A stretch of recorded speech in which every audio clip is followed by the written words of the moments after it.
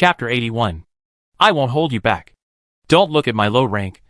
But I have these, all of which are magic ornaments above level 3. Knowing that she was the weakest, Pekala spoke quickly and raised her hand to indicate the rings on her right hand. Okay. Hearing the choices made by the two, Claire nodded. She had already reminded everyone that needed to be reminded. So even if something really happened next, it wouldn't make her too uneasy. She relit the brass lantern and let it float in front of her. Then she took out another identical lantern, lit it, and handed it to Avis. Use this to illuminate. In this corridor environment, the range lighting effect of candlelight may bring us hidden dangers. Of course. Avis extinguished the light ball and added a dark vision to himself. Afterwards, the team of 3 continued to move deeper. Claire was still the leader. Since Pekala was the weakest, Avis chose to walk behind her, leaving her in a safer central position. This gentlemanly behavior earned the girl's grateful smile and made Claire look at him extra. The dark corridor was very long and often had twists and turns. The walls on both sides were made of a kind of solid blue-gray rock, with a slight ups and downs in the direction. The 3 of them explored forward very cautiously. But except for a blind snake that slipped in from the crack in the wall, there were no other traps in the corridor. This proved one thing from the side. This corridor is likely to be some kind of emergency passage. From the direction, this corridor seems to lead to the aristocratic area of the city. As they walked forward, perhaps because they felt the atmosphere was a little quiet, Pekala took the initiative to speak. Noble area?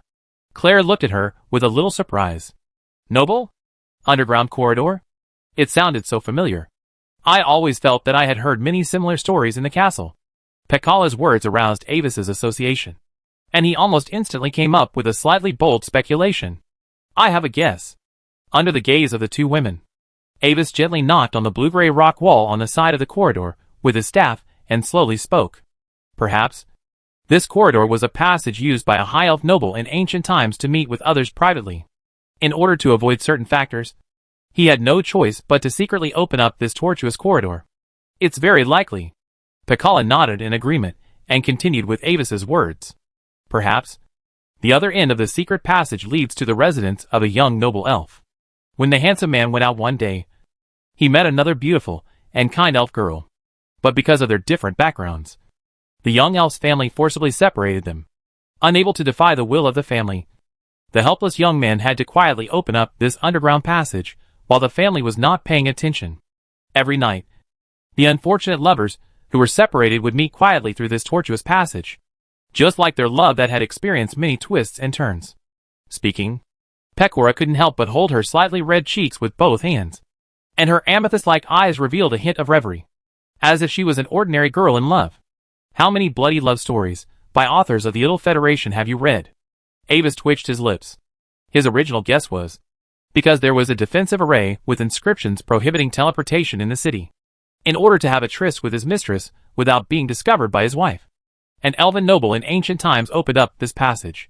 Although the high elves practiced strict monogamy, it was impossible for all individuals to abide by this rule.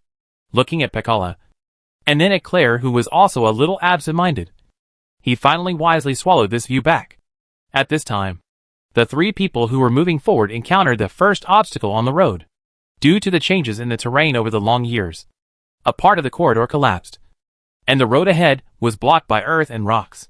Manipulate earth and rocks. Claire, who was walking in front, calmly raised her right hand, and her slender white fingers pointed at the blocked earth and rocks. A pale yellow fluorescence emerged from her hand, and the earth and rocks blocking the road were separated to both sides like soft water under the effect of magic, and slowly flowed past the 3 people. After clearing the obstacles several times in the same way, the 3 finally reached the other end of the corridor. A dark metal gate blocked the way. After probing around the gate, the 3 did not find any inscription circuits and devices connected to the gate. Obviously, the opening device of this door should be at the other end. Claire reached out and touched the surface of the gate. When her white fingers touched the cold metal, the magic attached to her fingertips felt a strange barrier and could not penetrate. This door seems to be made of a magic-hating alloy. I can't sense its thickness. Claire hesitated, pursing her moist lips slightly. What should we do? Sister Claire, it may be difficult for us to break this door with our attack. Pekora was stunned when she heard Claire's words. and a trace of difficulty appeared on her cute little face. If it is a senior student of the construction school, there may be a way to force this door open. Claire thought for a while, and turned her beautiful green eyes to Pecora and Avis. You step back a little. I will test its sturdiness. The two stepped back a few steps as instructed, and the blonde girl also retreated outside the safe range. Then, she took out a conical alchemical flask from the small bag on her waist and threw it directly on the surface of the door. With a crisp cracking sound, the dark green alchemical liquid with strong corrosiveness splashed everywhere. Most of it was poured on the surface of the door, and a little liquid splashed on the surrounding rock walls and the ground, emitting bursts of thick smoke and violent corrosion sounds. But when the liquid ran out, the corroded part of the surface of the door did not change except that the color became lighter. Avis even had a feeling that the places corroded by the liquid were the original color of the metal of the gate. Looking at the almost undamaged black metal gate, Claire couldn't help but frown. Metal corrosive agents are almost ineffective against it. It should be some kind of high-level anti-magic alloy. Perhaps you can try to use fossils as mud to dig through the surrounding walls to bypass this door. As she said this, the girl took out a piece of khaki crystal and held it in her palm, turning her head slightly to look at the two. A faint light shone in her blue eyes, adding a touch of strange charm to her delicate face. Avis, Pecora, come together. These blue-gray rocks are too solid, and my magic is not enough to complete these. At this moment, she took off all her disguises and veils, completely revealing the style of a future legendary explorer. Chapter 82. I'm afraid this is the only way. If it still doesn't work, I'll have to inform Teacher Nancy. Looking at the metal gate in front of her, Pecora also took out a piece of Earth Attribute magic crystal, her tone a little tangled. Apart from the reason for trying to contact Avis, she still likes the excitement of this treasure hunt. You can try, but I don't think there is much hope. Avis spread his hands and prepared to cast a spell. Soon, the invisible magic field enveloped a small wall on the right side of the gate. The solid rock layer softened and collapsed at a speed visible to the naked eye, turning into blue-gray mud. When casting spells at the same time, the difference in strength between the three people was very intuitive. Claire of the third level is the strongest. Wherever the spell reaches, the hard blue-gray steel rock softens and collapses at a speed visible to the naked eye. Avis is slightly inferior, although his strength level is still strictly the first level. His excavation speed is only slightly lower than Claire. Turning fossils into mud, a third-level transformation spell, can enhance the effect of the spell by consuming Earth Attribute magic crystals. The degree of enhancement varies depending on the quality of the magic crystals. Perhaps Claire is stronger than Avis, but she only has a standard magic crystal in her hand, while Avis uses high-quality magic crystals, so the actual spell effects of the two are similar. Pecora is the weakest, and her talent is only slightly better than that of an ordinary genius at the first level, although she also uses high-quality magic crystals for amplification. The softening speed of the rock after her spell falls on the wall is still significantly behind the other two. A blue diamond ring glows between her fingers, which additionally amplifies the effect of her spell, so that she does not lag behind the other two too much. But when they dug to the same level as the gate, the same metal material blocked the magic of the three people. The gate is matched with the wall. It seems that if we don't invite Teacher Nancy, we may not be able to pass through here. Looking at the dark metal wall, Claire sighed and raised her hand to comb the strands of golden hair that fell to her ears due to the spellcasting action. But if we go to find Teacher Nancy, the first ownership of the items inside will have nothing to do with us. Pecora was also a little discouraged. Looking at the broken wall in front of her, she couldn't help but kick it up angrily. The next moment, her little face suddenly wrinkled, and she squatted down slightly to cover her toes, tears in her eyes. It doesn't matter. In fact, there may not be any good things in it. I want to go in just to satisfy my curiosity. Claire comforted Pecora with a light voice. She was very open-minded about it. After all, this place has existed for millions of years. Even if some important items were stored there, they would have probably turned to dust over the long years. Calm down, both of you. Useless anxiety will not help solve the problem. Looking at Pecora's unintentional cute behavior, Avis took a breath and controlled his facial expression a little. Just keep smiling. Laughing out loud is not polite.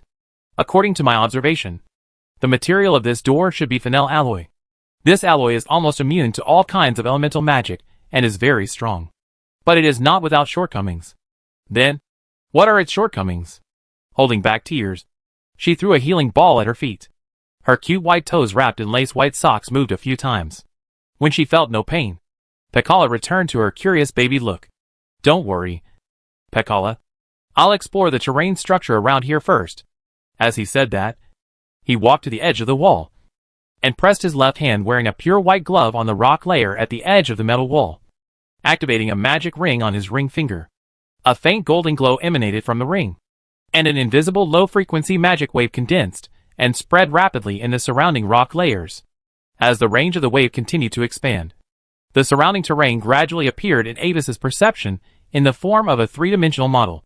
In the center of this model, there was a rectangular box-shaped blank. The ripples with magic could not penetrate the high-density magic-averse alloy wall, but they were enough to explore the surrounding terrain structure. Contrary to Avis's expectations, there was no other passage leading to this box except the corridor when he came. In other words, this is a magical version of a secret room. I explored the surrounding terrain, and there seems to be a cube wrapped in fennel alloy in front of me. Unfortunately, there is no other passage nearby except the road we came from. Release the wall. Avis spread his hands to the two girls. What kind of magic is that? Avis? But Claire did not pay attention to the cube Avis mentioned at first, but became very interested in the magic he used. Hooked. Avis' heart moved. The ring was attached with a spell called Listening to Secret Words, created by a family guest who specialized in the sound wave branch of the shaping school. This is a 4th level spell that can continuously release low-frequency magic vibrations, and through repeated refraction of the vibrations in the detection medium, determine the boundaries of the medium. According to the contract, the family recorded the spell model and casting method in the library after paying a price.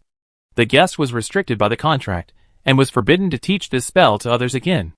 Thinking about the next step, Avis answered her questions with a normal expression. Listen to the secret words. A 4th level shaping school sound wave detection magic. Through the vibration of the ripples with magic, the terrain within a certain range can be transmitted to the caster's mind in the form of projection. Listen to the secret words? Claire was stunned. Although it was the first time she heard of this spell, it did not prevent her from being moved by this spell. Large-scale exploration of terrain. This is definitely a must-have spell for explorers. Pekara was also a little curious, because her father was one of the giants of the White Rose Chamber of Commerce. Pekara had also seen many rare spells, but this spell was also the first time she heard of it. Can you teach me this spell? I will pay you a price that satisfies you. Claire immediately spoke, looking at Avis with her moving blue eyes. But to her disappointment, Avis shook his head slowly. This is a weight. He intends to whet Claire's appetite first, so as to increase its weight in Claire's heart. Sorry, senior sister Claire. That is the secret method of our family, not passed on to others. Is that so? The girl nodded a little disappointedly, and Pekara was slightly shocked, but she also felt that it was reasonable. Chapter 83 Secret Room. Instead of discussing that spell, let's find a way to enter this secret room first. Otherwise, maybe someone else will find this place. Seeing that the atmosphere was a little cold, Avis smiled and changed the topic.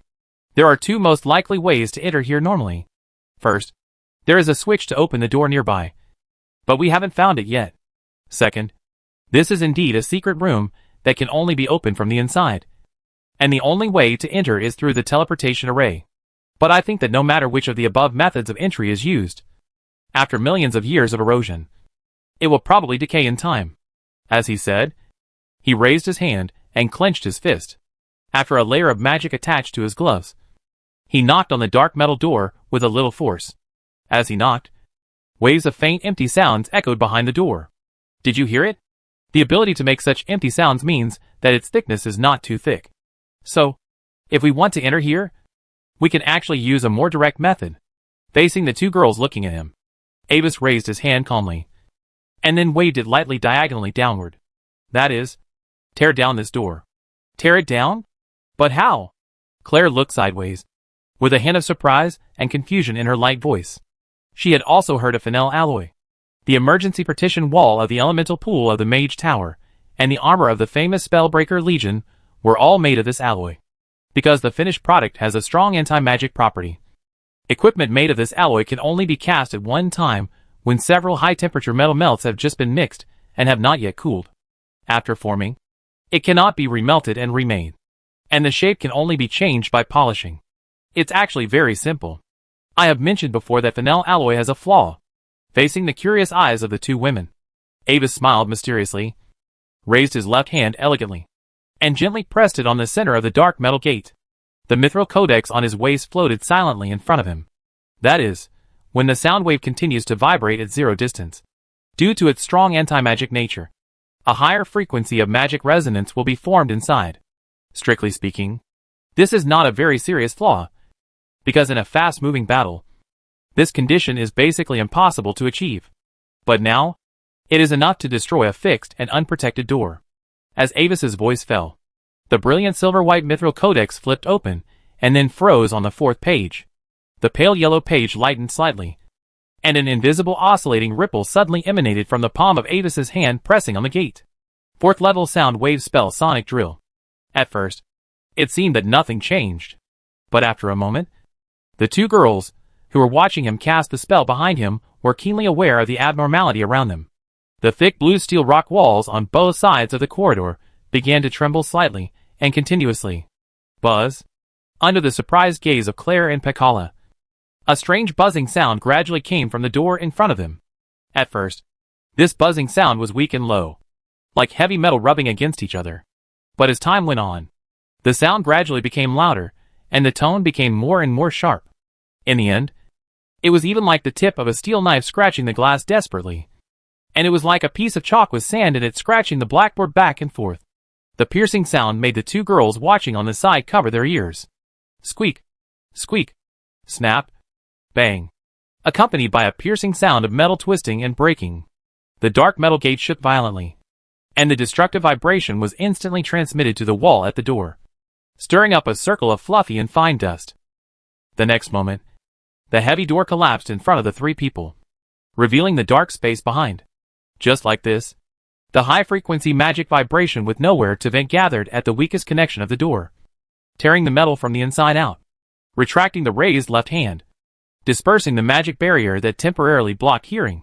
Avis gently turned sideways, facing the two blonde girls with surprised faces, and made a gentlemanly gesture of please to make an elegant gesture.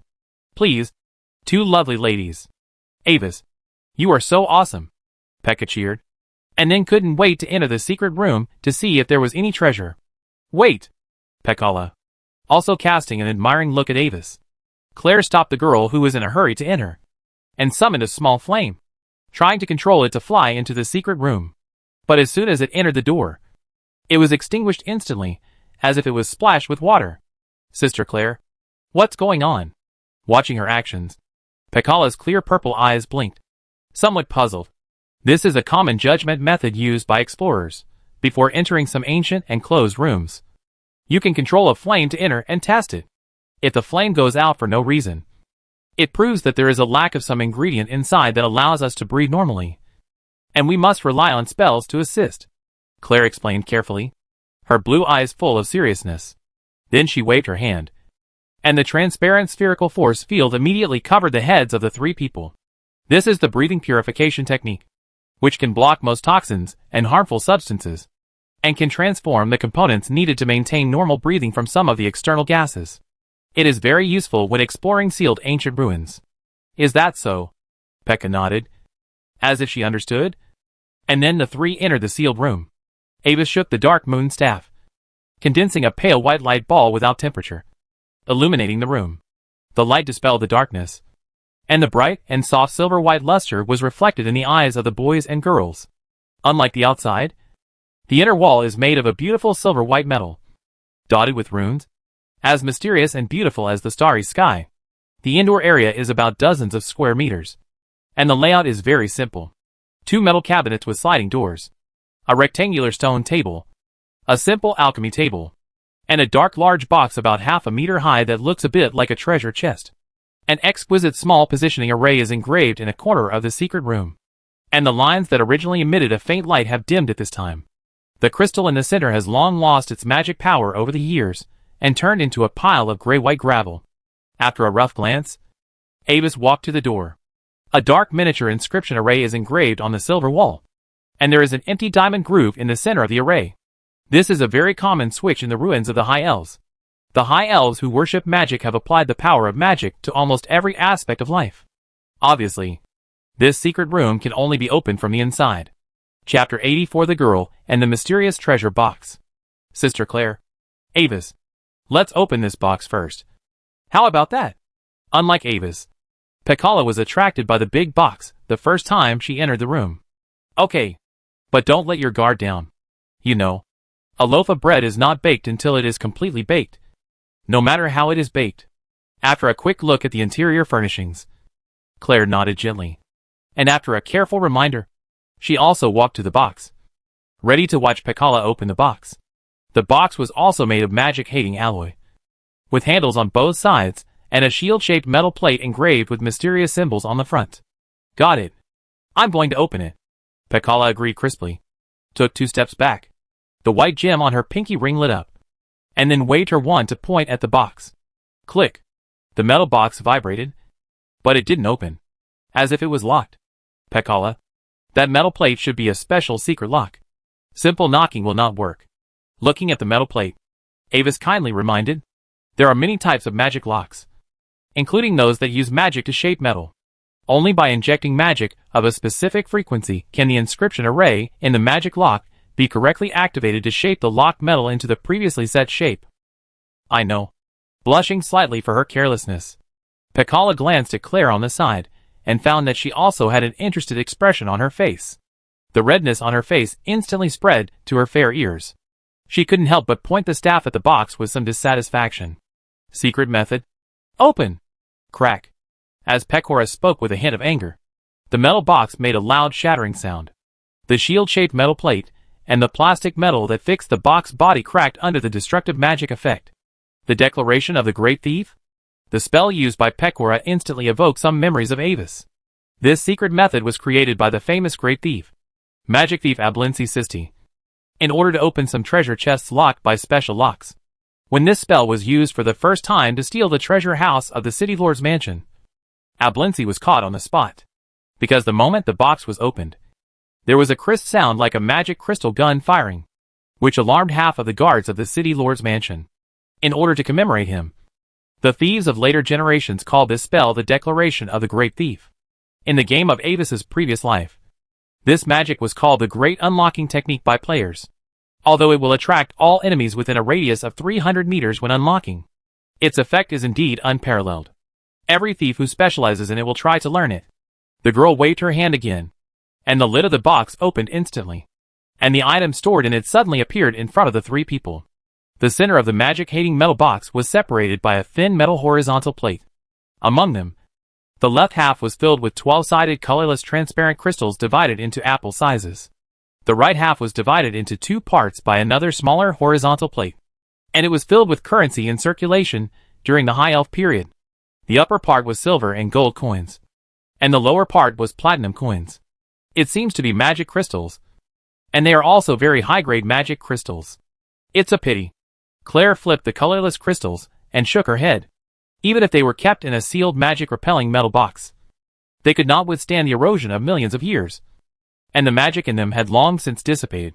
Now, they are just crystals with only decorative functions. As for the silver, gold and platinum coins in the other half of the box, it was a good unexpected gain. Many nobles and wizards are happy to collect these ancient coins, and some alien races living in remote areas also recognize the value of these coins. 1 silver coin is worth about 10 silver coins, and 1 platinum coin is equivalent to 5 gold coins. Avis picked up a platinum coin and looked at it carefully in the faint white light of candlelight. The size of this coin is much larger than the imperial gold coin, with a diameter of up to 3.5 centimeters and a thickness of about 2 millimeters. The surface is engraved with the emblem of the Eye of Truth, which symbolizes magic. Under the shining white light, the coin exudes an elegant metallic luster, feels cool and heavy, and has the unique smooth texture of platinum, which feels very good. After playing with it for a while, Avis casually threw it back into the box. Then, the 3 counted the number of the 2 coins. 14,285 platinum coins and 28,000 silver coins. This is a considerable fortune, but after the 3 of them share it equally, it can only be considered a small amount. Well, for Claire, it may be considered a medium amount. Is that all? Pecora muttered softly, with a bit of disappointment and listlessness in her voice. After seeing the solemn magic-hating alloy walls of the secret room, she even imagined, could this be the secret treasure house of some high elf noble? You know, whether in that distant ancient times or in those adventure-themed romance novels, high elf nobles are always synonymous with the 9th level. So, at the first sight of entering the secret room, Pecola's eyes were involuntarily attracted by the big box that looked like a treasure chest. As for the 2 metal cabinets that seemed to be used to store sundries, she had already selectively ignored them. The treasure chests in the secret treasure house of the 9th level must contain countless rare and precious treasures. She even imagined that there might be 9th level equipment, accessories, and magic items in the box. But now, the greater the expectation, the greater the disappointment. Don't be anxious and depressed, Pecola. We still have 2 metal cabinets to explore. Claire spoke softly, with a hint of comfort in her watery green eyes. Although she didn't quite understand why the girl seemed a little disappointed, she was kind by nature and decided to comfort Pecola. You're right, Sister Claire. Let's check those 2 cabinets. After receiving Claire's comfort, Pecora nodded to her gratefully and adjusted her mentality. That's right. Don't be discouraged, Pecora. That's just an ordinary box for storing miscellaneous items. There are 2 treasure cabinets on the other side that are very mysterious and noble at first glance. They are low-key on the surface, but they hide extremely ancient and powerful pressure inside. Pumping herself up in her heart, Pecora turned her eyes behind her and pointed her staff at the metal cabinet on the left. The mirror-like cabinet door made a slight squeak and slowly slid open to both sides. It revealed various unknown substances. This metal cabinet has countless well-divided squares, which should have stored some alchemical materials, but for the same reason as the magic crystal, except for the metal and gem materials that still remain intact. Other materials have basically become unrecognizable. Chapter 85 Mysterious Black Slate. Watching this scene, the disappointment on Pecola's face almost overflowed. Her pink cheeks puffed up in dissatisfaction, and she opened another metal cabinet with a finger as if to vent her anger.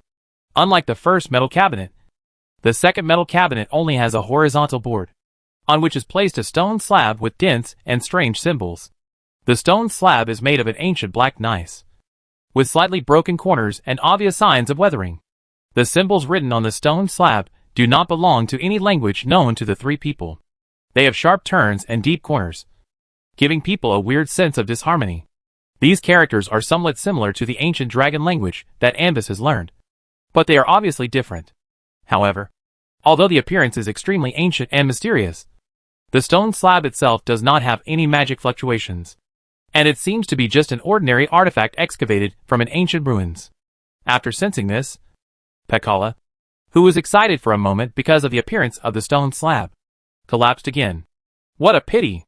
It's hidden so well, and it's a secret room made of magic-hating alloy. I was expecting some high-level magic treasures to be hidden inside.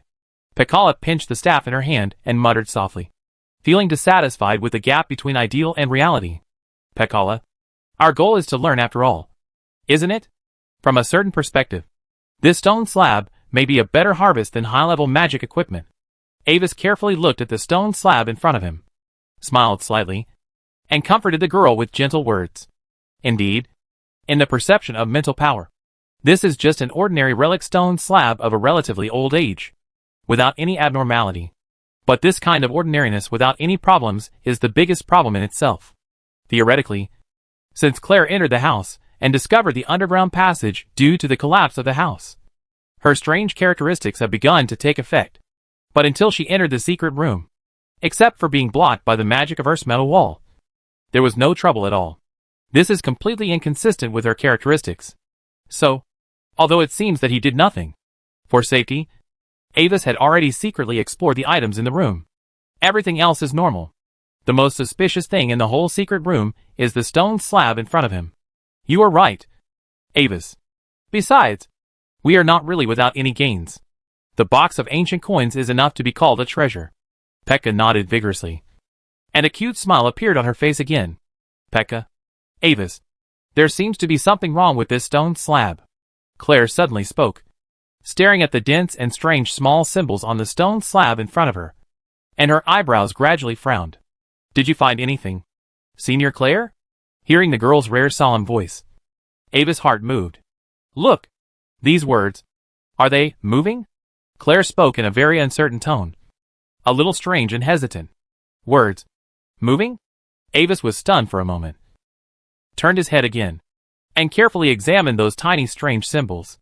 Pekala was also attracted by Claire's words. And also stared at the ancient stone tablet. Unconsciously, Avis's mind suddenly became a little dazed. And everything around him seemed to begin to turn into an illusion. It seems to be really moving.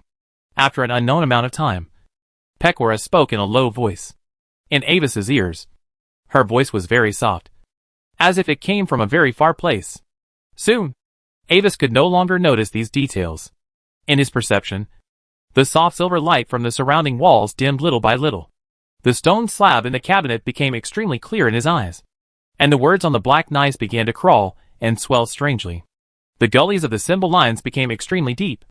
Like a bottomless abyss. Under Avis's gaze, the deep text marks continued to widen and grow, gradually occupying his entire perception. And the endless darkness hidden in them made him dizzy. But in this darkness, he vaguely saw some fragments that did not belong to this time and space. They reflected a broken corner of the real world and passed by Avis at a frighteningly fast speed. Ancient cities, twisted skies, steaming oceans, desolate fields. The scattered fragments seemed like bubbles emerging from the dark sea. Illusory and fleeting. As the endless darkness continued to deepen, the passing fragments gradually began to change, becoming clearer and more solid. Finally, Avis saw it. A huge fragment, completely different from the other fleeting glimpses, was coming towards him. Where is this? Avis opened his eyes.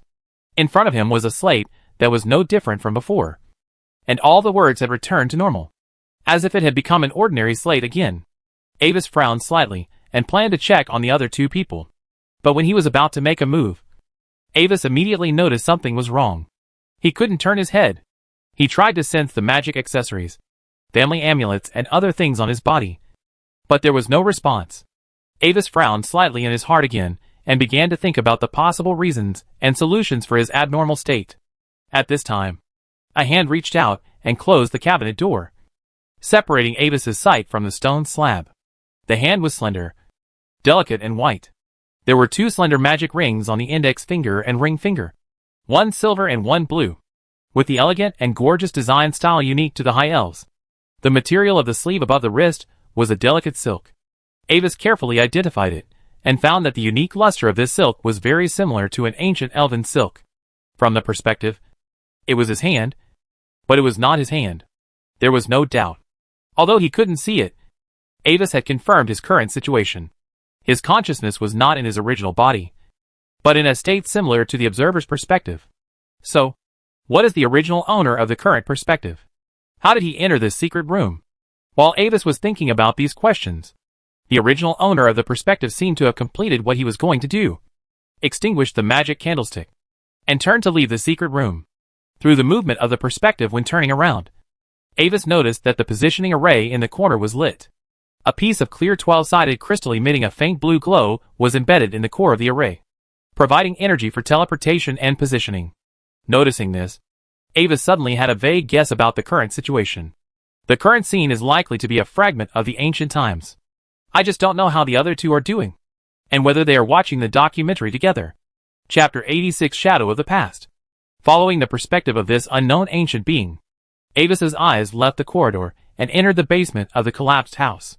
Unlike the decadent seen millions of years later, the surrounding walls and furnishings were brand new and bright, as if they had just been built.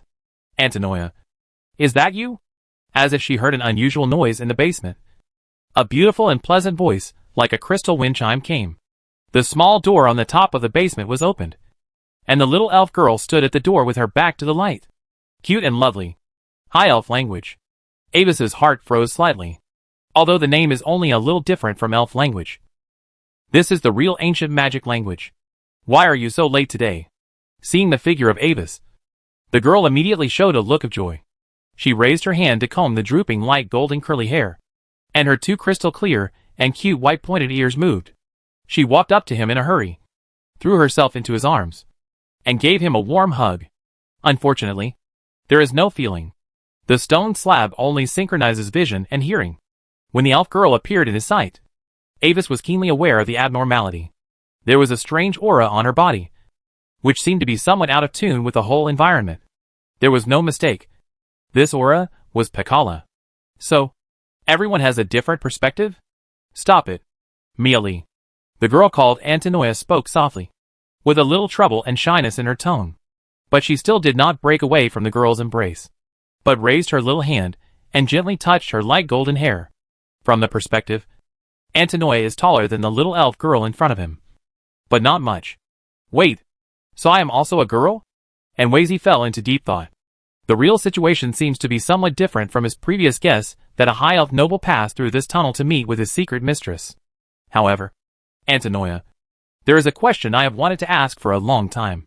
You can obviously enter the secret room through teleportation. Why do you need to build such a long corridor? Can't you just build a positioning array in my basement? After rubbing against Antinoia's soft arms, Miali raised her little head with a puzzled expression. Oh, that? Looking at the girl's light golden eyes in her arms, Antinoia's voice was a little embarrassed. Actually, I'm not very good at space magic, and the space-time anchor point of the positioning array can never establish a connection with the teleportation array. So I took a tricky approach. I modified the space positioning array at the core of the array, and tried to use the low-frequency resonance between the second-state ripples proposed by Alanis Nair, directly in normal spacetime. The spacetime information entanglement between the teleportation array and the positioning array was generated, although it was successful in the end. The stability of this resonance is directly related to the spacetime distance between the two arrays. Only at this distance can I ensure that the stability of the spacetime connection will not drop below 80%. So, Miali widened her eyes in surprise. Her rosy little mouth slightly opened, and an incredible look appeared on her tender little face. Establishing a spacetime connection in normal spacetime. You are a genius. Antinoia. Ambus could not see the expression of the girl named Antinoia, but he could see that she paused slightly while stroking the hand of the elf girl in her arms. Probably because she felt a little shy for the girl's praise. Fortunately, everyone has moved away. Otherwise, I would not dare to dig such a long passage casually. After explaining in a low voice, Antinoia gently patted the girl in her arms. Okay, Miali. Let's get out of here first. Okay, where are we going to play today? I took half a box of coins and half a box of magic crystals from my father's storage room, which is enough for our pocket money for the next month. Miali let her go obediently, then took her slender hand and led her to the door. Letting the elf girl's little hand pull, Antinoia thought about it. Let's go to the observation tower today. My father told me that they noticed some strange ruins on the surface of Amos. Strange ruins on the surface of Amos? The girl's interest was immediately aroused, and her tone was full of curiosity. Yes, according to my father, those ruins look very strange, as if they were built by some unknown giant creature, and they are extremely old and vicissitudes. While chatting, the two girls walked out of the room. The moment the door opened, the pure sunlight from millions of years ago came into Amos' eyes. In the era when the High Elves lived, this city was still on the surface. The streets are quiet and elegant, and the whole is paved with huge pure white rocks. The buildings full of nature and mystery are separated on both sides of the street, extending gracefully and orderly into the distance. In the 6 directions of the city, 6 elegant and magnificent towering spires stand, and the platinum surface shines with dazzling luster. The verdant ancient trees representing nature are perfectly and harmoniously integrated with this magnificent city built of rocks. Strange flowers and plants grow everywhere in the city, and gorgeous butterflies fly above the flowers, and their flashing wings are colorful in the sun. From time to time, small animals run down from the big trees and cross the stone pavement in front of the elves. Chirping birds fly in the air, casting a series of small shadows. A light blue pom-pom-like bird flapped its wings and landed directly on Miali's shoulder as she walked out of the door, chirping crisply without any precautions.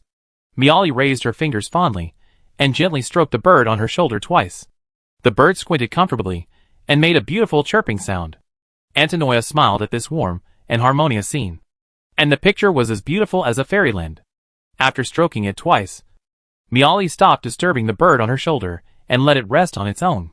The two girls chatted happily while holding hands and walked towards the central square. The stargazing tower is not far from the elf temple. It is located on the southwest side of the central square.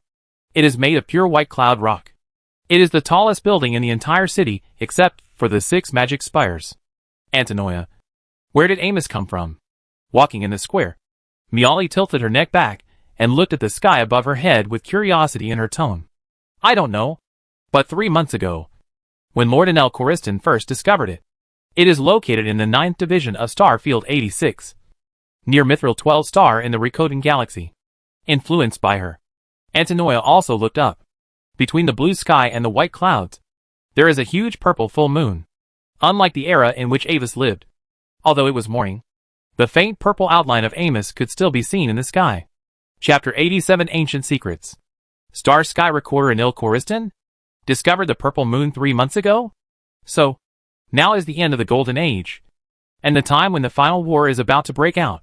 The content that the 2 girls accidentally revealed in their conversations made Avis, who was observing secretly, a little stunned. He never expected that he would have such a great harvest by following Claire on an adventure on a whim. The purple star named Amos came with the nightmare of Hades, covering the light representing life and hope, and rising to become the moon in the endless night. From then on, the world ushered in eternal night. This is the famous High Elf document, the record of that period of history in the Elon text. The arrival of the purple moon was a very critical turning point in the ancient times of Unival. This incident occurred at the end of the Godfall era and was regarded as a precursor to the final war that completely ended the ancient Golden Age. After the end of the final battle, Unival ushered in a civilization window period lasting millions of years, and nearly 99% of the creatures were extinct. Many high-level professionals are curious about the specific process and details of the final battle. But after the arrival of the purple moon, the historical records that had been passed down suddenly became vague, and almost all of them were fragmentary words. If you can get a glimpse of a fragment of that time, you will make a lot of money this time. It's just not clear how long this movie lasts. While Avis was thinking, the elf girls had already walked to the fountain in the square. The sound of gurgling water gradually became clear, and 2 gorgeous multi-layered fountains, one large and one small, shone with dazzling silver light, quietly rotating above the huge fountain pool. The clear magic spring water gushed out, and the splashing water droplets reflected a dreamy light, which was extremely beautiful. Speaking of which, after the arrival of the purple moon, should this fountain pool be rebuilt? For example, add another small spring or something like that. Looking at the slowly moving stone sculpture spring, Miali suggested eagerly. This? Antinoia thought about it. Avis noticed that her steps paused for a moment. After the running trajectory of the purple moon is determined, a new spring representing the purple moon should be added. Watch it.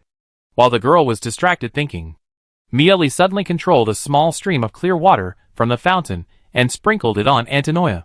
Ah! It's so cold. Miali. You tease me again, the girl exclaimed instinctively, with a hint of anger in her soft voice. A stream of water rose out of thin air, but the target she was aiming at had already fled. Ha ha, come and chase me. Antinoia. Karancha's glory is already shining above your head. Miali. While playing, the 2 girls soon came to the observatory tower. The pure white tower towered into the clouds, emitting soft white light in the sun. The tall and magnificent metal door opened to both sides, welcoming the arrival of the 2 elf girls. Stop it, Antinoia. The abuse of magic is prohibited in the observatory tower. Miali stood in the tower, shook the water droplets on her hair, and seriously stopped Antinoia's behavior. Woo! Antinoia, dripping with water, raised a water ball and made an unwilling sound, with the tail tone rising all the way. But even so, her voice still gave people a soft feeling. Listening to her cute voice, Avis inexplicably remembered Fiona's face when she was angry. Puff. I was wrong. Antinoia. Don't be angry.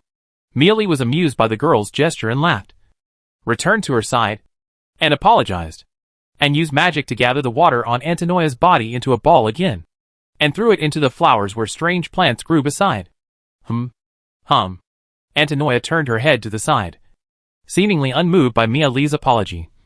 But the water ball in the air slowly disappeared. But at this time, it seemed that seeing the water ball disappear, Miali, who was bold again, looked at the girl's profile, and suddenly stretched out her white and tender little hand and poked the girl's cheek. You actually poke my face. I ignore you. I will go up by myself. Antinoia, who was almost angry, flushed and ran directly towards the door. Seeing this, Mealy hurriedly trotted and chased after her, hugging the elf girl who ran away in anger. From Avis's perspective, the girl suddenly paused, then lowered her head, and saw the two little hands hugging her. Don't be angry. Don't be angry. Auntie, it's just that you looked so cute just now that my hands moved by themselves. So, I will give myself to you as an apology. How about it? The little blonde girl hugged Antinoia tightly, soothing her with a very flattering tone. First, this is the 6th time you have given yourself to me. Second, if you continue to hug me like this, I will throw you off the terrace when we reach the top of the tower. Antinoia was not moved at all, and continued to move forward with the pendant on her waist. Wow. Don't. The previous times were limited, and they ended when they expired. This time it's permanent. Really? The voice of Mealy struggling desperately came from behind. You have said this to me twice. The girl paused and answered in a soft voice without any emotion, and then even accelerated her pace. Now, I am your elf. After returning, you can do whatever you want to me. Oh. The sweet voice sounded in her ears. Mealy pouted her pink lips and blew gently into the girl's ears. From the perspective of the bystander, Antinoia's delicate body trembled as if she was electrocuted. The originally crystal white ear tip was instantly stained with a touch of delicate and dripping red.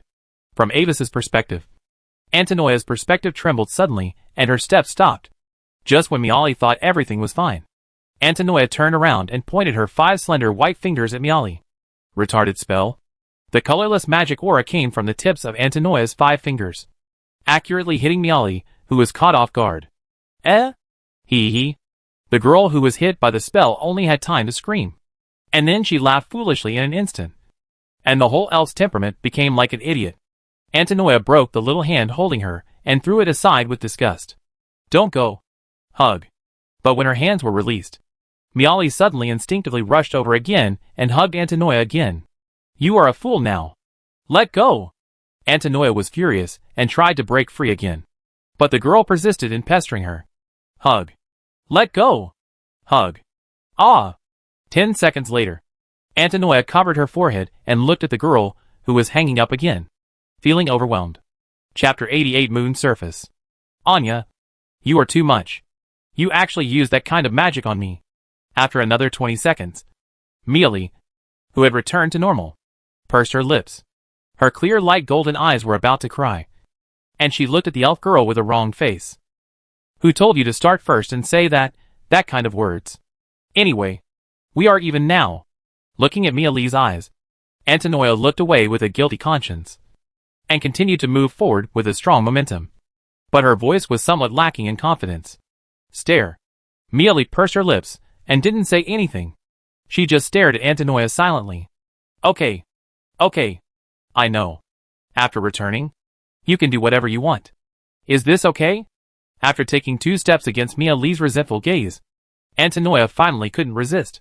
The tough attitude she pretended to have collapsed, and the temperament of the whole elf softened immediately. You said it. Don't regret it. Mealy looked at Antinoia pitifully. No. Antinoia seemed to remember something.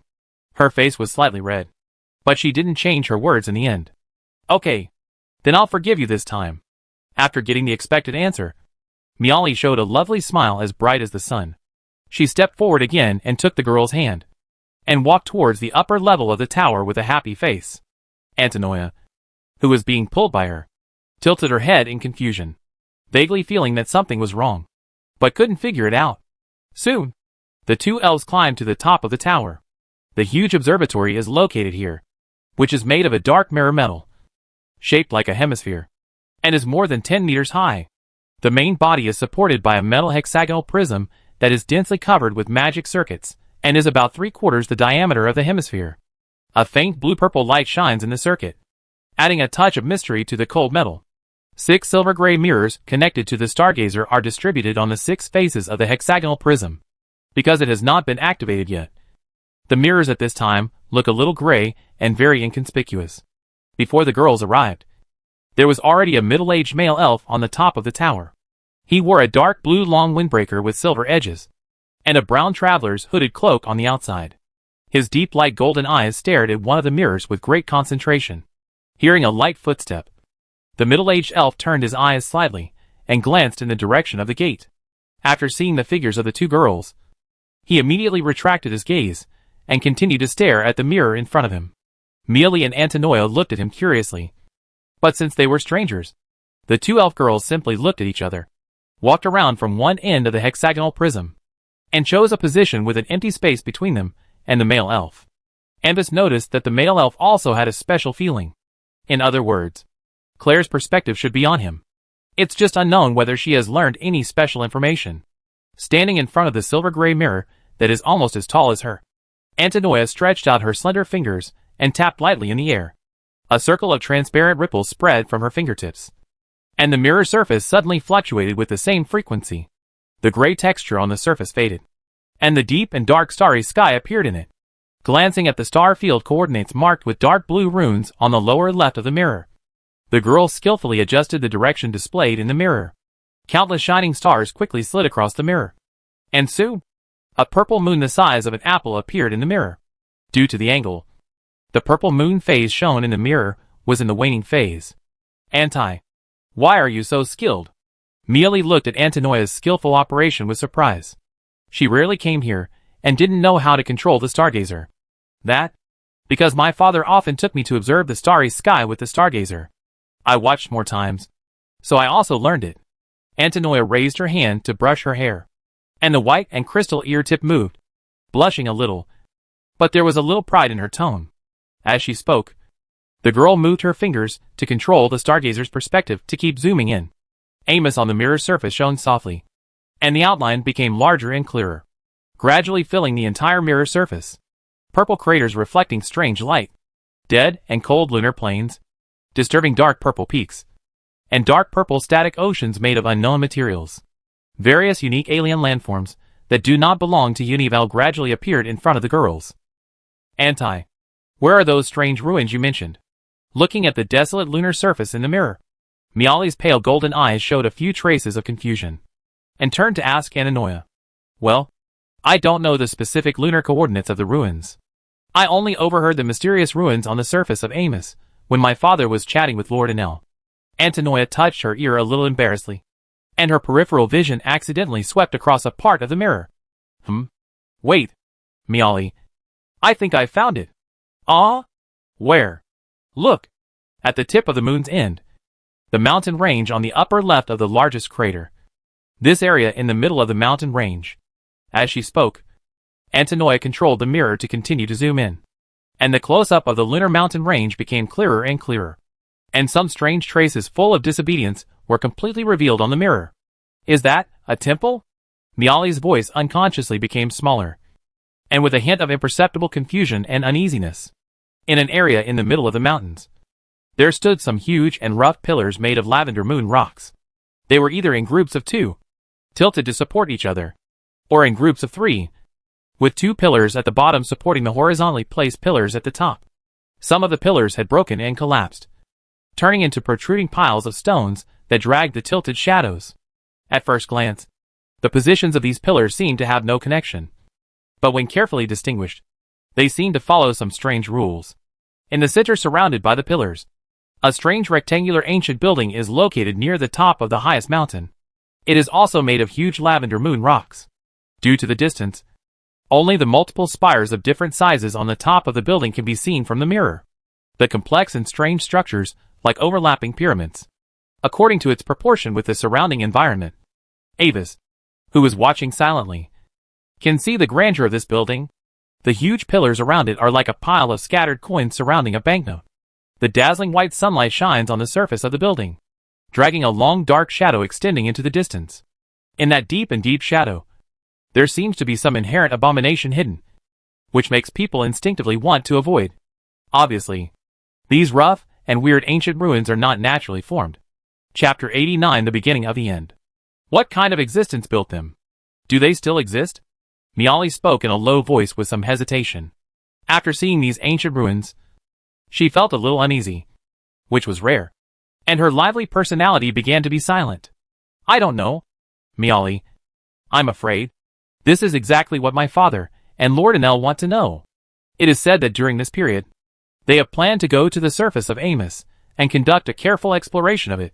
Antinoia was keenly aware of Miali's uneasiness and gently squeezed her little hand. The latter received the girl's intention and smiled at her gratefully. Afterwards, Antonia continued to adjust the mirror perspective, magnifying the image to the maximum, trying to see the specific details of the ruins. But soon she found that the current magnification had basically reached its limit.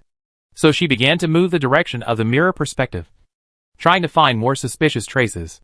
While the girl was looking for the ruins, Avis, who was always watching the immersive movie, felt a little depressed.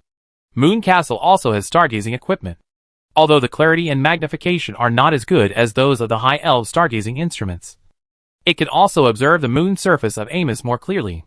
Therefore, he remembers a certain detail of the lunar terrain very clearly. The largest solid purple sea on the surface of Amos, which is shaped like a butterfly with wings spread, is located in Avis' memory in a completely different position from that in the mirror in front of the girls. The butterfly purple sea observed in Moon Castle is located in the lower left part of the huge moon surface. But at this moment, in the mirror in front of the elf girls, this huge purple sea emitting faint light is in the extreme lower right part. This shows one thing. The girls are looking at the dark side of the moon relative to the future era of Avis. You know, Amos, like the silver moon, always has only one fixed side facing Unidal, and will not turn over time. The completely different purple moon that the girls see at this time represents an incredible fact. In the millions of years between the demise of the High Elves and the birth of mankind, there was some unknown force that permanently changed the direction of the purple moon. Woo-woo. Suddenly, a low and penetrating huge alarm sounded in their ears, instantly interrupting the thoughts of several people. Huh? What's wrong? Miali jumped up like a frightened little rabbit, and Antonia was also shocked. After reacting, the two girls hurried to the edge of the terrace and looked down from the top of the stargazing tower. What caught my eye were 6 brilliant magical lights. The platinum-colored towers located in 6 directions of the city were now emitting huge magical fluctuations. The originally dim and complex magic circuits on the tower body emitted dazzling strong light, and a stable and heavy huge dark blue magic shield instantly emerged, wrapping the entire city. The next moment, the sky above the city was distorted like an oil painting. The volume was as big as a hill, and the amorphous body was glowing with a dark green sticky luster. It was like a terrifying existence, like a giant protoplasmic amoeba. Emerging from the distorted void, the nightmare-like body, which seemed to be composed of countless pus-flowing bubbles, instantly hit the thick defense layer. The scene was like a highly rotten watermelon falling from a high altitude and hitting a layer of glass cover. Buzz, crackle, snap, under the attack of the amoeba, accompanied by a sound of magic disturbance that could not bear the heavy load. The shield that should have been extremely solid instantly shattered like fragile glass. If this scene is slowed down countless times, it can be found that when the strange mucus on the surface of its body touches the shield, a fierce magic assimilation reaction occurs. The stable and orderly magic structure is instantly eroded and destroyed, becoming disordered and fragile. After breaking the shield, this group of strange and hateful creatures fell like a meteorite and hit a protective tower in the city. At the moment of crisis, the tower circuit suddenly darkened, and the top of the tower emitted a blazing white light under the huge concentration of magic. Buzz, accompanied by the strange buzzing sound of the magic resonance effect. An extremely large white and gold magic column was instantly stimulated from the top of the tower. The surrounding environment was dimmed by the light column, and the air was dissociated and penetrated by the highly condensed magic power, making the trajectory of the light column look a little distorted. The sudden attack accurately hit the amoeba that was unable to dodge, and the huge and dazzling light explosion instantly engulfed it. The mushroom cloud mixed with platinum light rose up, and the violent shock wave that spread out in a ring almost affected half of the city. Below the light explosion, the buildings in the city ejected small independent shields one after another, and countless long shields flashed, blocking the impact of the aftermath. The light of purification hit it. Is it destroyed? What is that? On the terrace at the top of the tower, two girls looked at the light explosion in the sky with solemn expressions. When the huge and weird amoeba appeared, the two girls instinctively felt disgusted with it. This feeling is not only because of its disgusting and deformed appearance, but also because of its cold, chaotic, weird and crazy spiritual aura. It does not belong to this world. Kiji. The strange and painful sharp cry resounded through the sky, and the dark green strange creature came out of the light explosion and fell heavily in a small square next to the tower. Rumble, rumble. When it hit the ground, the stargazing tower far away in the center of the city could feel a violent tremor. As the landing point, the square and several buildings next to the square were instantly destroyed, leaving only a deep pit like a meteorite impact. Under the sudden attack, this strange creature suffered a lot of injuries. The size was reduced to nearly 1/3 of the original size, and the surface of the body also changed from the original sticky luster to wrinkled and dry. Woo! Anti. Even with the protection of the shield. When this evil and piercing cry reached her ears, Mealy still groaned in pain, and the gem on a ring on her left hand burst instantly. She only had time to turn her head desperately and look at Ananoia anxiously. And then she bled from all 7 orifices and fainted. In Avis's perspective, the world also darkened instantly, and was stained with a layer of blood red. At the same time as the sound entered his ears, an evil and chaotic mental wave came synchronously, hitting Avis's mind heavily. But before he could make any response, Avis found that this wave only gave him a cold and weird feeling, and did not cause any substantial damage. This made Avis, who was originally prepared for the impact, somewhat surprised. Chapter 90 Awakening. Ananoia was strong after all. After shaking for a while, she gritted her teeth and held on by her own will. She instinctively reached out and caught Mealy's petite body that fell down. At the same time, she activated a green ring on her hand, and the light green magic light enveloped the 2 girls, quickly recovering their injuries. But when the treatment was over, although Mealy's injuries were healed, her eyes were still closed and she was unconscious. Me? Ananoia looked at the little girl who fell in her arms anxiously, and her soft voice was already a little crying. Then, her eyes turned to the middle-aged high elf dressed as a traveler, who also climbed onto the terrace and frowned at the sky. This respected sir, can you please help me treat Mia? Hearing this, the male elf's light golden pupils swept over the unconscious girl, and he was about to say something, but the next moment his face suddenly changed. At the same time, an alarm sounded more violently than before. Today's weather is very good. The blue sky is extremely pure, without a trace of clouds. But this also allows the elves to see more clearly, and shockingly that in the sky that is as clear and deep as a pure wool painting, there are twisted holes that almost cover the entire sky. When the twisted holes appeared in the sky, Avis's perspective darkened. The last picture he saw was a scene of countless amoebas falling from the sky like raindrops towards the city. In the secret room? Avis hummed, took a step back involuntarily, and opened his eyes again. His eyes slowly focused, and what came into view was the familiar silver-white wall. A pale ball of light floated gently above his head, casting a soft light, completely calling Avis's consciousness back from the dark void. I'm right. That's Slate. Recalling what happened before, Avis immediately raised his head and looked vigilantly in the direction of the slate. But to his surprise, the slate in the cabinet had disappeared at some point. Where the slate was originally placed, there was only a small pile of gray-black fine sand left. Disposable? No. That's not right. A thought flashed through his mind like lightning, and Avis activated the advanced arcane vision of the Mercury Eye. And as expected, he saw that the shape of the sand grains turned into a strange glow. The remaining handful of sand is actually an abnormal element, exploring an ancient ruin that has been developed. One can be involved in strange events. Claire's aura is really well-deserved. With a silent sigh in his heart, Avis couldn't help but look at Claire and Piccola beside him. The 2 girls still faced the direction of the stone slab. Their eyes were closed, and their mental fluctuations showed a strange sense of depression, somewhat similar to a state of deep meditation. At this time, Claire's body moved, and she made a slightly weak whimper. Her sapphire-like eyes slowly opened with a little confusion. Are you okay, senior sister Claire? Claire's eyes turned, and she looked at Avis, and the look in her eyes gradually returned to clarity. I'm fine. It seems that I had a very long dream. Turning her head to look at the remnants left on the stone slab, Claire's expression became a little complicated. You saw it there, too? Yes. It seems to be the past of this city. A message from the era of the High Elves. Avis nodded, and when he was about to exchange information with Claire, he suddenly noticed that Piccola was abnormal. Pakawoo.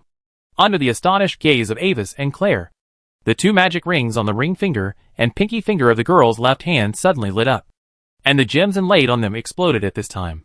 At the same time, Piccola groaned in pain, and collapsed to the ground as if her bones were pulled out. Unconscious. Crimson blood overflowed from her facial features, and the mental fluctuations around her body instantly became chaotic and weak. Sensing that the wearer's physical condition was abnormal, a talisman around the girl's neck automatically lit up, and a pale white light enveloped her body, urgently recovering the girl's injuries.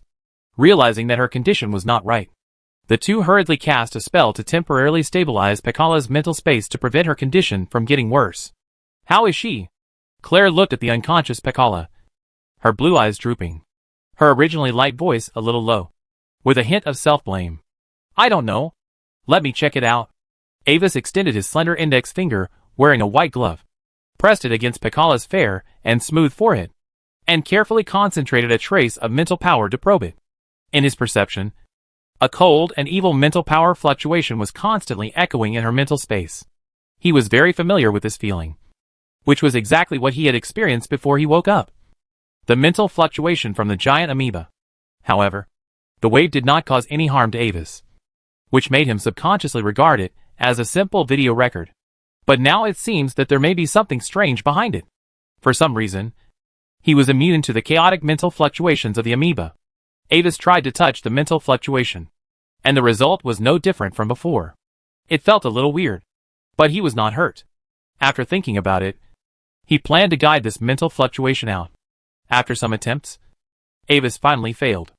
Although the fluctuation did not harm him, it was extremely stubborn and firmly entrenched in Pecora's mental space, not moved by his temptation.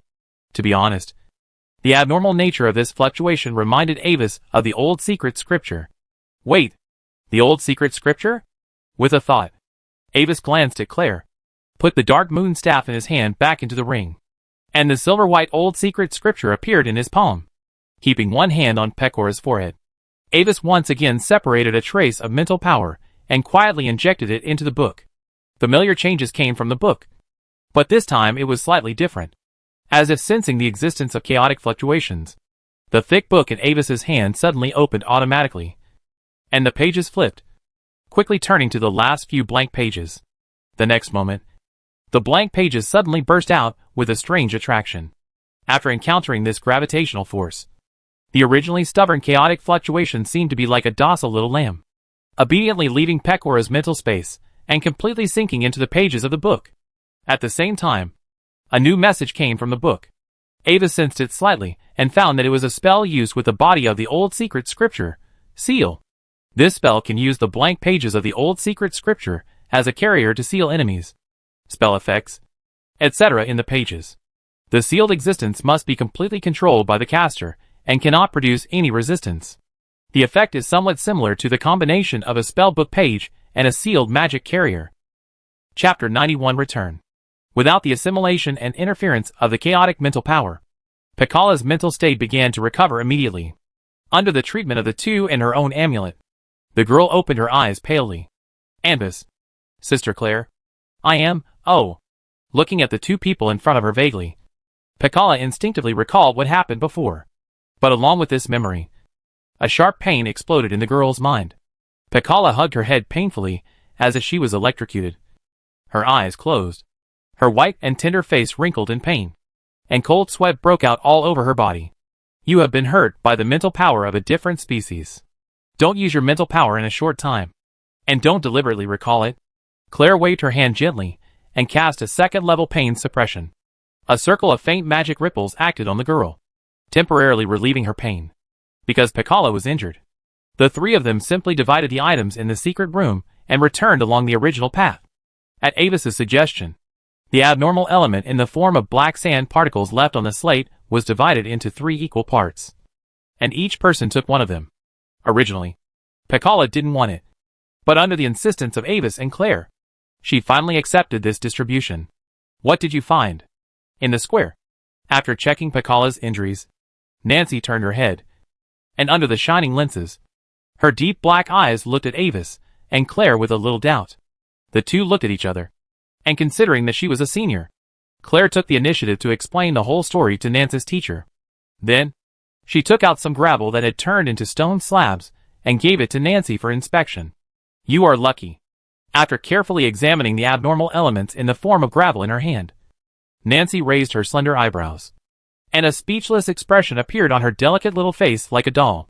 A relic that has been thoroughly developed by the explorers of the Academy was actually dug out by you to find a super small abnormal area. Are you treasure hunting rats? Although she felt strange, Nancy did not stop. After returning the abnormal elements that had been checked to Claire, the petite young girl instructor opened the huge dark magic book in her hand that was somewhat disproportionate to her body size. Under the control of powerful mental power, the heavy dark magic book floated in front of her by itself. And the pages flipped, and finally stopped at a page in the middle. A faint silver-white rune glow lit up from the page. And then Nancy stretched out her white arm, pointed her palm at Pekala, and launched a high-level healing spell. Soul Tribute. A pale blue inscription halo surrounded by starlight condensed from Nancy's slender white fingers. Then it suddenly flashed, imprinted on the girl's forehead, and slowly sank into the girl's body, gradually repairing the girl's damaged spiritual space. When Nancy's magic ended, Pecora snorted lightly, opened her eyes palely, and looked at the people around her. Teacher, Avis, Claire. Okay. Rest here when you wake up. Remember not to use your mental power. After returning to the Academy, go to the recovery area for further treatment. Before Pecora could continue to say anything, Nancy raised her finger and signaled the girl to keep quiet for the time being. Then, she turned to Claire and Avis. Now, take me to see what you found. Soon, several people came to the secret room again. Nancy carefully checked the layout of the room. In front of the metal cabinet where the stone slabs were once placed, the silver-haired girl mentor closed her eyes slightly and stood quietly for a moment. Finally, she opened her eyes again and shook her head gently, indicating that there was nothing valuable to find. Soon, 3 magic hours passed in a hurry.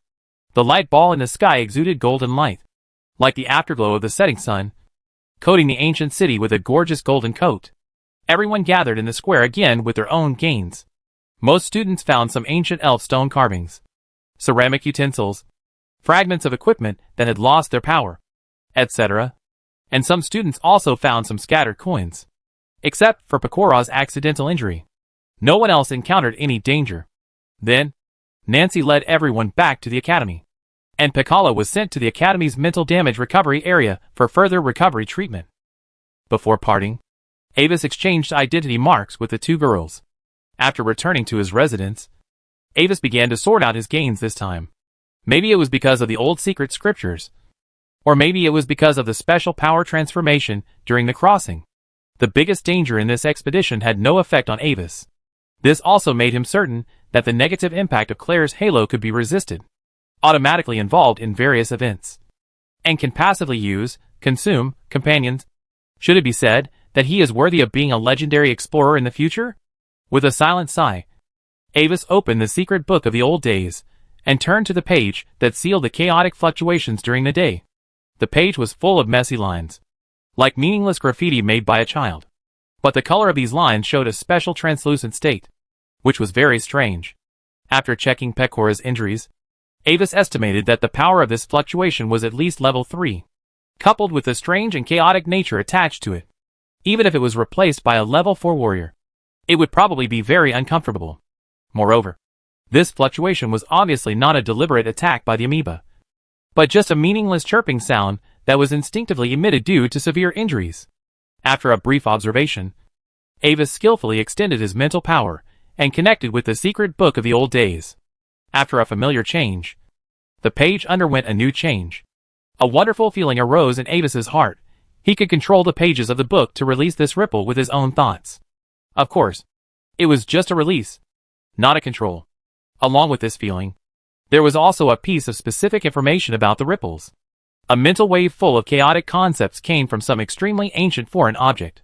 The sense of déjà vu filled with notes made Avis inexplicably think of the player's game panel. So, what kind of existence is the player to this world? Thinking casually, Avis put away the old secret book, took out a piece of paper again, and carefully listed the information obtained from this expedition on the paper with a magic feather pen. First, the direction of Purple Moon Amos had changed at least once in the ancient times. Secondly, there was some ancient existence that rode the trajectory of the purple moon, passed through the gate of the stars, and came from afar in the silent, cold, dark deep space. Finally, In the ancient Golden Age, the High Elves who had reached their peak had the ability to land on the moon. Chapter 92: The Wall of the Zenith, and the Feedback of Fate. After writing down 3 messages, Avis quickly drew a simple picture of the back of the purple moon in his memory on the lower half of the paper. He focused on depicting those strange ruins and buildings, trying his best to restore the location, distribution, and architectural details in his memory. Looking at the pattern, Avis temporarily stopped writing and stared at the content on the paper quietly. Since the history of mankind, the direction of the purple moon has never changed. This also means that it is impossible to see the dark side of the purple moon through normal observation methods. Although theoretically, the 9th level strongman already has the ability to land on the moon. But so far, no one has been able to truly step on the double moons in the sky, whether it is the silver moon or the purple moon. The reason is the existence of the Wall of the Zenith. When the professional in Unidal keeps flying high in the sky and reaches a certain height, he will encounter an invisible barrier. When reaching the height of this barrier, no matter how much you fly, the height from the ground cannot be increased by even 1 millimeter. And space magic is completely unable to locate the coordinates above the Wall of the Zenith. The spellcasters tried to attack the ceiling wall, but nothing happened in the end. Even if the 9th level peak pried the rules with all their strength, it only flew upwards for a distance in vain, and then completely disappeared into the invisible. Huge is not enough to describe it. For humans living on the Yar continent, this invisible barrier is actually the same as the sky. In the previous life, players did not have any opinion on this, because in the general concept of players, the sky in the game is just a simple environmental background.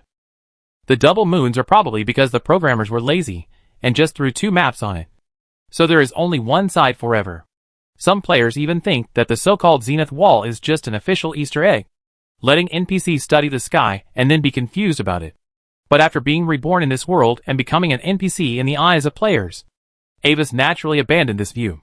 So, is the Zenith Wall related to the purple moon that came from afar? Or is it that the High Elves were able to break through the Zenith Wall because of the existence of a legendary strongman? Avis wrote Zenith Wall on the paper and drew a circle around it. What is at the end of the sky? There is still too little information. Avis took a last look, crumpled the paper into a ball, and threw it into the fireplace, watching it quickly turn black in the firelight and turn into a ball of unrecognizable charcoal. In his opinion, the biggest gain this time is not those ancient currencies and ancient secrets, but the successful exchange of identity marks with Claire. As long as he builds a good relationship with this real treasure hunting rat, the current gains are nothing. And, in addition to the material gains, Claire has another use for him. That is to improve the rank of the prophet. I know what you are thinking. The ability of prediction is indeed a very unsolvable power, but it also has many limitations. Unlike professions such as warriors and mages who rely solely on practice to improve their strength, the improvement of prediction ability requires not only practice, but also sufficient feedback from the web of fate. For the prophet, fate feedback is extremely important. It can passively resist attacks at the fate level, and can also be used as a key raw material to create fate wonders. Moreover, only when the total amount of fate feedback obtained reaches a certain level, can the prophet break through to the next level. The inheritance information of the Mercury Prophet School once mentioned, the best way to obtain fate feedback is to find various children of fate, and then entangle your own fate line with the life trajectory of the child of fate. The child of fate is a person born with a certain fate. They are born with the favor of fate, often encounter various adventures, and can always turn danger into safety miraculously when they encounter crisis. But on the contrary, they will also lose something for this, such as the death of both parents, carrying a hatred, and the fiancé suddenly coming to the door to break off the engagement. Simply put, every child of fate is the protagonist of a legendary story when their mission is not completed. The only difference is that some people's stories are very short, and some people's stories are very long. When the prophet helps him complete the mission, the fate favor on the child of fate will dissipate. Part of it will be transformed by the web of fate and fed back to the prophet. Because of this, in the ancient myths handed down in history, the brave and wise kings were often assisted by a great prophet with titles such as sage and mentor. After exploring with Claire, Anvis could clearly feel that the feedback of his fate had increased a little. As a secret school, Mercury Prophecy is different from ordinary prophet schools. Ordinary prophet follows the child of fate, and needs to wait until the last moment of the mission to receive the feedback of fate. Prophet, who takes the path of Mercury prophecy, can use special secret techniques. With the help of secretly helping the child of destiny, artificially creating various adventures as a medium, actively move the web of destiny to achieve the effect of obtaining immediate feedback on destiny. Simply put, the mission of the child of destiny is equivalent to a long movie, and the child of destiny is the protagonist in the movie. If ordinary predictors want to get feedback on destiny, they need to personally participate in the guest role, and then wait until the end of the story to receive their appearance fee, destiny feedback, according to the degree of participation. The secret method of the Mercury School is similar to splitting a complete movie into a TV series with many episodes.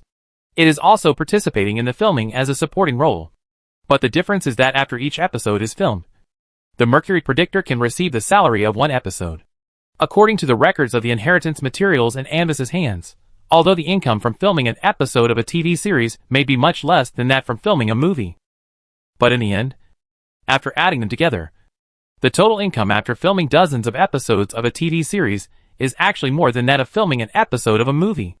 This time, Avis was able to get the fate feedback because he became Claire's companion, helped her open the door, and then was consumed by her passive talent.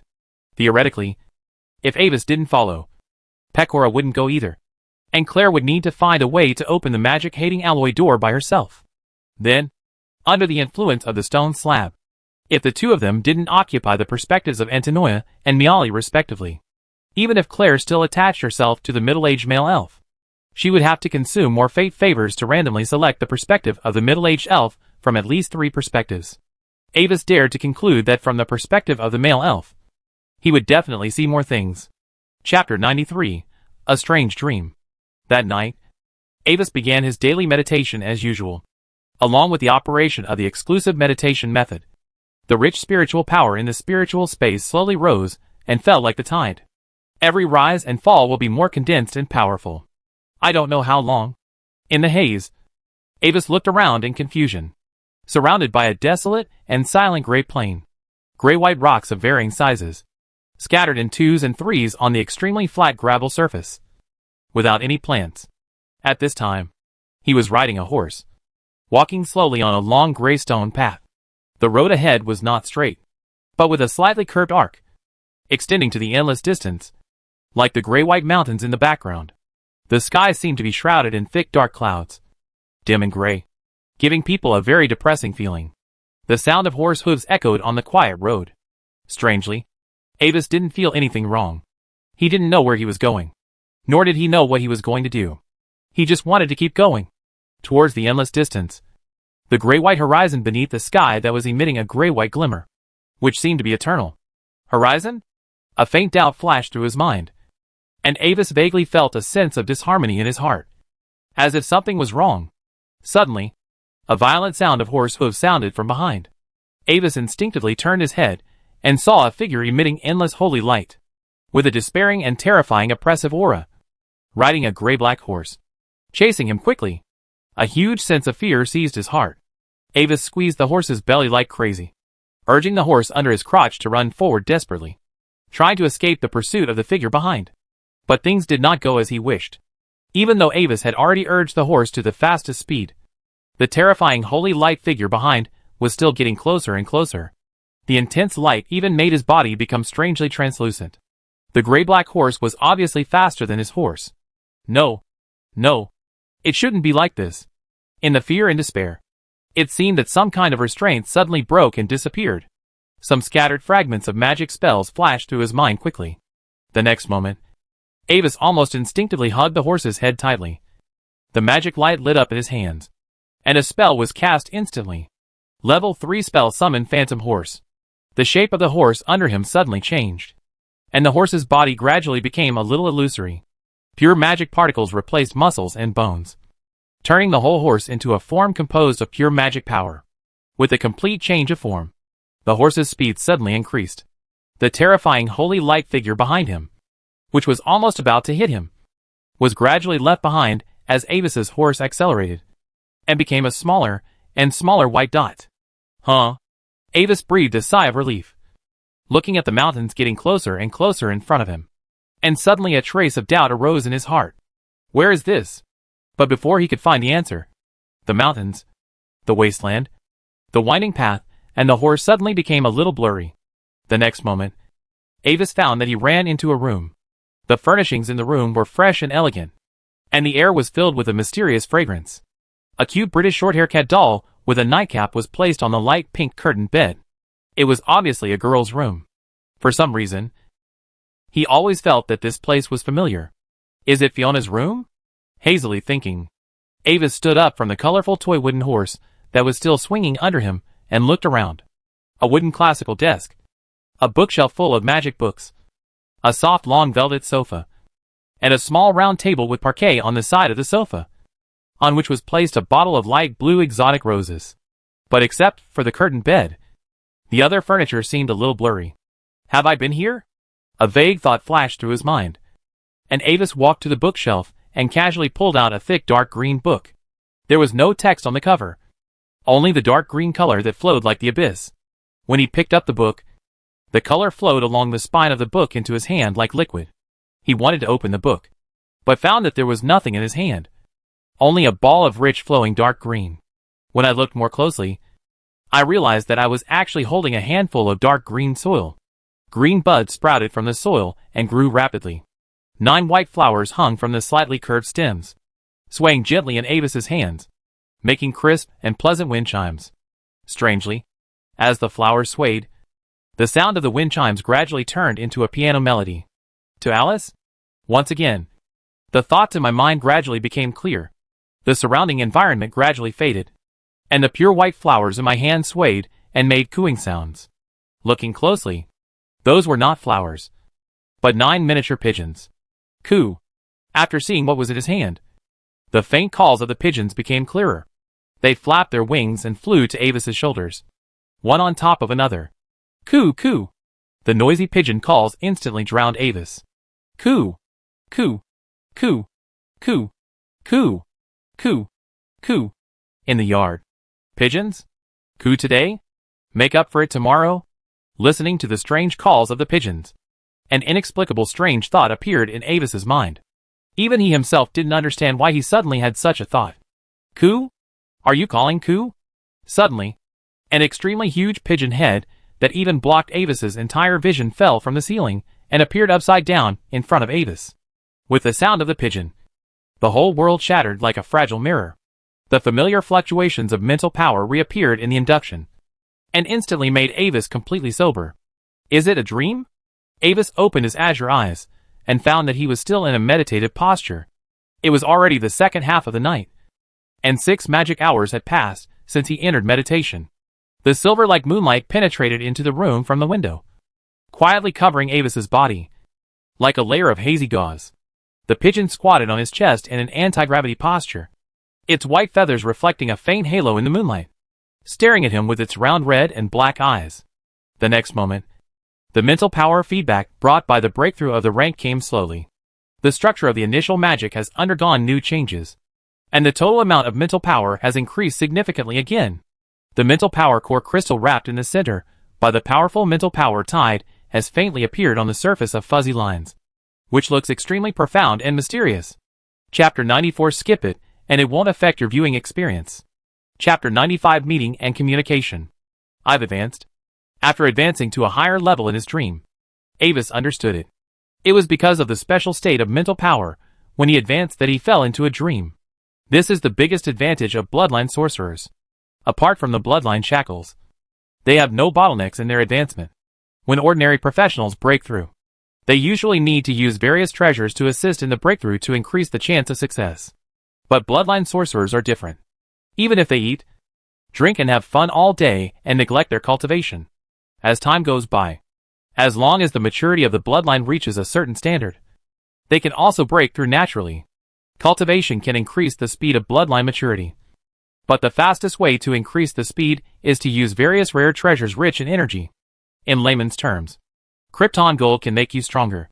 It's a long-lost feeling. With a sigh, Avis couldn't help but sigh.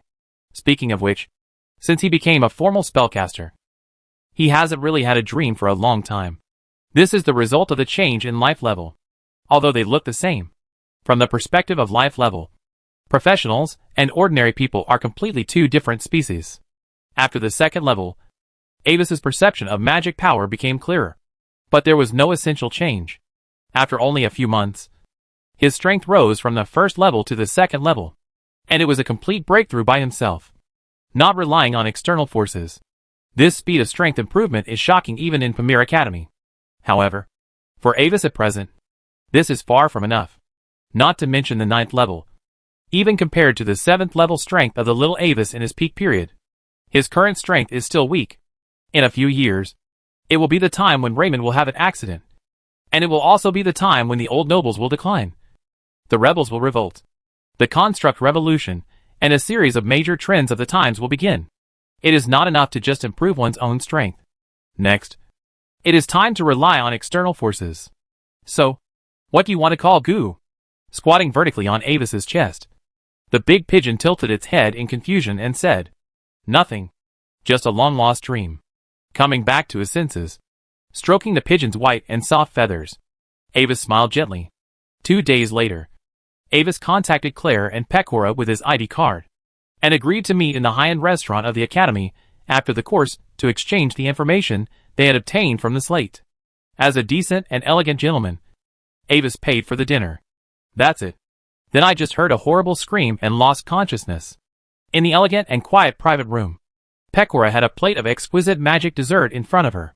She folded her hands on the table and told Avis and Claire about her experience. After that, the girl in a dark blue college dress gently brushed her hair and combed the golden hair behind her ears. Her purple eyes looked at the other two curiously. "Avis, Sister Claire, what about you? What did you see?" "Well, let me tell you first." Looking at Claire sitting opposite, Avis smiled elegantly and gently sipped the light blue cool sparkling juice in the goblet. As a spellcaster who always keeps his head clear, he is not interested in all kinds of alcohol. But he likes all kinds of strange and delicious magic juices in this world. My experience is similar to yours. At that time, my perspective was on Antinoia, who was beside you. When Miali, who was possessed by you, fainted, a large number of twisted vortices appeared, almost covering the entire sky, just as dense as the holes on a vine beehive. In the last picture from my perspective, Antinoia hugged Miali and jumped from the top of the tower. After that, I exited that state. As he said that, Avis put down the light blue crystal glass in his hand and smiled at Claire, who was holding a knife and fork and trying to pry open a blue-veined mirage. Seeing the two looking over, Claire put down the knife and fork calmly, and a magic power wrapped around the shell of the blue-veined mirage, instantly covering it with a thin layer of frost. Then, the nature of the magic power changed, and suddenly turned into fire attribute. Under the alternation of hot and cold, the blue-veined mirage shell that was originally tightly closed instantly cracked, revealing the tender and delicious white meat inside, instantly alternating magic powers of opposite natures, using magic power to offset and directly blast open the shell of the mirage without damaging the meat. What a wonderful manipulation of magic. Senior Sister Claire. Avis smiled and clapped his hands elegantly. Following his explanation, Pecora also reacted belatedly and quickly followed suit and clapped. Although she didn't quite understand it, she felt that Avis's explanation was very impressive. It's nothing. Just call me Claire." Hearing the praise from the two, Claire's ethereal white cheeks blushed slightly. She knew that she was just not good at eating shellfish. It was okay for shellfish with open shells, but once she encountered a closed shell, for some reason, she always found it difficult to pry it open, and finally resorted to violent means of breaking the shell. But somewhat contradictory, she really liked the delicious taste of various shellfish. So slowly, she mastered the skill of smashing shells. "I am not very clear about the identity of the elf that possessed me." The pointed white ears moved, and Claire pursed her lips gently to change the subject. "When I just saw the picture, he was looking at something like a mirror. It's just that the mirror showed a dark purple. Strange ancient ruins. At first, as you said, there was only a small dot that could barely recognize the shape. But when he drew a strange symbol on the mirror, the picture began to continue to enlarge. In the end, the picture in the mirror even became. The three-dimensional scene is just like standing directly in the ruins. The structure and decoration of the ruins are very strange, and there are many strange geometric figures on the walls that I can't understand. There are also huge and strange crawling marks on the ground, as if some huge slug-like soft-bodied creatures have crawled over. Judging from the architectural structure of the ruins, the species that once lived in it are probably much larger than humans. As she said this, the blonde half-elf girl paused, picked up the white shellfish with blue spots with a fork, and put the whole thing into her mouth. Feeling the tender and sweet taste of the shellfish, Claire's blue eyes showed satisfaction, and her pink tongue unconsciously licked the corner of her mouth. This beautiful scene that was revealed unintentionally made Pecora, who is also a girl, feel a little pleasing to the eye. Chapter 96 Trading. Senior Claire, do you remember what that symbol looks like? I can pay a price to exchange it. Seeing Claire stop talking, Avis interrupted. He was very interested in the symbol the girl mentioned. No need. We have been on an adventure together. Sharing is what we should do. The girl shook her head slightly, moved her fingers, and quickly sketched a complex and mysterious pattern in the air. Staring at the pattern in the air, Avis' heart moved. This pattern is somewhat similar to several high elf noble emblems he had learned before. However, the pattern of this one is obviously more complicated. After the two of them took note, Claire gently flipped her hand and erased the pattern. You saw what happened afterwards. That strange dark green amoeba suddenly invaded.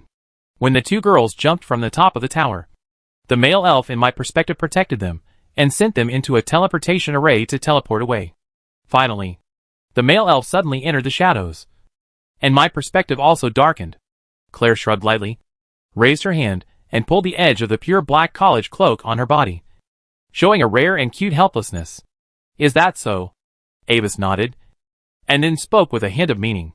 Next time, Claire, if you want to explore any ruins, can you call me too? Hearing Avis' words, Claire instinctively frowned slightly, but then thought of Avis's previous outstanding performance, hesitated for a moment, and nodded slightly. Okay, Avis. With his strength, even if he goes on an expedition with me, as long as it's not one of those particularly dangerous ruins, it should be fine.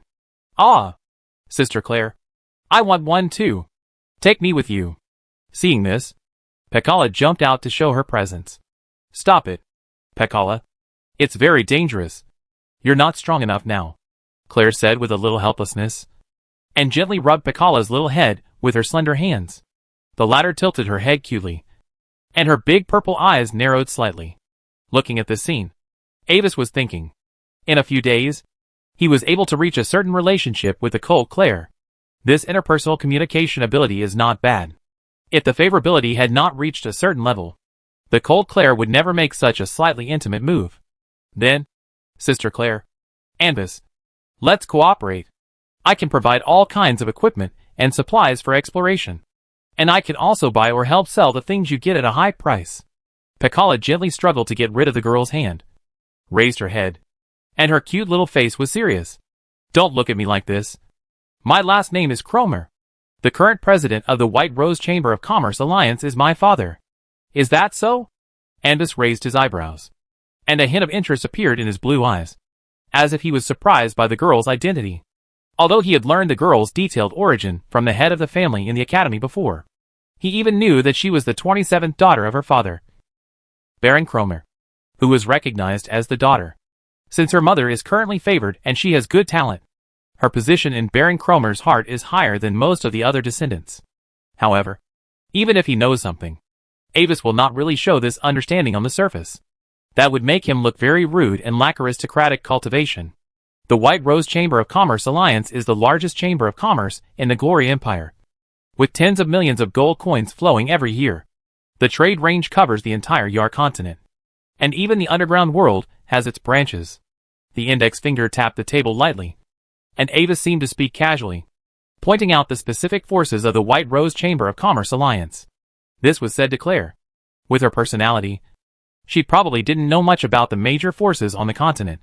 As far as Avis knew, Claire grew up with a 7th-level old wizard since she was a child, and her childhood was basically spent entirely in the wizard tower. The old wizard taught her completely in the way of training wizard apprentices. Various classics replaced playmates of the same age and accompanied her throughout her childhood. Her childhood life experience made her develop the unique cold and indifferent personality of a mage. Even after she arrived at Pamir Academy, her personality did not improve much. However, despite her cold personality, Claire is actually very kind. She herself is aware of her own characteristics of unconsciously bringing disaster to her companions. So she usually keeps a distance from others. The price is that she becomes more lonely. That's right. And it's not just that. In fact, even in the Elf continent across the endless sea, our Chamber of Commerce has a secret trade route. Listening to Avis's words, Pecora nodded proudly, and then added to what Avis pointed out. Pecora, what you just said was Chamber of Commerce, not Chamber of Commerce Alliance? Avis keenly caught the details in Pecora's words. Although it was just a difference in the suffix, the difference was immeasurable. That's right, Pecora chuckled, but didn't say much. Instead, she changed the subject and led the topic to Avis. Mr. Avis, I have introduced myself. As a gentleman, should you also formally introduce yourself to the ladies? Hearing this, Claire turned her head with some interest. Her blue eyes turned, and her long eyelashes fluttered slightly, looking at the pale boy sitting opposite the two of them, with an elegant and perfect demeanor. She was also a little curious about Avis. In her impression, Avis had a very unique temperament. Elegant, noble, humble, polite, and full of grace, like a natural aristocrat. Even though she had only known Anvis for a short time, she had to admit that in Anvis, she could find all the good qualities that a noble should have. Such qualities could never be cultivated by the tutors of an ordinary family. Anvis was stunned for a moment. Then he smiled. He probably understood Pecora's purpose. Of course, ladies, I will also formally introduce myself. As he spoke, he slightly adjusted his clothes, carefully smoothed out some minor wrinkles, and then straightened the scarf inlaid with light blue oval gems, making his appearance more perfect and solemn. After doing all this, the boy looked at the two girls seriously and spoke slowly and clearly. Anvis Olivendi, a direct member of the Olivendi family, the fourth son of Grand Duke Carlos. Wow! Hearing his introduction, Pecora screamed in surprise. Then, he quickly blocked his mouth, causing the scream to end in a strange muffled sound. She felt like she had won the lottery. Chapter 97. Although Pecora had guessed Anvis's background as much as possible beforehand, she still couldn't have expected that Anvis actually came from one of the four major families in the Empire. That was the Olivendi family, known as the Crystal Bird that never falls, the true ruler of the province of Carlos, the biological descendant of Lord Winterchill Carrot. Claire was also a little surprised, although she didn't know much about the various forces in the Empire. But when she was studying continental geography, she was not unfamiliar with Carlos, one of the four major provinces in the Empire. Anvis, let's cooperate. After coming to her senses, Pecora's face flushed slightly, but she still couldn't hide her excitement and shouted out. And the whole person became very excited. So, what do you want to cooperate with me on, Miss Pecora Cromiel? Anvis smiled elegantly, and his blue eyes suddenly stared at Pecora's eyes, with a rare trace of scrutiny in his eyes, as if to thoroughly evaluate her value and confirm whether she is qualified to cooperate with him. I have a certain influence on my father, and can influence his choice to a certain extent, and I have the autonomy to mobilize some of the Chamber of Commerce's resources, including tens of millions of Imperial gold coins and St. Messia gold coins that can be used at any time. Being stared at by Avis's oppressive gaze, which was completely different from usual, Pecora felt like being poured with a bucket of cold water. Her face turned pale, and she swallowed instinctively. But she immediately forced herself to calm down and explained her value in a clear and orderly manner, which made Avis look at her with a little more respect. And, Mr. Avis, although the Olivendi family is extremely powerful, I'm afraid that you can only control a very small part of the family resources. Right? As she spoke, Pecora gradually calmed down, and could not help but ask a bold question in return, secretly paying attention to Avis's expression. Avis smiled slightly, and nodded gently, which was considered to be an approval of her words. Continue. Well, when you need it, Avis, all the resources in my hands can be used at your disposal. I can even use the resources of the entire White Rose Chamber of Commerce Alliance as the case may be, and fully support all your actions. Taking a deep breath, Pecora quietly looked at Avis, and finally mustered up the courage to speak out her request. As a price, I hope to get your support at certain critical moments. Although the White Rose Chamber of Commerce Alliance is known as the largest chamber of commerce in the Glory Empire, their current situation is actually not optimistic. In the final analysis, they have developed for too short a time. Only a few decades. It is entirely due to the union of three large chambers of commerce that they have become the largest chamber of commerce in the empire. Facing various old forces that have been passed down for thousands of years, they still seem weak and powerless. Not to mention the lack of foundation. The power within the alliance is not monolithic, although it seems to be harmonious on the surface. In private, the three chambers of commerce are thinking about annexing the other two and completely removing the Suffix alliance after the White Rose Chamber of Commerce alliance. Although the Cromer Chamber of Commerce is the strongest of the three, it is also very limited. At this time, if you want to truly annex the other two chambers of commerce, you need to rely on the help of external forces. Not only the Cromer Chamber of Commerce does this, the other two chambers of commerce will also find ways to find external aid. This foreign aid cannot be too weak or too strong. If it is too weak, there is no point in inviting him. If it is too strong, it is easy to invite wolves into the house. And Avis is a foreign aid that meets the requirements very well. First of all, he is from the Olivendi family and has enough background and strength to influence the final result. Secondly, he is only one of the descendants of Duke Carlos. He is currently studying at Pamir College.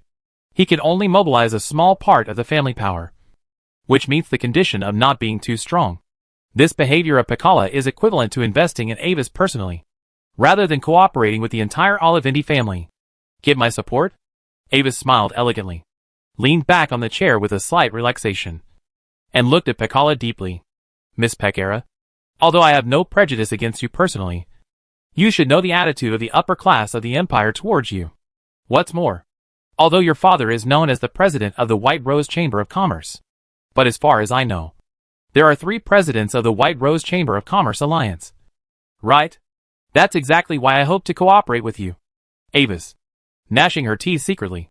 Peckera nodded, looked directly into Avis's deep blue eyes, and spoke without hesitation. I know that the Cromer Chamber of Commerce is not qualified to discuss cooperation with the Olivendi family, but I think that for you, Avis, the Cromer Chamber of Commerce should still be very valuable.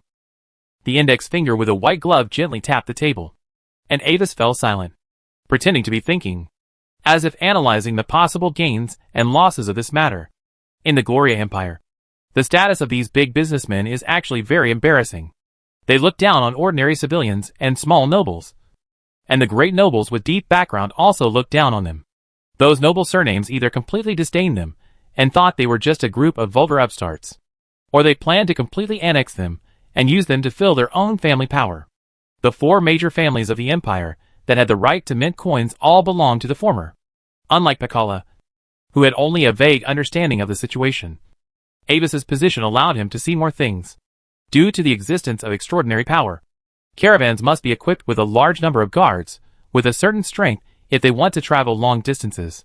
But if the Chamber of Commerce gathers a large number of extraordinary people, it will become a certain degree of instability, which is what the ruling class does not want to see.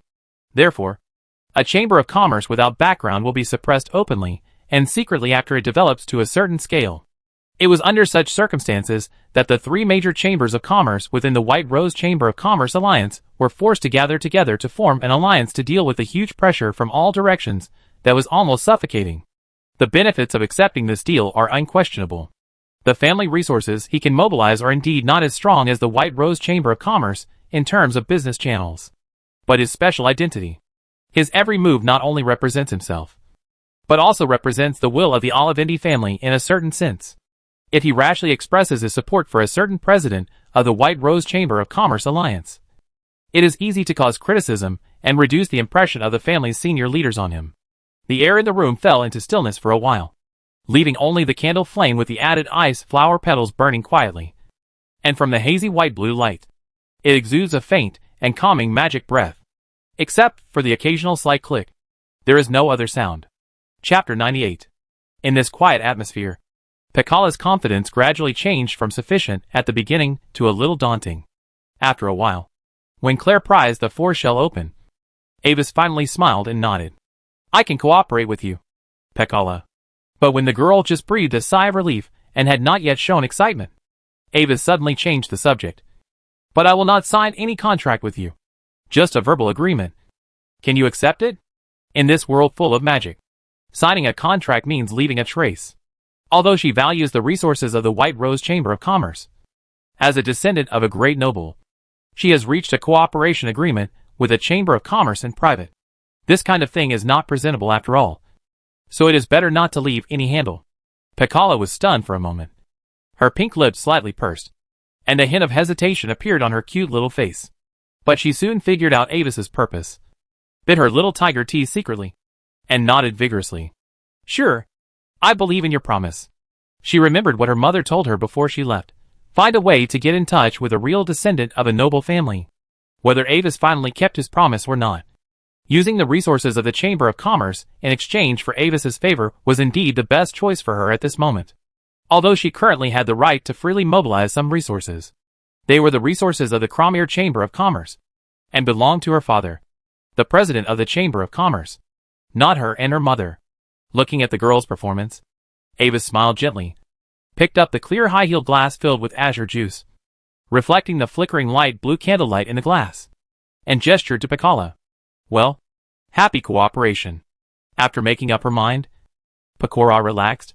When she heard Avis' words, she also raised her glass with a smile.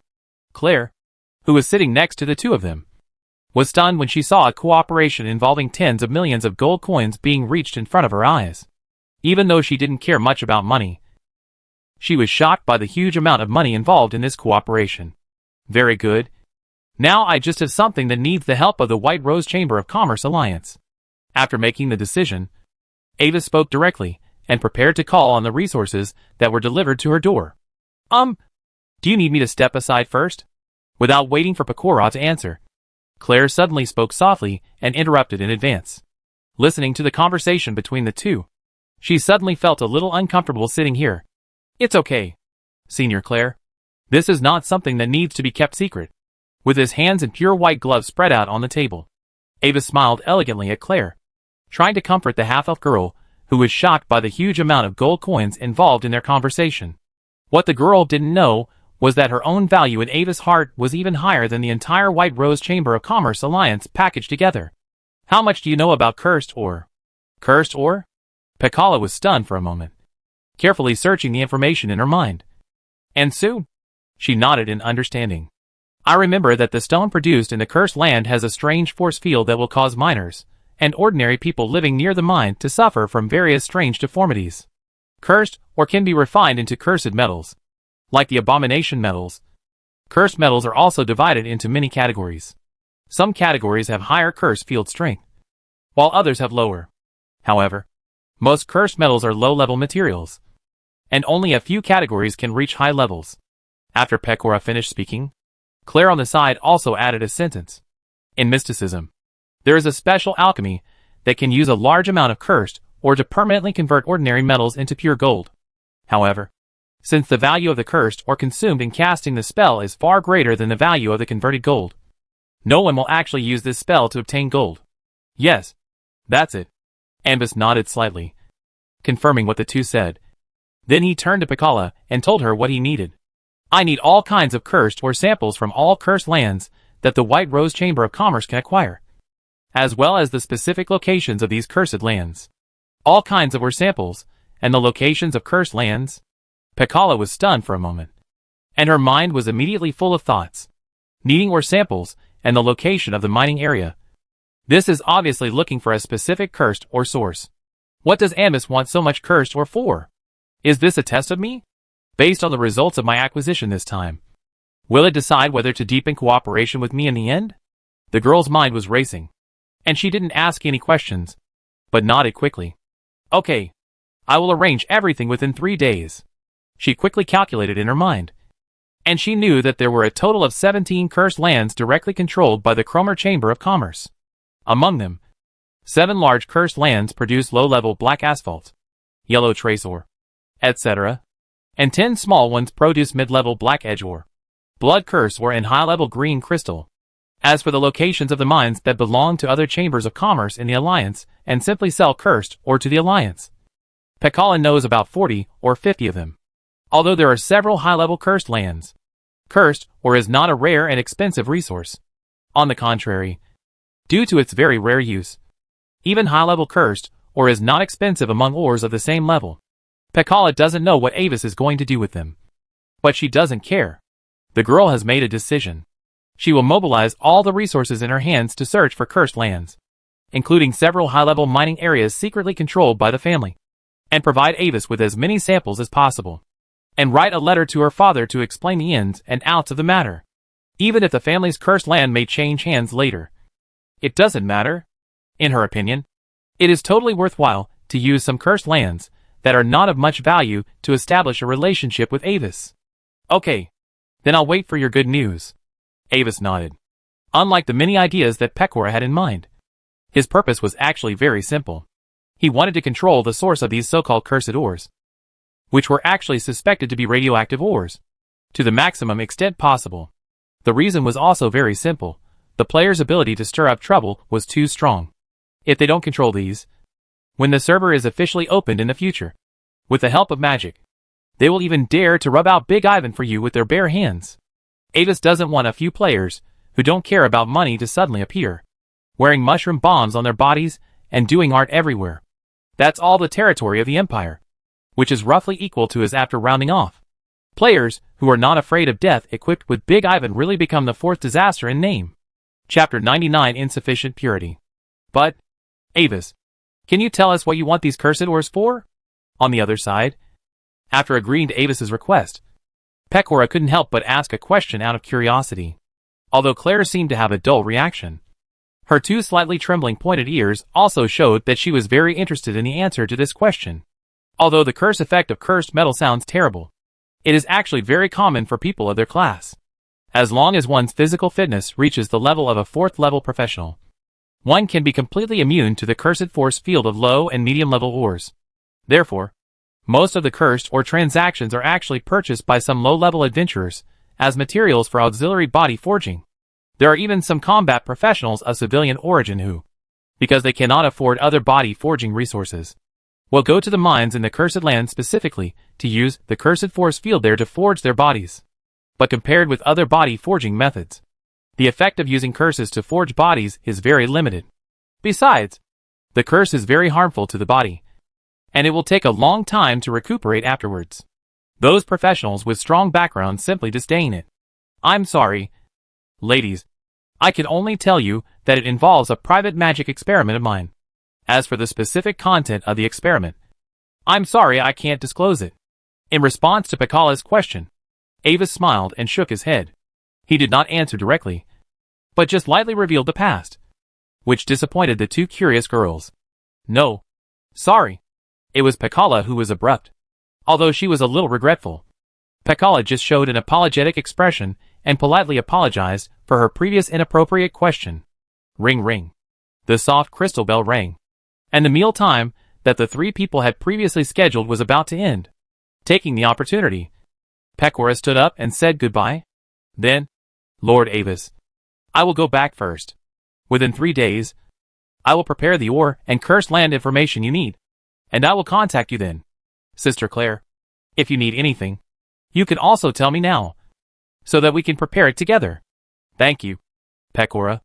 I don't need anything for the time being. Hearing this, Claire shook her head gently, and put the silver knife and fork neatly back on the tray with her slender hands. Then, Avis, I will also say goodbye.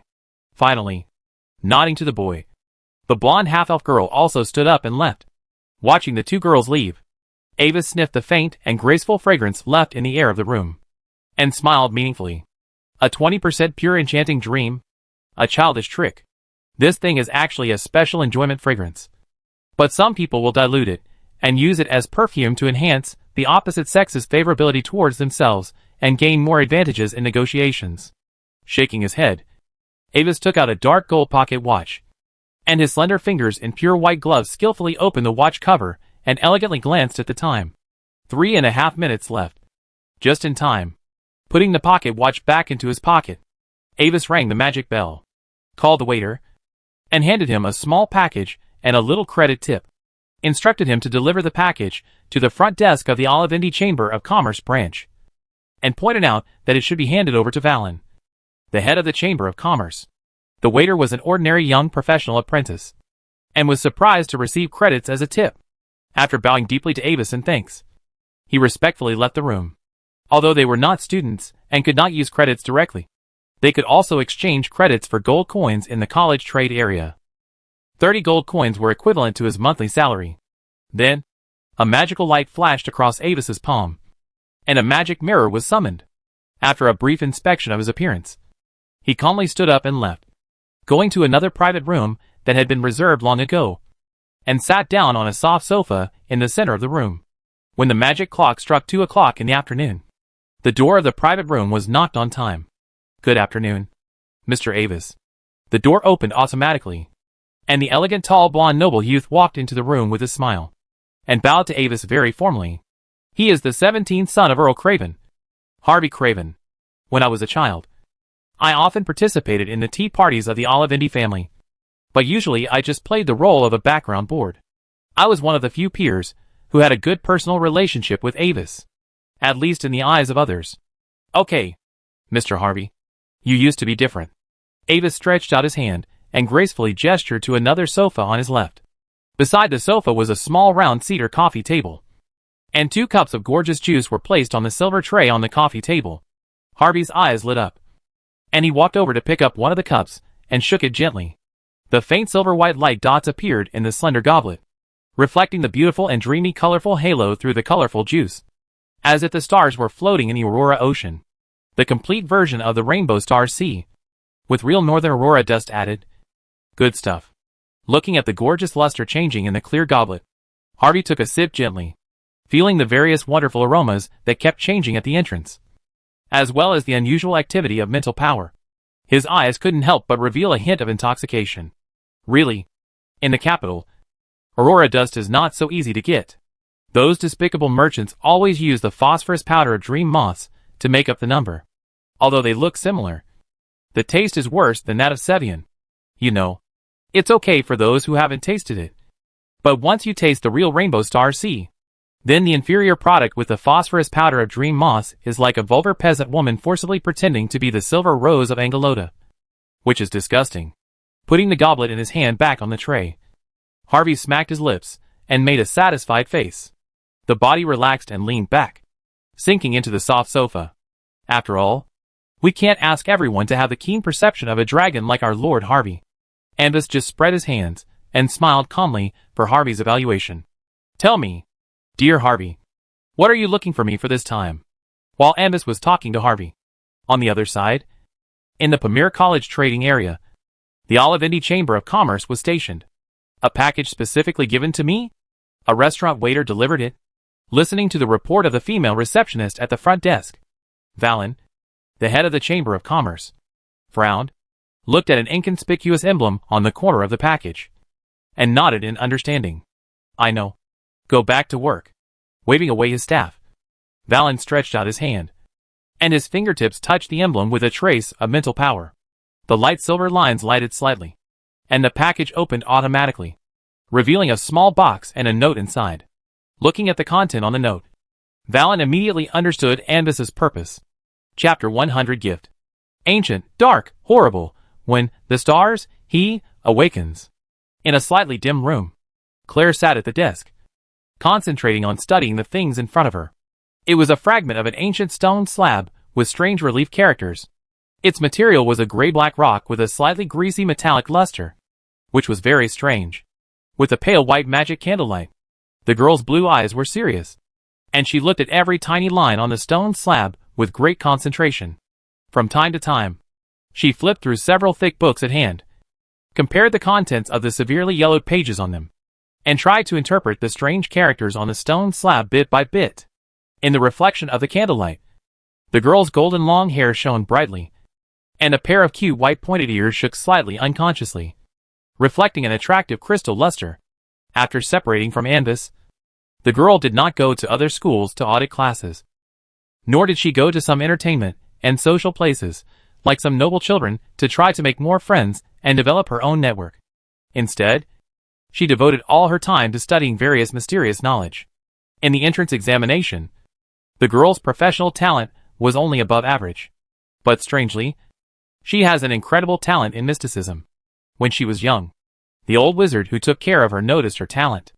With the idea of research, The old wizard opened all kinds of books in his private library to the girl, and he wanted to see how much the girl could learn in the end. With the support of the wizard, the girl mastered a lot of knowledge about ancient history, magic language, ancient creatures, etc. in a few years. She had read all the relevant books in the library several times. During this time, she even tried to independently crack an ancient small magic engraved on a clay tablet. Although the effect was only to summon a weak magic tentacle creature, the wizard was still very shocked by the girl's talent. Meow. When Claire was concentrating on studying the words on the stone tablet, a white shadow suddenly flashed outside the window. Hearing the sound, the girl looked up with some confusion. Appearing outside the raised wooden shutter was a snow-white cat with strange blue eyes. On its back, there was a bulging small package tied. Seeing the girl's sapphire eyes looking over, the cat raised its fluffy white front paws, and the pink pads gently patted the window glass. Magic messenger? Looking at it with some confusion, Claire waved her hand, and the invisible magic turned into a palm, opening the inner crystal lattice window and letting the cat spinning outside the window in. Meow. Seeing the window open, the cat jumped gently from the window to the table in front of Claire. A pair of round blue eyes looked at the girl, shook the package on its back, and called out cutely, signaling the girl to open it. The girl stretched out her white fingertips and gently touched a silver-white emblem on the surface of the package that emitted a faint magical fluctuation. The next moment, the package opened by itself, revealing a delicate black box. After delivering the item to Claire, the white cat meowed again, turned its head and licked its fur, then turned and ran away through the window. Who sent this to me? Not sensing any malicious intent in the box, the girl reached out her finger and gently pressed the mechanism in the center of the box. Snap! The lid of the box slowly opened under the action of the spring, revealing a slender light silver ring with a blue gemstone, which was obviously a female style. Sensing the opening of the lid, a recorded magic image was projected into the air. It was a mini-sized projection of Avis, only the size of the girl's palm, wearing a white top hat and monocle, a pure white magic long dress, and bowed to the girl elegantly. I'm sorry to meet you again in this way. The ring is enchanted with the same detection secret method as that time. It can be activated by injecting mental power into the ring. There are 3 opportunities to use it every day. As a companion who has been on an adventure together, please accept this small gift. After all, this is your family's secret method. Is it okay to give it to me like this? Claire looked at the little Avis with some surprise, but did not ask anything. After all, this is just a recorded image. However, it seems to sense the girl's doubts. Above the lid of the box, the image of Avis smiled gently. He turned his head slightly and looked at the beautiful face of the girl with some confusion. His blue eyes suddenly blinked at her. Although the secret method cannot be easily leaked, I think you will not report me to my family. Right? After saying that, the projection flashed, gradually turning into light spots from bottom to top, floating in the air. Looking at the handsome and pale boy smiling and blinking in the light spots scattered like fireflies, Claire was slightly stunned. After a moment, the room returned to silence, and the beautiful half-elf girl with blonde hair smiled knowingly. Is this the feeling of a companion? 3 days later, Avis browsed the information given to him by Pecora, playing with a 12-sided crystal emitting emerald green light in his hand, and quietly thinking about the subsequent treatment plan. 84 cursed lands. This is the number of mining areas that Avis finally obtained. Among them, there are 7 places that produce high-level cursed ores, 22 places that produce mid-level cursed ores, and the rest are low-level mining areas. There are a total of 37 types of all ore samples. This number is less than Avis expected.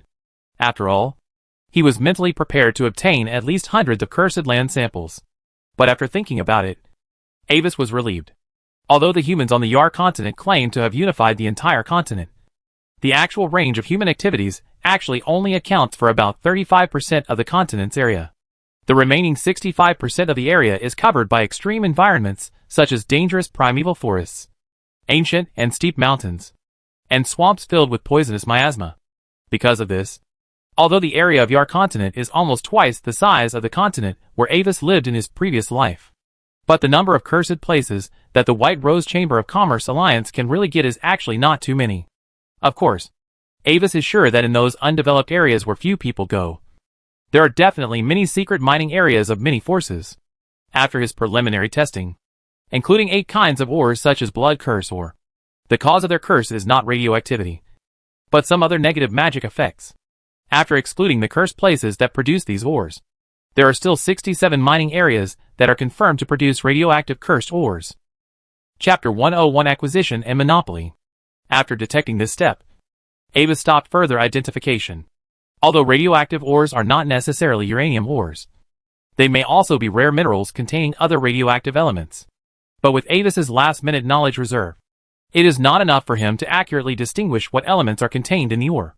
Moreover, due to the existence of magic, this world has many more magic isotopes, such as mithril, refined gold, and other magic metals. Even if he brought the entire search engine of his previous life, he might not be able to find out how to identify magic ores. So, Ava sent a message to Pekala again and agreed to meet in the box of the Tower restaurant that afternoon. Avis, how about the information and or samples collected by our White Rose Chamber of Commerce? Are you satisfied? In the private room, Pekala held her little face with her right hand, tilted her head slightly, and greeted him happily through the magic desserts and crystal wine glasses on the table. Because of the connection with Anvis, her father paid more attention to her, which made her feel very happy. I am very satisfied, Miss Pekora. With an elegant and decent smile, Anvis nodded calmly to the girl. That's why, after testing those cursed ores, I didn't want to wait any longer and wanted to meet you again. As he said, he took out the mineral distribution map that Pekora had given him before and handed it to her again. Pekora raised her hand to take the map with a little doubt and opened it to take a look. On the light yellow smooth paper map, the location of a part of the cursed land has been specially marked with conspicuous magic ink. See, these cursed lands I marked? I need you to help me negotiate the acquisition. When the girl raised her head again, Avis folded his fingers and looked into her purple eyes calmly. Sir Avis, do you need the ownership of these cursed lands that are circled? Although she had already guessed it, when she really saw the scene, Pekala couldn't help but brush her golden hair that fell to her ears, breathing a little fast. If you need a certain kind of ore, don't count it by quantity. Just count it by mining area. Is this the style of the top nobles in the empire? Circled? Facing the girl's somewhat surprised eyes, Avis smiled and shook his head. No, just the opposite. Hearing this, Pekala was slightly stunned, and a thought that made her a little unbelievable suddenly appeared in her mind. On the contrary? You mean? That's right. The handsome eyebrows raised slightly. Avis loosened his hands, and the fingertips of his 10 fingers touched each other. In the eyes of Pekora, who was looking at her with a hint of fiery expectation, she nodded gently. What I need is the ownership of all the mining areas except those that are circled. Sir Avis, are you sure? Her delicate face suddenly flushed, and Pekora leaned forward instinctively, repeating her confirmation in disbelief. I am very sure that I want the ownership of all the cursed lands except for the circled ones. With an elegant smile on his handsome face, Avis repeated his words lightly. Oh, okay. I understand. After hearing Avis' words clearly, Pekora felt a little dizzy, as if she saw the endless and far-reaching starry sky. The stars in the sky turned into shining gold coins, and she was stunned by the information revealed in this short sentence.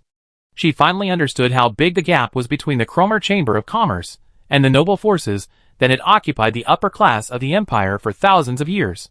One sentence decided the ownership of dozens of mining areas. For the Olivendi family, this was a decision that Anvis, a direct descendant, could make at will.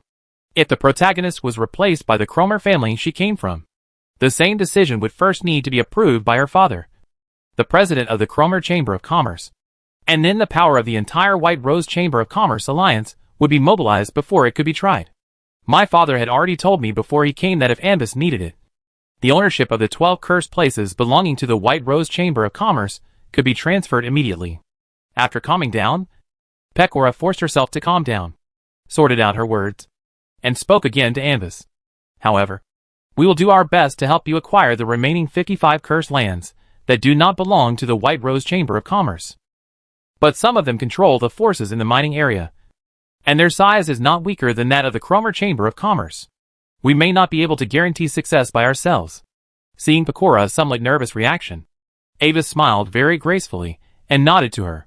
I thank the Cromer Chamber of Commerce for its kindness. There is no need to worry too much about the remaining 55 mining areas.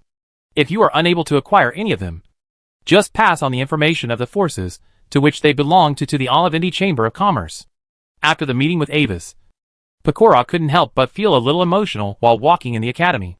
In the past, she actually had no clear concept of how strong the four major families of the empire were. When several major chambers of commerce formed the White Rose Chamber of Commerce Alliance, she was still proud of the fact that the Chamber of Commerce Alliance surpassed the four major family chambers of commerce and became the largest chamber of commerce in the empire. It was not until now that she realized that this comparison was like comparing the size of a ship with an iceberg, and being proud of its own size being larger than the part of the iceberg exposed on the sea surface. It was meaningless. Don't be discouraged, brave Pecora. Under your correct leadership, the Cromer Chamber of Commerce will become stronger sooner or later. Silently cheering herself up in her heart, Pecora couldn't help but waved her white little fist vigorously, and then ran away with a red face in the eyes of the people around her. This time, Ambus's action was a little bigger. The 66 cursed places have already covered more than half of the cursed or producing areas in the empire. When the news of the collective transfer of the ownership of these cursed places spread to the outside world after a while, it is not difficult to imagine how many rumors that are difficult to distinguish between true and false will be born. Since many forces are involved, it is difficult to have a result in the acquisition of the cursed land in a short time. Therefore, after Ambus informed the head of the Olivindi Chamber of Commerce of the whole story, he temporarily stopped paying attention to it. Now, he is worried about a silver invitation letter with gold-plated fonts and tiny mysterious patterns on the corners. This invitation letter originated from a meeting 3 days ago. After Harvey exchanged some things about college life with him, he quietly stuffed it into his hand before leaving. It was a very familiar style, although he was reluctant to admit it. So, should I go to the Keki party tonight or not? Chapter 102, Keki Party and Inspiration of Power. Because he was older than Avis, Harvey entered the Royal Pamir Academy 1 year earlier than Avis. The location of the academy is very close to the imperial capital Palaxia. Obviously, during this year of academy life, our dear Sir Harvey found a lot of new fun in the aristocratic circle of the royal capital. Strictly speaking, the Keki party is actually a special aristocratic party dance. The difference from ordinary aristocratic balls is that the participants need to hide their identities and enter a small room. After drinking a special potion, they can enter the main venue. This potion was originally invented for some special undercover missions, but because the cost was too high and it could not be further optimized, the formula of this potion was eventually shelved. Until one day, for some unspeakable purpose, some nobles turned its formula out of the pile of old papers and developed new uses for it. The potion is divided into 3 colors: light blue, light pink, and light green. Light blue and light pink potions can temporarily strengthen the drinker's body to around level 4, and change the drinker's body structure to a random male or female according to their color. Blue is male, pink is female. The light green potion will also strengthen the drinker's physique, but will randomly change the drinker to any appearance and gender. The duration of all 3 potions is 14 hours. After the time has passed, the user's body will be restored to the moment the potion was drunk. As a special supply for the ball, the effect of each bottle of potion has been specially adjusted, and there will be no accidents where the appearance is below the standard line, and only the appearance of handsome men and beautiful women will be randomly produced. The entire venue is guarded by a special person and is shrouded by the power of the high-level prophecy secret treasure to ensure that the identity of the participants will never be exposed. After paying the membership fee, the noble participants can throw away the constraints brought by their identity, relax themselves, and dance in the luxuriously decorated venue. You can join hands with someone you fall in love with at first sight, and have a gorgeous social dance in a warm and soft room filled with fragrance, or on an elegant terrace with silvery moonlight. You can also have a completely self-indulgent group dance with many handsome gentlemen and elegant ladies in the vast and luxurious dance floor, as if you are in the garden of the gods in mythology. If you are too shy, you can also choose a room by yourself and dance alone in the soothing and dreamy music. If you get hungry halfway, the long table on one side of the hall is full of various rare and precious magical wines and delicacies from all corners of the continent. Golden caviar from the Storm Sea, cedar from the Lost Forest, Mumble Rainbow from the 2364th year of the glorious calendar, etc., are available for guests to enjoy. The dance will last for 12 magic hours. During this long time, if you get your partner's consent, you can do something else. Ahem. Yes. I mean, for example, eating. Oh no. Eating. After the time is over, all guests will be prompted and leave in an orderly manner through a dedicated random teleportation array, returning to their normal life trajectories. It's like a beautiful and absurd dream, no matter how bizarre and intoxicating the scenery in the dream is. When you wake up from the dream, everything is gone without a trace. In the memory information, little Avis was once very interested in this kind of party. Considering the character setting of this life, Avis sighed for a while and decided to decline his invitation. I often feel out of tune with you because I am not perverted enough. The ice blue cold flame rose from the palm of his hand. Avis threw the exquisite invitation into the ice flame, watching a layer of white frost quickly climb on its surface, and then turn into powder under the impact of the ice element. This kind of invitation is disposable and comes with special magic. If a VIP who receives an invitation does not want to participate, then the invitation can be destroyed directly. The organizer of the party will sense the reduction in the number of invitations and respond accordingly. In the upper class of Gloria, this is regarded as a polite practice. He casually summoned a whirlwind and took the floating silver dust out of the window. Avis looked at the empty window, but he seemed to suddenly grasp something in his heart. Kaiki party? Invitation? Speaking of which, this secret gathering model seems to be quite good, compared to normal college associations. Even the secret associations like the True Knowledge Society.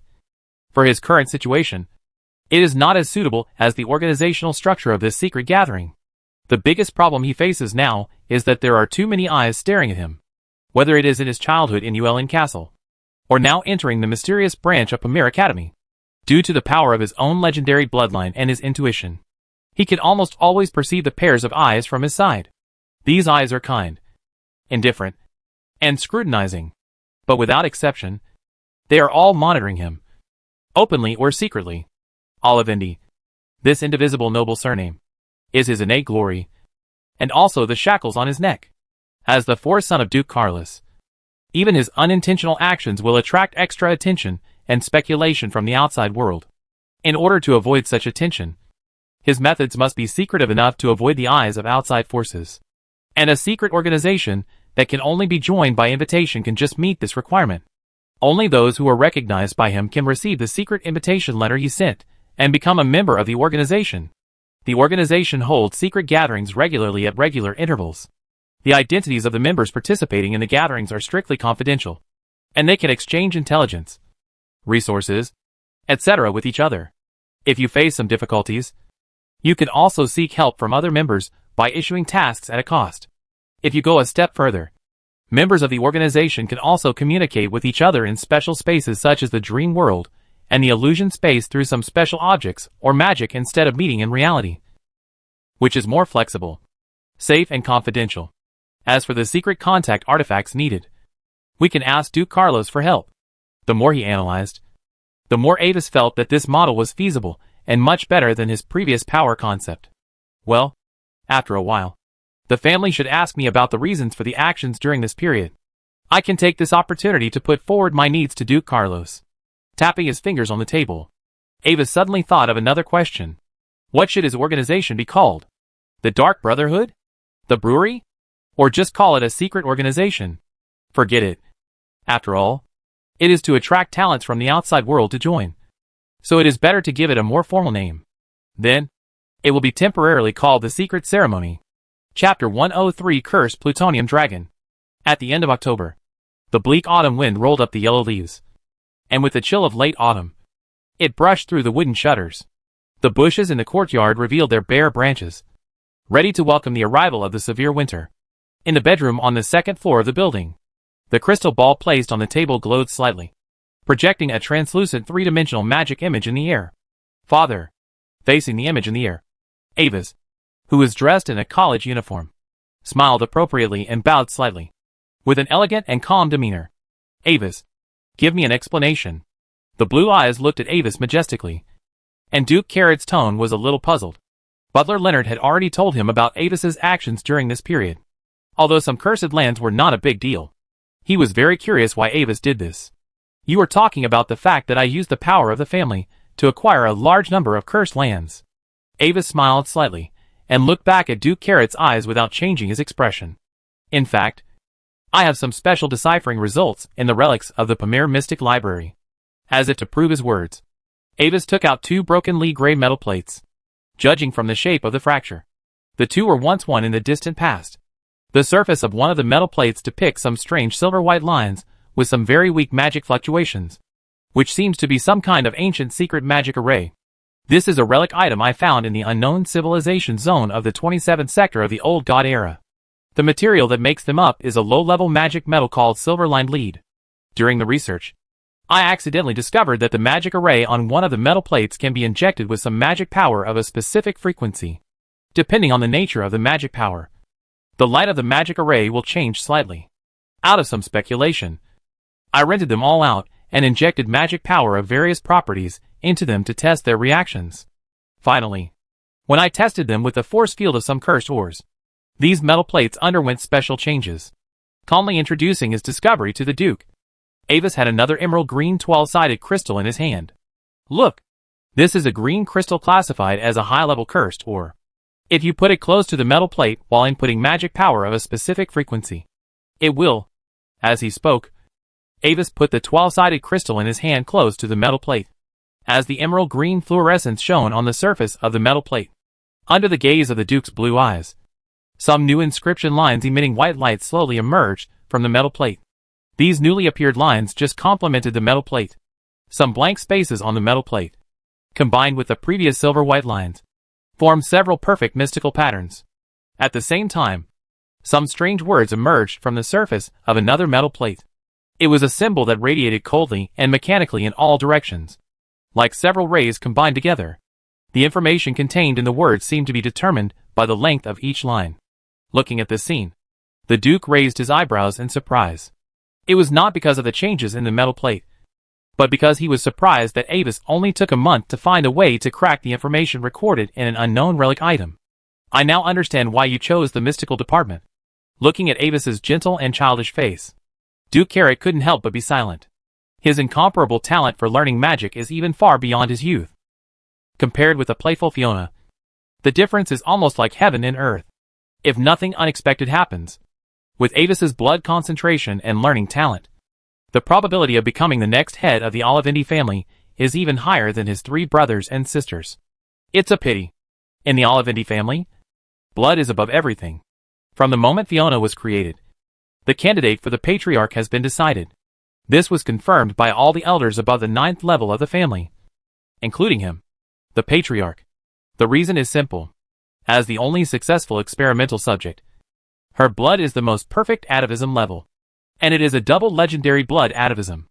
Atavism means that as long as her blood is fully mature, she can directly become the 9th level limit, and even have the hope of glimpsing the illusory legendary realm. As long as she is promoted to the 9th level, she will be able to take over the position of the head of the Olivendi family immediately. In contrast, other younger generations in the family, no matter how talented they are or how outstanding their performance is, will never be able to become the head of this generation, unless there is another person born with ancestral blood. Perhaps the purity of Anbis blood is also extremely high, but the difference between the ancestral level and the non-ancestral level is the difference between perfection and imperfection. With this thought in mind, Carlot sighed softly and his eyes softened. Compensate him in other ways. Then, you can choose to use the power of the family to acquire almost all the cursed lands on the market. The content on the metal plate must be very unusual. Right? Of course. Father. And Wazy nodded. He didn't know what the Duke was thinking at the moment, but this did not prevent him from taking out the information he had prepared long ago. The 2 metal plates record the cultivation method of a special mutant dragon cursed plutonium dragon. Because it is a mutant species, it is necessary to use the eggs of other dragons to cultivate this kind of dragon. The black dragon eggs with the strongest body strength and no special properties are the best. Other dragon eggs can also be effective, but the success rate of cultivation will be lower. When the baby dragon is still in the dragon egg, the special magic ink mixed with cursed or is used to draw the secret array pattern on the eggshell surface, and a large amount of cursed or is supplied. After the baby dragon breaks out of the shell, it is completely fed with various cursed ores, and supplemented with matching secret rituals, so that the dragon's unique, long dormancy period, so that it grows rapidly. According to the above data, the cursed plutonium dragon is born as a 4th order creature. When it grows to a young dragon, its strength can reach the 7th order, and it can master a special dragon breath with extremely terrifying power. As long as the supply of cursed ore is sufficient, it can cultivate a cursed plutonium dragon that has fully entered adulthood and has strength between the 9th order and the 9th order limit in a few decades at the shortest. After summarizing the contents on the metal plate as concisely as possible, Avis calmly and clearly recounted his findings, and secretly paid attention to the Duke's expression. What is cursed plutonium? Did you create the word yourself?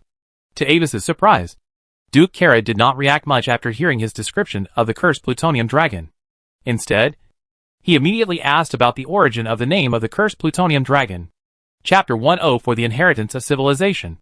In his original prediction, the Duke would be at least surprised to hear that the cursed plutonium dragon could reach adulthood in a few decades at the shortest and reach the 9th level to the 9th level limit. Yes, because the name of it on the metal plate is a completely independent word. I can't translate it directly. Since the cursed plutonium dragon feeds on cursed ore, it can master a power more terrifying than the curse. So, I combined the two words cursed metal and horror and named it cursed plutonium. Although it was a bit strange about the Duke's focus, Avis still gave an explanation on the surface without any expression. This question was one of the questions that he had expected the Duke to ask before, and he was prepared for it. The failure of the prediction was due to the limitations of Avis's knowledge.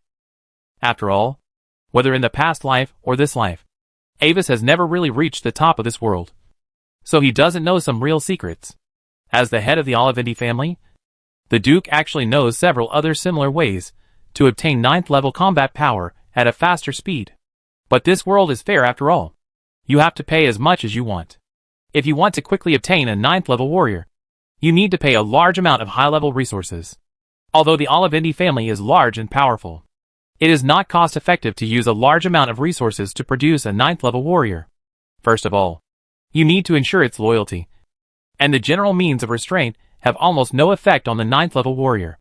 Therefore, the 9th level warrior produced cannot have too high intelligence. For the Olivendi family, which is not short of cutting-edge combat power, using resources to produce a 9th level warrior with low intelligence is too cost-effective.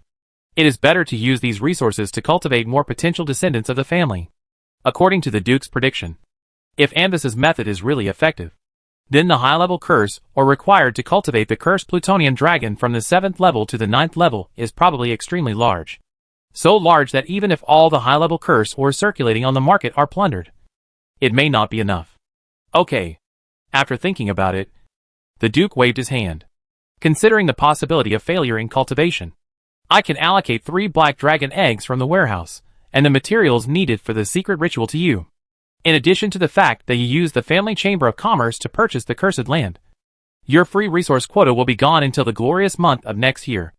Out of some kind of guilt, Duke Carrot readily agreed to Anvis's request. In this era when dragon traces are already very rare, even the Olivendi family does not have many pure-blooded dragon eggs in their collection. 3 black dragon eggs are already most of the black dragon egg inventory in the Moon Castle warehouse. But the Duke still allocated them to him lightly, considering that this was the first time that Avis had cracked the ancient secret. Although he was not optimistic about it, the Duke did not want to undermine his self-confidence. It would be good for him to cultivate a 7th or 8th level alien dragon as a pet. One more thing. Father, I need a special group communication artifact to build my own power. After ending the communication with the Duke, Avis slowly breathed a sigh of relief, and his nervous mood temporarily relaxed.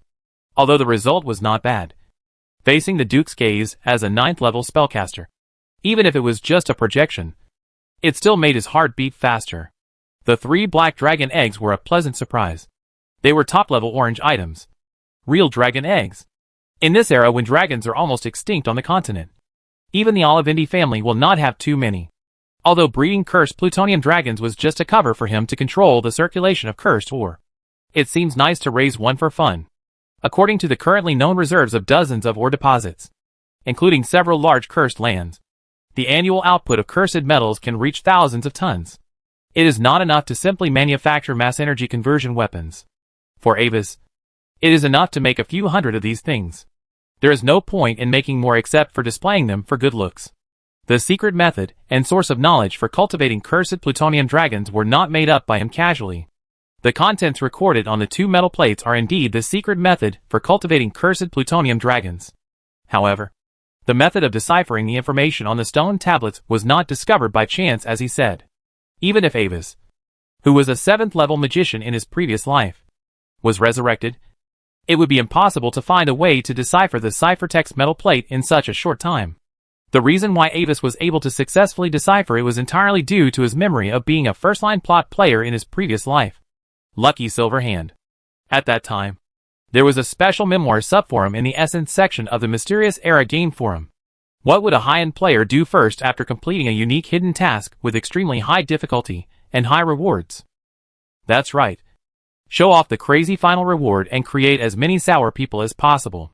Because of this, many well-known players who post in the name of attracting fans are actually just showing off.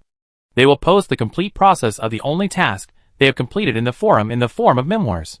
When the content of the post is approved by the forum management, the post will be highlighted and added to the Essence, placed in the memoir section, and pinned to the top of the entire forum for 3 days, and have a chance to broadcast it on the entire site.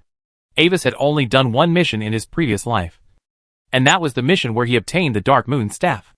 After completing that mission, he did nothing but went to the forum to post a few high-definition pictures of the Dark Moon Staff and different angles of view.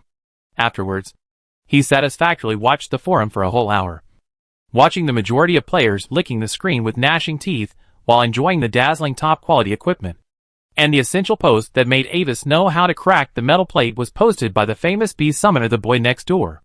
The place where the Boy Next Door was first born was the Capellan Kingdom of the Idle Federation, which is known as the birthplace of summoners. Many high-level summoners with names and surnames on the continent came from there. During the game, when the Boy Next Door was training his summoned beast in the valley among the mountains, he accidentally broke the rock wall on one side of the mountain. Inside the broken rock wall, a deep crack cave was exposed, in line with the player's inherent spirit of courage to explore the unknown. The Boy Next Door boldly entered the exploration with the summoned creature. Finally, he found a small unknown civilization ruins deep in the cave. Somewhat strangely, the entire ruins were filled with a faint curse force field. In the center of the ruins, in a room similar to a control room, the Boy Next Door found a half-destroyed quasi-construct life form, and received a unique A-level hidden mission from it, Inheritance of Civilization. Chapter 105, Lost Civilization. According to the records in the ruins, the builders of the ruins were an ancient civilization race called the Yakuya people. It is one of the last few doomsday refuges of the Yakuya civilization, and it is also the place where the last spark of civilization is preserved. The Yakuya people lived in the last years of the Old God era, and cursed or was everywhere in their lives. Due to the long-term companionship with cursed or, they gradually adapted to the curse of the ore, and used it as their own weapons and tools. Due to the lack of theoretical support, the Yakuya people did not discover the existence of chain reactions, but only used the refined cursed metal as a source of alienation, and with the help of its strong curse force field, cultivated various powerful mutant monsters.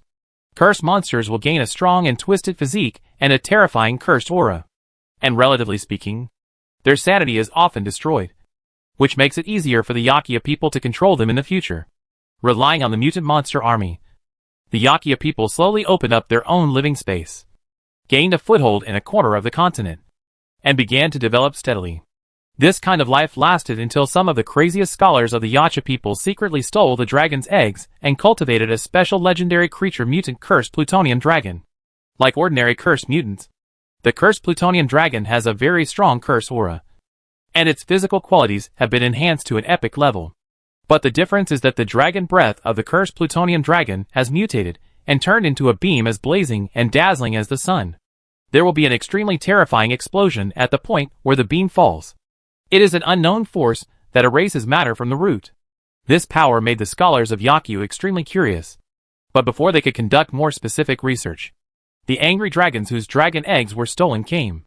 At that time, dragons were almost extinct.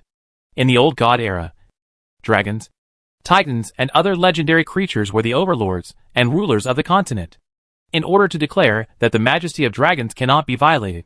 After a tragic war, most of the Yakuya civilization was destroyed, before the surviving Yakuya people could catch their breath. A full-scale war broke out between the two strongest legendary races in the Old God era, the Dragons and Titans. Even if the two races have tried their best to control the damage to the environment, when the war reaches a white-hot level, the aftermath can still easily change the terrain of the continent. In the terrifying aftermath of the destruction, most ancient civilizations, including the Yakia people, disappeared completely, leaving only a few traces of fire. After receiving this unique hidden mission, the boy next door paid a lot of price and completed a series of difficult serial missions, and finally succeeded in maxing out the favorability of the quasi-construct life form. As a reward, he obtained part of the core inheritance of the Yakia civilization preserved in the ruins, as well as the location and cracking methods of more inheritance items that were lost. The training method of the cursed plutonium dragon is one of the core inheritances of the Yakia civilization that was lost. For players, the most difficult part of this mission is actually how to enter the Pamir Academy and obtain the authority to borrow the 2 metal plates from the mysterious library. As the birthplace of the next generation of the upper class of the Empire, the challenge level of the Royal Pamir Academy map is surprisingly high.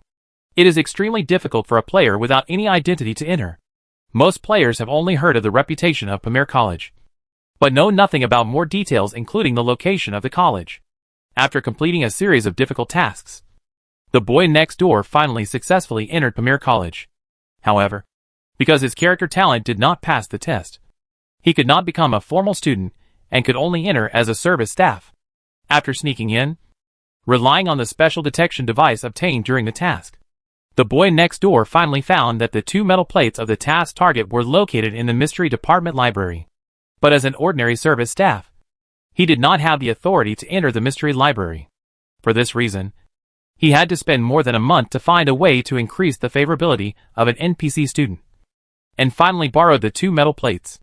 Due to insufficient resources, the boy next door finally chose to hand over the secret method to the Burns family in the capital after remembering the training method of the cursed plutonium dragon in exchange for a huge reward.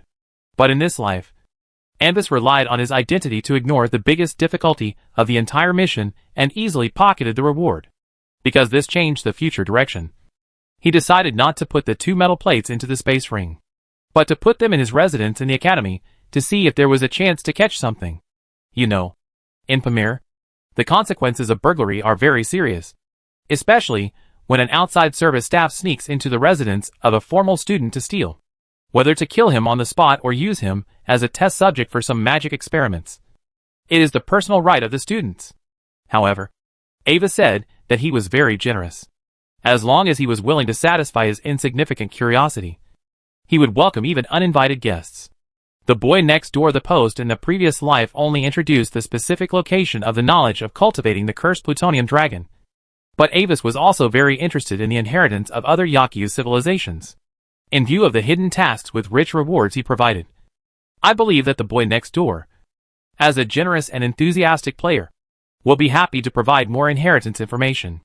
After all, between the bounty in the pocket and the bounty hanging on the head, smart people know which one to choose. Speaking of players, Ava suddenly had an idea and thought of a certain elf follower that he had changed to free-range mode before. I don't know how he is doing now. For a prophet, a sudden move in his heart is often a kind of omen. After thinking about it, Avis wrote a note, sealed it in an envelope with sealing magic, and then called the magic messenger of the Olivendi Chamber of Commerce to send it out. At this time, the last Dragonborn who was remembered by Anvis again was on a small plain on the west side of Manorchenko Castle, on the side of the snow-capped mountains, looking into the distance. This time, he was not alone. A human male in a black robe with a spellbook hanging from his waist, a half-cat girl playing with a strange dagger restlessly, a dwarf squatting on a stone, seemingly observing its composition, a half-elf beauty in light armor, a longbow, and a hot and seductive figure, and a natural elf with a lute on his back and a charming smile. 5 players of different races gathered around him.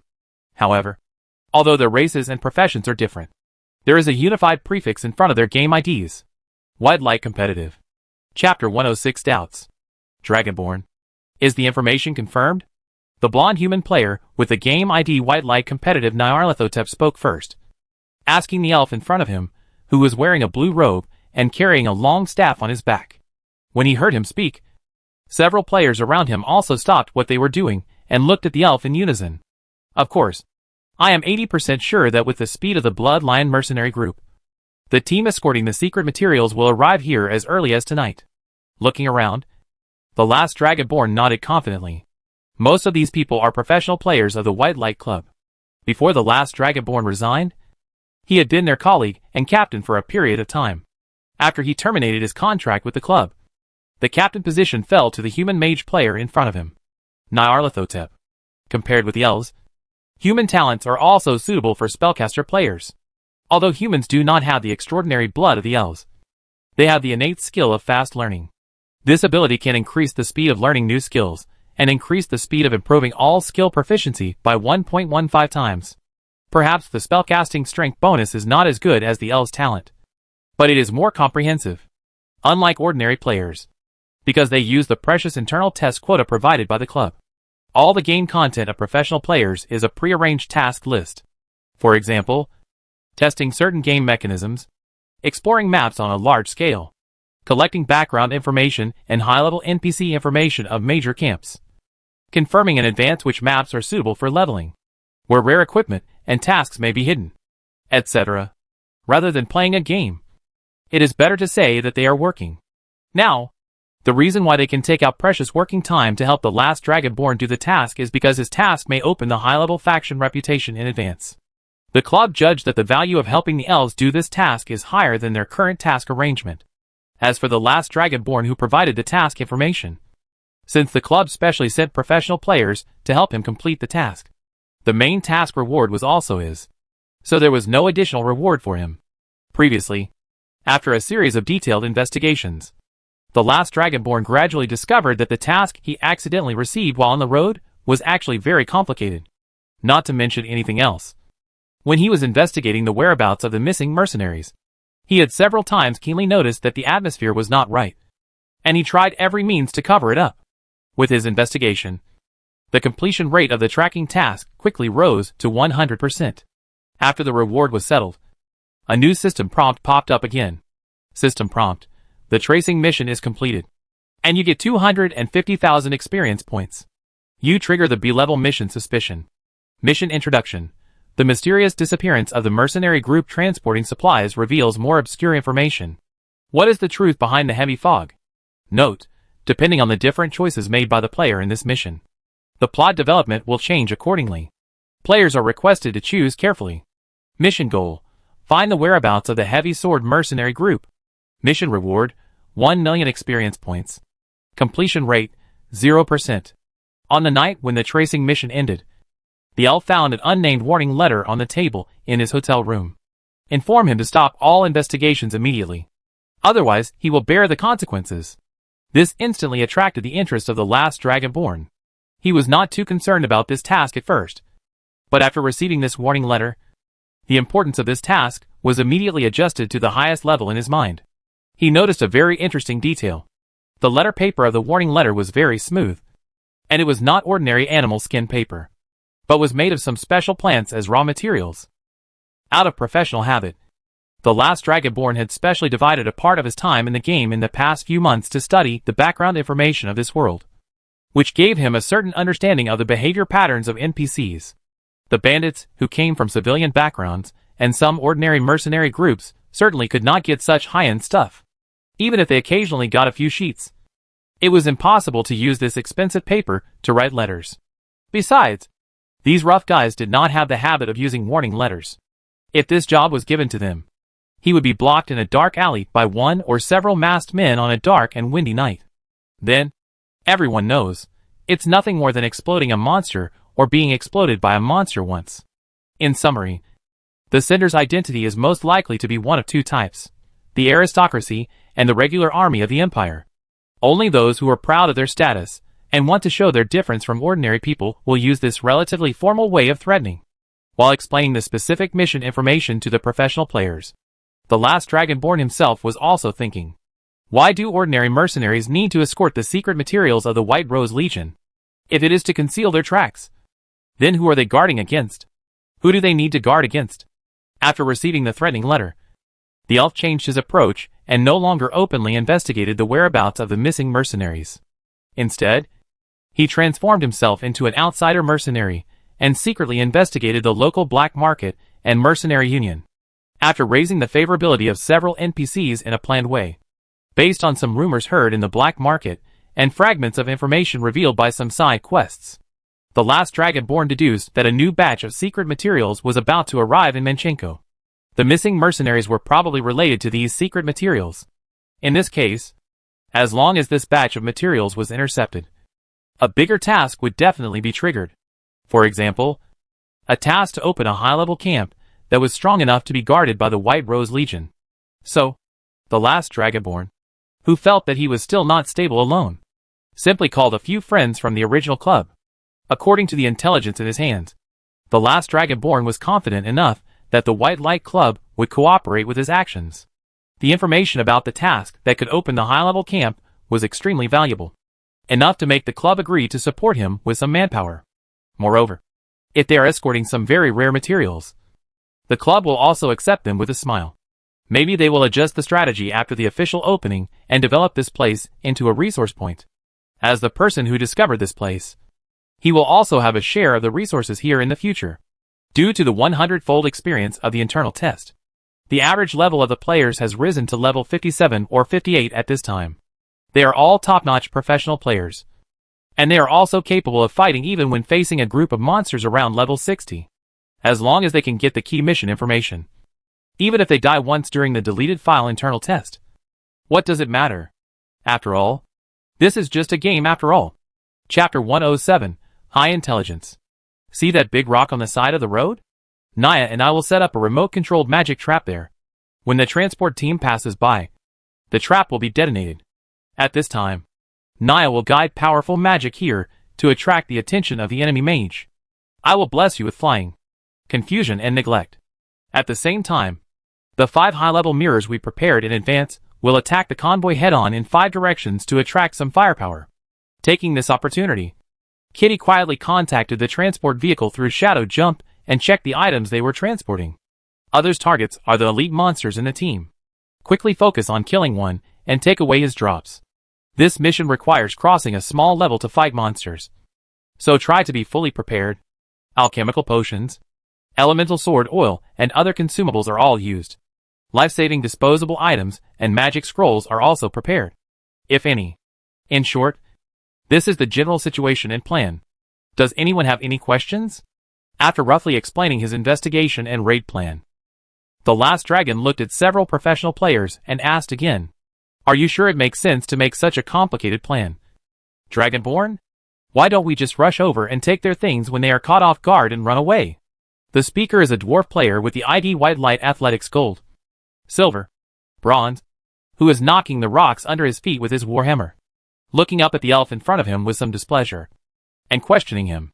"Mr. Tonchi, if you are willing to add even a little bit to your intelligence attribute, you won't ask such a question." The elf glanced at the dwarf with a calm expression. "Do you think I am not the captain now? So you want to challenge my authority? Of course. The attribute points of a warrior are always allocated to strength, physical endurance, and I can understand that. Now let me explain. First of all, the mercenary group that is capable of accepting such a long-distance mission must be strong and have rich escort experience. At our current level, the success rate of forcibly attacking the team is very low. Secondly, in this fantasy world, in addition to bulk materials, the most precious and rare items, as well as contraband materials that need to be concealed, will be transported through space items. But large space items are controlled items. Even if they occasionally flow out of the black market, their prices are definitely not affordable for the mercenary group. Therefore, the space bag with only half a cubic meter of internal space, the weight of the internal items remains unchanged. But the price is cheaper has become the first choice. For safety, these space bags are most likely carried by the strong in the team. I asked the kitten to confirm the goods in the carriage, just in case. After speaking, the elf looked at the dwarf with pity and patted his shoulder gently. "Oh, the helmet is still a green outfit. Don't worry. Your part is the same as what you said. Just take your dwarven warhammer and Rhea smash the enemy's knees." Beep. Stop talking about my height. Listening to the elf's somewhat sarcastic words, Jinyan Tomdaluminum blushed and complained loudly.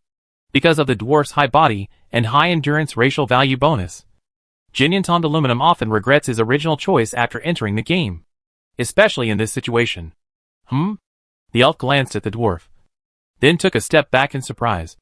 And spoke in an exaggerated tone. Oh my god! You are so tall! Puff. The expressions of the people around him suddenly became a little strange. And the half-cat thief girl laughed accidentally. But noticed the dwarf's expression, and quickly covered her mouth. You are really wasting your talent if you don't become a MT. You damn pointy guy. The dwarf's beard twitched twice. And he resisted the urge to hit the knee of this bastard elf with a war hammer. Fortunately, he barely stopped at the critical moment, and did not offend the other 3 pointy-eared teammates at the same time. On the way to the ambush site, while everyone was not paying attention, the dwarf quietly pulled out the panel, and carefully clicked on the intelligence. Time soon approached night, and several professional players lurked on a small hill near the trade road. It was covered by dense primitive forests, and had a high concealment level. It was only about a day's journey from here to Manchenko Castle. Due to the daily sweeps by the White Rose Legion, there were no bandits nearby, which saved the players a lot of trouble. A hot half-elf beauty ranger climbed on the top of a thick old tree, with a pair of beautiful blue eyes attached to the eagle eyes spell, looking at the dirt road in the distance of the post station without blinking. She was wearing a cloak that was very similar to Lee's, looming in the emerald green ocean. If you don't look carefully, you can hardly tell the difference between her and the surrounding environment. Tiramisu, so boring. Haven't they appeared yet? Unlike the quiet atmosphere in the jungle, the temporary team channel built by several players through the mind link was very lively at this time. The half-cat girl thief with the ID White Light Athletics Tiramisu complained. Although lurking before the mission is commonplace for her, it does not mean that she likes this kind of waiting. Tatuji, okay. Kitten, you are a professional player. Be patient. White Light Athletics Bunny typed. She is the half-elf ranger beauty squatting on the tree. Unlike her hot appearance, her personality is actually very soft. Whenever the thief girl complained, she would always comfort her gently like this. After the fight, she also sent a comforting symbol emoticon. Tiramisu, Sister Tutu is still the best. Smiley face. The cat-eared girl sent a smiley face, and then began to complain about other teammates. Tiramisu, you guys didn't respond to a cute girl complaining about being bored. You'll never find a girlfriend this way. Nyarlathotep. Gold, silver, copper, and aluminum. Many male players at the scene already knew Tiramisu's personality. They just rolled their eyes at her, and replied with a few perfunctory comments. Sharp sword. Women only affect my sword drawing speed. Only White Light Athletics sharp sword popped up, which was the last elven bard carrying a lute. Tiramisu, but you are a bard now? You can only pull out your flute. Sharp sword, oh. Do you want to try my sword yourself? Tiramisu, Are you sure? I'm worried that it will only damage your fragile instrument. The Last Dragonborn, FBI warning. Tiramisu, it's FBI warning. Nyarlathotep, I suddenly thought of a question. Since there is teleportation magic in this world, why don't they use the teleportation array to transport, but choose the ordinary mercenary group escort method? The Last Dragonborn, I don't know. But according to my speculation, there should be some special restrictions, such as excessive consumption. Bunny Princess, wait! Something's going on.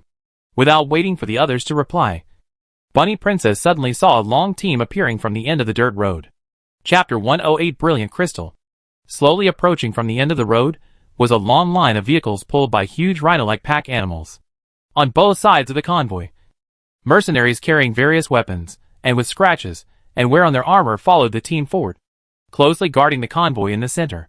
One thing in common is that a blood-red lion head was printed on the chest of the armor of each mercenary. 2-2G, it's the Blood Lion mercenary group. Target confirmed. Knowing that the target appeared, many players who were chatting casually seemed to have changed into different people in an instant, including the kitten Tiramisu. Everyone's expression became extremely serious. Nyarlathotep, attention. Everyone. When the magic trap is triggered, it's the moment for us to attack. Nyarlathotep, if the enemy is too strong, don't fight. First confirm what they are escorting. Get away immediately after grabbing the sample. Nyarlathotep finally confirmed the plan with everyone in the channel, and then closed the channel, his dark golden eyes staring at the tortuous business road in the distance. He is not a mage, but a dragon vein warlock through the blood transformation ceremony. Although the blood purity is not high, This is the magic profession that can gain powerful combat power the fastest during the internal test. Boom, boom, boom. Amid the tense gaze of everyone, the business road in the distance suddenly changed. When the long team passed by, a carefully camouflaged rock on the side of the road suddenly exploded. The violent compressed dragon flame formed a huge flame explosion, indiscriminately engulfing all beings within a range of 20 steps. The next moment, 5 black shadows with hidden identities suddenly attacked the turbulent team from different directions. Is that so? A day later, after reading the letter in his hand, Avis roughly understood the experience of the followers he had released during this period. He did not know what mission he had received, but he led some people to rob the supply team of the White Rose Legion, and then discovered that they were smuggling the Empire's first-level contraband glorious crystal. After several elite White Rose Legion members hiding in the team reacted, they immediately tried to silence them. The players paid the price of 5 people to cover the successful escape of the last Dragonborn. Should I say, worthy of being a player? Putting away the magic letter, Avis tapped the table with his fingers, speechless about the ability of the last Dragonborn to cause trouble. It was obvious that the elf triggered a major plot task. Otherwise those players would never risk their lives to protect him from getting out. Although the internal test experience was 100 times, it only took 4 or 5 months of game time to find a way to get involved in the plot of the high-level forces of the Empire. This ability to stir up trouble is simply terrifying. Then again, as the elite army of the Imperial family, the White Rose Army had fought in the bloody years after the destruction of the Empire, and was known as the Bleeding Rose, making great contributions to the stability of the Empire. But now, they have appeared in the incident of smuggling contraband. I am afraid that this elite army that has fought against real adult dragons has also been corrupted to a certain extent. And Wazy sighed lightly. Although it was regrettable, it did not surprise him. The current situation of the White Rose Army is actually a microcosm of the general state of the upper class of the Empire. The long peace has paralyzed most people. They take it for granted that under the rule of a powerful empire, war will never come again. As a result, strict discipline has become lax. The sharp swords have gradually rusted. The bright flags have been sealed in the warehouse, and the loyal will has begun to decay. The glory of the Bleeding Rose in the past has long faded over the years. But this peaceful day will soon end. The iron slap of the times will wake up all those who are immersed in the beautiful dreams of the old times. The emergence of magic constructs, the rebels and the new nobles is like an earthquake, which will completely end the rule of the old nobles, which is as shaky as a dangerous building. In fact, even if the old noble camp still maintains half of its combat effectiveness in its heyday, the rebels cannot do what they did in the previous life, conquering cities and marching straight in with a nearly overwhelming attitude. To put it bluntly, it is a pig teammate who can only give away and can't carry. Do you think the opponent is strong? I raised him. Although Avis knows history, it does not mean that he can reverse the trend of the entire era. Even if he tries his best to stop it, it will only slow down the pace of development of the times. Fortunately, the mission given to him by the wishing technique is just to revive the glory of the Olivendi family, not to maintain the rule of the old nobles. On the other hand, although his elf followers receive the mission, the challenge level of this mission is not enough to deal with it relying solely on the current strength of the players, even if they get the key plot props. As the price of attacking the convoy, the team of the Last Dragon has been on the blacklist of the White Rose Legion and some underground forces of the Empire. Brilliant Crystal is a unique secret product of the Gloria Empire, a very precious strategic resource. Its biggest use is to help 6th level professionals improve their spiritual synchronization, and it can also play a good role in breaking through the bottleneck of the 6th level to the 7th level. When the synchronization of the spirit and the body of a 6th level professional reaches 99%, he can try to break through. The 7th level is the second watershed for professionals. Even at the peak of the 6th level, he is still a mid-level professional. Only when he reaches the 7th level or above can he be a real high-level professional. The biggest difference between the two is that the 7th level professional has the qualifications to mobilize the power of nature on a large scale. From the original individual strongman, he began to transform into a real mobile natural disaster. In a short battle, the Last Dragon robbed a large box of about 10 units of brilliant crystal, and 1 unit of high-quality brilliant crystal can increase the spiritual synchronization of a professional who has just entered the 6th level by 2.5% to 5%. Once this smuggling is discovered by the royal family, the consequences will be enough to make many people behind it pay. Maybe the elves didn't seem to leave any clues.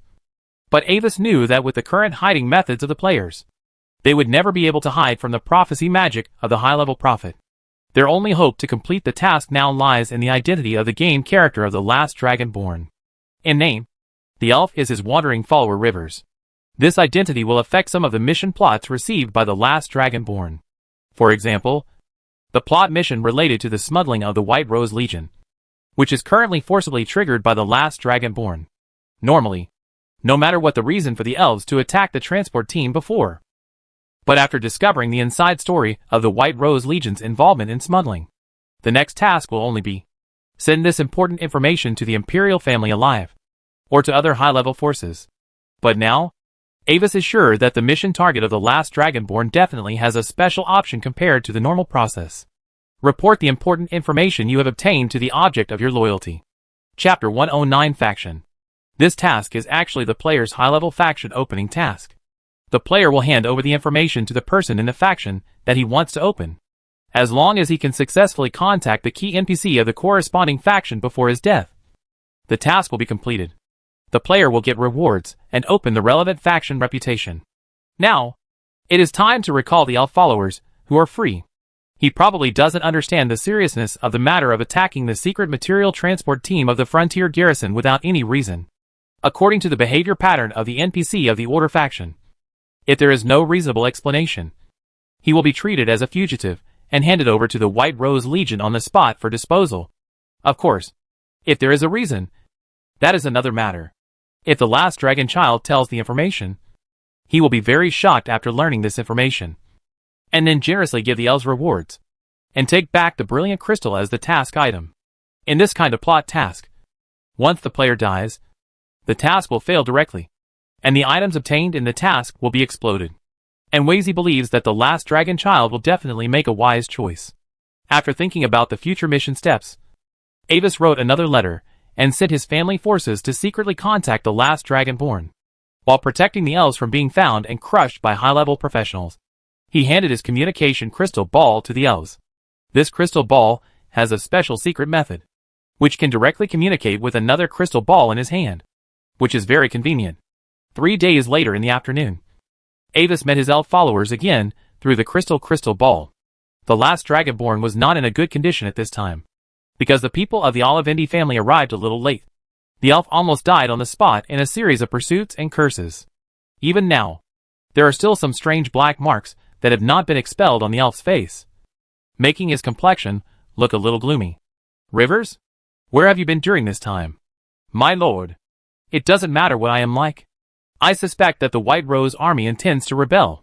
Hearing Ambus's question, the last Dragonborn did not answer, but directly spit out a heavy news. Do you know what you are talking about?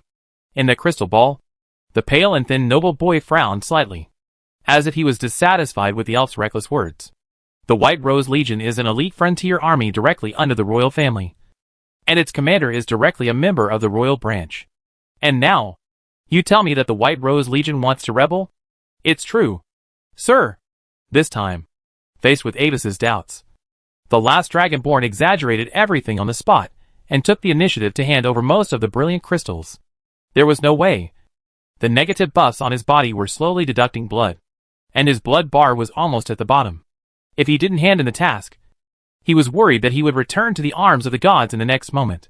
Thinking on the bright side, if he hadn't agreed to be a follower for the NPC, there would be no hidden options in his task now, and he would be killed by monsters in the endless pursuit. Then the task failed. All the non-bound items were dropped, and the resurrection stone was reduced by 1. So he had to sit outside the rooftop guardrail to enjoy the cool breeze. Now that he can save his life and complete the hidden option of the task, he has made a big profit. Right? Well, if possible, he actually wants to open the Imperial Royal reputation. I see. After listening to the story of the last dragon, Avis looked shocked. After counting 3 seconds in his mind, Avis put away his expression and entered the plot process of issuing rewards. As a reward for the elf's confession, Avis generously purchased the radiant crystals handed over by the last dragon at the standard price of 20,000 gold coins per unit, and gave him an additional magic ring. Wayne's Ring. Level 65 blue equipment. It can increase the wearer's casting speed spell stability and power, and automatically restore 3% of the maximum magic power of the 6th level and below professionals per second. It is a small top-quality item for casters below the 7th level. This is the reward for opening the task in the previous life's camp, estimated by Avis. In order to find this piece of equipment that is neither too high nor too low and can be used as a reward for the last Dragonborn. He also specially learned about the magic equipment list of the family guard. There is no way. It is really difficult to find equipment that is too bad. In addition, Wazy also gave him some Olivindi resource quota according to the task process in his memory. Resource quota is actually the player's camp contribution. When the real top forces reward subordinates, they will not give money or resources directly, but grant corresponding resource quotas, which are counted by the contribution value of the force. Relying on their own contribution value, subordinates can extract gold coins and resources of corresponding value from the warehouse at any time. The list of exchangeable items is related to the total contribution value obtained. Some rare resources have exchange times and quantity restrictions. When the level reaches a certain level, the contribution value of the high-level camp is a hard currency that is harder than gold coins. Through the player panel of The Last Dragon, Anvis saw the camp store of the Olivindi family. Yes, even through the crystal ball, he can see the player panel. In the panel, The Last Dragon now has 150 camp contribution points, and the reputation of the Olivindi camp is friendly. The camp reputation from low to high is dead enemy, hostile, cold, neutral, friendly, respected, and worship, depending on the reputation of the camp. The exchangeable goods in the camp store are also different. Only when the reputation is high enough can more powerful and rare materials and equipment be exchanged. In a long list of exchangeable items, Anvis noticed that the Wayne ring he awarded to the Last Dragon is also one of the exchangeable items in the camp store, and it is worth 2,000 contribution points. Obviously, most of the camp contribution rewards are offset by that ring. Otherwise, the reward for this task should be more than 150 points. The Last Dragonborn didn't know what Anvis was thinking. He was dazzled by the redeemable items on the list. During the entire internal test, the elf finally understood the rarity of high-quality items in Mystic Era. Excellent equipment, green equipment, is the mainstream, and the rarity of magic equipment, blue equipment, is similar to that of purple equipment in other games of the same type. Until now, his equipment is still blue and green, with 1 or 2 purple pieces occasionally. Moreover, because the highest quality helmets and magic hats can only be found, the Last Dragonborn chooses not to wear head armor when not in combat. But in the Olivindi camp store, there is no item with a quality lower than blue in the entire list. There are no less than 3 master-level purple equipment. This is under the premise that the camp reputation is only friendly. Are all high-level camps so terrifying? Chapter 110 Reward Choice. It was a pity for the elf that the pitiful 150 points of camp contribution in his hand were only enough to exchange for a set of 6 bottles of the cheapest Olivindi Life/Mana potion in the list, or a bottle of Olivindi High Life/Mana potion. After distributing the rewards, Avis ordered the family guards present to protect the Last Dragonborn to come to the Imperial capital to continue his follow-up mission as the main border defense corps of the royal family. Even if the White Rose Corps has begun to decay internally, its remaining strength should not be underestimated. Avis believed that after confirming the evidence of the White Rose Corps smuggling contraband, the family should be able to exchange this handle for a good price, and he who provided this handle will surely get a good reward. Dear sir, I have another thing, and I hope to seek your help. However, a little unexpectedly to Avis, the Last Dragonborn did not stop communicating, but took the opportunity to try to make a request to him. I hope you can help me investigate the whereabouts of a mercenary group called Heavy Sword. As if worried that Avis didn't care about it, the elf added, last time, it was them who transported secret materials for the White Rose Legion. Heavy Sword mercenary group? Avis was slightly startled. After confirming his memory, it was a name he had never heard of. After thinking about it, he put on a standard NPC attitude of official business. Mr. Rivers, the value of your information is not enough for me to use the family's intelligence power. If you insist on investigating, then I will take back the magic ring I gave you as a reward. Looking at his elf follower, Avis calmly put the choice in front of him. So, what is your choice? Facing the pale and mysterious noble boy in front of him, the Last Dragon instinctively rubbed the ring and fell into obvious hesitation. After a moment, his eyes became firm again. Let's do it, Lord Avis. What surprised Avis was that the elf finally decided to give up the Ring of Wayne and chose to use the reward of this mission in exchange for the information of the heavy sword mercenary group. He was very sure that none of the current accessories on the elf could match the effect of the Ring of Wayne. Unlike ordinary games, the equipment in Mystical Era has no rigid level limit. Even if the player character is only level 1, he can equip level 90 equipment. The only limitation is that when the gap between the character level and the equipment level is too large, the attributes of the equipment cannot be fully utilized, and can only be utilized to a small extent. Can you tell me why you made this choice? Looking at the elf in doubt, Avis asked with some surprise. With the player's character of not doing anything without profit, he would rather lose a high-level magic accessory in order to investigate the whereabouts of a mercenary group? Could it be that this mercenary group is not only smuggling, but also involves clues to some secret treasures? Actually, I accidentally got separated from the caravan. I don't know what Avis thinks. And the last Dragonborn didn't hide anything from his question. He just simply recounted how he accidentally got separated from the caravan, found a letter on a dead woman on the roadside, and then decided to go to Manchenko Castle to investigate the situation. Listening to the explanation of the last Dragonborn, the expression on the face of the guard of the Olivendi family, standing next to the elf, gradually became complicated. He felt that this strange elf was simply unreasonable, giving up a precious magic ring just to exchange for the whereabouts of a family member of a civilian who died on the roadside. If it were him, he would never make such a stupid choice. I see. On the other side of the crystal ball, Avis looked at the blood-stained letters in the hands of the elf and nodded with some understanding. There are also many plot parties among the players, and he was one of them in his previous life. Besides, it is now in the deleted file beta test period. The value of a magic ring and the value of a plot truth. Which one is higher and which one is lower? I am afraid it is really hard to say. But I heard that your strength is close to the 6th level? The topic suddenly changed, and Avis's tone suddenly changed, and his blue eyes stared at the last Dragonborn, as if he wanted to see through him directly. Oh, yes, sir. Faced with the aristocratic boy's suddenly oppressive gaze, the last Dragonborn was stunned for a moment, and could not react for a moment. So he could only follow his words. 5.5 months? Hee. Avis smiled with an ambiguous meaning and spoke again. I don't care why you hide your strength, Rivers. That's your own business. Now, I can make an exception and give you a third choice. Hide your strength? The last Dragonborn suddenly realized and thought he understood Avis's idea. According to the time of this world, the day he became the follower of the aristocratic boy in front of him was at the end of May. At that time, he had just created a character and had not had time to do any tasks. His level was only level 1. Now, relying on the 100 times experience of the internal test, he is rushed to level 59, which is close to the 6th level strength of the NPC.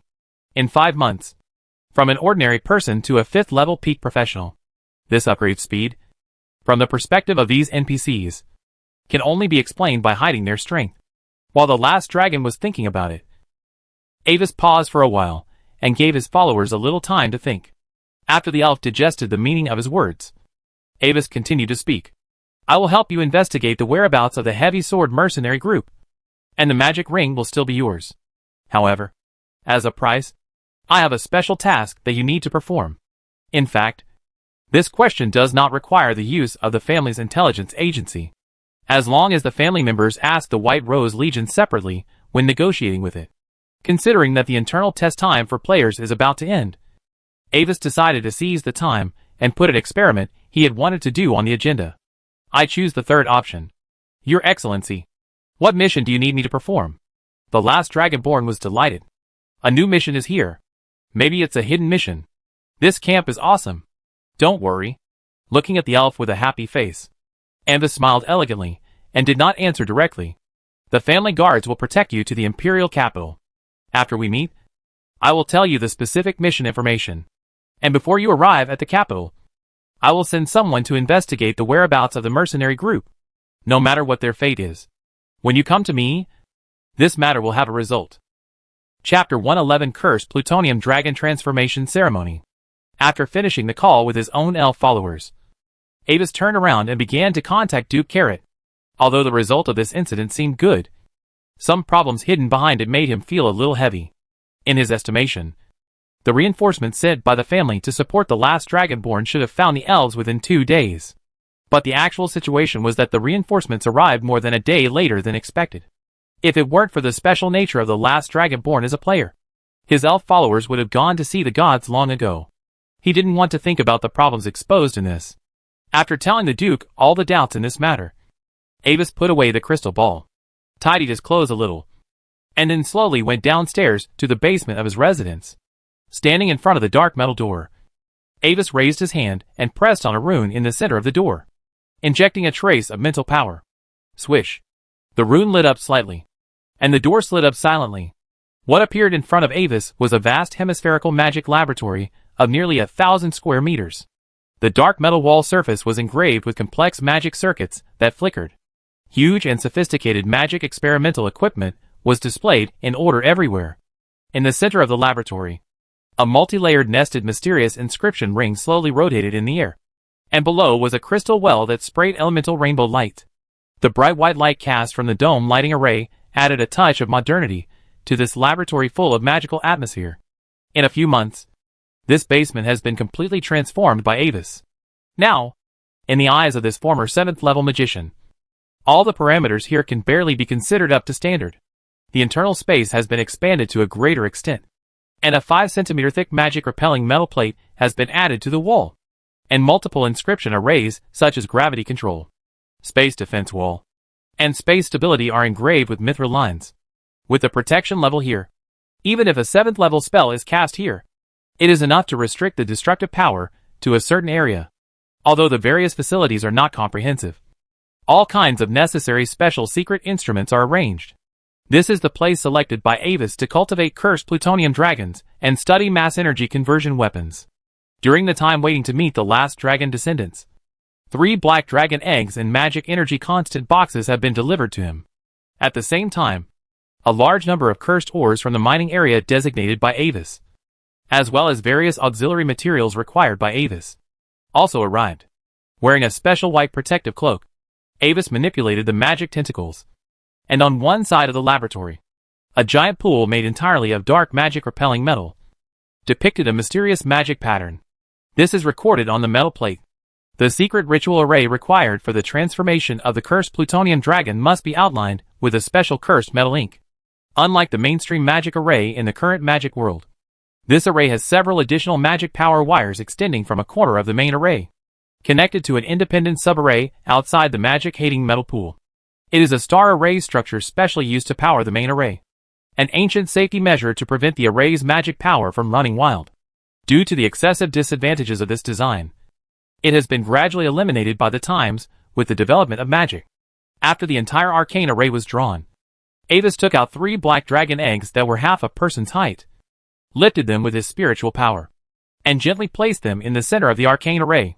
At this time, the black eggshells of the 3 dragon eggs were also painted with strange silver-gray inscriptions, which echoed the patterns at the bottom of the pool. After placing the dragon eggs, Avis slowly withdrew from the magic-hating metal pool and came to the center of the laboratory.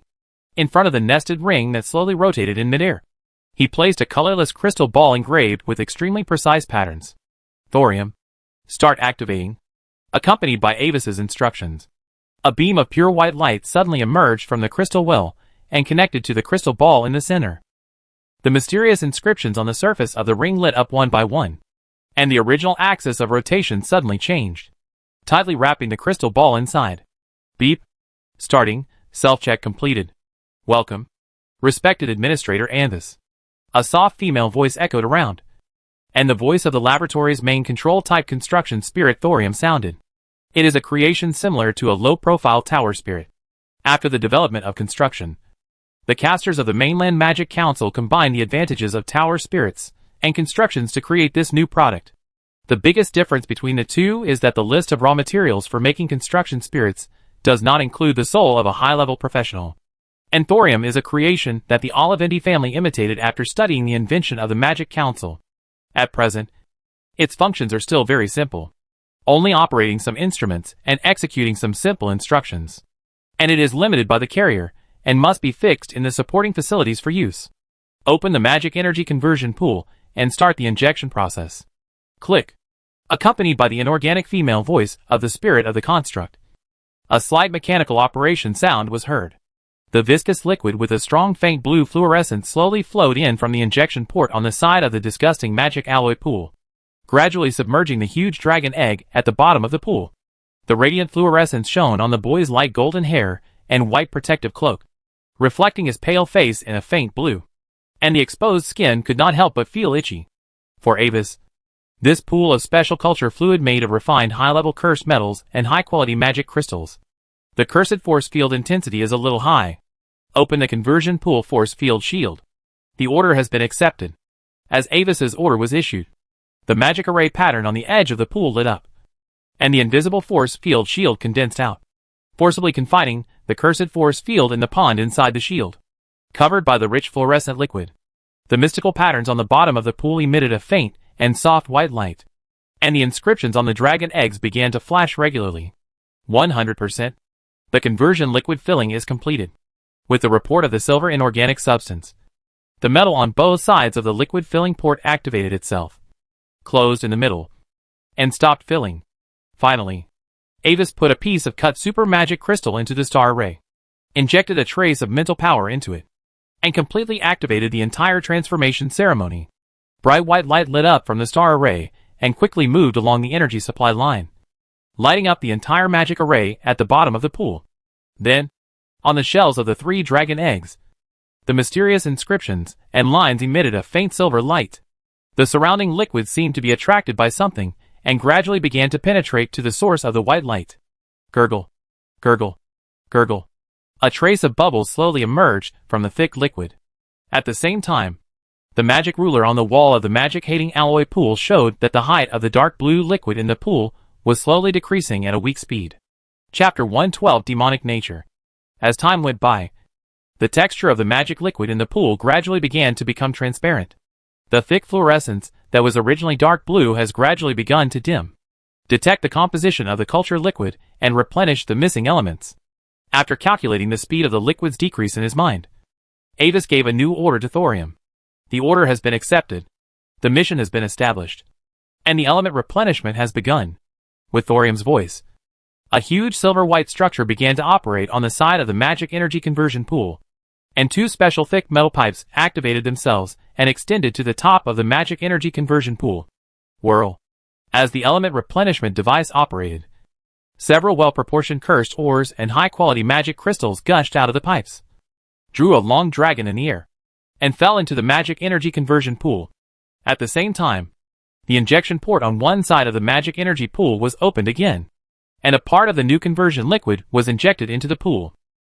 With the continuous input of several resources, the liquid level of the thick liquid in the pool quickly returned to its original height, and the brightness of the fluorescence was restored to its original state. After setting the amount of raw materials to be replenished at one time and the replenishment interval, Avis no longer paid attention to the changes in the magic energy pool. According to the records on the metal plate, the transformation time of the cursed plutonium dragon needs to last from 2 to 4 months. There will be no results in the short term. During this period, he only needs to check the transformation progress every 7 days and replenish new cursed or and high-quality magic crystals. After completing one of the 2 projects, Avis left the magic energy transformation pool and walked to the experimental table to prepare for the other one in his plan. In-depth research on the characteristics of cursed metals. At Avis's request. As of now, all the cursed lands that Avis did not circle on the map have been taken over by the Olivendi family. In half a month, Avis secretly controlled a total of 67 cursed lands. These include 7 large cursed lands, 26 medium cursed lands, and 34 small cursed lands. Although this action is not small, it did not cause too much waves to the upper echelons of the empire. In the end, what the Olivendi family acquired was only most of the cursed mining areas in the empire. And cursed ore is not a resource with a large demand. Even if the Olivendi family no longer sells a piece of ore to the outside world in the future, the major forces also have their own private mining areas and are not afraid of such monopoly behavior. Yes, the outside world generally still believes that the acquisition of these cursed lands is the decision of the Olivendi family's top management. Some people have begun to secretly investigate why the Olivendi family suddenly decided to intervene in the cursed ore trade. No one guessed that the sudden large-scale purchase of the cursed land by the Olivendi family was entirely due to a personal plan of Avis. On the metal laboratory table, 8 small cubes of cursed metal samples of different colors were neatly placed in front of Avis. Each piece was accompanied by corresponding information and the place of origin. These were all the cursed metals that could be produced by the cursed lands that Avis purchased. Among them were low-level black-veined copper, gray iron, mid-level blood-cursed steel, black-edged copper, star blue silver, blood silver, and high-level green glowing magic gold and lacensome metal. After being purified by high-end magic separation equipment, the purity of these cursed metal samples is extremely close to 100%. This is the benefit of having a background. You don't need to do everything yourself. You just need to control the key links. Just standing next to these samples, Avis can feel a slight tingling sensation on the surface of his skin, which is the effect of the cursed force field in the metal. However, Avis doesn't care about it. Although there are 2 high-level cursed metals, the intensity of the cursed force field emitted is not high because the radioactive source is very small. For his current physique comparable to that of a 4th-level monster, it can only be regarded as a breeze. However, Avis also knows in his heart that it is impossible to unlock the mass energy conversion weapon simply by relying on these cursed metals in front of him. The reason is simple. If one of these cursed metals is piled together, it can trigger fission, and the chain reaction has long been discovered by people in this world.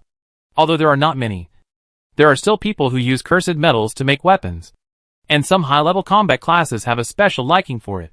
Since he had taken a temporary course on mass energy conversion weapons the week before crossing, Avis knew that cursed metals extracted directly from ores could not be used directly. According to his judgment, the key raw material needed for mass energy conversion weapons was not cursed metals extracted directly from ores, but a rare isotope in cursed metals. In the natural world of Blue Star in the previous life, uranium metal was composed of 3 radioactive isotopes: uranium-234, uranium-235, and uranium-238. Even if this mixture was piled up, it could not trigger a chain reaction. Things become more complicated in this world. Due to the existence of magic, metal ores are infected by various alien forces, and a variety of magic metals are born on the original basis. The series of cursed metals in front of Avis are basically this kind of magic products, which brings more trouble to his research work. You know, different basic environments mean different applicable physical laws. For example, in an infinitely microscopic environment, classical physical rules are not applicable. Now that there is an additional condition of magic, the physical rules in the magic-free environment are moved here, and there is a high probability that deviations will also occur. The knowledge of the previous life does not include the subject of magic materials science. Fortunately, if you don't consider the principle, you don't actually need a physicist to simply make mass energy conversion weapons. You just need to gather the extracted single elements together, and then observe which one will eventually produce a chain reaction. Thinking about the experimental plan, Avis came to the center of the laboratory, in front of a huge silver-white pyramid-shaped instrument. With a thought, a trace of mental power was injected into the authority detection rune on the top of the tower. Administrator authority confirmed. Advanced element stripping device activated, accompanied by the synthetic female voice of thorium. One side of the silver pyramid lit up slightly. The magic runes all over the surface emitted a faint blue glow, and the originally silver metal substrate suddenly became transparent. Through this side, Avis could even see a ball of silver mist inside the pyramid that seemed to be rotating forever. That was the core of the element stripping device. A constant 8-level change system 3-dimensional magic array material splitting, controlling the 8 pieces of cursed metal in his hand. Avis carefully sent them from the transparent side of the pyramid to different positions of the pyramid in turn, and each position just corresponded to a rune. Chapter 113 Classification. Close the feed port and start deep element stripping. After feeding all the elements into the device, Avis gave instructions to thorium to create a new element stripping task. Instructions accepted. Task established. Element stripping begins. Magic output power, normal. Remaining time, 6 magic hours. 37 minutes. 42 seconds. Thorium's emotionless female voice echoed in the laboratory again. After confirming that the silver-white pyramid was operating normally, Avis waved his hand to put away the materials on the laboratory table, took off his white protective long cloak, and slowly left the laboratory. Today's classes have all ended, and the 2 important magic experiments at hand have been temporarily completed. Now Nothing will disturb him.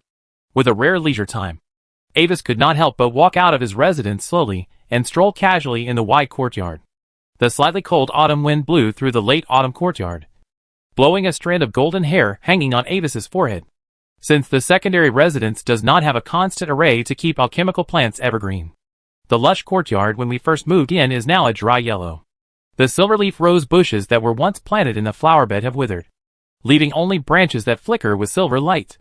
Several thick black oak trees grow in the courtyard. Most of the treetops that were lush and leafy in summer have fallen, and the bare branches stretch towards the sky in a slightly bleak manner, preparing for the coming severe winter. A dark yellow dead leaf fell in the wind and was caught by Avis. Autumn. Is it over? Holding the fallen leaf in his hand, Avis was slightly startled, and his mood was a little complicated. Yes, the autumn of the Empire is almost over. After a long silence, he let go of the fallen leaves and let them fall to the ground. He floated up completely relaxed as if he was sitting on a recliner, looking up at the sky. It happened to be a sunny day today, and the blue sky was as deep and pure as an oil painting. A few light clouds dotted the sky, and under the sunlight, they were dazzlingly white. Sometimes, I really envy these clouds. Looking at a floating white cloud quietly for a long time, the boy with light golden hair sighed softly, unrestrained and free. The next day, after the class ended, and Wazy skillfully declined some people's invitations, then dressed neatly and returned to the magic laboratory. The previous cursed metal sample had been separated from the original 8 pieces into 39 metal particles of different sizes. The total volume of these metal particles varies greatly, and the volume of the largest one is almost 100 times that of the smallest one. Avis was not in a hurry to take it out, without the constant environment inside the element stripping device. Some active magic metals might react with the air, resulting in some results he did not want to see, corresponding to the number of specimens before separation. He reclassified the 39 samples into 8 categories, and assigned a separate subcategory number to each. This was to set a storage location for the finished product for the spirit of the construction. The separated elements will be directly divided into the corresponding areas, establish a large-scale stripping task, and start the full form of the stripping device. After all the elements were sorted, Avis communicated with the core of thorium with his mental power, preparing to strip a large number of raw materials. Instructions accepted. Mission established. Element stripping device begins reconstruction. Accompanied by thorium's voice, the entire silver pyramid began to release dazzling silver light. Buzz. The nearby metal floor suddenly opened slowly, and the dark golden structure rose from the ground. It was a behemoth composed of mysterious crystal spirals, multi-layer nested luminous cubes, and extremely complex magic circuits. The surface structure of the silver pyramid in the middle began to fluctuate, and connected with the special interface on the external structure in turn. The lines of the inscriptions on the surface gradually deformed and connected with the magic circuit at the interface. A series of blue streamers flashed in the depths of the device from time to time, adding a strange sense of beauty to this cold and mysterious huge instrument. Reconstruction completed. The external amplification component is running well, and pre-energy gathering has begun. The dark golden surface of the instrument, the originally dim magic circuits lit up one by one. Bright white light flows through the circuit, and the suppressed magic fluctuations gradually spread, covering a small space in the laboratory. Start filling raw materials. Deep stripping begins. Magic output power, limit. Remaining time, 1,349 magic hours. 59 minutes. 51 seconds. A large amount of refined cursed metal raw materials are transported through the transmission pipeline and continuously enter the element stripping tower, and then decomposed into the finest particles by the cracking array. These refined high-purity cursed metal raw materials are all refined by the family's affiliated forces. Avis only needs to speak, and there will be enough low-level professionals to do it for him. This is one of the meanings of the existence of subordinate forces, so that nobles can avoid repetitive work that is of no help to improve themselves. After doing everything they can for the time being, Avis finally checked the dragon eggs in the transformation pool, and then left the laboratory. 2 days later, the imperial capital, Palotia. After escaping from the pursuit of the White Rose Legion, the last dragon descendant followed the people in the Olivendi family who were responsible for protecting him and came to the basement of a high-end hotel in the royal capital. Is this the place? After passing through a long corridor with golden and red carpets, the two came to a closed door. Yes. Lord Avis is waiting for you inside. A family guard in heavy armor of an inscribed knight stood aside, looking at the last dragon descendant expressionlessly, with a low voice. Now that we are here, can you tell me what the identity of Lord Avis is? The last dragon descendant looked at the guard's raised visor and asked unwillingly. Although he became Anvis's follower, the elf never knew what Anvis's identity was in the Olivindi family. On the way to the capital, the elf asked indirectly, but was forced back by the guard's silent gaze every time. Okay. I won't ask anymore. Under the guard's silent gaze, the elf retreated again. Then, wait a moment. Can you find me a room? I'll go change my clothes. His eyes turned, and he glanced at his own clothes. The last Dragonborn suddenly remembered that he seemed to have some preparations for negotiations with NPCs that had not been completed. The guard's helmet turned slightly, and looked at the elf's nightgown-like outfit. After thinking for a while, he nodded and took out a metal plate and threw it to him. Back corridor. Turn left. Second room. You have 5 minutes. Okay. Thank you very much. Nodding to the guard with gratitude, the last Dragonborn hurried to the designated room. Chapter 114, when the player negotiates with the NPC.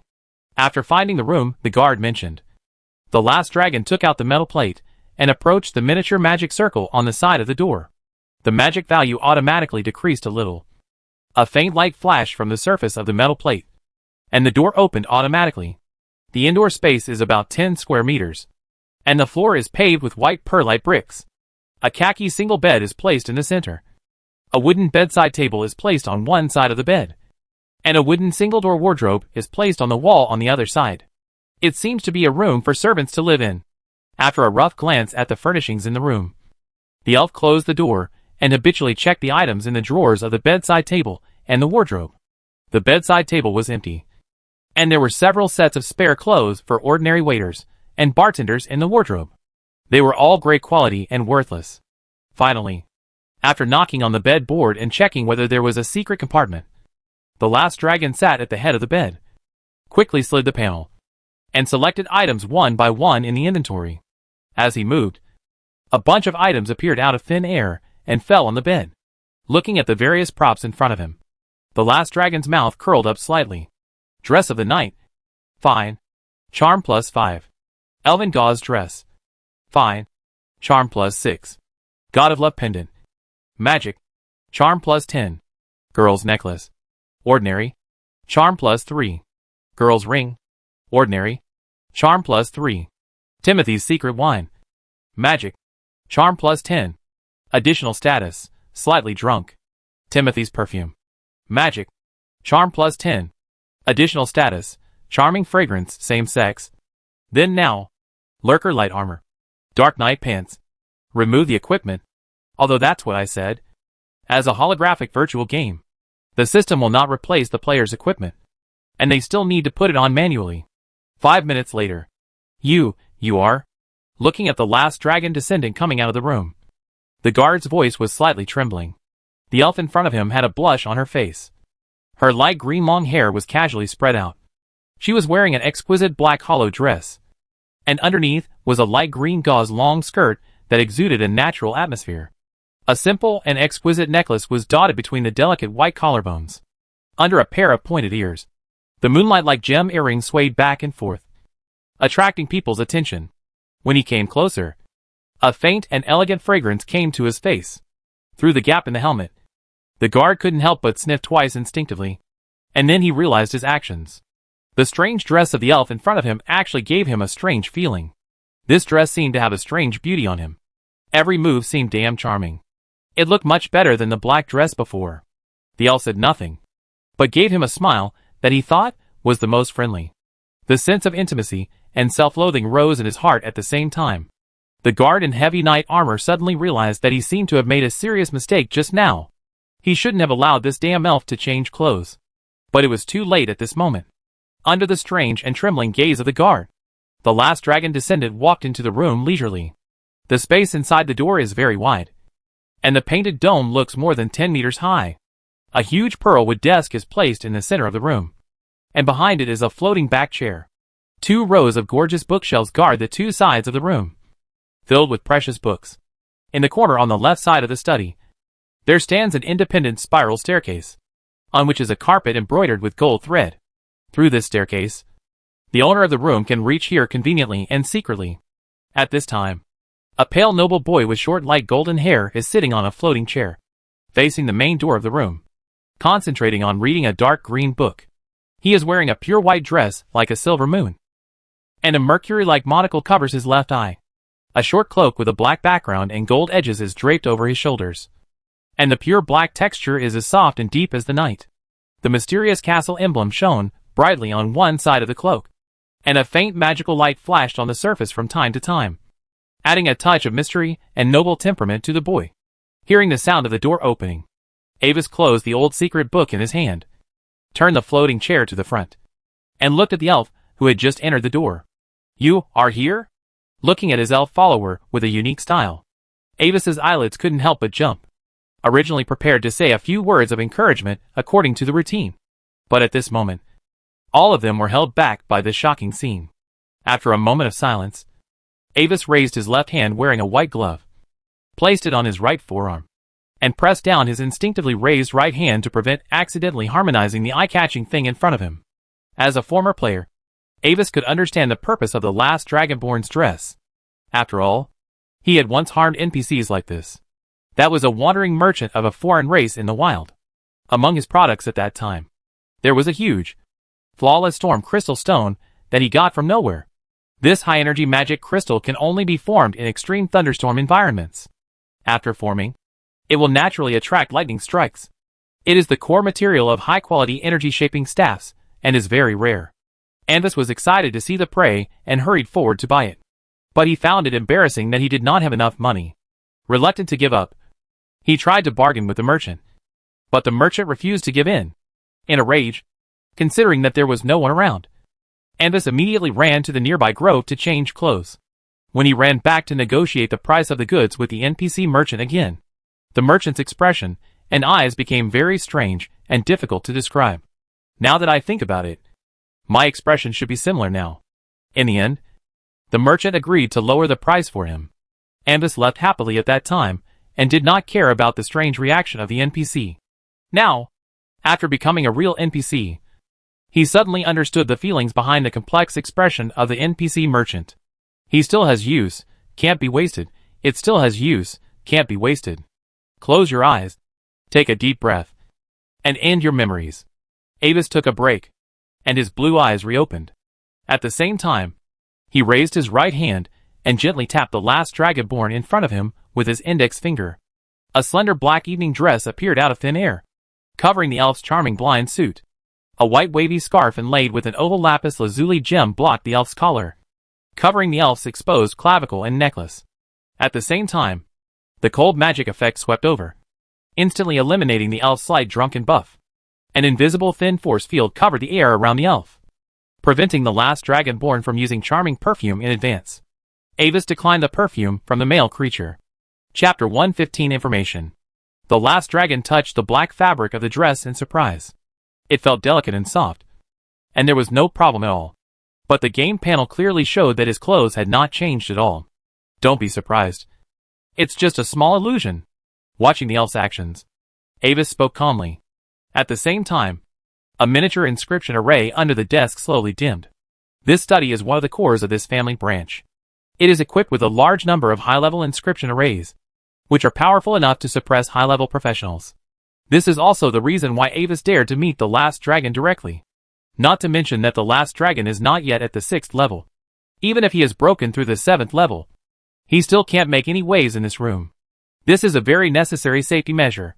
At this moment, when the internal test is about to end, Avis is really not sure whether the elf will do something to him in a fit of anger. As he spoke, he seemed to take out a crystal ball unintentionally and placed it on the wide table in front of him. The crystal ball records images through magic effects and is immune to low-level illusions. According to the elf's panel, the player's internal test will end in a few days of game time. The last Dragonborn is so self-indulgent now, which may be related to this. Perhaps, before the internal test ends, he can send a copy of the record in the crystal ball to his companions?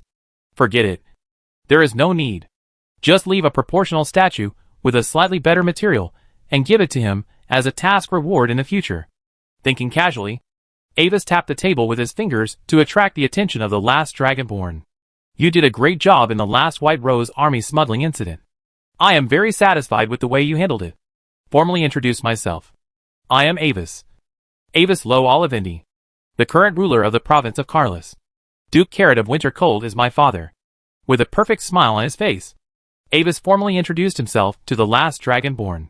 This is to reassure him that he has enough background, so that the elves can rest assured to join him after the official launch of the server and be at ease as a leg pendant. The player's moral integrity has no bottom line, and Avis has a deep understanding of this. If they think that there is no future in following you, they will jump up and down without blinking, and they will backstab you as a token of joining the new camp. So, the best way is to show your strength and let them confirm from the beginning that you are worthy of long-term following and investment. The biological descendant of Duke Carlos. This identity is not light enough to attract investment and operation from high-end players and clubs. The last Dragonborn was a little surprised about Avis's identity, but it was not unexpected. Before, when he was hunted by the White Rose Army, Avis was able to mobilize high-level family professionals to rescue him in the first time, which has already reflected Avis's status in the family. After entering the door, the elf immediately threw a detection to Avis, and this time, the result was very complete. Name, Avis Luo Olivendi, green name. Level, 24. Race, human. Identity, son of Duke Carlos. Health, 4800/4800. Magic, 8470/8500. Endurance, 4100/4100. Strength, 2749. Agility, 2380. Constitution, 2841. Intelligence, 2626. Perception, 2255. Charm, 286. Will, 2080. Profession, Blood Warlock Level 2. Mercury Prophet Level 1. Traits, Legendary Bloodline Cold Wind Crystal Bird, growing. Legendary Bloodline Shining Bird of Paradise, growing. Origin Purification. Gift of the Twin Moons. Praise of the Soul. Skills, Noble Etiquette, LV5. Relics, LV5. Mysticism, LV5. Court Dance, LV5. Magic Organ, LV5. Alignment, Lawful Neutral. Challenge Level, 40+. A series of rare and excellent qualities almost blinded the eyes of the last Dragonborn, and his eyes looked at the noble boy with a hint of heat, as if he was looking at a moving treasure house. What surprised the elves the most was that Avis was only in his 20s, but his attributes were equivalent to a 4th level NPC. You know, unlike the previous levels, the 4th level is a qualitative change in the strength of a professional. For players, breaking through the 4th level is the first job change, from a primary professional to an intermediate professional. The attribute bonuses brought by the career advancement are very terrifying, under the premise that the equipment quality difference is not big. A level 40 player is enough to crush 10 level 39 players alone. So this is my personal data. Not bad. Worthy of being a special NPC template. After browsing his own digitized attributes through the panel of the last Dragonborn, Avis nodded secretly. Then, he took out a document and placed it on the table, attracting the elf's attention. This is what you need. The investigation data about the Heavy Sword Mercenary Group. As he said this, Avis gently pressed the document and pushed it in the direction of the elf. When he withdrew his hand, the document slowly floated off the table and floated in front of the last Dragonborn. Unfortunately, they were wiped out in an accident. The last Dragonborn was silent for a moment, reached out to take the document in front of him, and quickly flipped through it. The truth of the matter is much more interesting and complicated than the elf had guessed before. The Heavy Sword Mercenary Group is actually one of the private forces of the deputy leader of the White Rose Legion, specializing in handling some things that are not up to the table. Speaking of the destruction of the mercenary group, we have to mention the leader of the Heavy Sword Mercenary Group, the famous A-level mercenary in the mercenary world, Earth-splitting Sword Jet. Born with great strength, he became a mercenary at the age of 16, honed his martial arts in battle after battle, and broke through life and death many times. The name of the Earth-splitting sword is entirely based on the pile of enemy corpses, as a warrior who chopped his way through the pile of dead bodies. Jet's strength has stagnated for many years, since he became the peak of the 6th level, due to the hidden injuries left by the fierce battles in his youth. If nothing unexpected happened, he would probably stop here in his life. Jet was unwilling to be a thug who only handles dirty work all his life. And he was even more unwilling to accept his ordinary talent and fate. The position of the leader of the heavy sword mercenary group seems to be glorious. But Jet knows very well in his heart that for the people behind him, the positioning of the mercenary group is a piece of toilet paper specially used to wipe his ass. If something really goes wrong, he and the mercenary group will immediately be used as scapegoats, bear all the troubles and charges, and then be executed in the midst of public scorn. The only way to get out of this dangerous situation is to break through the 7th level and become a high-level professional. Chapter 116, The Past of the Heavy Sword. Even if a mid-level professional is at the peak of the 6th level, he is still in the range of high-level cannon fodder, and he will not feel bad even if he is used up. But high-level professionals are different. Every high-level professional is an absolute backbone and foundation. If he breaks through the 7th level, even if the mercenary group is in trouble, the White Rose Legion behind him will do his best to protect him. And the most important thing is that in the Gloria Empire, once promoted to a high-level professional, you can directly apply to the imperial family for a noble title. That is not just a title, but a powerful noble including a territory equivalent to the title. But breaking through the 7th level is very unlikely for Jet, who has exhausted his potential at the 6th level. Unless, use some rare treasures that increase the probability of breakthrough. But the value of those treasures, even if all his wealth accumulated over the years, is not enough to get any of them. Just when Jet was unwilling to accept his fate, someone from a certain force found him. According to the scene in Jet's soul memory, the man was wearing a black robe, with a slightly thin figure, and overall no different from an ordinary person. However, what impressed Jet the most was the man's voice. It was a hoarse and magnetic neutral tone, and the pronunciation was extremely clear and standard, with a strange and magical charm. From his mouth, Jet learned about the items he would transport on his next mission. Hundreds of units of extremely high-quality brilliant crystals. Upon hearing this news, Jet's originally vigilant mood became extremely complicated. Few people know that before his strength completely stagnated, Jet had repeatedly applied to his superiors behind him to allocate the materials needed to impact the 7th level. But every time he applied, he was rejected on the grounds of insufficient contribution. You know, he is no longer young. And every year he delays, the difficulty of breaking through the 7th level is increasing. Even if he only gets 1/20th of this batch of brilliant crystals, he is sure to increase his probability of breaking through the 7th level from infinitely close to 0 to 30%. Maybe the probability is also not high, but it is enough for him to gamble. Everyone has only one chance in his life to break through the 7th level from the 6th level. When the synchronization of the professional's mental power and body reaches 99%, it is the limit of the 6th level. At this time, if the professional wants to break through, he needs to concentrate all his energy and spirit. Use a highly concentrated point as a spark to ignite his entire spiritual sea. Using this pure spiritual fire that burns everything, the spiritual sea and the body are completely forged into one, completing the transition from imperfection to perfection. Sublimate a little of the spiritual essence of the 7th level and rebirth. This is a very dangerous process. This burning not only consumes mental power, but also burns the upper limit of mental power at the same time. If the spiritual power is exhausted, and the synchronization between the spiritual sea and the body has not reached 100%, then the breakthrough will completely lose the spiritual power. After years of hard training, it will be lost in one day. At this time, Jet was actually completely moved. But his years of loyalty to the White Rose Legion still bound his decision. He needed to find a reason to convince himself. No matter what the reason was, the mysterious man saw the key to Jet's hesitation and smiled inexplicably. Then he spoke calmly and told him the future destination and use of this batch of brilliant crystals. Smuggling to other hostile countries of the Gloria Empire, trading some people's trusted subordinates, and helping the descendants of nobles with no qualifications to forcibly build up their realms. Listening to the mysterious man's faint words, Jet suddenly felt a ball of evil fire burning in his chest. I fought my way out of the pile of dead bodies, stepping on countless corpses, and finally climbed to this position with difficulty. But what was the result? I handled so many shady things for the White Rose Army, but it was not enough to exchange for a resource to impact the 7th level?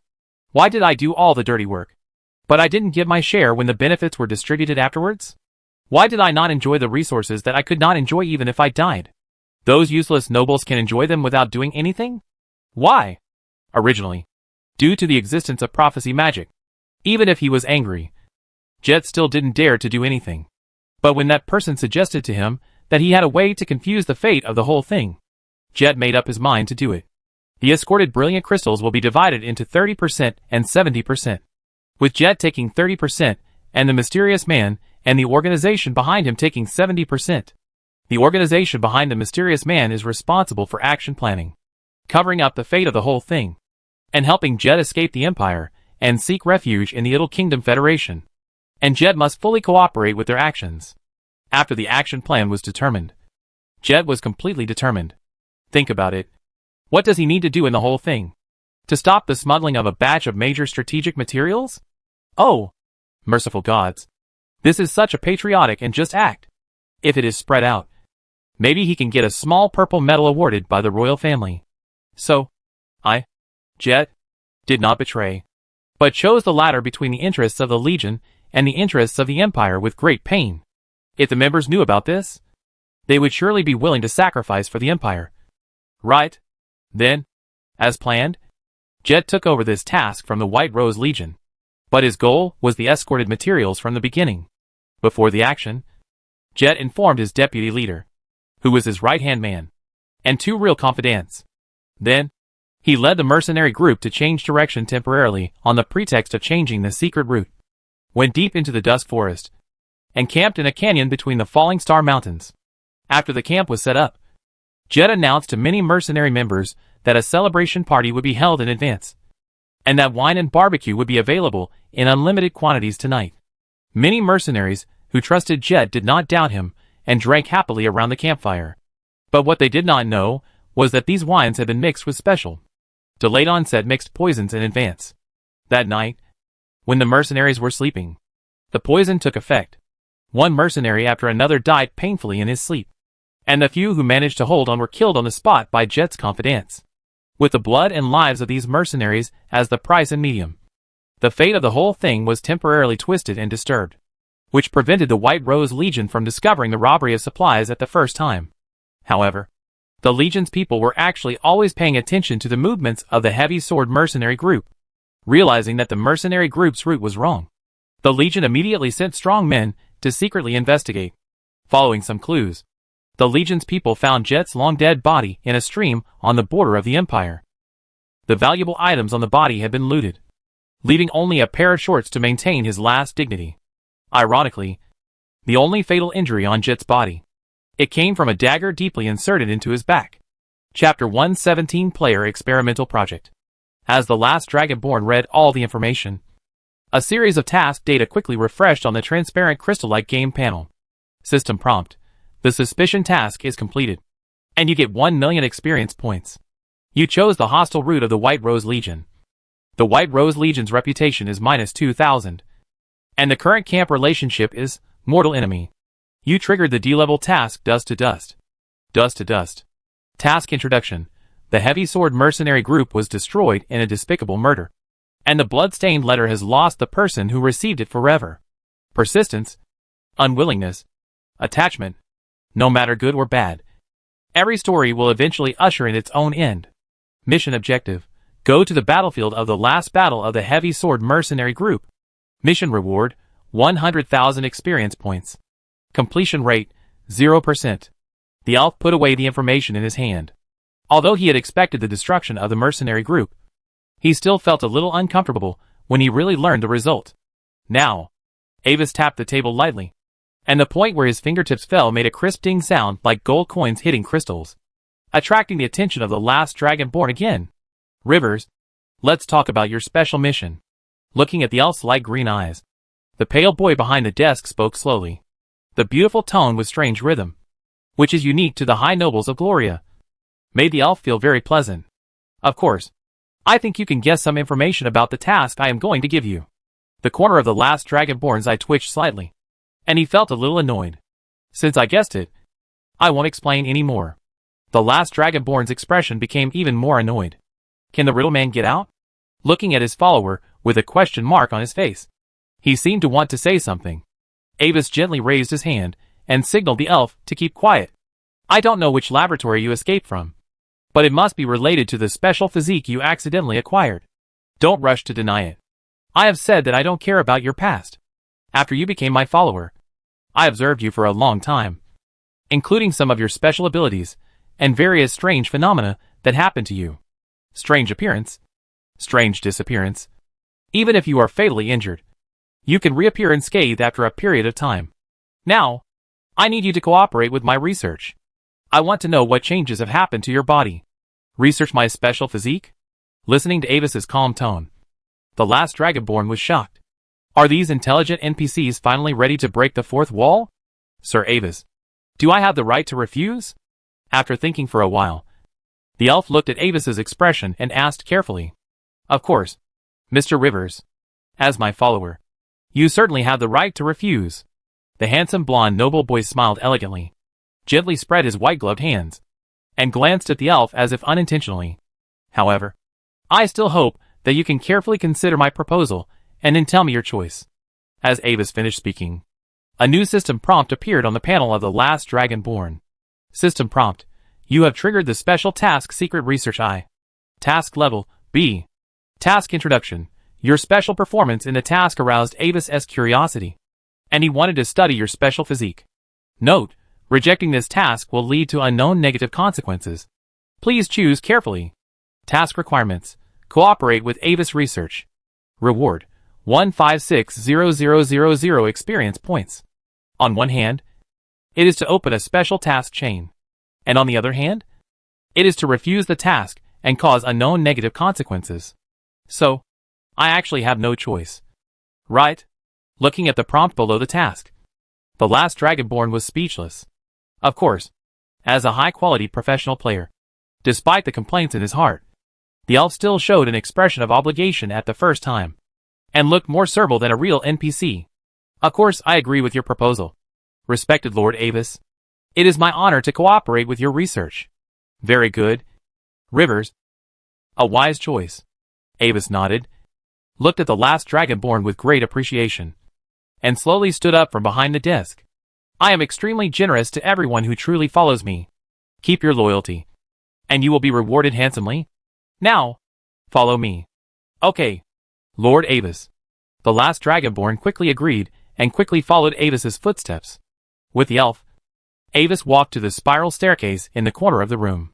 Afterwards, he took out a silver metal nameplate and whispered a string of short syllables.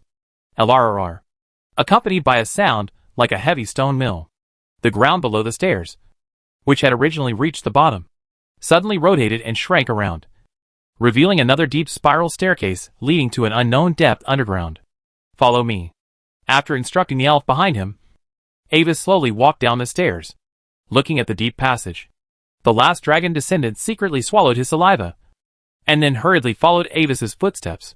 Below the passage is a large magic laboratory, unlike the one that Avis arranged separately in the academy. This laboratory is the most advanced one of the Olivendi family in the capital, except for the lack of the high-level element stripping device specially designated by Avis. The other equipment here is more comprehensive than that of the academy. The only drawback is that since the family's construction spirit is not yet perfect, it has not been widely installed at present, and all kinds of devices here need Avis to operate manually. Do you see that bed? Rivers? Lie on it. Coming to the center of the room, next to a stone bed engraved with mysterious inscriptions, Avis gestured to the elf. Unknown furniture for experiment. Looking at the bed through the panel, the elf lay on it as he was told. When he laid down, the inscription array on the stone bed slowly lit up. The dark magic energy turned into binding shackles, firmly fixing the elf's limbs. At the same time, with the stone bed as the center, a huge inscription array covering half of the laboratory began to operate. The high-frequency magic detection ripples constantly swept over the elf's body, detecting various attributes of its body. Soon, a virtual three-dimensional image of the elf appeared in the huge crystal ball connected to the inscription lines of the stone bed. Beside the image, various data of the elf's body, such as strength level, physical fitness, etc., were floating. Avis found that compared with the ordinary elf comparison information stored in the crystal ball, the data of the last Dragonborn had nothing special. except for the size suit growing on his body. There was no obvious abnormality in either the body structure or the attributes. Chapter 118 Shocked. Players actually. After the preliminary test, Avis took out a small magic sampler, inserted its slender brass needle into the elf's arm, and collected several tubes of blood with a faint magical luster. After the sampling, Avis took 4 crystal tubes filled with blood from the sampler, inserted 1 tube into the slot of the flesh and blood culture device, and put another tube into the magic blood analyzer. Then he cut a strand of the elf's hair with scissors and put it into the inscription ring at the bottom of another magic instrument. Under his skilled control, various instruments began to operate in an orderly manner, and the dark blue magic light flashed in the laboratory, which looked extremely strange and mysterious. Although it was fixed on the test bench, the head of the last dragon was still able to move. He raised his head with force and looked at the back of Avis operating various instruments.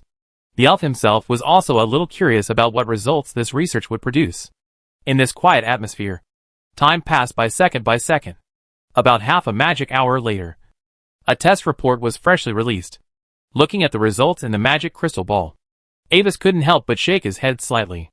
The results of all instruments showed that the blood and hair of the sample were no different from those of ordinary elves. The flesh and blood culture device did cultivate a temporary replica of the elf, but its appearance was obviously different from the original. Most importantly, the body structure of the replica was normal, and it did not grow the player's close-fitting size suit. This crude replica specially used for blood research did not have self-awareness. Avis controlled the instrument to restore it and clean up the residue. To be honest, such test results were more or less expected by Avis. If the secrets of players were so easy to crack, the papers of the Continental Magic Council would have been flying everywhere, and the Magic Times would have had a whole year of big news. In the memory of little Avis in his previous life, those high-level professionals regarded players as a super-large-scale mysterious phenomenon covering the entire world. According to their research, although the bodies of players looked no different from ordinary creatures on the surface, but in essence, they are actually a kind of existence similar to the thought body. After simply sorting out the experimental data, Avis no longer made unnecessary attempts and prepared to start a special experiment he had prepared long ago. I'm sorry, Rivers, with the current configuration of the instruments here, I'm afraid it's not enough to detect the abnormality in you. When he came to the last Dragonborn, Avis's face straightened and pretended to announce the research results to him. As soon as the voice fell, a series of system prompts refreshed quickly on the game panel in front of the elf. System prompt: the secret research mission is completed. You get 1,560,000 experience points. Your character level has been raised to level 60. High-level career transfer mission unlocked. Please prepare for the transfer in advance. When the elf heard this result, he was relieved for some reason, but Avis's next words made him nervous again. Now, I need to do some more in-depth research on you, which may cause some minor damage to you, but not too much harm. No, this plot development is wrong. The last Dragonborn was instantly alert. According to his many years of experience in playing role-playing games, what the NPC said at this time usually needs to be understood in reverse. Minor injury, vivisection, will not cause too much damage. Barely survive the experiment. Besides, if it happens once, it will happen twice. If he continues, shouldn't he fast forward to slice himself up for research? Heh. Do you think I will fall for your trick for a little reward? Lord Avis, I feel a little unwell. I want to. The elf pretended to hesitate and tried to find a reason to refuse Avis. But before he could say no, a simple and elegant dark wooden staff suddenly appeared in Avis's hand. The staff had natural twists and knots, and countless mysterious inscriptions were faintly visible on the surface of the staff. A huge and transparent purple crystal was embedded in the head of the staff, reflecting a moving glow like soft moonlight. The moon staff of Noi. The staff body is made of old branches of the ancient tree of life, and the staff head is made of flawless moonlight amethyst, made by the elf alchemist Noi Stardust himself. You have just reached the 6th level, so you must be lacking a suitable staff. Right? After the experiment, I will not only give you a resource quota worth 150,000 gold coins, but also this staff. With an elegant and calm smile, Avis casually suspended the staff in front of the last Dragonborn, allowing the elves to secretly check the staff's properties. It's still the same question. Agree or refuse. As a famous elf alchemist, Noi's magic equipment is rarely leaked. but each one is a masterpiece that people are fighting for. Not to mention that the base material of this staff is made of the extremely precious ancient tree of life. Judging from the attributes, this staff is a top-grade item even among master-level equipment. Looking at the staff in front of him, the last Dragonborn's throat rolled with some difficulty. Ahem. I think, no matter how many times you ask, your loyal elf follower Rivers will choose to agree. Respected Lord Anvis. Of course, if you are really unwell, don't force yourself too much. Putting the staff back into the ring, Anvis rarely cared about the physical condition of his followers. Please don't worry about my health, Lord Anvis. Under the shining of your supreme divine light, I feel much better now. The elf's expression was solemn, and he spoke righteously and sternly, paying the highest respect to Anvis' generosity. Really? The corners of Anvis' mouth twitched obscurely, and he was caught off guard by the sudden flattery of the last Dragonborn. Shocked, players are willing to do that for NPCs for equipment. Speechlessly raised his hand and pressed it on the main control crystal ball, and used mental power to control the stone bed connected to the crystal ball, untying the limbs of the last Dragonborn. As Avis moved, new task data was refreshed on the panel of the last Dragonborn again. System prompt: you have triggered the special task Secret Research 2. Task level A. Task introduction: Avis's research has fallen into trouble, and he hopes to conduct some more in-depth research on you, including some experimental projects that may cause harm to you, but not life-threatening. Task requirements: cooperate with Avis's research. Reward 3 million experience points. Olivetti family contribution plus 5,000. Noise Moon Staff. After waiting for the elf to move his hands and feet for a while, Avis spoke again. Now, take off all your clothes yourself. Chapter 119: The Secret Under the Pants of Size. Remove clothes? The last Dragonborn was stunned for a moment, but did not think too much, just thinking it was for Avis' research needs. After leaving only the pants of size that were close to his body and could not be removed, the elf lay down on the stone bed again. A cold and hard touch came from behind, making him move slightly with some discomfort. Why leave one more piece? A glance at the elf, Avis asked knowingly. Sir Avis, I can't take that one off. The elf's face twitched, not knowing how to explain. Really? What relieved the last Dragonborn was that the blonde boy who changed into a lab robe just nodded, and did not think he was talking nonsense as he worried. But when he heard the next sentence, he understood why Avis did not delve into it. I already found this problem when I tested it just now. So, why do you have this strange structure on your body? What is the meaning of its existence to you? Of course, it is to pass the review, to protect your world from being destroyed. I don't know, sir. When I regained consciousness and escaped, my body became like this.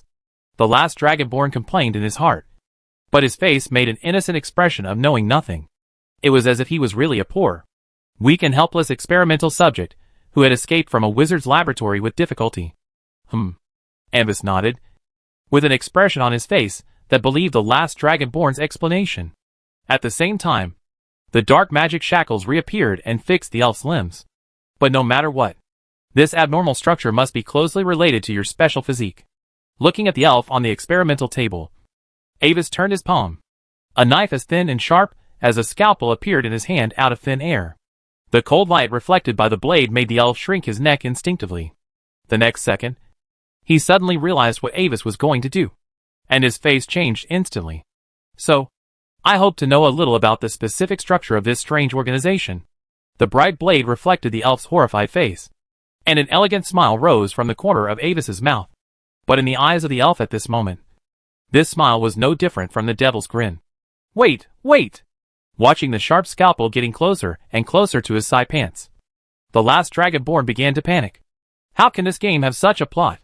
Avis smiled and snapped his fingers, and a dark magic energy blocked the elf's mouth, holding back what he was about to say. Don't worry. You are my follower after all. I will pay special attention during the dissection, and will not cause you too much harm. Under the elf's fearful and curious gaze, Avis's fingers moved flexibly, and the thin and sharp blade instantly sank into the elf's skin and the pants of size. The cold metal touch came from the waist, and the last Dragonborn quickly glanced at the player panel and found that he had lost some blood. But all other conditions were normal. After observing this, Avis put the blade against the elf's waist and carefully peeled a long seam.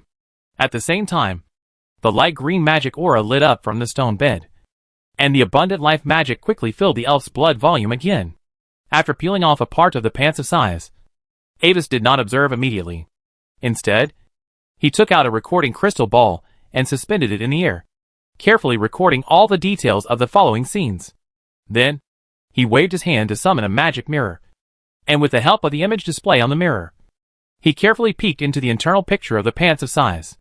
This is a very standard academic operation, which comes from the research habits left in the memory of little Avis. In this world full of various mysterious phenomena, it is very dangerous and reckless to rashly observe unknown things. Some strange existences, even if they are only watched for a moment, will cause irreversible damage to the observer. Therefore, for those things of unknown nature, using the magic mirror as a transit to conduct preliminary observations can maximize the safety of one's own life. With Avis's thoughts, the gray mirror surface fluctuated like water waves, and a blurred image gradually appeared in the mirror. But the next moment, some irresistible force acted on the magic mirror, causing the entire mirror body to instantly turn into countless broken starlight. At the same time, the backlash of the spell collapse instantly wiped out the trace of Avis's mental power to maintain the magic mirror, causing a sharp pain in his mental body. But this pain and shock were not as shocking as the last image that came when the magic mirror collapsed.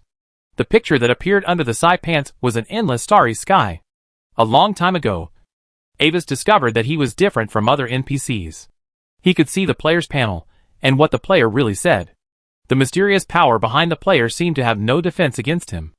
Avis didn't know whether this ability was the result of the wishing technique or the sequelae of the soul crossing from Blue Star. But it was obvious that his existence was now similar to some kind of bug. This was exactly why Avis suddenly wanted to study the players. He hoped to use his special abilities to obtain some valuable information from the players. For example, the basic principle of the player's unique resurrection ability, the underlying architecture of the player's interactive panel, and the real source of the so-called experience value that the players relied on to upgrade. Existence is reasonable, since players can exist in this world in accordance with the rules. Then, the various abilities displayed by the players will also have operating principles that conform to the rules. Even if only some superficial fur is analyzed, it has great reference value. But when Avis really saw the starry sky under the side pants, he suddenly realized the value of this information seems to be a bit too high. When he was promoted to a formal mage, he had briefly peeked at a similar starry sky. When he tested his own prophecy talent, he saw the starry sky for the second time. The first time he spied, he was in a deep coma for several magic hours. When he spied for the second time, the crystal ball that detected talent exploded directly. And now, it's the third time. Although it seems that there is no difference in looking, Avis can instinctively feel that these three starry skies have completely different and unique natures, based on the knowledge left by his identity as a 7th-level magician in his previous life. Avis judged that the biggest possibility of this starry sky is probably the embodiment of the world's rules. Rules are the supreme power that only 9th-level strongmen can get involved in. It is also the fundamental reason why the 9th level is not afraid of the human wave tactics. Chapter 120 Snake successfully hunted the frog. The 9th level, who has mastered some of the power of rules, only needs to manipulate the basic rules of the entire battlefield. No matter how many low-level enemies come, they will be annihilated by the power of the entire world without any resistance. The emergence of the power of rules means that Avis's in-depth research on the nature of players will no longer have any results. But Avis did not stop the experiment. On the contrary, he planned to take this opportunity to conduct a comprehensive test of the nature of this starry sky. Pursing his lips, Avis waved his hand and took the crystal ball suspended in the air. The mental power probed into the interior and carefully examined the images recorded in it. Unlike what he observed directly, the image recorded in the crystal ball under the sighing pants was just a piece of bright red flesh and blood tissue. This result was also within his expectations. The real rule image could not be recorded by an ordinary crystal ball. Looking at the elf's sighing pants from the outside, a strange idea suddenly arose in his mind.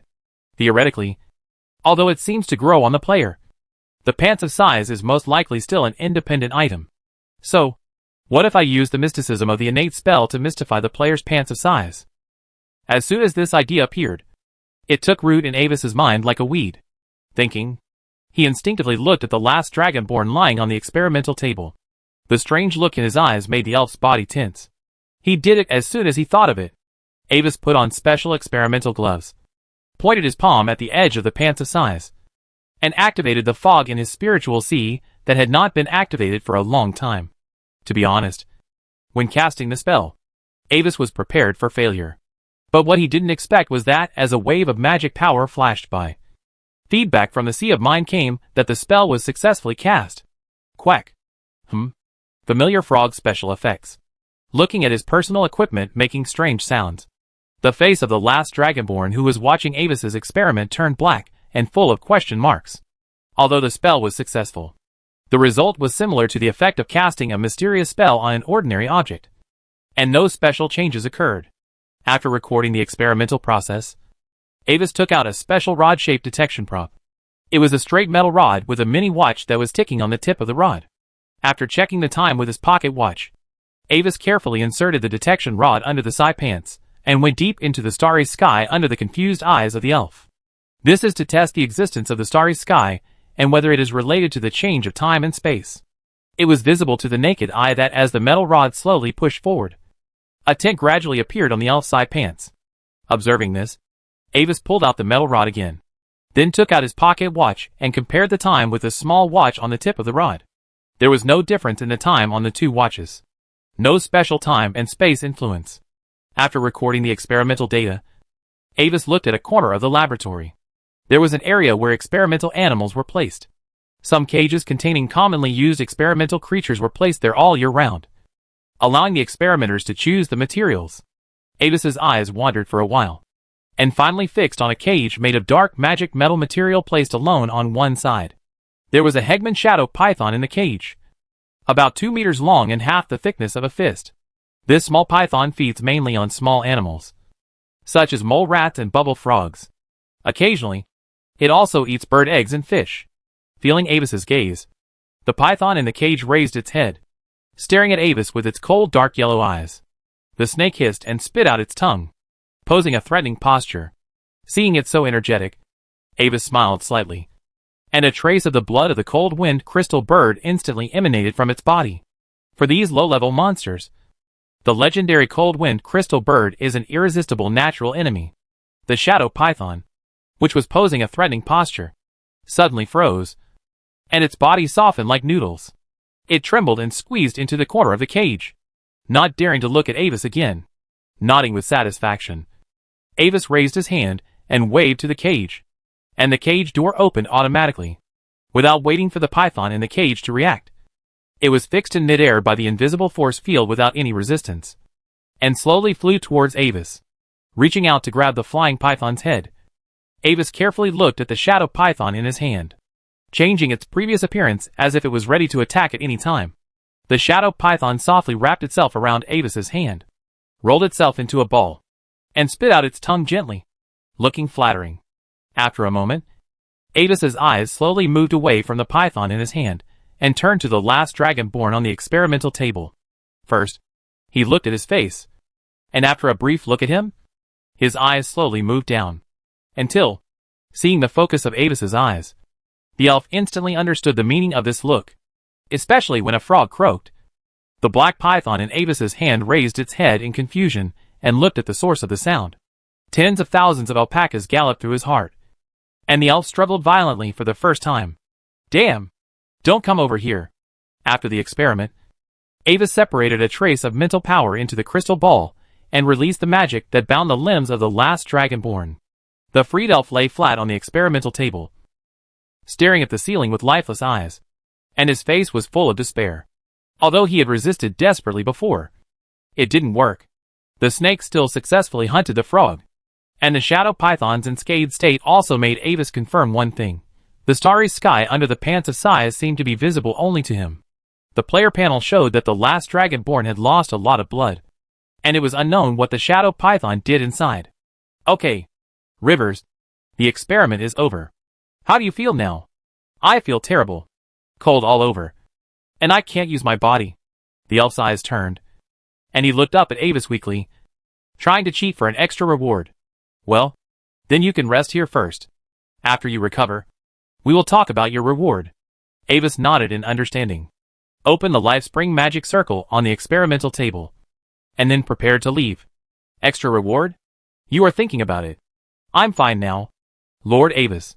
The last Dragonborn turned over and stood up. Completely different from his previous weak appearance. Oh! It seems that the healing magic circle is effective.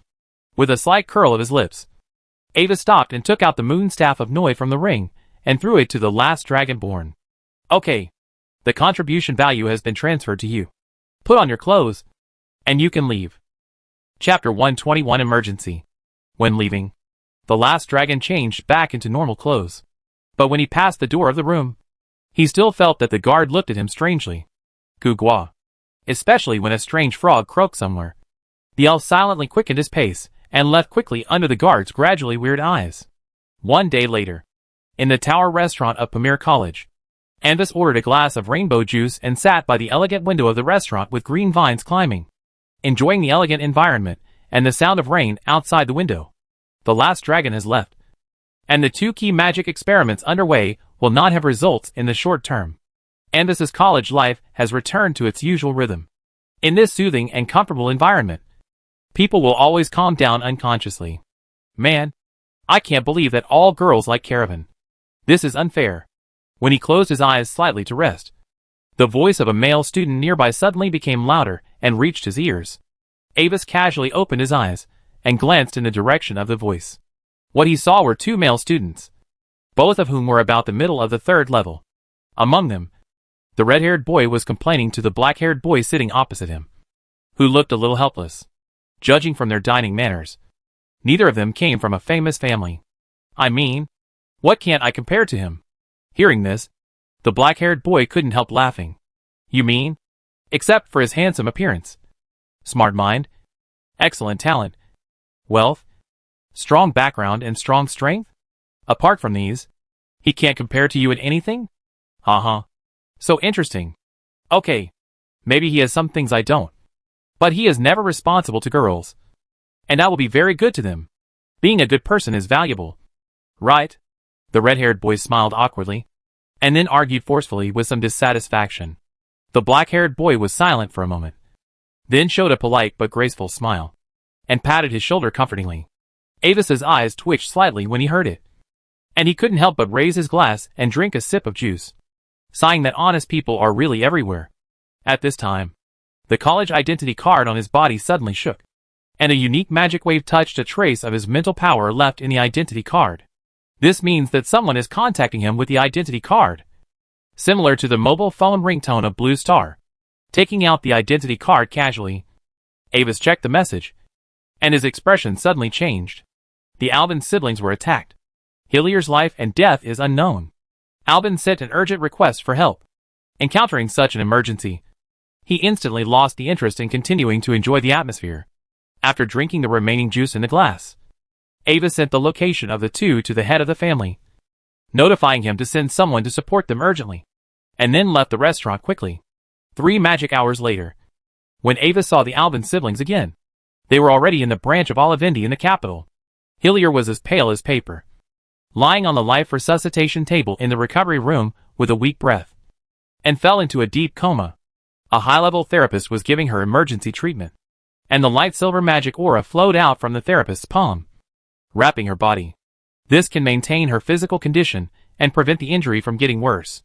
Albin sat silently on the side of the bed, staring at Hillier's pale face. His hands clenched tightly, and deep in his eyes flashed intense pain and anger. Hearing the sound of the door opening, Albin turned his head and looked at the door with blue eyes full of scarlet bloodshot. Seeing Avis's figure appear, he immediately stood up and solemnly saluted Avis. Thank you very much for your help. Avis, I don't know what the prophet of the Olivendi family predicted, but I will definitely repay you in the future. I believe in your promise. Albins. Nodding gently to Albins, Avis looked at Hillier on the treatment table. How is Hillier? When he mentioned this, Albin's right hand unconsciously clenched tightly, and then let go. He opened his mouth reluctantly, but in the end, he couldn't say anything, but just shook his head weakly. The spiritual sea is almost completely broken, and the consciousness is severely damaged.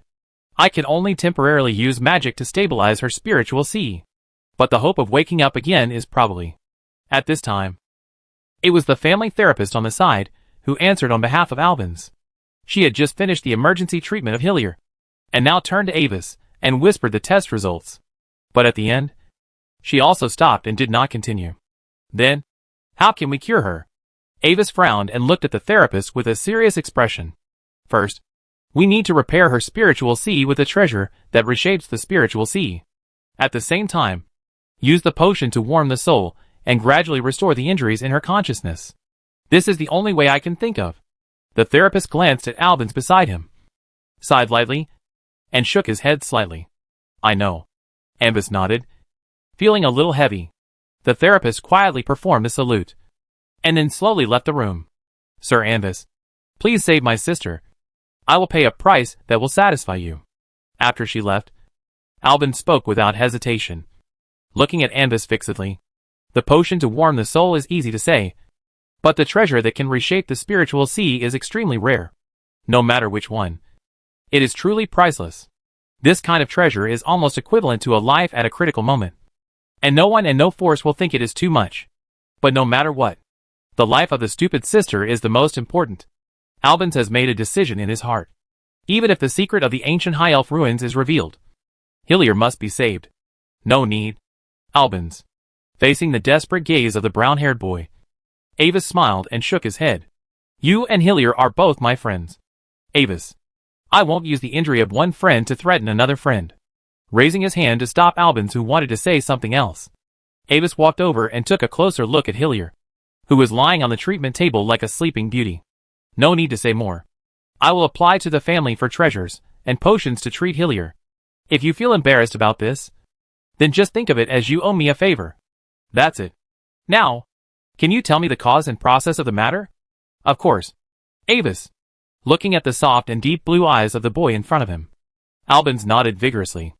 After ups and downs, he only felt a little sour in his nose, and a warm current seemed to flow through his heart.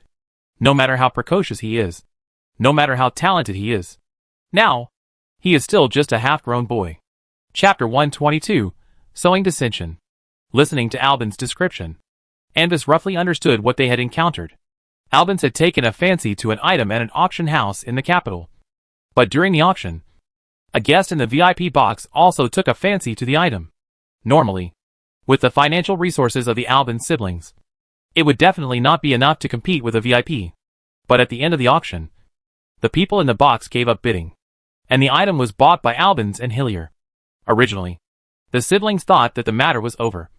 But when they left the capital, they were suddenly attacked by a fourth-level professional.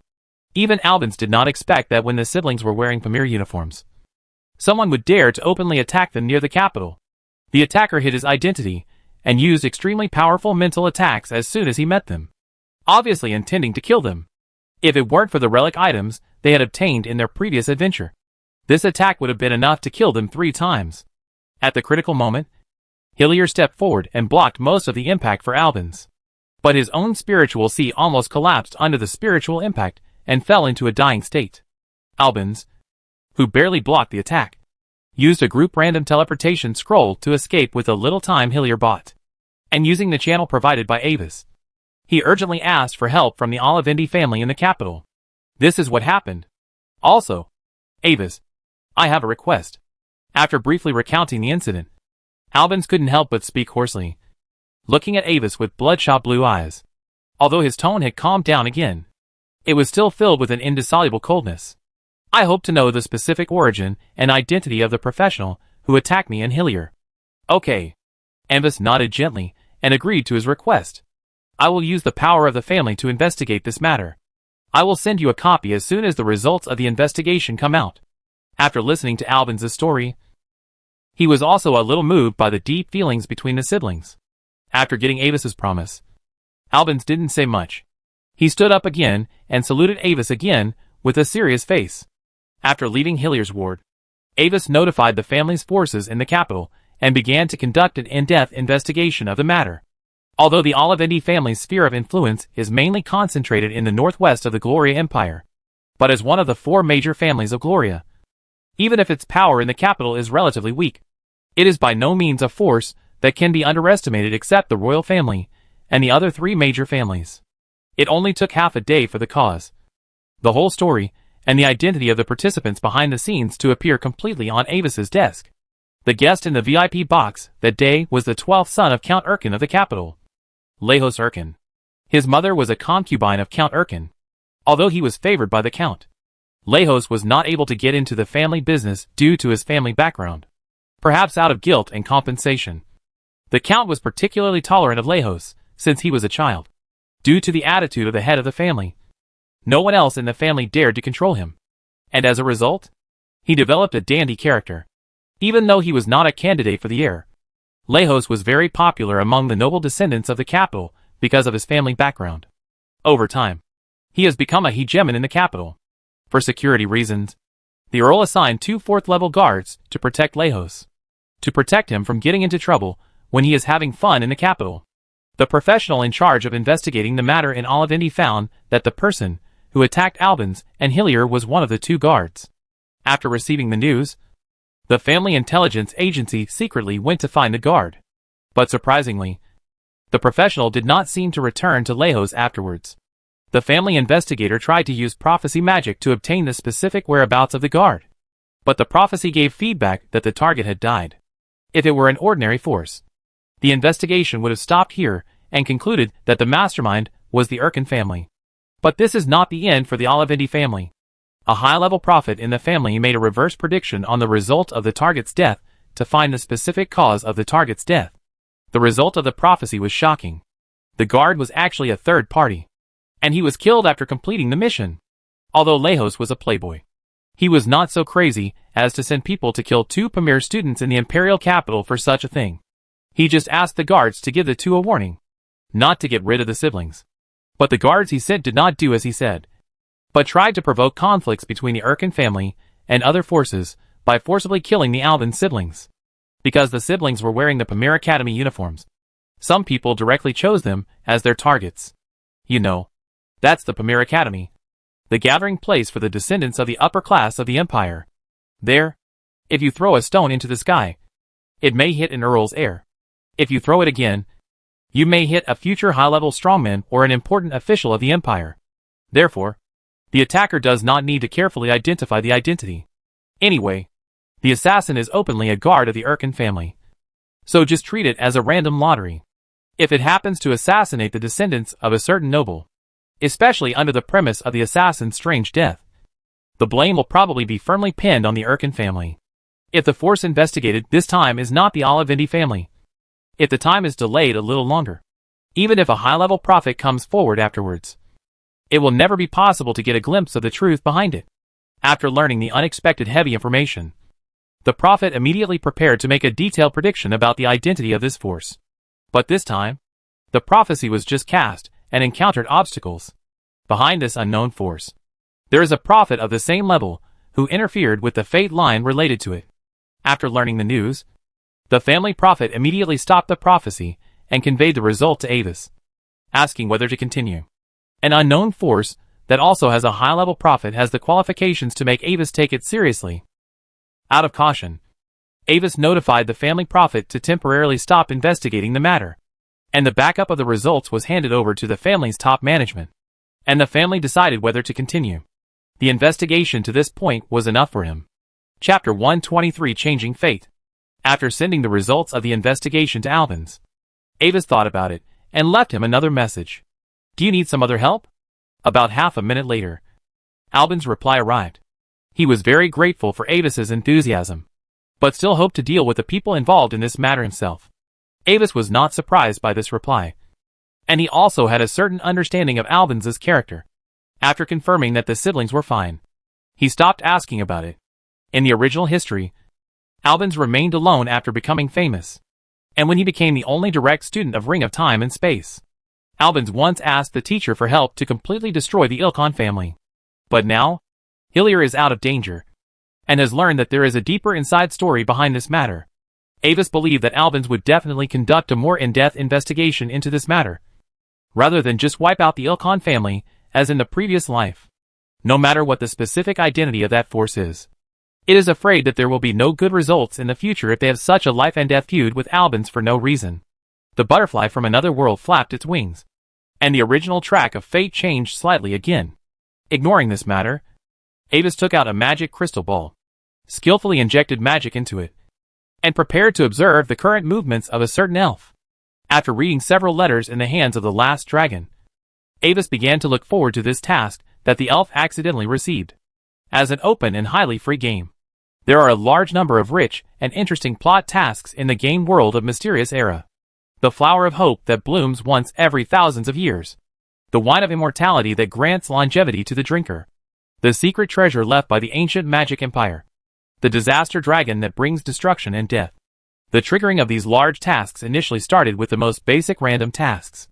For example, random tasks such as corpses on the side of the road basically have no trigger level restrictions. When you encounter it, just avoid being torn apart by the monsters that may exist next to the corpse.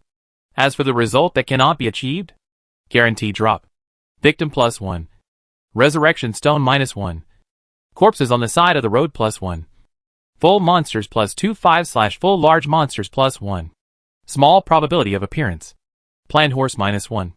When receiving a random task, depending on the difficulty of the branch that the player chooses to trigger during the task, the subsequent plot of the task and the rewards obtained are also very different. For example, the task of the last Dragonborn should initially be to help the deceased investigate the whereabouts of his lover. If it is an ordinary player, either he is extremely lucky to find the right person and obtain key information from an NPC, thus completing the task directly, or because of this investigation, he is noticed by the subordinate forces of the White Rose Legion and then receives a warning. At this time, the player can choose to go his own way or give up the investigation, or temporarily put it aside and do this task when he is strong enough. But after the elf's fierce operation, he discovered the task line of the White Rose Legion smuggling of contraband materials based on the possible connection in the plot. Then, with the help of several players, this guy, surrounded by a large number of mercenaries, forcibly pushed away the 6th level elite professional, who was 1 level higher than them, successfully obtained the key plot props from his body, directly triggering the high-level camp to start the task. The original task of exploring the whereabouts of a low-level NPC has long been unrecognizable. So, now, what kind of ending will this story, that made a former professional player give up the generous rewards in hand to complete it, finally usher in? As a plot player, and Wazy, who was aroused by curiosity, decided to observe to the end. When enough magic power was injected, the crystal ball lit up with a soft light, and a picture of a primeval forest appeared in it. In the northwest of the Paravani province in the Gloria Empire, the Star Valley, the location of the canyon has penetrated deep into the dusk forest, on the west side of the Falling Star Mountains. It is a place where few people go all year round and monsters run rampant. It is a good place to deal with troubles. Walking in the dense forest full of thorns, the last Dragonborn has forgotten how many times he has swung his sword and how many beasts he has killed. Only a monotonous system prompt sounded, reminding him that his one-handed sword proficiency has risen by 1 level. He exhaled, swung his sword again to cut the vines that were in the way, and the dense forest in front finally began to become sparse. Instead, there was a forest lawn with strange low plants growing. The emerald green vines spread on the ground, dotted with some small white flowers, and the fragmented sunlight fell through the canopy, like scattered gold fragments. After a few steps out of the jungle, the gray-white rocky mountains that looked like sleeping dragons appeared in front of us. Between the 2 towering and steep peaks, the deep canyon was like a demon's big mouth, waiting for victims to enter. Whoosh! The fierce mountain wind blew out from the valley, blowing the light green hair on the elf's forehead that was stained with a little dust. Looking down at the direction of the system map, the last dragon offspring exhaled lightly and walked slowly into the canyon.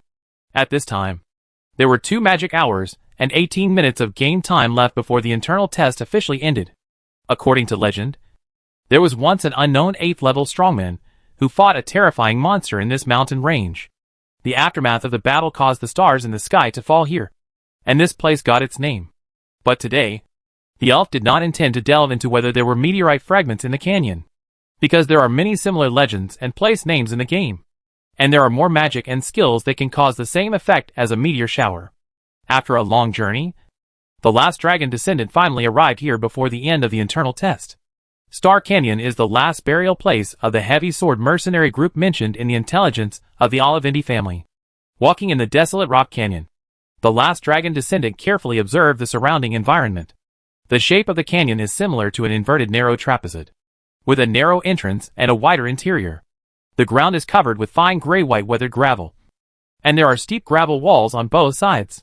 Unlike the quiet but vibrant forest, the elves immediately felt a chill as soon as they entered the canyon. The environment inside the canyon is gloomy and dead, and the towering mountain walls block the sunlight. Even the rock crows living in the mountains are reluctant to cry when passing by here. The only sound echoing around is the rustling sound of the elves' leather boots stepping on the gravel. Chapter 124 From Dust to Dust. From Earth to Earth. The bottom of this canyon, where sunlight never reaches, is often a place where negative energy gathers. In addition, a massacre had taken place here before, so even if undead creatures jumped out now, the last dragonborn would not be surprised. After moving forward for a while, the elf keenly noticed that there were some traces on the canyon walls on both sides that were obviously newer than the surroundings. There were cracks left after the magic explosion, holes that seemed to be hit by a huge force, and deep and long sword marks. The intelligence had mentioned that not all members of the heavy sword mercenary corps died of poisoning in their sleep. These traces on the valley wall were probably left by those mercenaries, who were not completely poisoned and fought back desperately. After a simple inspection of these traces, the last dragonborn was refreshed and became more careful in his actions, continuing to explore forward. When the elf bypassed a pile of rocks that had fallen from the mountain, the thing he was looking for finally appeared in front of him. A ruined camp, a burnt-out bonfire, scattered carts, dead pack animals, and bones everywhere. At the same time, there are a lot of traces left by monsters in the environment.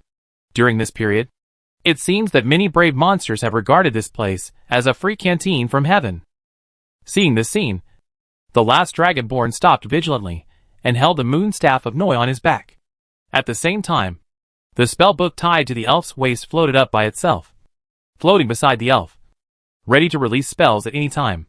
Be careful to guard against possible sneak attacks around. But there is no movement around for the time being. The elf raised the staff carefully, selected the skill with his mind, and the system automatically chanted the spell for him. Detect undead creatures. Invisible ripples spread out from the head of the staff in a spherical shape, sweeping across the canyon of nearly 100 meters in front of the elf, covering the entire camp. However, in the eyes of the elf, no skeletons were highlighted. Has it not been transformed yet? Or is it because of some other reason? In any case, no undead creatures were born, which made the last dragonborn slightly relieved. Carefully walked to the vicinity of the skeleton, and the task information on the panel was refreshed without any surprise. System prompt, dust to dust. Earth to earth task completed. You get 100,000 experience points. Compared to the other task rewards in the task chain, the reward of this last link is almost the same as nothing. However, the purpose of the elf coming here was not originally for this reward. Due to the constraints of his previous professional player identity, few people know that he has always been a plot party. Walking in the desolate and dilapidated camp, the elf cast a magician's hand and carefully turned over and examined the many corpses on the ground. Because the incident happened in the middle of the night, it was dark and the attackers left in a hurry. Most of the property on the corpses remained intact, which increased the elf's search skill experience bar a lot. Out of habit, the elf took away all the valuables. Although this sounds useless at this point in time when the file is about to be deleted. Finally, on the chest of one of the dead, the last dragonborn found a familiar black iron necklace. The dead curled up, as if he had experienced severe pain before death, and there was an obvious trace of being dragged by a beast extending beside him. But in contrast, his hand was still tightly holding the pendant on his chest. Even though the corpse had been eaten a little bit, he still didn't relax.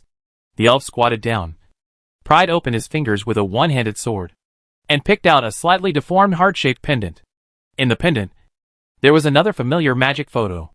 The brown-haired young mercenary in shiny armor gently hugged the blonde girl in a white dress, with a slightly shy smile. After a quick look, the last dragon left the pendant in the dead man's hand. Then he took out the blood-stained letters and another black iron necklace of the same kind, and gently placed them on the dead man's chest. Finally, looking at the blonde girl with a bright smile in the necklace, the elf was silent for a while, and spoke softly. So far, the commission is completed. Slowly standing up, the last dragon waved the strange staff in his hand.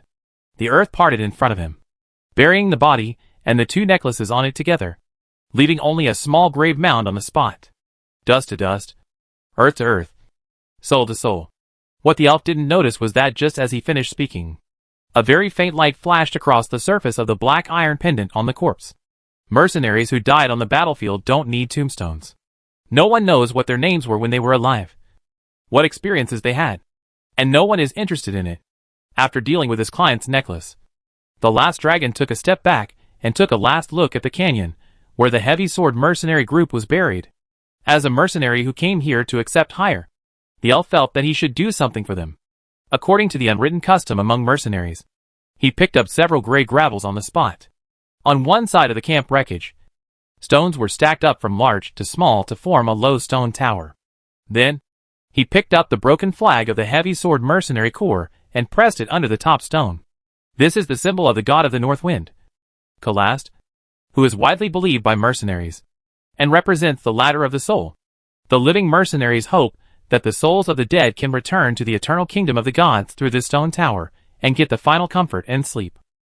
After thinking about it, the last dragon returned to the lawn in the forest, collected a bunch of white exotic wildflowers, and placed them in front of the stone tower. Then, he stood facing the stone tower, clenched his right fist, and gently knocked 3 times on the armor on his chest. Okay. A common etiquette among mercenaries. The mountain wind whistled, and the damaged and dilapidated flag fluttered slightly in the wind, as if telling the pastime. Staring at the fluttering scarlet flag, the expression of the last dragon was slightly absent-minded. Every story will eventually come to an end, right? It's incredible. This world is just a game. After coming to his senses, the elf smiled with relief, and then turned away without a trace of nostalgia. On the crystal-clear panel floating in front of him, the remaining time of the game's internal test has begun to count down. Goodbye. No! See you in 7 days. Unival. In the distance, there seemed to be a white light shining. The tiny back gradually faded in the light, leaving only a faint whisper drifting in the wind. Perhaps we can try to build an NPC protection association. Then, the light faded, and the remaining sound subsided. Beside the simple stone pile, only a few white wildflowers were left, swaying gently in the wind.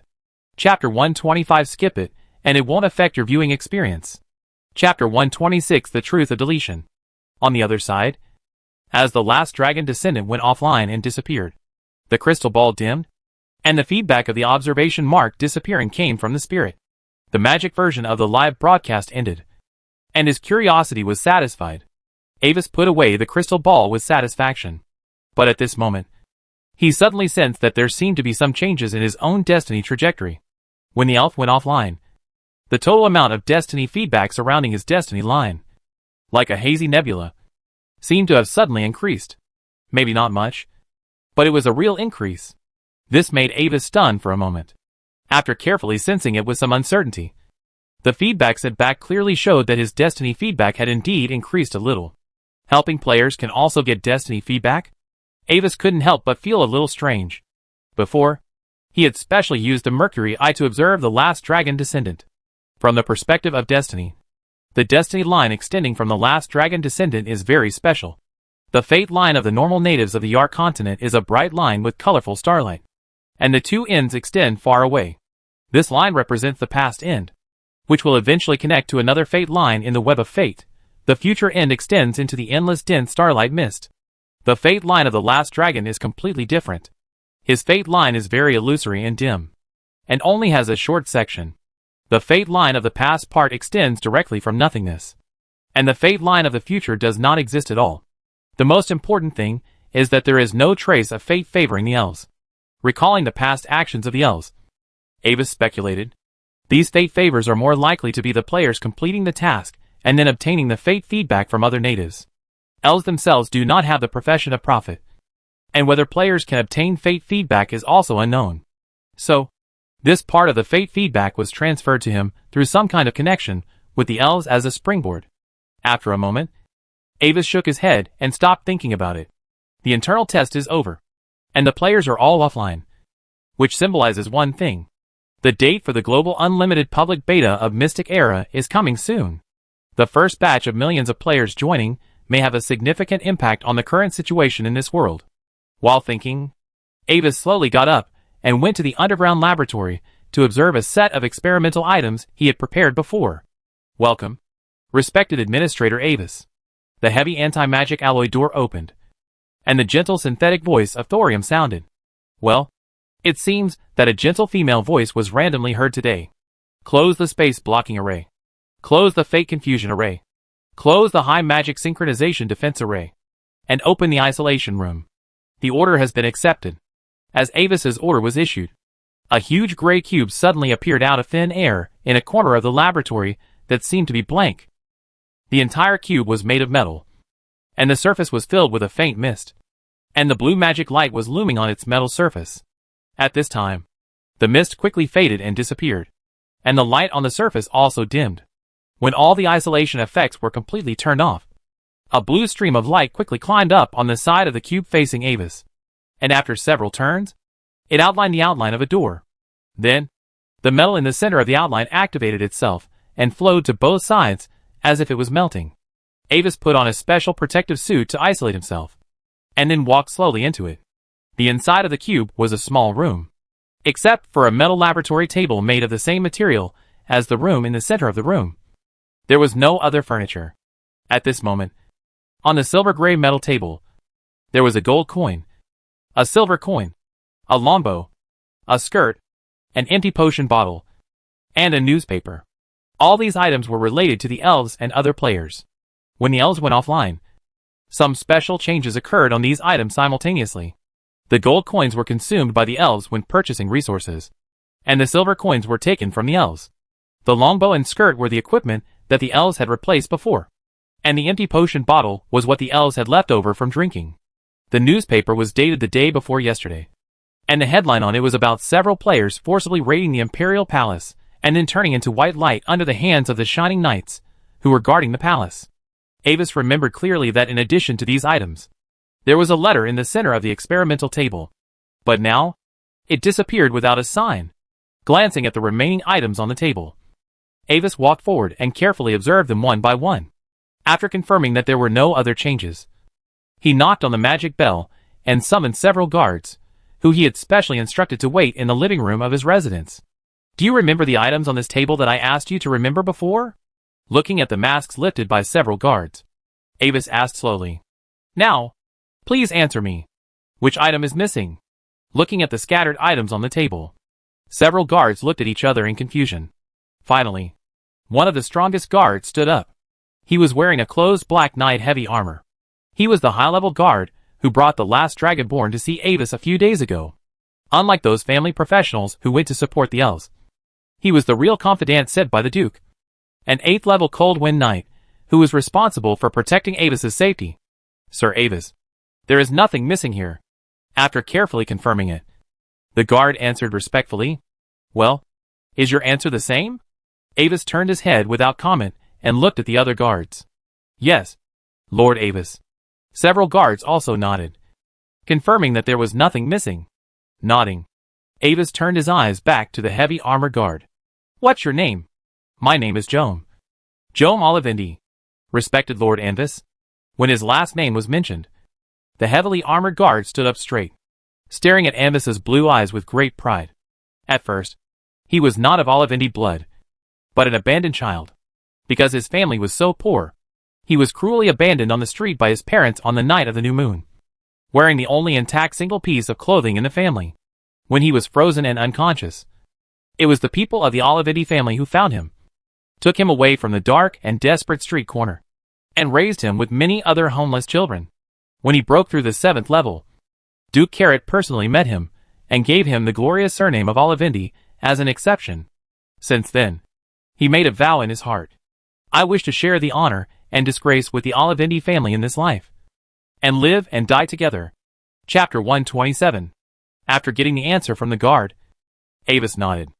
Okay, Sir Jome. Excuse me. Do you still remember the elf mercenary I asked you to bring to me some time ago? Jome frowned slightly, and quickly searched for the memory of the elf mercenary in the past half-month. But in the end, he found nothing. I'm sorry, Sir Avis. You didn't ask me to bring anyone to see you in the past half-month. Erasing the memory of the natives? Is this the so-called effect of deleting files? Avis was secretly shocked, but his facial expression remained unchanged. So, do you remember why you went to the underground branch of the family in the capital a few days ago? A few days ago, you dispatched me to the underground branch of the capital, but you didn't assign me any tasks. Just asked me to guard the door for a while. Looking at Avis with some doubts, Jom explained. Okay, I understand. It's okay now. Nodding in understanding, Avis kept a calm expression and sent several guards away. Afterwards, he rang the magic bell again, and a slightly nervous red-haired young man, wearing the uniform of the Olivindi Chamber of Commerce, walked in. He was an ordinary front desk member of the family Chamber of Commerce, named Dixie. A few days ago, Avis had specially transferred his position and assigned him to be responsible for the transaction with the last Dragonborn. Dixie, a few days ago, the elf guest I asked you to receive bought 20 bottles of medium recovery potion, 10 bottles of standard magic potion, and 1 bottle of advanced magic potion from you. Moreover, he also sold you various sundries such as old leather boots, blood-stained armor, black magic book, sword of Kalidar, barmaid uniform, emerald ring, pearl necklace, etc. I once specifically told you that no matter what he sold you, you should accept it and keep it separately. Staring into his deep brown eyes, Avis asked calmly, So now, do you still remember what the elf looked like? Elf. Sorry, sir. I don't remember anyone assigning me to receive such a guest. You probably found the wrong person. Faced with Avis's meaningful gaze, the red-haired young man was stunned for a moment, swallowed nervously, closed his eyes, and thought carefully, but finally shook his head in panic. Don't be nervous, Dixie. Think carefully. Smiling at him gently, Avis's left hand behind his back quietly made a spell-casting gesture. The soothing magic effect acted on the young man, calming his mental state. I'm sorry, sir, but I really don't remember receiving the guest you mentioned. After a long breath, the red-haired young man's demeanor gradually became calm, and he said very confidently, During this period, I have always received various guests at the front desk of the Chamber of Commerce, but no guest has sold me the sundries you mentioned. Besides, according to the rules and regulations of the Chamber of Commerce, we will not accept everything. Also, the transaction of 10 bottles of standard magic potions and 20 bottles of medium recovery potions is not a small amount. If there really is such a guest, sir, I will never have no impression of him. Nodding gently, Avis did not ask any more questions, but just waved his hand, indicating that he should go back to the Olivindi Chamber of Commerce. He now probably understood the specific mechanism of this internal test deletion. Completely change every event that the player has participated in. Erase all traces of their existence, and replace them with other reasonable developments. The letter that disappeared before was written by Avis himself by issuing tasks and guiding the elves. Pick up the newspaper on the table and read the headline again. At some point, the content of the message has become unrecognizable. When it was just put into the isolation room, the headline on the newspaper was as follows. Several foreigners forcibly raided the Imperial Palace and fought fiercely with the Knights of Glory who guarded the palace. In the end, they were all confirmed to be killed, but their bodies were in a burst of white, disappeared in the light. Reliable sources have confirmed that these foreigners have the ability to resurrect to a limited extent. And now, the headlines have quietly changed to this. Several mysterious people who have hidden their identities forcibly raided the Imperial Palace and fought fiercely with the Knights of Glory who were guarding the palace. In the end, they turned into white light and escaped by unknown means. According to the analysis of the Imperial Academy, this incident is likely related to the secret activities of the Holy Light Church. The changes in the newspapers were not unexpected by Anthus, but this terrifying power that subverted everything in a casual manner still made him feel a little frightened. Late November. Star Valley, northwest of Paravani Province. After the last dragon left, the environment here returned to its original dead silence. However, this silence lasted less than a day before it was broken again by a rustling sound of footsteps. With the help of the private teleportation array arranged by the family, Avis stepped into this deserted canyon on the afternoon of the second day after the last dragon went offline. He watched the elves' actions in the canyon throughout the whole process, and Avis saw clearly the details that a certain elf did not notice. When burying the lovers, the black iron necklace placed on the ground by the last dragon flashed slightly. This aroused Avis's curiosity. In his cognition, the occurrence of such a phenomenon in an ordinary item often means that its essence has undergone some special changes. So, he simply asked his mentor for a day off temporarily, and prepared to come here for a field investigation. Due to the special nature of professionals, the training system of Premier College is very loose. As long as you can keep up with the learning progress, and the progress of strength improvement is not dragged down, no one will care even if you take leave for half a year in a row. It just so happened that his current schedule was not full, so he could take some time to come here to check the specific changes of the necklace. Because he was familiar with the environment, Avis appeared in the center of the ruined camp. Because only one day had passed, the surrounding environment was basically the same as what he saw in the crystal ball, except for an uninvited jungle cheetah. Hearing Avis's footsteps, the brown fur predator turned its head from a corpse. A pair of bloodthirsty dark yellow cold leopard eyes stared at the unguarded blonde boy. Corpse. Rotten. Hard. Not delicious. Prey. White. Tender. Juicy. Delicious. In the game, the challenge level of this thing is level 35, and it has spells that control plants and magic missiles. Looking at the jungle cheetah in an attacking posture, a magic ring under the glove of Avis's left hand lit up slightly. The next moment, the jungle cheetah turned into a stone sculpture directly under Avis's gaze. Chapter 128. Skip it, and it won't affect your viewing experience. Chapter 129. Obsession materials. For Avis at present, there is no essential difference between enemies below level 4, and it is almost a matter of taking a look. As for enemies above level 4, the secret guards assigned by the Duke will take action. Following Avis's thoughts, the silver-white spell book hanging on the waist of the noble boy flew up by itself and floated in front of him, facing the jungle cheetah stone sculpture in the center of the camp. The slender fingers of the boy wrapped in pure white gloves gently stroked the pages of the book, and the silver pages turned one by one between his fingers, and finally stopped on the 9th page. In the center of the elegant silver-white page, a complex khaki secret magic array pattern lit up slightly. In a strong fluctuation of earth magic, the small piece of ground under the jungle cheetah, which was originally solid, suddenly fluctuated like a tide. 5th level transformation magic liquid ground. With a gurgle, the petrified jungle cheetah instantly sank into it. The effect of this magic is that during the spell, the ground within the range of the spell will become extremely soft like the surface of water. The range of the spell can be adjusted according to the caster's will. The smaller the range, the deeper the depth. This time, Avis adjusted the range of the spell to the minimum radius of 2 meters. In this case, the depth is about 40 meters. After feeling that the jungle cheetah was almost at the bottom, Avis ended the spell. Without the effect of the magic effect, the earth regained its original solidity. The ground within the range of the spell became abnormally flat, without any potholes or bumps. One-stop burial service. Exquisite. Habitually clapping his hands to shake off the non-existent dust, Avis suddenly remembered something. By the way, I seem to be only in my 20s. Theoretically, if I were still a player and had not triggered any adventures, I should not be able to defeat this jungle cheetah now. Then let's go through the process at the end. Planned horse -1. After dealing with a few minor accidents, Avis came to the side of the camp, next to a small mound whose soil was obviously newer than the surroundings.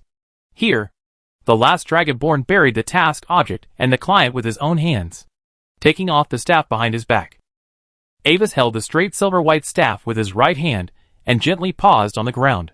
His left hand quickly changed a few gestures, and then held it high.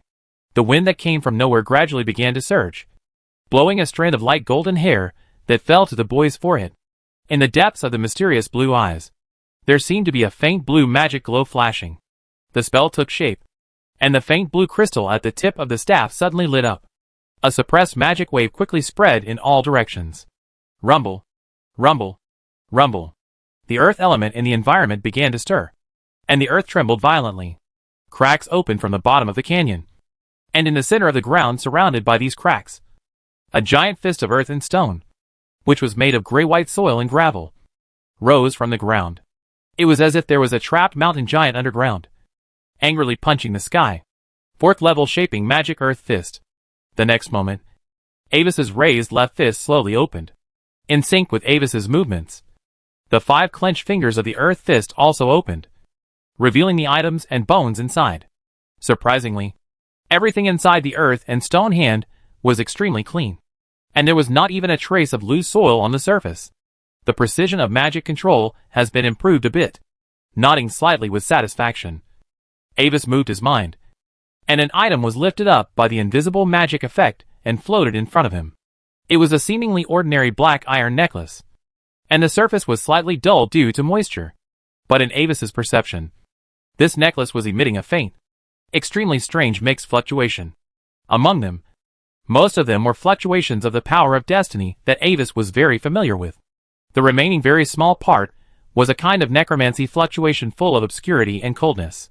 From the pocket on his chest, he pulled out the mercury eye tied to the silver chain. Avis placed it in front of his left eye. A trace of magic was injected into it, and the crystal-like lens was silently coated with a touch of silver. In the perspective of destiny activated by the mercury eye, the whole necklace was emitting a faint luster. The heart-shaped pendant was the brightest, just like a twinkling star. Obsession material? What a pity. After understanding the root cause of the necklace's change, Avis shook his head slightly, feeling a little regretful. Obsession material is a material that can only be generated under extremely special conditions, different from the formation of various natural treasures. The predecessor of obsession material may be any level of items, but these items have one thing in common: they are all the most cherished things by the original owner. When the carrier dies due to some accidents, his strong obsession at the time of death will turn into an invisible special power, and along with some of the carrier's soul fragments, it will be placed on a certain item. Some more powerful professionals can even entrust part of their soul, or even their entire soul, to the item. When the obsession of the original owner of the item is resolved, the soul fragments residing on it will naturally dissipate. The power that loses the control of the soul will be integrated into the object to form a pure alchemical material. This is the complete birth process of an obsession material. It is widely circulated among the people of the Gloria Empire. Some civilian teenagers wandered in the market/explored in the wild and accidentally found necklaces, rings, books, hand mirrors, and other items that entrust souls. Then, with the help of the grandfather/young lady, they rose strongly and became legendary figures of the aristocracy. The biographies are often adapted from these items. Of course, adaptation is not random. The description of the soul-hosting items in the story and their final fate are also portrayals of obsession items in reality. The fate attribute of the obsession material in Anwise's hand means that the woman had a gift for prophecy before her death. What Anwise regrets is that her talent was not discovered as soon as possible. Otherwise, a future prophet is much more valuable than a low-level prophecy material. The woman will go all out to find her lover, most likely because of this talent. Spellcasters who are proficient in the prophecy school have a characteristic: when a major event related to themselves is about to happen, the prophet can have a certain degree of induction. Although she is just an ordinary person, her prophecy talent will also produce vague warnings, such as nightmares about the death of her lover at night. Unfortunately, her hope to find her lover was ultimately unfulfilled. As the price of distorting and interfering with the web of fate, the soul of the young mercenary had already completely dissipated in that secret ritual. This is also the reason why these corpses have been placed in a negative energy environment for a long time, but have not yet been transformed into undead creatures. Chapter 130: The Unknown Story. According to the follow-up intelligence in Ambus's hands, after the incident of the Heavy Sword Mercenary Group, some family members of the former Heavy Sword Mercenary Group had spontaneously investigated the whereabouts of the Mercenary Group members. But soon, these people disappeared one by one. One of them claimed that he had obtained important clues to the whereabouts of the Heavy Sword Mercenary Group and called on others to go and search together. The next day, the cold body of this person was found on the side of the road. There were several deep piercing scars on his body, and no one dared to collect it. There are some forces in the dark that have launched a thorough cleansing of everything related to the Heavy Sword Mercenary Group. The death of this woman is also inseparable from this. She was investigating alone, and because she had no experience in this area, she was soon spotted by someone in the process of investigating everywhere. And then she was brutally murdered on the way to Manchenko Castle. The body was carried by a mount and abandoned in the wilderness beside the road. Before she died, her strong obsession left some soul fragments on the necklace, forming a lowest level obsession item. Originally, with her ordinary strength, it was not enough to give her residual soul self-awareness, not to mention asking for help from others and eliminating her obsession before death. If this situation continues, after a long period of sun and rain, her residual soul will only become weaker and weaker, and finally disappear with the weathering and rust of the attached black iron necklace. But fortunately, she met a player who had a game panel that could automatically trigger the task. Even more fortunately, in order to explore the plot and trigger high-level tasks as much as possible, the last Dragonborn took the initiative to dig out the truth behind this task. According to a warning letter, she conducted an in-depth investigation behind the scenes, attacked the secret transport team, handed the evidence of the White Rose Legion smuggling to Avis, and buried her jewelry with her lover's body. This series of actions happened to resolve most of the woman's obsessions. As a result, this strong obsession of relief, with most of her prophetic talent, permeated into the material of the necklace. This turned the originally ordinary black iron necklace into a very rare prophetic jewelry material. This is the formation process of the necklace in front of Avis. Although the woman is just an ordinary person, the final material level is lower. But it is a prophetic material after all. If it is taken out, the price will at least reach thousands of gold coins. With the tentacles of mental power extended, Avis carefully tested the various properties of this prophetic material. Because it was originally a necklace, it is more suitable for making jewelry. The way to maximize the power of this material is to use it as the main material to refine a magic ornament that can amplify the prophet's prophetic ability. However, there seemed to be a trace of obsession in this material. Relaxing his hands gently, Avis let the necklace hang in the air. Then, staring at the blonde woman in the photo of the black iron pendant, Avis leaned his staff on the ground and spoke softly. Unlike usual, his tone at this time was mixed with a strange and obscure rhythm, as if he was chanting some ancient and mysterious ancestral prayer. Moreover, the language he used at this moment was not Mani, but a very obscure variant of ancient Mani. I don't know your name, but I know your story. I'm very sorry for what happened to you. I'm going to take your necklace away, but following the ancient principle of equal exchange, I won't take it away for nothing. According to the intelligence, I learned that you have 3 children. 2 boys and 1 girl. In exchange for taking this necklace, I will send someone to look after your offspring until they reach adulthood and have enough independent ability. If one of your offspring has professional talent, he will also be eligible to enter the professional academy free of charge until he becomes a formal professional. In the name of Anvis Lu Olivendi, the agent of the soul, declaration of the spirit world. As a spellcaster of the lawful camp, Anvis always follows the rule of equal exchange. Well, most of the time. As Anvis finished his chanting, the dark blue crystal on the head of the staff lit up slightly. Invisible magic ripples spread out instantly, echoing in the deadly canyon. Although the name sounds powerful, the effect of this spell is actually just to communicate with the residual soul in the necklace. And, because it is a declaration, this communication is one-sided. When Avis's voice fell, a glimmer of light flashed across the surface of the pendant, and the last trace of obsession completely dissipated from the necklace. At the same time, the quality of the pendant material has been improved again. From the original low-level prophecy material, it barely reached the mid-level level, and the value has also risen to about 2,000 or 3,000 gold coins. In the dim light, when the last bit of obsession completely left the necklace, Avis seemed to see a faint shadow of a woman. She had long golden hair as dazzling as the sun, and white skin as delicate as milk, with a slightly sad smile on her face. The woman bowed deeply to Avis with great gratitude. Then, she floated towards the direction of the hand of the earth, slowly hugged the broken corpse lying in the huge palm, with a strong reluctance and attachment in her eyes. Once upon a time, she also had a happy family. The light spot floated from her body, and her figure gradually faded in the light. A drop of illusory tear ran across her cheek, but before it fell into the land, it had drifted with her body in the never-ending wind. In the desolate and silent valley of stars, her unknown story came to an end. Even the intelligence of the Olivendi family never mentioned her name. It's over. Feeling the feedback of fate that suddenly increased again, Avis put away the necklace and looked at the lonely corpse lying quietly in the palm of the earth's hand, and couldn't help sighing. A young and promising mercenary, a woman with the gift of prophecy, and 3 half-grown children who might have the talent of professionals. The reward for this mission of the mercenary that completely destroyed this family.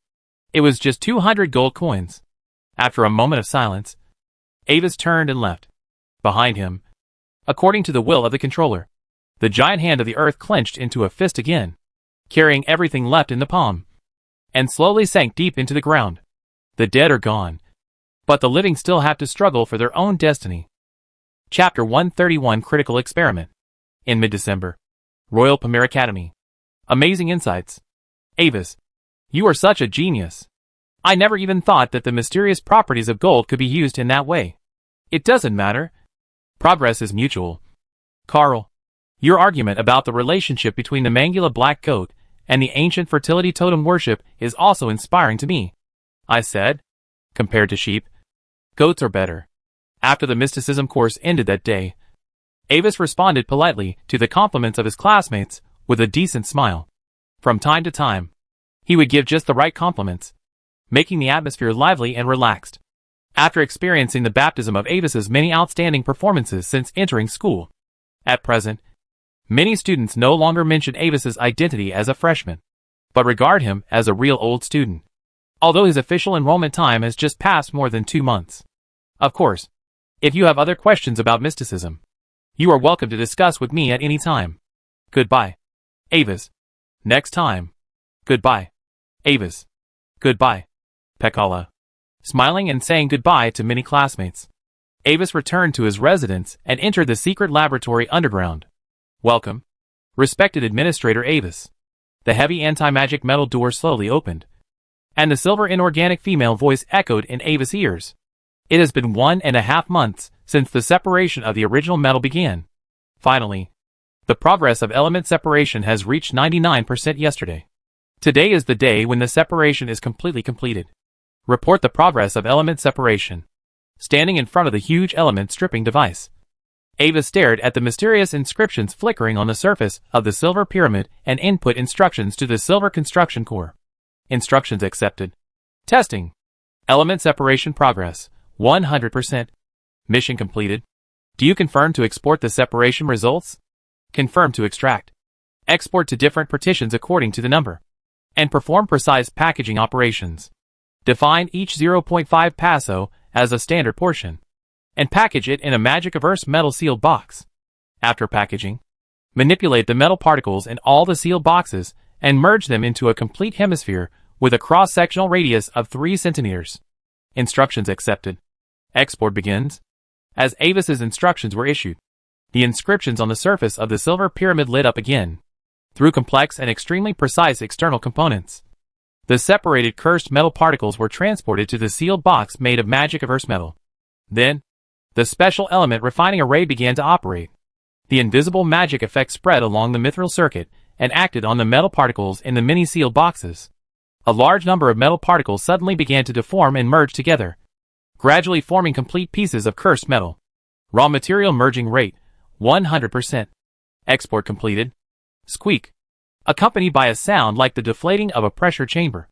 The main valve with a silver-white metallic luster slowly rose at the bottom of the huge and precise pyramid instrument. Avis took a step forward. His mental power spread out, and carefully lifted the rows of sealed boxes in the element export room. Move it to a corner of the laboratory. A fully enclosed test device that has been set up long ago. He had to be cautious. Unlike the last time, the results this time included a large amount of 2 high-level cursed metals. If a leak occurs accidentally, the high-level cursed force field of the metal itself is enough to cause him some damage. After all the cursed metals were transferred, Avis entered the command again. Commands accepted. Close the hatch and start the test mission. The heavy magic-averse metal hatch of the test device closed, and at the same time, a part of the special metal partition became transparent so that Avis could observe the changes in it.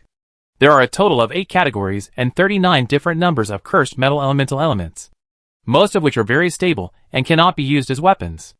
All Avis has to do is to find those elements that can trigger chain reactions. And the detection method is very simple. Just stack enough of these metal blocks together and observe whether there are any changes. In the test device, all the sealed boxes storing the gray iron 1 element were moved into the highly enclosed test cabin. Under the force field, the lids of 2 sealed boxes opened automatically. A magic arm made of activated metal reached out, carefully lifted up the gray and inconspicuous metal hemisphere, and slowly placed it on another identical metal hemisphere. The 2 overlapping hemispheres did not change much. So another metal arm reached out and aimed at the 2 spheres, and the inscriptions on them lit up slightly. As the magic effect of metal manipulation took effect, the 2 hemispheres merged into one. and the shape began to change like plasticine, forming a larger and complete hemisphere. The next moment, in the sealed test chamber of the magic-hating metal, the same steps began to repeat. The test of the gray iron 1 element is over. The combined total mass, 2048 paso. No abnormal magic reaction occurred during the whole process. The test of the gray iron 6 element is over. The combined total mass, 2048 paso. No abnormal magic reaction occurred during the whole process. The test of all numbered elements of the gray iron class is over. There is no special feedback from all element experiments. It is determined that the conditions do not meet the requirements. The test of the black copper 4 element is over. The combined total mass, 2047.9 paso. No abnormal magic reaction occurred during the whole process. The test of all numbered elements of the black copper class is over. There is no special feedback from all element experiments. It is determined that the conditions do not meet the requirements. Blood silver class. Black copper class. In the next half magic hour, the plain report of the thorium continued to sound. But except for the different element names, the other failure information was exactly the same. This feedback of experimental failure continued until the test of the star blue silver class. Numbered 3 element. When the activated metal arm repeatedly and mechanically placed a star blue silver 3 cursed metal hemisphere on another hemisphere, the silver alarm suddenly sounded. Warning! Warning! An abnormal cursed power burst in the experimental chamber. Through the transparent cabin wall, Avis saw, when the two halves of the silver hemispheres flashing with starlight overlapped, a bright blue glare suddenly burst out from the surface of the sphere. At the same time, in the magic crystal ball showing various data in the test chamber, the activity index of the cursed force field suddenly folded upward, and it exploded like a rocket. At the critical moment, according to the previously set experimental procedure, the activated metal arm instantly stretched out and split the upper and lower hemispheres into 2 again. 1 paso is about 0.998 kilograms. Chapter 132 Out of Control. After losing the other half, the 2 silver hemispheres fell silent again, as if nothing had happened. The test of the star blue silver 3 element has ended. During the merging process, abnormal curse force field fluctuations occurred. The final merging mass, 64 paso. The test of the star blue silver type full numbered elements has been completed. The star blue silver 3 element has shown expected results. Judgment, the conditions are met. In the laboratory, the female voice of the thorium inorganic structure sounded again. But this time, the content is completely different from before. Success? Hearing the thorium success report, Avis let out a long sigh. Since the beginning of the experiment, the stone that has always been hanging in his heart has finally fallen. He had been worried that the different basic environmental rules caused by the existence of magic power would prevent the chain reaction from occurring. But now, all the efforts in the past have finally reaped the long-awaited and gratifying rewards. Of course, although the first element that can unlock the chain reaction has appeared, Avis did not stop the experiment because there are still many metal elements that have not been tested. Blood silver 7 element test completed. Combined total mass, 108.8 paso. No abnormal magic reaction occurred during the whole process. Blood silver type all numbered element test completed. No special feedback from all element experiments. Judgment, conditions not met. Green magic gold. As the metals continued to be tested, the test report of thorium once again returned to repeated experimental failure information. Lacking metal 4 element test completed. Combined total mass, 181.24 paso. No abnormal magic reaction occurred during the whole process. Slowly, as another experiment failed, the test sample was changed to lacking metal 5. Lacking metal is a beautiful metal that emits a light blue luster, like a gem. The lacking or used to refine, it can only be occasionally produced in the deep underground. At the same time, it is also the only high-level cursed metal produced in the mine in Ambus's hands. In lacking metal, the proportion of lacking 5 elements is only 0.21%, which is the rarest element in lacking metal. At this moment, when the 2 lacking 5 metal hemispheres were completely closed under the control of the activated metal arm, the originally light blue light of the hemispheres suddenly turned into an extremely deep blue. Warning! Warning! An abnormal curse force field erupted in the experimental chamber. Out of control magic reaction detected. The slightly hurried alarm of the silver echoed in the laboratory again. Unlike the last time, the alarm this time has not ended. Number 1 and Number 2 activation arm control inscriptions are damaged. Force field array inscriptions are damaged. Element refining inscription arrays are damaged. Separation failed. Unlike the mid-level star blue-silver, the curse force field and magic pulses that burst out instantly from the high-level Lakensom metal have exceeded the upper limit of the inscription material.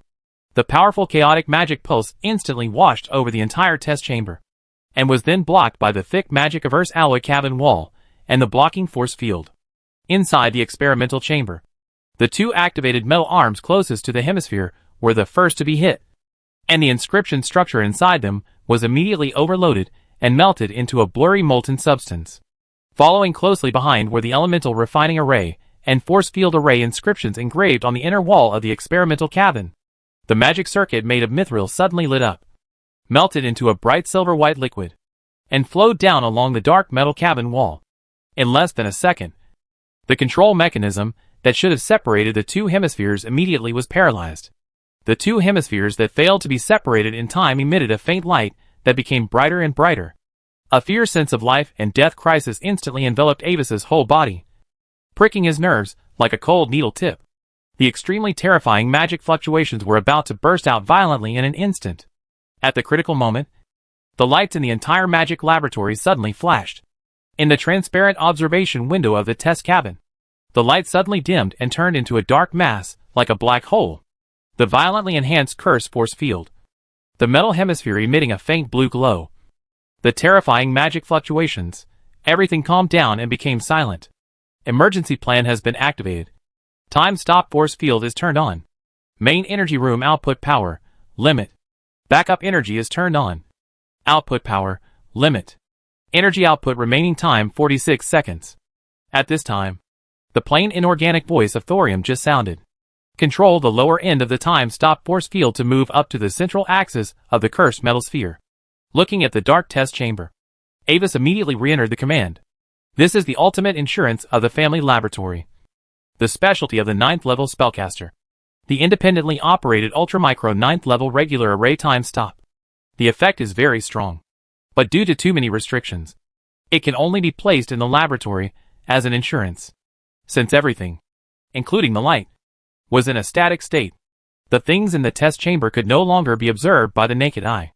Instructions accepted. As his instructions were issued, the edge of the pure black force field area began to move slowly upwards. Soon, the bottom edge of the Lakensom Metal 5 sphere reappeared in Avis's observation. As the hemisphere slowly left the spacetime static force field, the chain reaction was terminated due to the lack of follow-up power, and the metal hemisphere in the lower part calmed down again. The light on the surface also changed from extremely unstable dazzling blue to a faint blue luster. While the energy of the laboratory had not been exhausted by the time static force field, Avis immediately turned on the manual operation mode of the test chamber. As his mental power extended in, an activated metal arm that had been paralyzed began to move again under the direct control of his magic power. Previously, when the two hemispheres reached the critical mass, due to the lack of timely separation, the powerful magic power that burst out instantly produced extremely high temperatures, directly melting the two metal hemispheres together. It is no longer possible to separate them quickly through general methods. So, Avis controlled the activated metal arm, aimed at the metal hemisphere at the core of the test chamber, and cast the third-level magic of the School of Transmutation Metal Shaping. This spell can reshape the shape of the metal under contact. The shaping volume and speed vary with the size of the magic output, and it cannot be effective on metals protected by magic or magic-hating metals. Under the effect of magic, the lower part of the Lakensom 5 sphere quickly deformed, separated from the upper part, and restored to its original hemisphere. Then, the metal arm controlled the shaped metal hemisphere, and put it into an empty sealed box and sealed it. After completing all this, Avis wiped the cold sweat caused by the huge crisis, and issued an order to thorium to lift the alarm. Chapter 133 Brilliant Light. Terminate the emergency plan. Turn off the time-stopping force field. Conduct a full-scale self-inspection, and report energy consumption and final experimental data. Instructions accepted. Accompanied by the voice of thorium, a strong white light flashed from the observation window, and the deep darkness in the test cabin suddenly dissipated. Clang. Without the fixation of the time-stopping force field, the upper half of the metal hemisphere, with a shining blue light, suddenly fell to the bottom of the cabin. making a dull metal collision sound. Test completed. The control inscription inside the test device is damaged. The activation operating components are paralyzed. The element refining array is paralyzed. And the force field array is paralyzed. The output power of the main energy room is reduced by 34%. And the backup energy consumption is 55%. The test of the numbered 5 elements of the Lakensom metal category is completed. During the merging process, I has a violent abnormal magic reaction.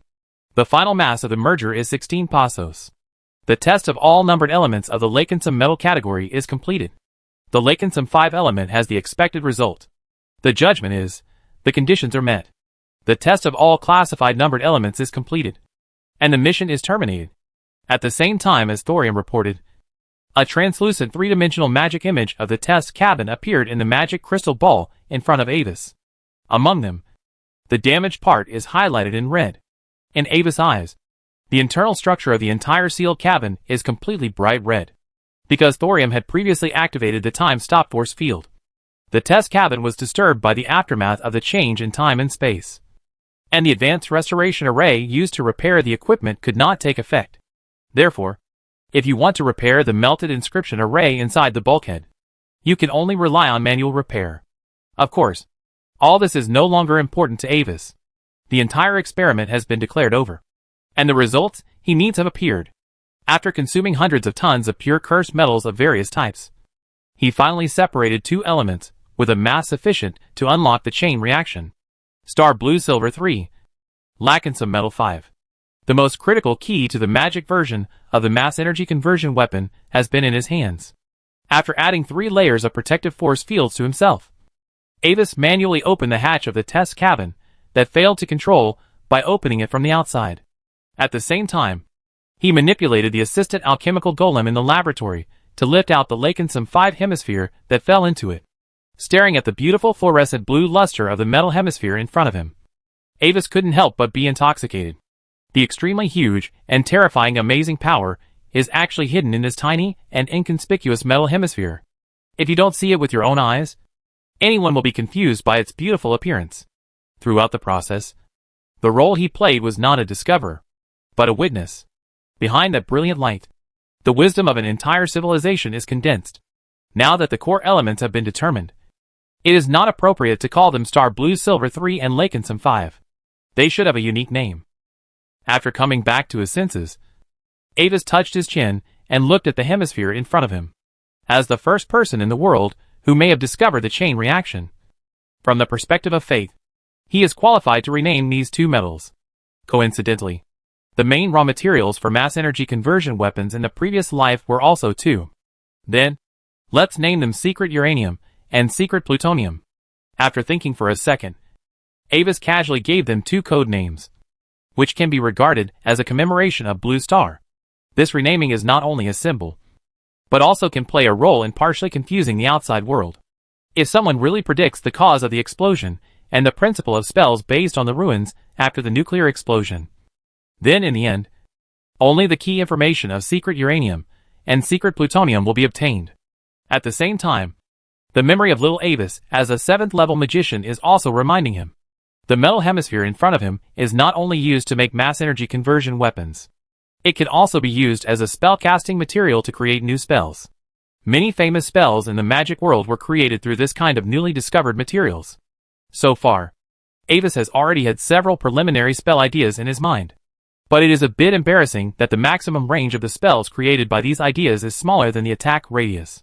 Temporarily stopping to think about the slightly distant matter of creating new spells, Avis looked at the damaged experimental chamber and issued a new order. Thorium, activate the force field array. Transfer all test products in the sealed chamber to the raw material storage area, and store them separately according to the numbers. Transfer Star Blue Silver 3 and Lakensom Metal 5 to the finished product storage area separately, and perform precise packaging operations. Each passo is defined as a standard portion, which is packaged in a magic-averse metal sealed box. When all test products in the chamber are transferred, activate Preset 3 and perform harmless treatment on the test chamber. Instructions accepted. According to Avis's instructions, the invisible force field lifted a large number of sealed boxes in the cabin, neatly arranged in a row. and disappeared one by one in the square opening on the ground temporarily opened on one side of the corner of the laboratory. At the same time, the sealed boxes containing Star Blue Silver 3 and Lakinsome Metal 5 were separated separately and neatly stored in the finished product area on the other side of the laboratory. After everything was completed, the floor under the test cabin slowly dropped, bringing the entire test cabin under the laboratory. There, it will be classified and restored to its original metal material, Blue Star. 6 days before the official launch of Mysterious Era, Jiang Hung lay on the big bed on the second floor of his villa, browsing the game forum. Bored. The second day without playing Mysterious Era. It was uncomfortable. My heart was empty, as if a piece was missing. After experiencing the epic-making immersive virtual game, he could no longer play ordinary VR games. For this reason, he even threw away all the VR equipment at home. Ding! The strongest sign-in system has arrived. At this time, a special new message notification sound came. Open the communication software and take a look. The sender's note is, White Light Esports Kitten. The content is very simple. Only 3 words. Have you eaten? After thinking for a second, Jiang Hung raised his hand to reply. I've finished eating. 3 seconds after sending it, a new reply appeared. A very tempting, full of pride, high-definition picture of a rock spreading its wings on the edge of 404. With a word below. Oh! Even if he left the team, Kitten's chat style is still so recognizable. Jiang Heng's eyelids twitched. His fingers pressed a few times quickly, and then he pressed hard to send. No! After doing all this, he threw the smart handheld personal terminal aside, and lay on the bed in a wooden shape, his mind empty. Unlike ordinary games, when he left the world of Mysterious Era and returned to reality. Chapter 134 Game Guide for the Last Dragonborn.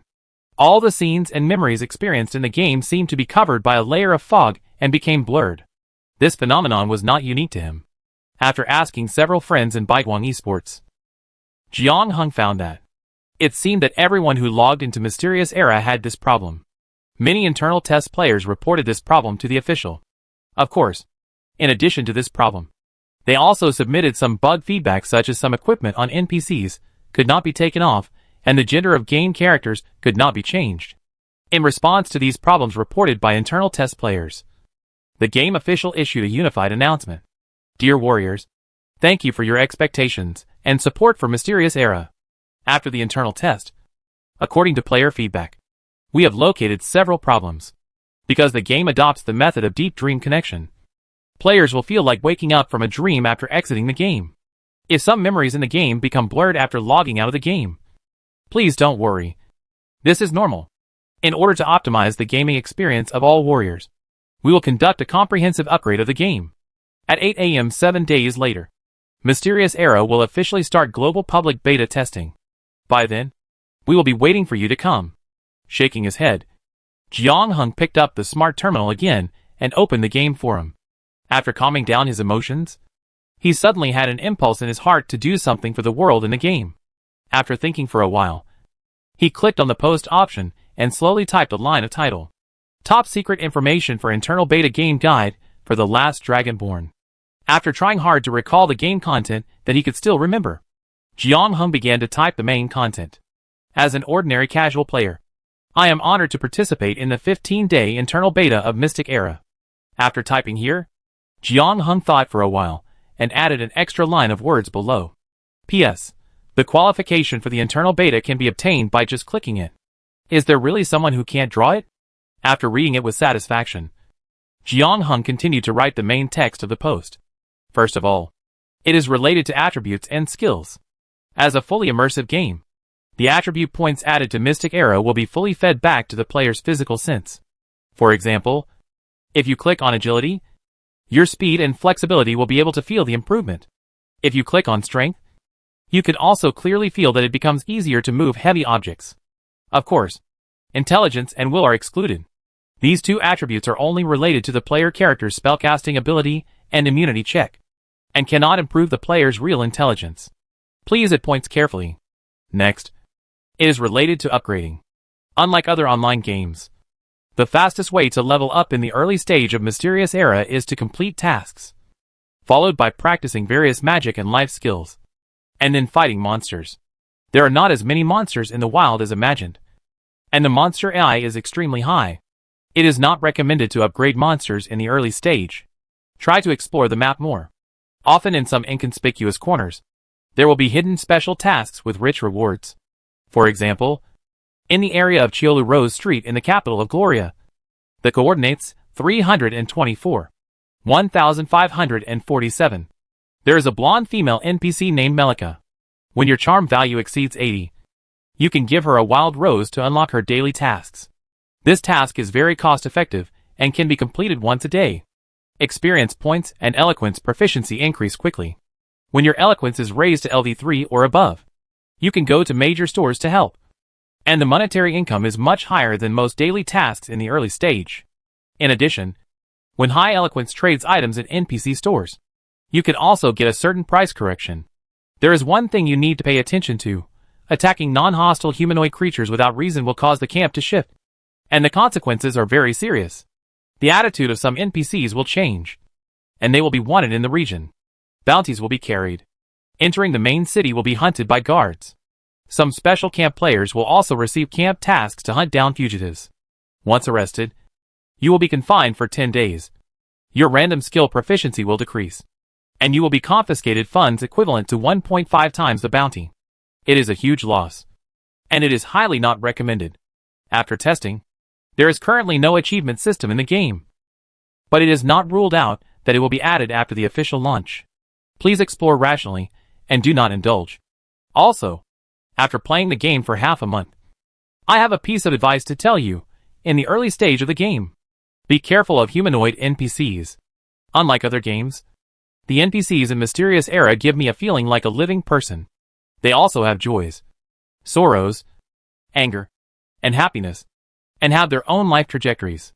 The super high intelligence of NPCs means, if you team up with NPCs, then when you finally kill the boss and collect the spoils, NPCs will also participate in the distribution, and the spoils will be distributed according to the degree of effort. If the distribution is unfair, it may even lead to hostility from NPCs on the spot. So, be sure to pay attention to this when teaming up with NPCs. And finally, pay attention to those poultry. When you are penniless, don't be rude. Finally, some game mechanisms are very cheating and Krypton. It is inconvenient to say it here. There is only one sentence. Please experience it yourself after the server is launched. I can only think of these for now, and I will edit it later. After typing the last word, Jiang Hung checked it and found no problems. So he sent it out directly. It happened that it was noon when he finished typing this post. Jiang Hung, who was too lazy to cook by himself, directly contacted a star-rated hotel and asked them to send a lunch. In the past, these high-end restaurants did not do delivery. But with the development of the times, everything has changed. More than 10 minutes later, a business lunch including grilled sirloin steak, plum tomato salad, pan-fried silver cod, honeydew ham, etc. was delivered to the door. After enjoying lunch, Jiang Hung picked up his personal smart terminal again, ready to see if anyone responded. As soon as he opened the forum, he was satisfied to see that his posts with a lot of useful information had been pushed to the top. Not bad. Quite knowledgeable. Taking a deep breath, Jiang Hung clicked on the post, ready to accept the worship of a group of new players. But the next moment, Jiang Hung found that the most popular reply in the post seemed to be different from what he had expected. So handsome that I can't type his name, born in the Gloria Empire. I seem to have heard of the Chiolu Rose Street mentioned by the host. It seems to be the street with the most night butterflies in the whole capital. So, the host went to the red light district to practice his eloquence? Chapter 135 Letter from the Family. Due to this hot comment, all the posts below the strategy post were misled. The OP improves his eloquence by visiting the red light district. The OP improves his eloquence by visiting the red light district. +1. Shocked. A certain man won the internal test qualification, and now he visits the red light district to practice his eloquence. In-depth revelation. The truth about the OP's eloquence by visiting the red light district shocked everyone. Unbelievable. The OP's eloquence by visiting the red light district. Is he still a human if he doesn't share it? A secret that has been passed down for more than 2 centuries. The OP actually receives NPCs in the red light district every day, after the game is launched. Don't let me know your game nickname. Jiang Hung was so angry, as he read the comments in the post. However, it was in this lively atmosphere that the popularity of this post became higher and higher. As Jiang Heng's post was seen by more and more players, some subtle changes, like the flapping of a butterfly's wings, gradually occurred imperceptibly. Unival. Royal Pamir Academy. Although the most critical link of the mass energy conversion weapon has been broken through before, but at present, there is still a problem that bothers Avis. That is the test site of the new weapon. Different from ordinary magic and secret skills. This kind of terrifying weapon with power and range comparable to super-level magic, even if it is detonated deep underground. Its shock wave is enough to be detected by major forces. At present, the hidden dangers buried by the structural transformation have not officially erupted, and the situation in the Empire still maintains the calm before the storm. At this delicate time, if he attracts the attention of some bigwigs too early, he will have a lot of fun. December 29th. Hello. Hello, can you please accept it? Thank you very much for your gift. This charming lady, looking at the pink-haired girl in front of him holding a bouquet of pink roses with dew on her face. Avis smiled helplessly, took the bouquet with a gentle expression, and thanked the girl politely. After the girl left shyly and a little disappointed, Avis sighed and put the bouquet into a ring on his left hand that was specially used for flowers. Sometimes, the excessive charm brought by legendary blood is also a kind of trouble. Just like the girl just now. He was sure that he didn't know her before. You are still so popular, Avis. At this time, a familiar teasing voice suddenly came from behind him. Avis turned his head and saw the figure of Harvey Craven, the son of the blonde earl who gave him the invitation to the cage party last time. At this time, Harvey was walking towards him from a distance, holding a charming brown-haired female companion. Do you know? According to the traditional etiquette of the Idle Federation Kingdom, when a man accepts a bouquet of flowers from a woman, he should kiss the woman's hand in return. It is not a gentleman's behavior to disappoint a beautiful lady and leave. As he said, Harvey walked to Avis and squeezed his light gray eyes at him. How about it? Have you considered accepting one? If it's you, I think there will be someone willing to accept it even if you ask for both. Then do you know? The land we are standing on now is within the border of the Glory Empire. Shaking his head speechlessly, Avis replied unhappily. Also, I dare not compare with you in terms of popularity. The dream lover of the girl in the capital, Mr. Harvey, the most elegant gentleman in the whole Pamir. As he spoke, he glanced at the female companion beside Harvey. The third hair color this week. What can I do? As a hard-working bee, those beautiful and charming fragrant flowers always make it difficult for me to refuse. In response to Avis, Harvey smiled elegantly and patted the girl in his arms secretly. This action immediately caused a suppressed little exclamation. But because Avis was in front of her, the girl could not get angry, so she had to cast a pair of obscure white eyes at Harvey. Sir Avis, there is a letter for you. At this time, a college messenger came to Avis and handed him an envelope with the crystal bird emblem. Avis glanced at the corner of the cover, and the inconspicuous emblem cleverly hidden in the heraldry pattern made him understand. If there is nothing else, dear Harvey, I will go back first. There are some things that need me to deal with. Okay. Busy man. I understand. You are different from me. Seeing this, Harvey shrugged. But seriously, Avis, since we have left the family, there is no need to be too hard on ourselves. As long as you are prepared in advance, it is nothing to relax appropriately. Spreading his right hand around his female companion, Harvey raised his eyebrows to Avis ostentatiously, and then turned and left with his female companion. Watching the two people leaving, Avis's eyes were slightly silent. Relax a little? Unfortunately, the moment he knew his future, the word relaxation was no longer for him. Sometimes, knowing too much will not make you happy. After a while, Avis sighed, shook his head, and turned to leave. After returning to his temporary residence in the academy, Avis took out the letter again and laid it flat on the desk. Then, he extended his index finger and touched the emblem on the corner of the cover, where the fingertip landed. A complex secret array pattern emitting white light spread out. A faint glimmer flashed, and the crystal bird emblem on the surface of the envelope emitted an ice blue magic glow, and then turned into ice flakes and dissipated. After removing the magic seal, Avis took out the letter and began to browse the contents of the letter. This letter was sent by Leonard, at Avis' request. He provided him with some recent developments of the family and Carlos every once in a while. Sir Atlantis led the Coldwind Knights to wipe out a group of bandits who had fled to the border. But the bandit leader was missing.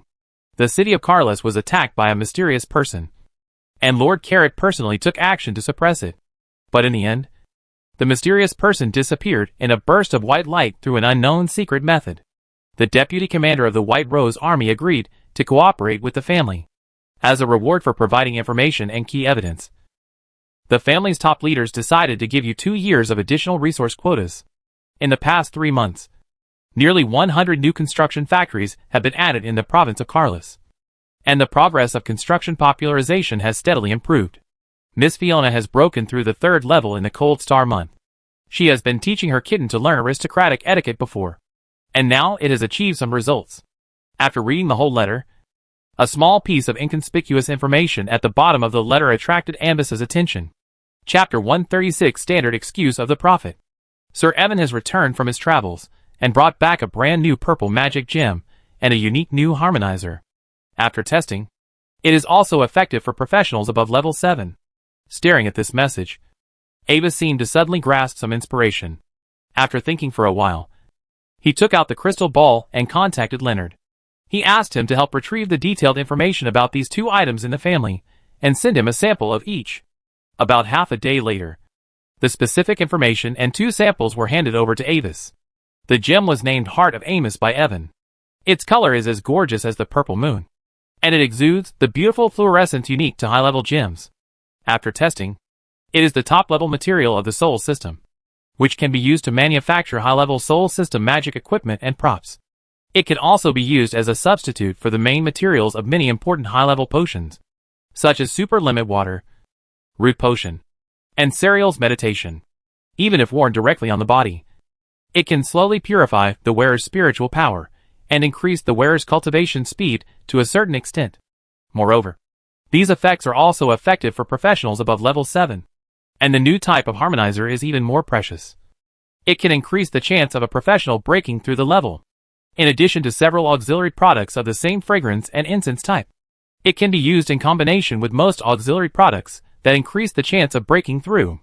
Most importantly, unlike the dream dust used by Ambus, its effective range can last all the way to level 8.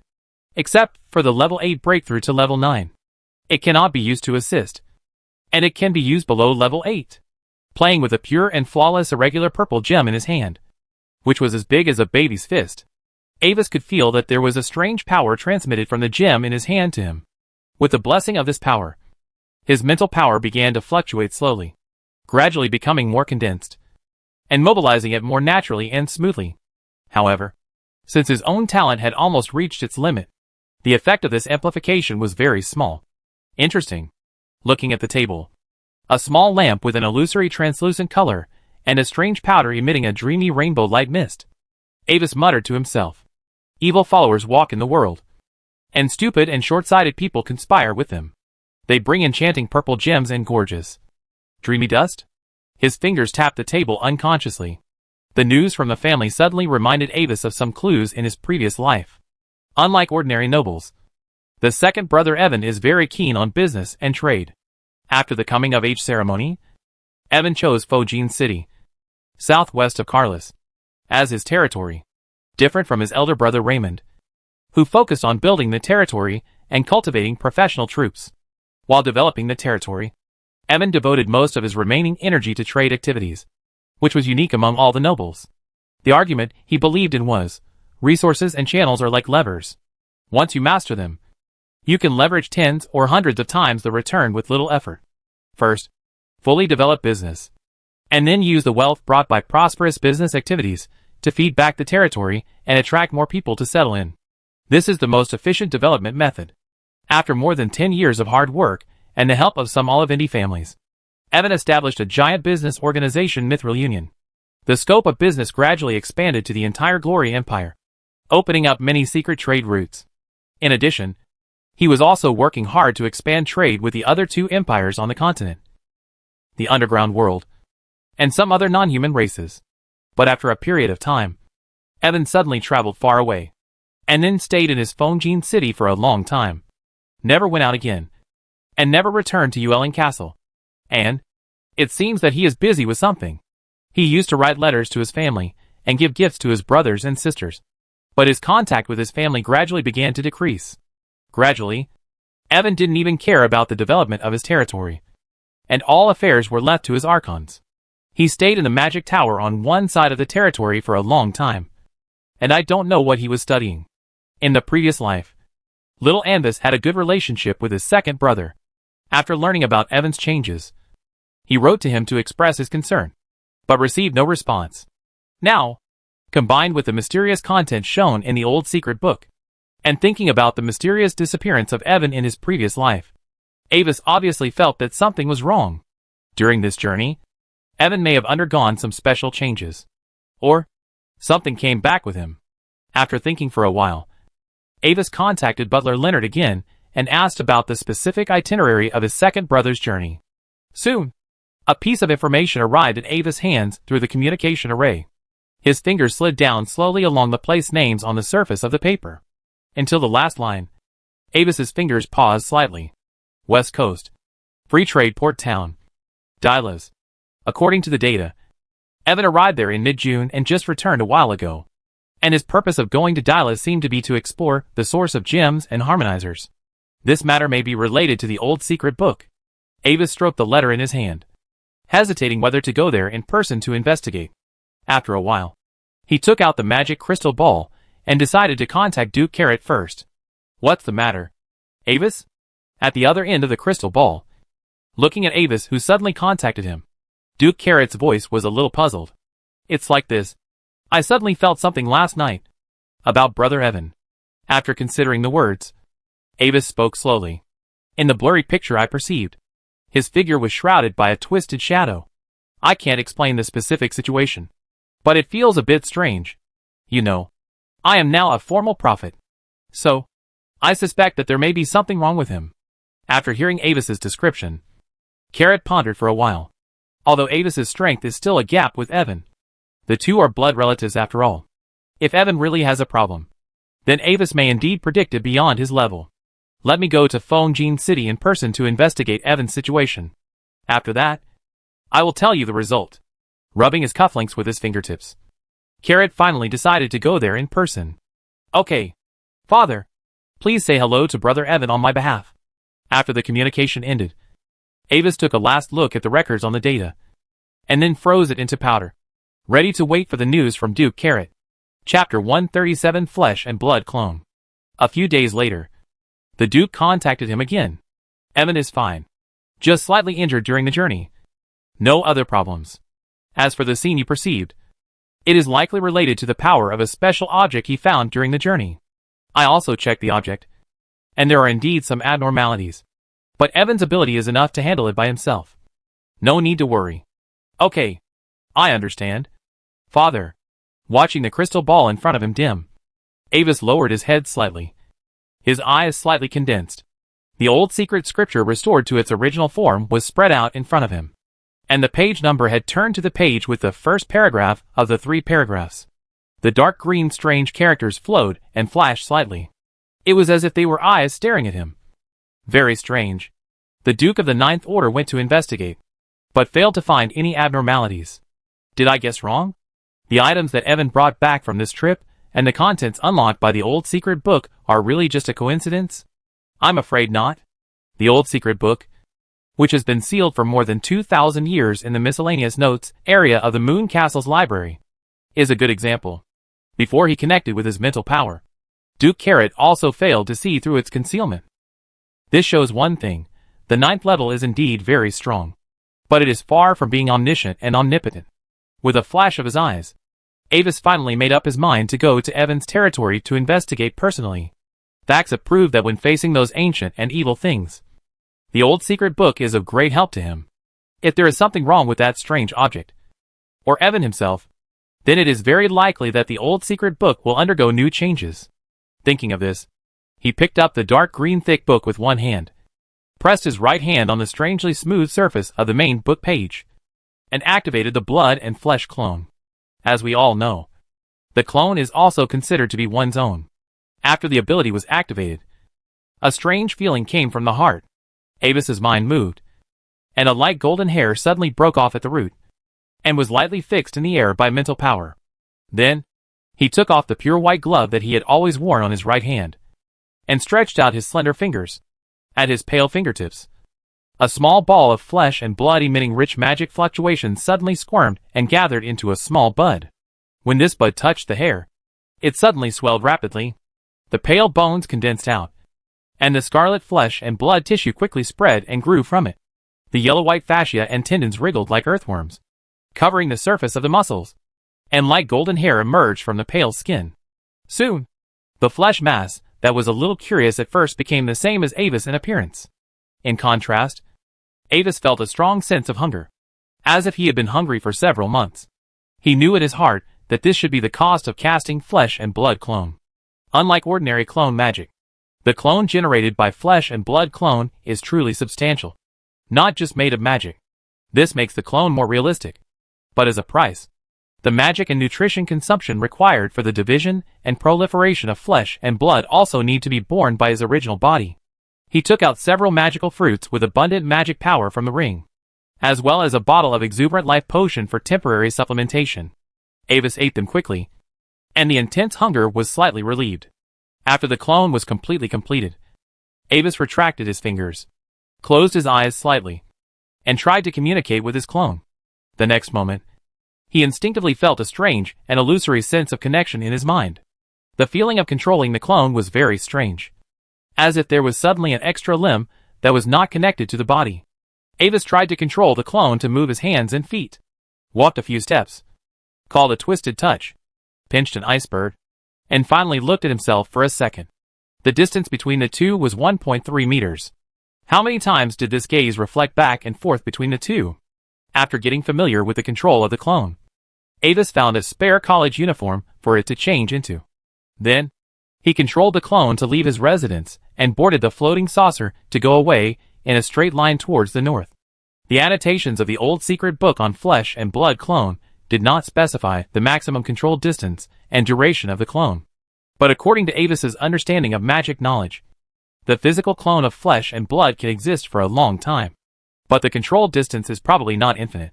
After about 3 minutes, the sense of connection from the clone suddenly began to weaken and became somewhat intermittent. The normal control distance is about 10 kilometers. After obtaining this data, Avis did not stop the test. When the distance between the flesh and blood clone and him was close to 20 kilometers, he suddenly felt that he could no longer move forward. Just as once an arm is straightened, it cannot be extended further. The same is true for the control of the clone. Obviously, the limit control range is a circle with a radius of 20 kilometers. After leaving his residence, Avis reconnected to his clone and controlled the floating disc to return. For this exploration operation, he already had a complete plan in mind. The next day, the capital, Olivendi branch. Sir Avis, what do you want? The 8th level Cold Wind Knight Joan walked into the study and saw Avis sitting behind the desk, and the figure sitting on the other side of the room, wearing a long cloak as dark as night, with his face covered by the dark shadow, and it was hazy and unclear. As a guard, his instinct made him look at the figure carefully. The 8th level strength made it easy for him to see through the shadow and see the face of the cloaked figure. But when he saw the true face of the figure for the first time, Joan instantly entered a state of alert. Hidden under the shadow is a face that makes people crazy. The flat face has no facial features, only a smooth paleness. In the center of the place where the facial features should grow, there is only a dark and deformed hole that leads to nowhere. Like an abyss. The moment he saw the hole, an extremely ancient and evil pressure, as if crawling out of the bottomless abyss, followed his gaze and instantly enveloped his whole body. A chill rushed from the coccyx to the back of the head. Under the pressure, Joan instinctively tensed his body, and the magic power in his body began to operate involuntarily. Weird. Horrible. Indescribable. This is Joan's first impression of this figure. Let me introduce you. Mr. Joan. This is the 9th level crown who came temporarily from the family. As for his specific identity, I am not in a position to disclose it. Looking at his family's secret guard, Avis smiled elegantly. However, you can call him the man in the mirror. Chapter 138 The Man in the Mirror. Seeing that Joan looked somewhat alert, Avis smiled and raised his hand to signal the black-robed figure. Hello. His Majesty the man in the mirror. John was startled when he heard this, and quickly retracted his gaze, and respectfully saluted the cloaked figure. The cloaked figure had no reaction to his salute. John himself did not care, but thought it was natural. The 9th-level strongmen, who mastered the power of rules, usually have some unique quirks. The human form and consciousness can no longer restrain them. Some 9th-level strongmen, who still care about their appearance, will maintain a seemingly normal daily form on weekdays. The other part, who don't care, directly chooses the most powerful and relaxed liberation posture. As for maintaining the human form, it is just for the convenience of life. Retracting his gaze from the cloaked figure, Joan looked at the gentle noble boy in front of him again, waiting for his instructions. Sir John, my brother Evan returned from a long journey a few days ago, and I am going to visit him in Fongjin City. This lord will accompany you and me on this journey. Without letting him wait too long, Avis told him the reason for summoning him. I see. John nodded, feeling relieved. In this era when legends are still common, traveling with a 9th-rank strongman means absolute safety. Okay, Lord John, please follow me. After speaking, Avis smiled and stood up, and walked to the side of the room, next to the tall bookshelf with sets of mystical books. Then, he took out an ancient brass key engraved with secret patterns, and held it with the hand of a wizard. On the left side of the third shelf, he touched a heavy gray book with the 36-star regions of mysterious astrology, the 9th printed on the spine. The nameplate glowed faintly, and the gray heavy book on the bookshelf suddenly darkened and became as dark as night, with it as the center. This darkness quickly spread like ink dripping into a cup of water, covering the entire bookshelf. Then, in the deep darkness covering the entire bookshelf, a silver light lit up from the center. Soon, a silver-white teleportation light gate that rippled like water waves was fully formed in this darkness. As a prosperous large city, the City Lord's Mansion of Fongjin City has its own large fixed-point teleportation array. As long as you master the core frequency of the corresponding teleportation array, you can connect to the opposite teleportation array and open the teleportation gate.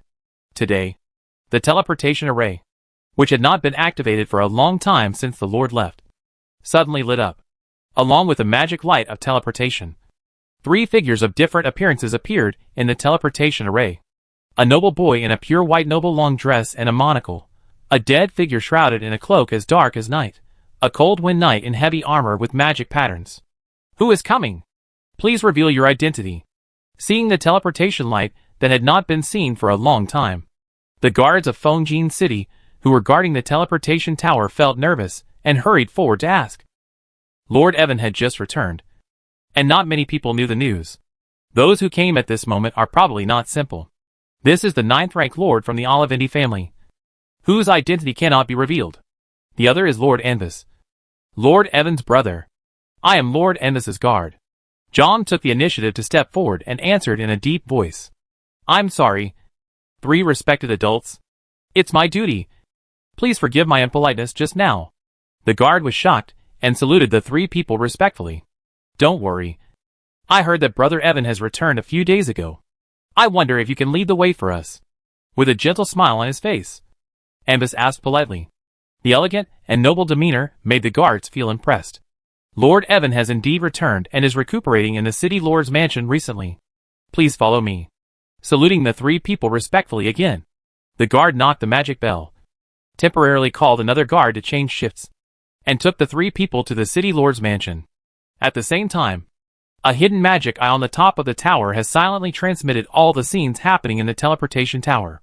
On the other side, in the study of the City Lord's mansion of Fongjin City, Evan Olivindi silently looked at the magic crystal ball in front of him, his eyes deep, and I don't know what he was thinking. At this moment, the scene played in the crystal ball was the scene of several people walking out of the teleportation tower, playing with a fantasy purple gem engraved with black secret patterns in his hand. Evan's eyes followed the figure of the black robe.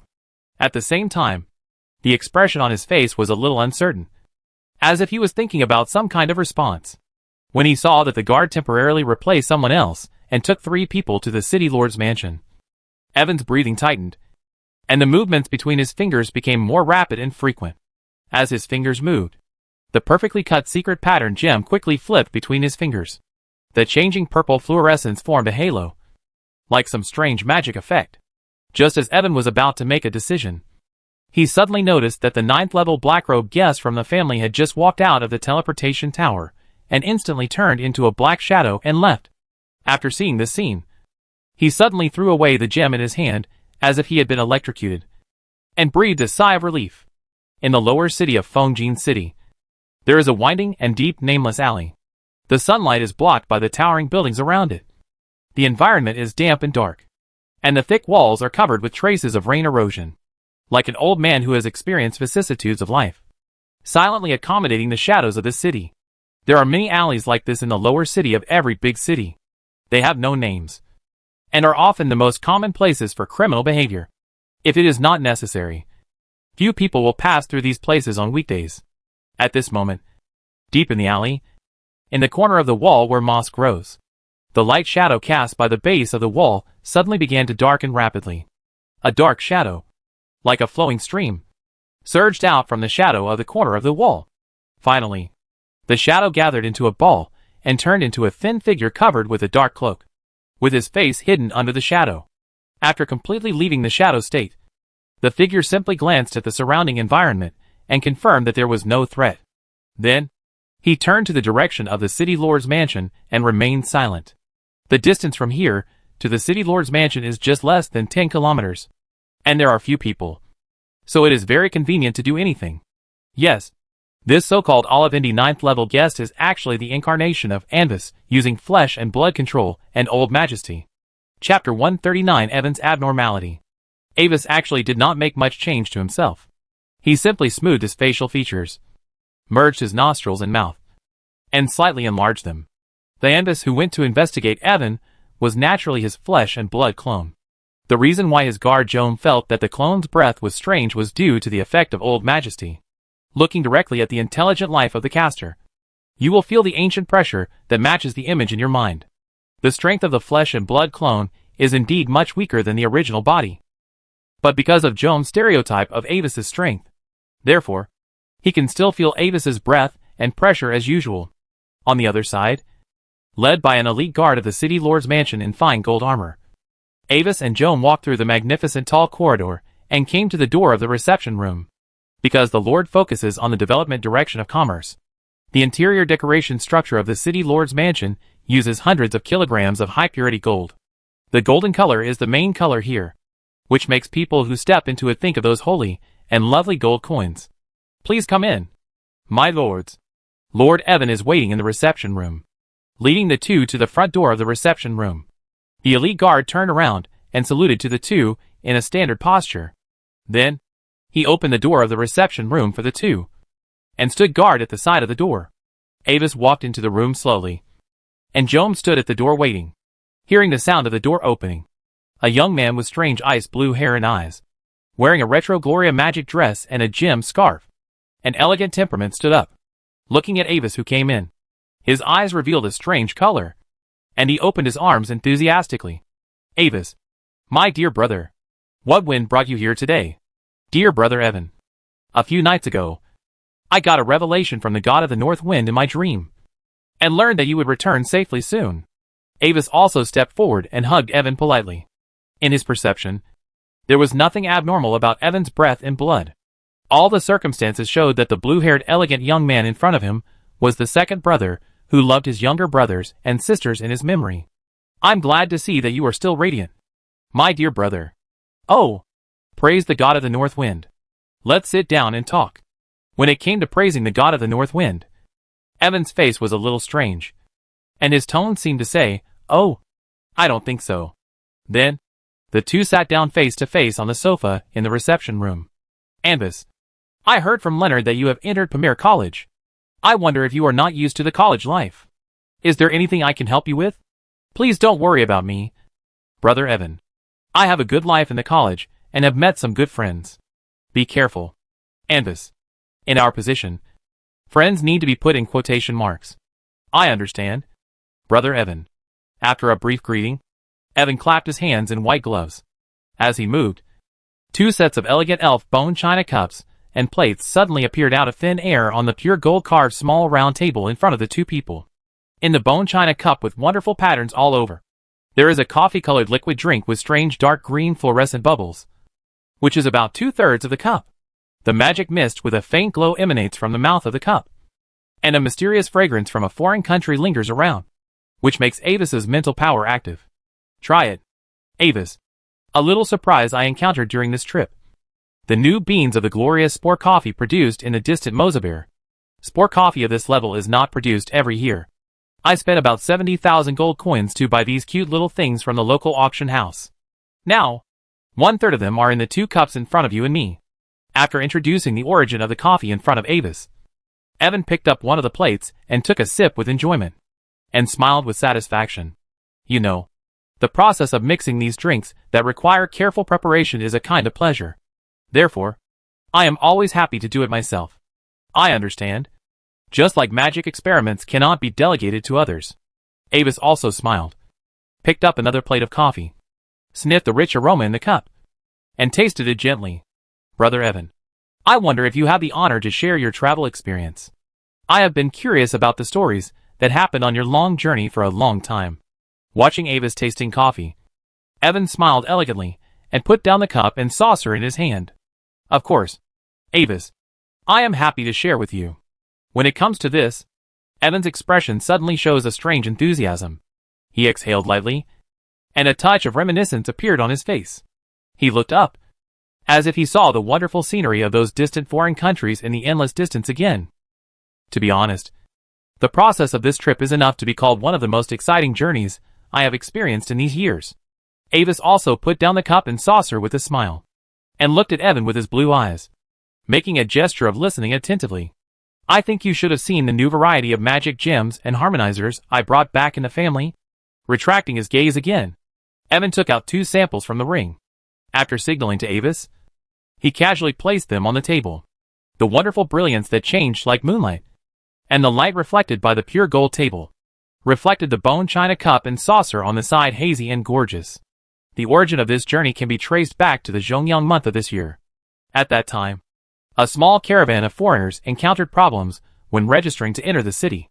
The city guards found that there were 2 trade items in the caravan that had no records and could not be taxed. So, they temporarily detained the caravan and reported the news to my tax officer.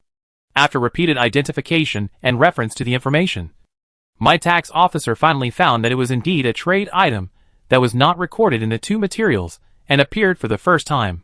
So, I ordered people to buy all the goods of the caravan, and from their mouths, I asked about the origin of this gem and harmonizer.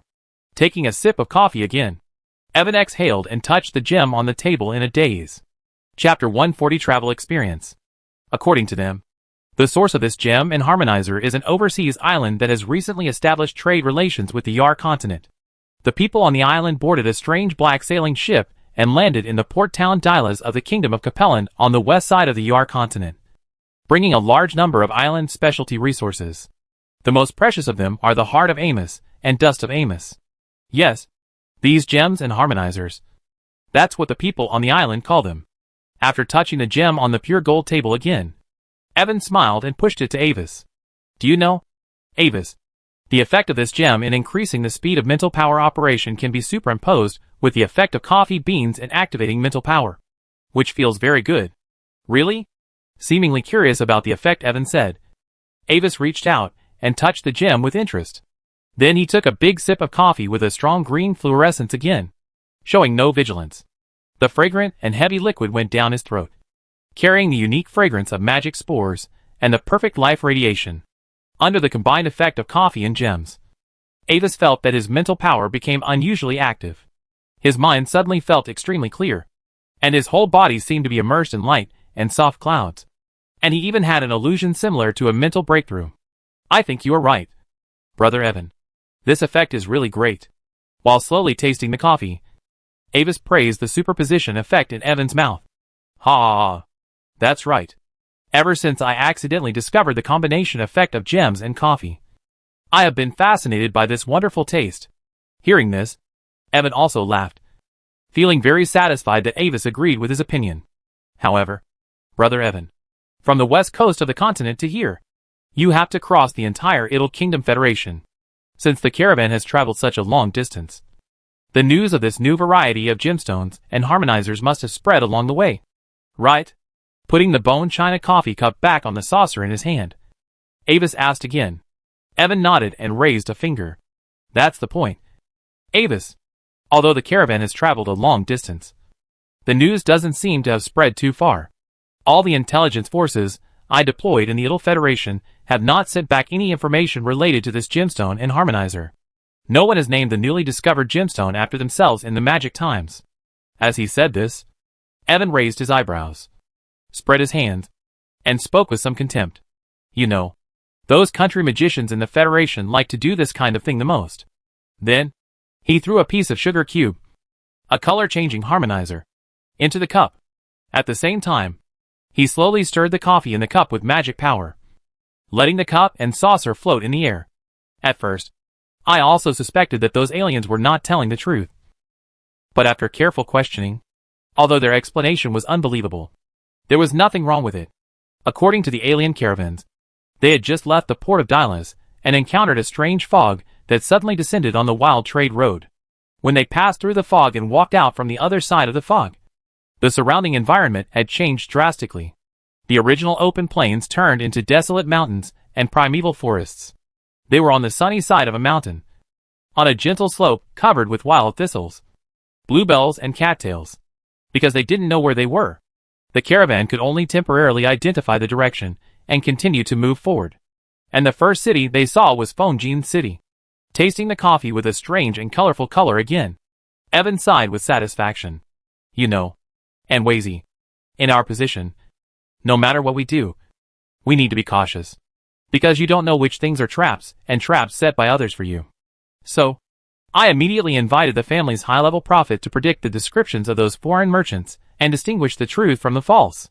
Then, using gems and harmonizers as a medium, I predicted their true origins and compared them with the statements of those foreign merchants.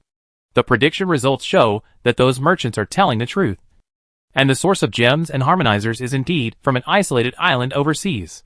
So, I asked the prophet again to predict the danger level of this trip, and whether there is a conspiracy against me personally or against the Olivendi family.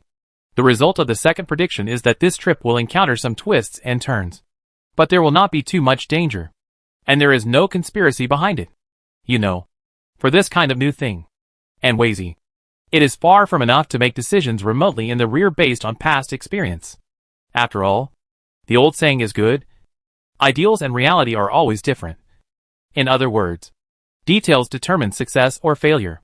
Since I couldn't confirm how long it would take for the news to spread, I immediately took the family's ultra-long-distance teleportation array to the secret branch of the family closest to the west coast of the continent in the Idle Federation. Then I took the alchemical airship there and went to Dylas. As he said this, Evan drank the rest of the coffee in one gulp, then let go of the cup and saucer, letting them disappear on their own. He took out a new gem and held it in his hand. In the clouds of relaxation and comfort, he leaned back comfortably, squinting his eyes, and sank into the sofa. But, Brother Evan, looking at Evan, who was squinting and leaning on the sofa, Avis also drank the coffee in one gulp. Then, he let go of the cup and saucer like Evan and spoke with a smile. I remember that when I was very young, my father once said this to me. Don't put yourself in danger at any time. I think this sentence makes sense. When he said this, Avis's eyes seemed to be staring at Evan's ice blue eyes unintentionally. You're right, dear Avis. Hearing this, Evan shrugged and smiled humorously. But our mother also said, in this ever-changing world, only by constantly moving forward can we stay where we are. Just like the first captain who discovered the elf continent, Eurus Blois. If he had just thought that the detector was faulty like his subordinates at the time, instead of checking the detector himself, then, the glorious name that would be recorded in history in the future would probably be replaced by another person. So, sometimes, I agree with my mother's point of view. Looking at each other, the two laughed. Chapter 141. Anyway, I arrived in Dylas at the end of the Zhongyong month. After laughing, Evan continued to tell his story, while Avis listened with a smile. My subordinates spent 3 days collecting information about the gems and harmonizers, as well as the mysterious black sailing ship. 3 days later, the results of the investigation were placed on my desk. The news about the gems and harmonizers did not spread far. But it is certain that the two chambers of commerce in Dyla's port and several individual gem processors also knew of their existence. And the black sailing ship only entered the port for 2 days at the beginning of the Zhongyang month, and then set sail to return and never appeared again. So, I waited there for 2.5 months, until the middle of the furnace month. The black sailing ship mentioned by the merchants once again rode the ocean current and slowly appeared on the horizon of the misty sea. Evan waved his hand, and a beautiful mini black sailing ship projection appeared out of thin air in the air in front of the two of them. It was a 3-garden sailing ship, with black oars sticking out from both sides like centipedes. And there was even an illusory sea surface and waves under the hull. To be honest, the first impression that the ship gave me was very strange, with an indescribable sense of oppression. When it entered the port, some islanders wrapped in thick turbans and scarves got off the ship and traded some special products of the Yar continent with merchants in the port, although they seemed a little taciturn. That did not diminish the charming brilliance of the gems and harmonizers in their hands. My family guards and I pretended to be members of the Chamber of Commerce, who went to investigate the environment, and met with their captain on the grounds of hoping to purchase gems and harmonizers for a long time. After learning about my purpose, he agreed to let me follow the ship to the island to investigate the gem mines and the production of harmonizers. As for the island, at this point, Evan shook his head. Although it is nominally an island, in fact, the area there is much larger than an ordinary island, and it seems that there is some kind of strange force field covering the land, causing the wild monsters on the island to become very strange. The reason why the people on the island can still maintain a normal life is entirely due to the protective force field of a strange ancient temple in the center of the town on the island. Of course, since there are 8th-level family guards, neither the mutated monsters nor the alienated force field on the island pose a threat to me. After investigating in the only town on the island, I have some preliminary understanding of the island. The islanders living on the island believe that the wilderness of the island is a land cursed by the gods. The town where they have lived for generations is called Lavenlays, which means blessed land in Mani language. The heart of Amos and dust of Amos are both produced from the ancient mountain mines on the other side of the island. I got a special message from an old man on the island. Among the ancient and terrifying mountains of the island, there is a straight cliff like a knife on the side of the tallest and most majestic mountain. On the surface of the rock wall, there are some ancient and huge strange rock reliefs, which are similar to the combination of faceless human figures and ancient sea lilies. And under those huge stone carvings, there is a deep cave. That place was a place where a certain foreign cult performed sacrificial ceremonies in ancient times. Do you know, Avis? It is on the altar at the deepest part of that cave that I found the biggest gain of this trip. Whether it is the heart of Amos or the dust of Amos, compared with that thing, they can only be regarded as the foil before the main course. Looking at Avis, who seemed very curious about his words, Evan smiled mysteriously and slowly stood up. Want to see my biggest gain this time, Avis? Of course, brother Evan. Avis showed a proper look of interest on his face and stood up as well. Come with me. As he said that, Evan took the lead and walked up the spiral staircase on the side of the reception room, followed by Avis. After leaving the reception room that was shining with golden light, the two crossed the suspended corridor and came to the magic tower on the side of the Lord's mansion. Evan extended his mental power and confirmed the authority with the tower spirit. Then he led Avis directly into the magic laboratory on the 4th floor of the tower. Look, this is it. My most important discovery in this entire journey. Towards a transparent isolation cover in the center of the laboratory, Evan proudly stretched out his hand and gestured. Through the dense defensive array, Avis finally saw what Evan admired so much. An ancient statue about 1 person tall, carved from a large piece of pure fantasy purple gemstone. The statue had an extremely strange appearance, and its overall structure resembled a faceless woman. But beneath the smooth body that radiated enchanting purple light, there extended a huge, wildly twisted tentacle. The incomprehensible strange black divine patterns were all over the smooth surface of the statue, especially on those huge tentacles. The patterns were densely packed, with a kind of crazy strange charm. Just a glance from afar through the heavy gravity field protection made Avis feel a little dizzy. And, although it was only his flesh and blood clone that was here, but Avis could feel that a cold and strange power was entrenched in the statue. When he sensed that power, the old secret scripture carried by the original body suddenly emitted a weak wave. After this wave was transmitted to Avis's spiritual sea, he had a hazy feeling, The old secret scripture, in desire? Recording this detail calmly, Avis slowly frowned. A strong doubt appeared in his eyes, and his body turned to Evan. Brother Evan, this statue seems to be some kind of ancient statue of a foreign god? To be precise, it should be a statue of a god servant. Looking at the faceless face of the statue in fascination, Evan shook his head with a little regret, with a strong regret in his tone. It's a pity, but this should not be the main object of worship of the foreign god group. Although this statue also condenses a considerable amount of foreign god's faith power, it is obviously not as good as the main statue. And, on that huge stone carving rock wall, its image is only located on the side, not in the center. I'm sorry, Avis. I can only let you watch through the protection. If you let go of these defenses, let alone you, even if I have broken through to the 6th level, it will be difficult to withstand the huge information impact of the divine pattern on the surface of the statue, thanks to the 8th level guards of the family. Otherwise, it would take a lot of effort to successfully bring it back. Speaking of this, Evan couldn't help but purse his lips, with a look of excitement and aftertaste on his face. Chapter 142 Tests and Little White Mouse. However, even with the help of the family guards, it took us most of the day to break through the strange force field and the complete seal of the statue. When everything was over and we left the cave, the night had already fallen on the island. And there is a reason why the people who have lived on the island for generations dare not leave the town at night. The strange force field on the island will become extremely active after nightfall, and the intensity will increase by more than one level. At the same time, after nightfall, the most powerful alienated monsters will appear among the ancient mountains of the island with the footsteps of darkness. My guards and I severely injured 2 or 3 of those alienated monsters that were strong enough to compete with the 8th level for a short time under the cover of night, and finally broke out from between the mountains. Listening to Evan's description, Avis opened his mouth slightly in exclamation, as if he was amazed at the dangers Evan encountered during his journey. Although the journey was not peaceful, the result was gratifying. As if he felt something, Evan suddenly smiled and waved. The color of the transparent shield suddenly darkened, and the material became no longer transparent, blocking Avis's sight. Avis keenly noticed that at that moment, although Evan was smiling, his eyes became strange.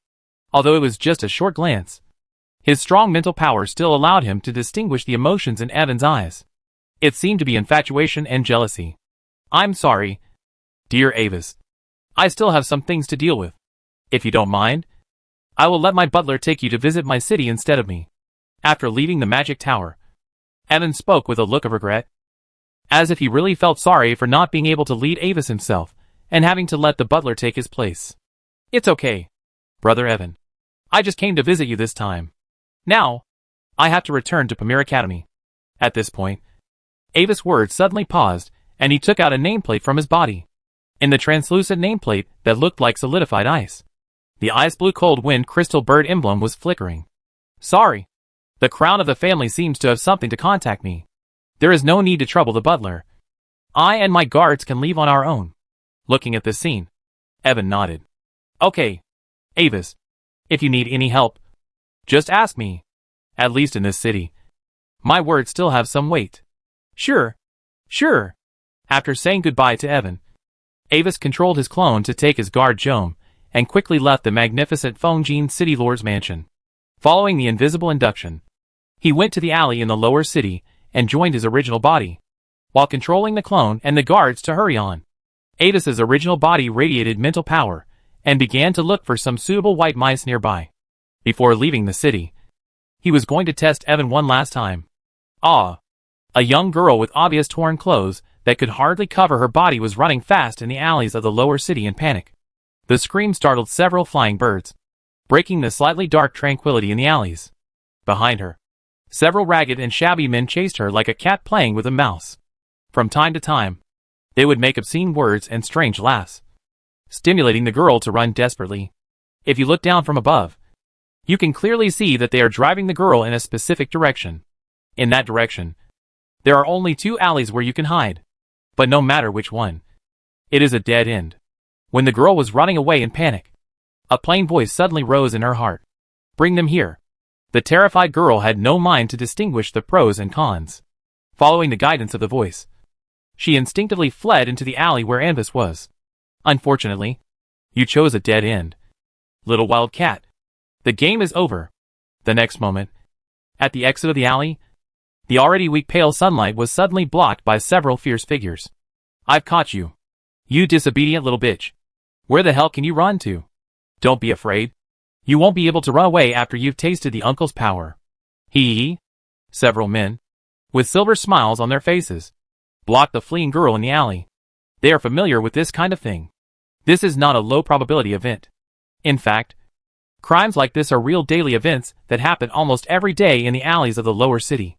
Although the guards in the city will try their best to maintain law and order, the number of city guards is limited. In addition, their patrol focus is often on the relatively small upper and middle city areas.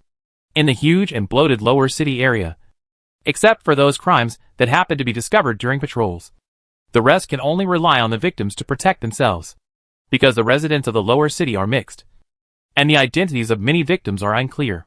The combination of various factors has made solving the case a thankless task most of the time, unless there are too many dead bodies in a short period of time, or the nature of the case becomes too bad. There will be special investigators involved. Most of the time, the guards can only clean up the new bodies added every day afterwards. However, today's situation is a little different from the past. When these men entered the alley and saw the trembling girl, they also saw the mysterious figure standing against the wall on the corner of the alley, covered in a dark cloak, with a dark face and unclear face. Several refugees looked at each other and hesitated. On weekdays, they dared not provoke such a strange existence. But due to the current state of being frightened, several refugees saw the girl curled up in fear on the other side of the figure, and their courage grew again. One of the men, with a centipede-shaped twisted scar on his left eye, stepped forward and spoke with a fierce look in his eyes. You are such a coward. I advise you to stay out of other people's business. Avis ignored the words of the fierce-scarred man. His ear structure is currently disappearing. Of course, he can actually understand what the man said, but no one will explain the experimental steps to the mice. Ignoring the reactions of the few people, Avis probed his mental power and detected the physical and mental strength of the few people. The feedback results showed that these people were just a few stronger ordinary people. Only the scarred man in the lead had a physical fitness that could be regarded as a warrior apprentice.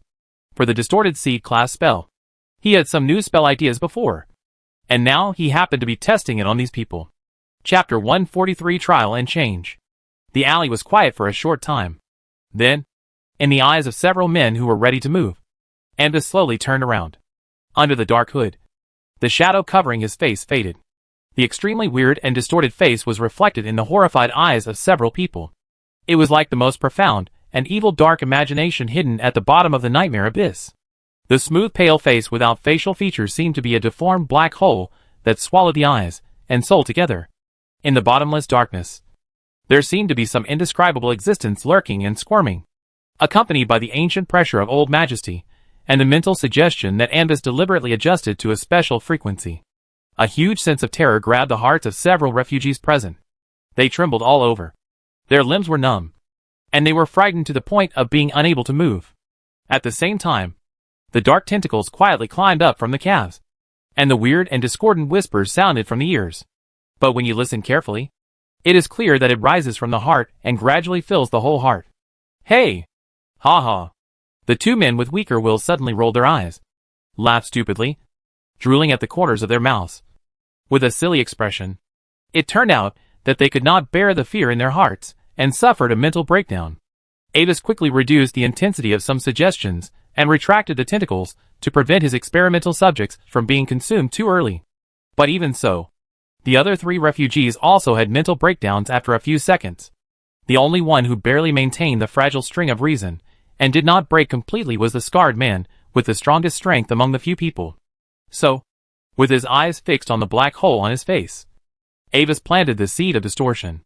When Avis's clone and guard Jome arrived, they saw the scene. A girl huddled in a corner, trembling all over.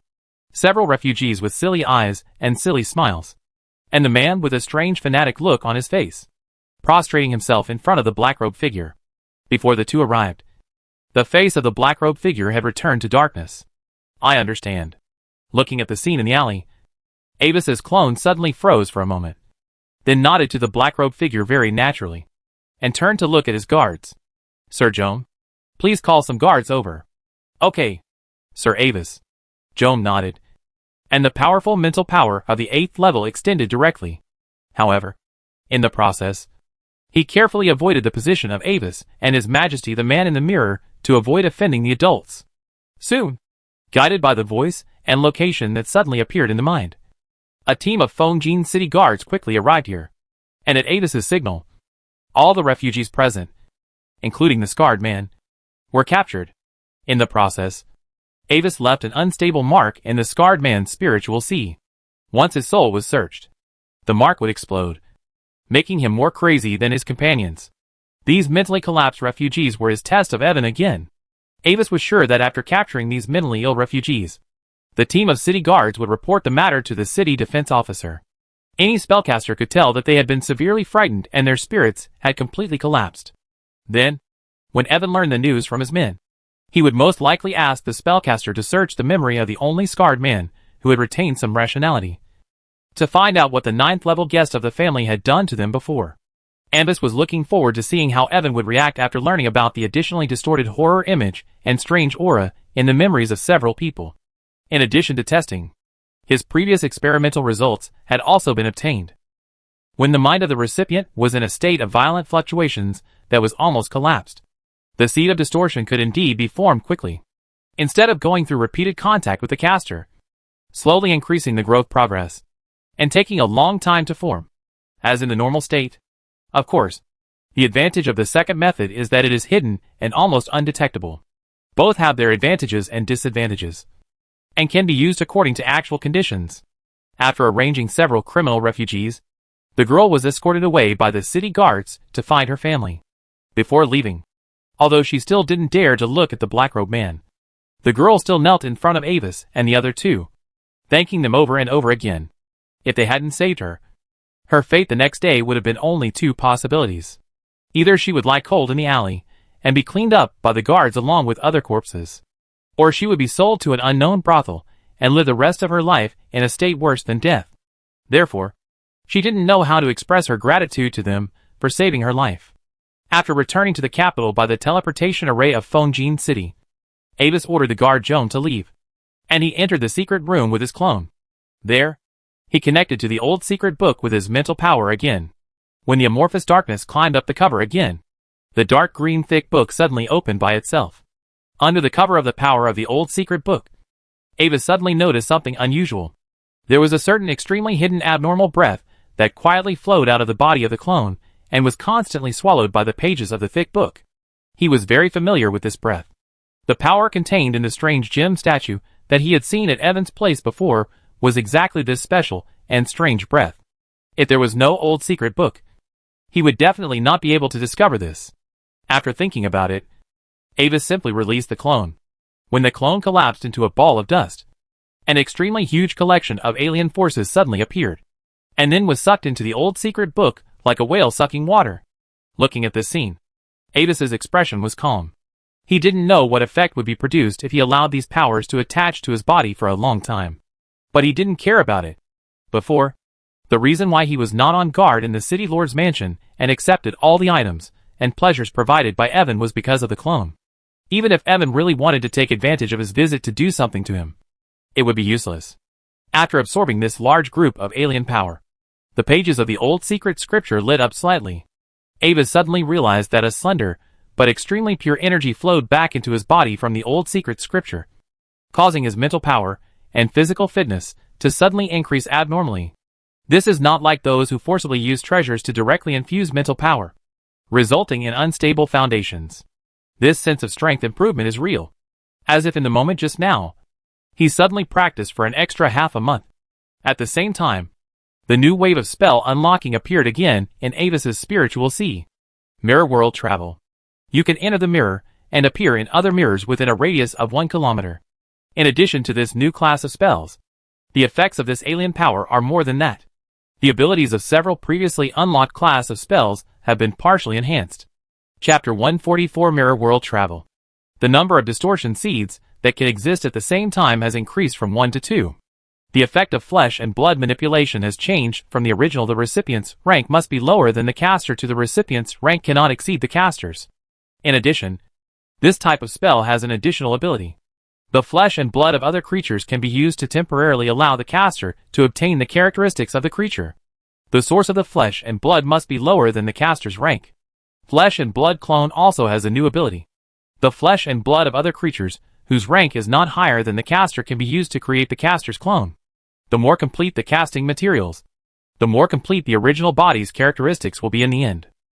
The changes in the old secret scriptures, especially the changes in the 2 flesh and blood spells, made Avis have some imagination.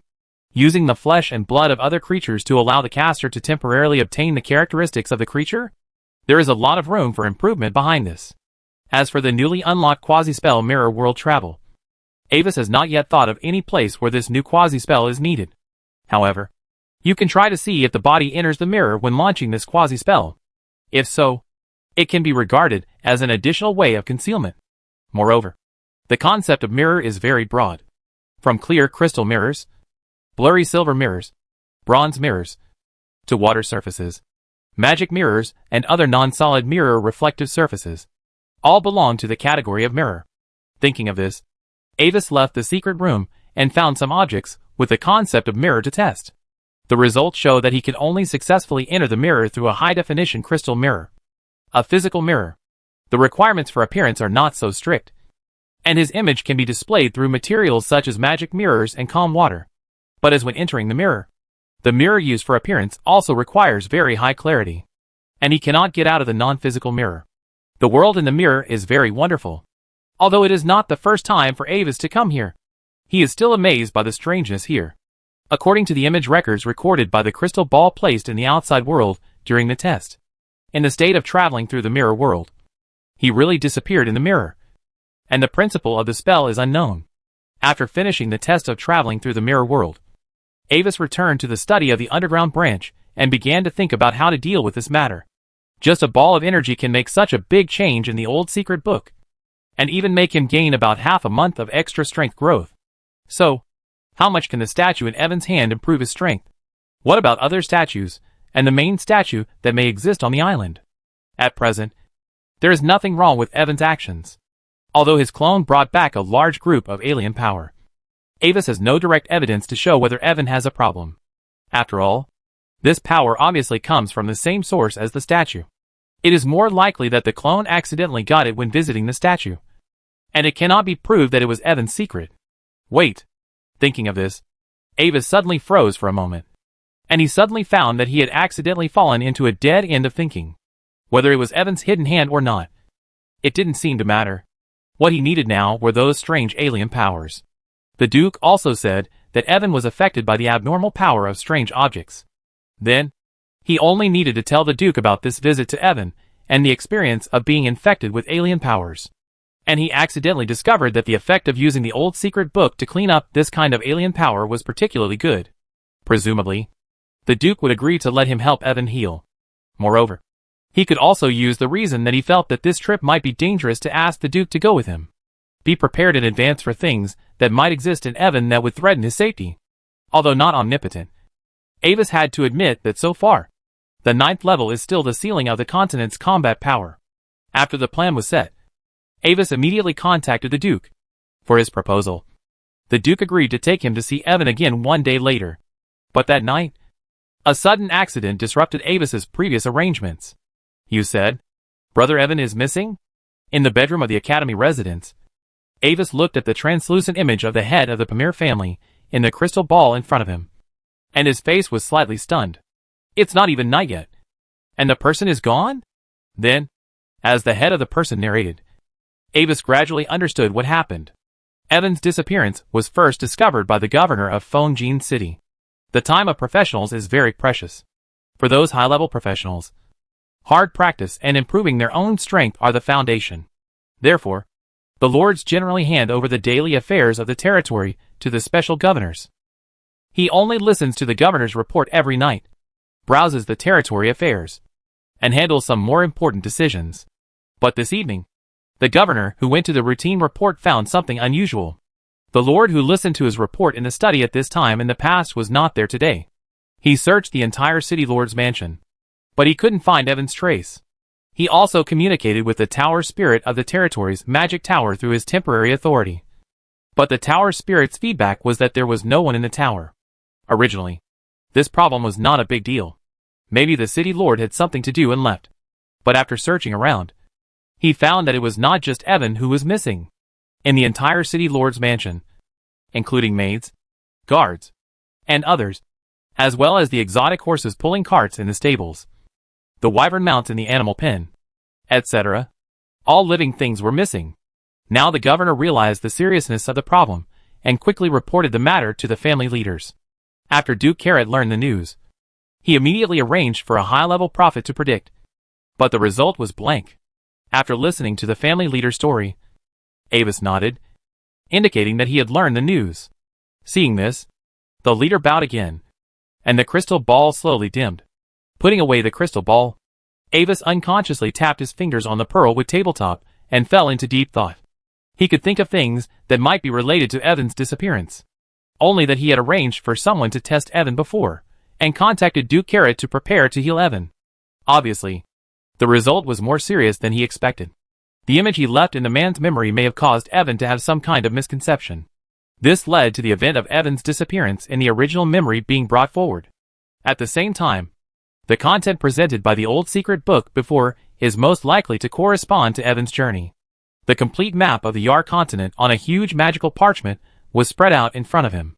Avis looked at the symbol of Dyla's port in the Little Kingdom Federation with a somewhat solemn look. As a variable of fate brought by the wishing technique, Avis always attaches great importance to the content of the old secret book.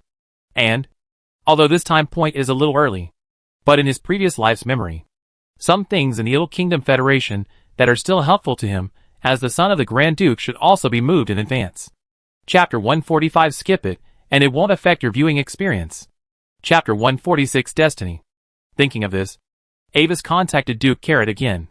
In the crystal ball, the Duke looked a little serious, as if he was also worried about Evan. Is there something wrong, Avis? It's like this, Father. After thinking about his words for the last time, Avis looked solemn and spoke seriously. I may have some special clues about Brother Evan's disappearance. Not long before I learned the news, some new content suddenly appeared automatically in the pages of the old secret scripture that could not be opened before.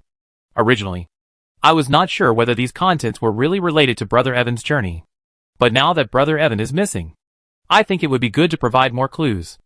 As he spoke, Avis opened the dark green thick book in his hand and showed the 3 pages of strange text to the Duke, and explained the meaning of these words to the Duke one by one. After reading the 3 pages of the true form of the old secret book, Duke Carrot frowned slightly and chewed on these 3 short paragraphs carefully. The rational wizard came here to investigate, but reached a shady deal. The followers returned on a dark sailing ship full of slaves on the ground. I think you are right, Avis. This may indeed be a prophecy. As he said this, Carrot seemed to suddenly understand something. I understand. The fact that you can get the recognition of this book is probably related to your gift of prophecy. What you said makes sense. Avis nodded in agreement with the Duke's guess. So, Father, I hope to go to Dyla's port in person to investigate whether the island is related to the disappearance of Brother Evan. You said? You want to investigate in person? Hearing Avis's words, the Duke was slightly stunned. His face suddenly became serious. His deep blue eyes looked at the handsome face of the boy, and his tone was low. Give me a reason. Do you need a reason? Avis met the Duke's scrutiny without changing his expression, with a decent smile on his face, and spoke calmly. Because I am the only one who can unlock and use the old secret book. You also said that this is a very high-level magic artifact, and it is particularly effective against the power of those ancient creatures. Also, the prophecy was originally revealed by the old secret book. So when I go there, I should be able to find more relevant clues. Under Avis's gaze, the Duke slowly shook his head. That's not enough, Avis. If that's the only reason, I won't let you take the risk now. Perhaps the secret book of the old days does have a very powerful power, but you are far from being able to truly bring this power out. If Evan's disappearance is really related to this, and the 8th level family guards have all had accidents, do you think that your current strength will be stronger than an 8th level guard? Avis responded to the Duke's questioning calmly. Only the rank and strength on the surface can't represent everything. After the destruction, The ancient magic empire was torn apart, and the continent fell into war. The alien races that were originally suppressed by the magic empire and could not breathe also took the opportunity to rush out and compete for the continent's territory. The most famous one among them is the national hero of the feathered people, the Black Prince. On the battlefield, he, who was at the 8th level, personally killed more than one 8th level peak warrior, and led the feathered people to occupy a large area of territory west of the continent, with a great reputation and unparalleled popularity. But under the guidance of fate, he, who was extremely powerful, died in the hands of a little girl who couldn't even hold a white feathered chicken when he was about to be promoted to the 9th level. Relying on the broken sword stained with blood, she pierced the heart of the Black Prince. Hearing the example given by Avis, the Duke shook his head with a cold face. Since you mentioned the legendary experience of the Black Prince, then I think the family's history mentor should also tell you the truth that has not been recorded in history books. In that distant history, the fate of the Black Prince was manipulated by the prophet hidden behind the scenes from beginning to end. And the prophet, who did not appear in the epic, is the only 9th level peak prophet in the entire continent today. Looking at the Duke in the crystal ball, Avis chuckled and shook his head. But, Father, how do you know that I can control the old secret scripture without the arrangement of a 9th level peak or even more powerful strongman? Hearing Avis's words, Duke Carrot was suddenly stunned. After a moment of silence, he sighed lightly, and his eyes softened when he looked at Avis, and nodded with a relaxed expression. Very good, Avis. You can think of this level on your own. Very good. Since it has come to this point, I guess you have really made up your mind. So, when are you going to the Idle Kingdom Federation? I'm going to the Idle Federation in a few days. That is, during the Freshman Festival. Father. Knowing that he had passed the test, Avis bowing to the Duke and spoke respectfully. Okay. The Duke nodded again. I'll say hello to Pamir College for you. Before you leave the Empire, remember to go back to Carlos once? I need to confirm some things. After the communication ended, Avis was a little absent-minded looking at the dim crystal ball. The Duke's side was temporarily settled. But before leaving the capital, he still had some other arrangements to leave. Thinking of this, Avis's heart suddenly moved. Just now, the cultivation progress prompt he set up in the laboratory was triggered. This represents one thing. The cursed plutonium dragon that has been cultivated for more than 2 months is about to break its shell.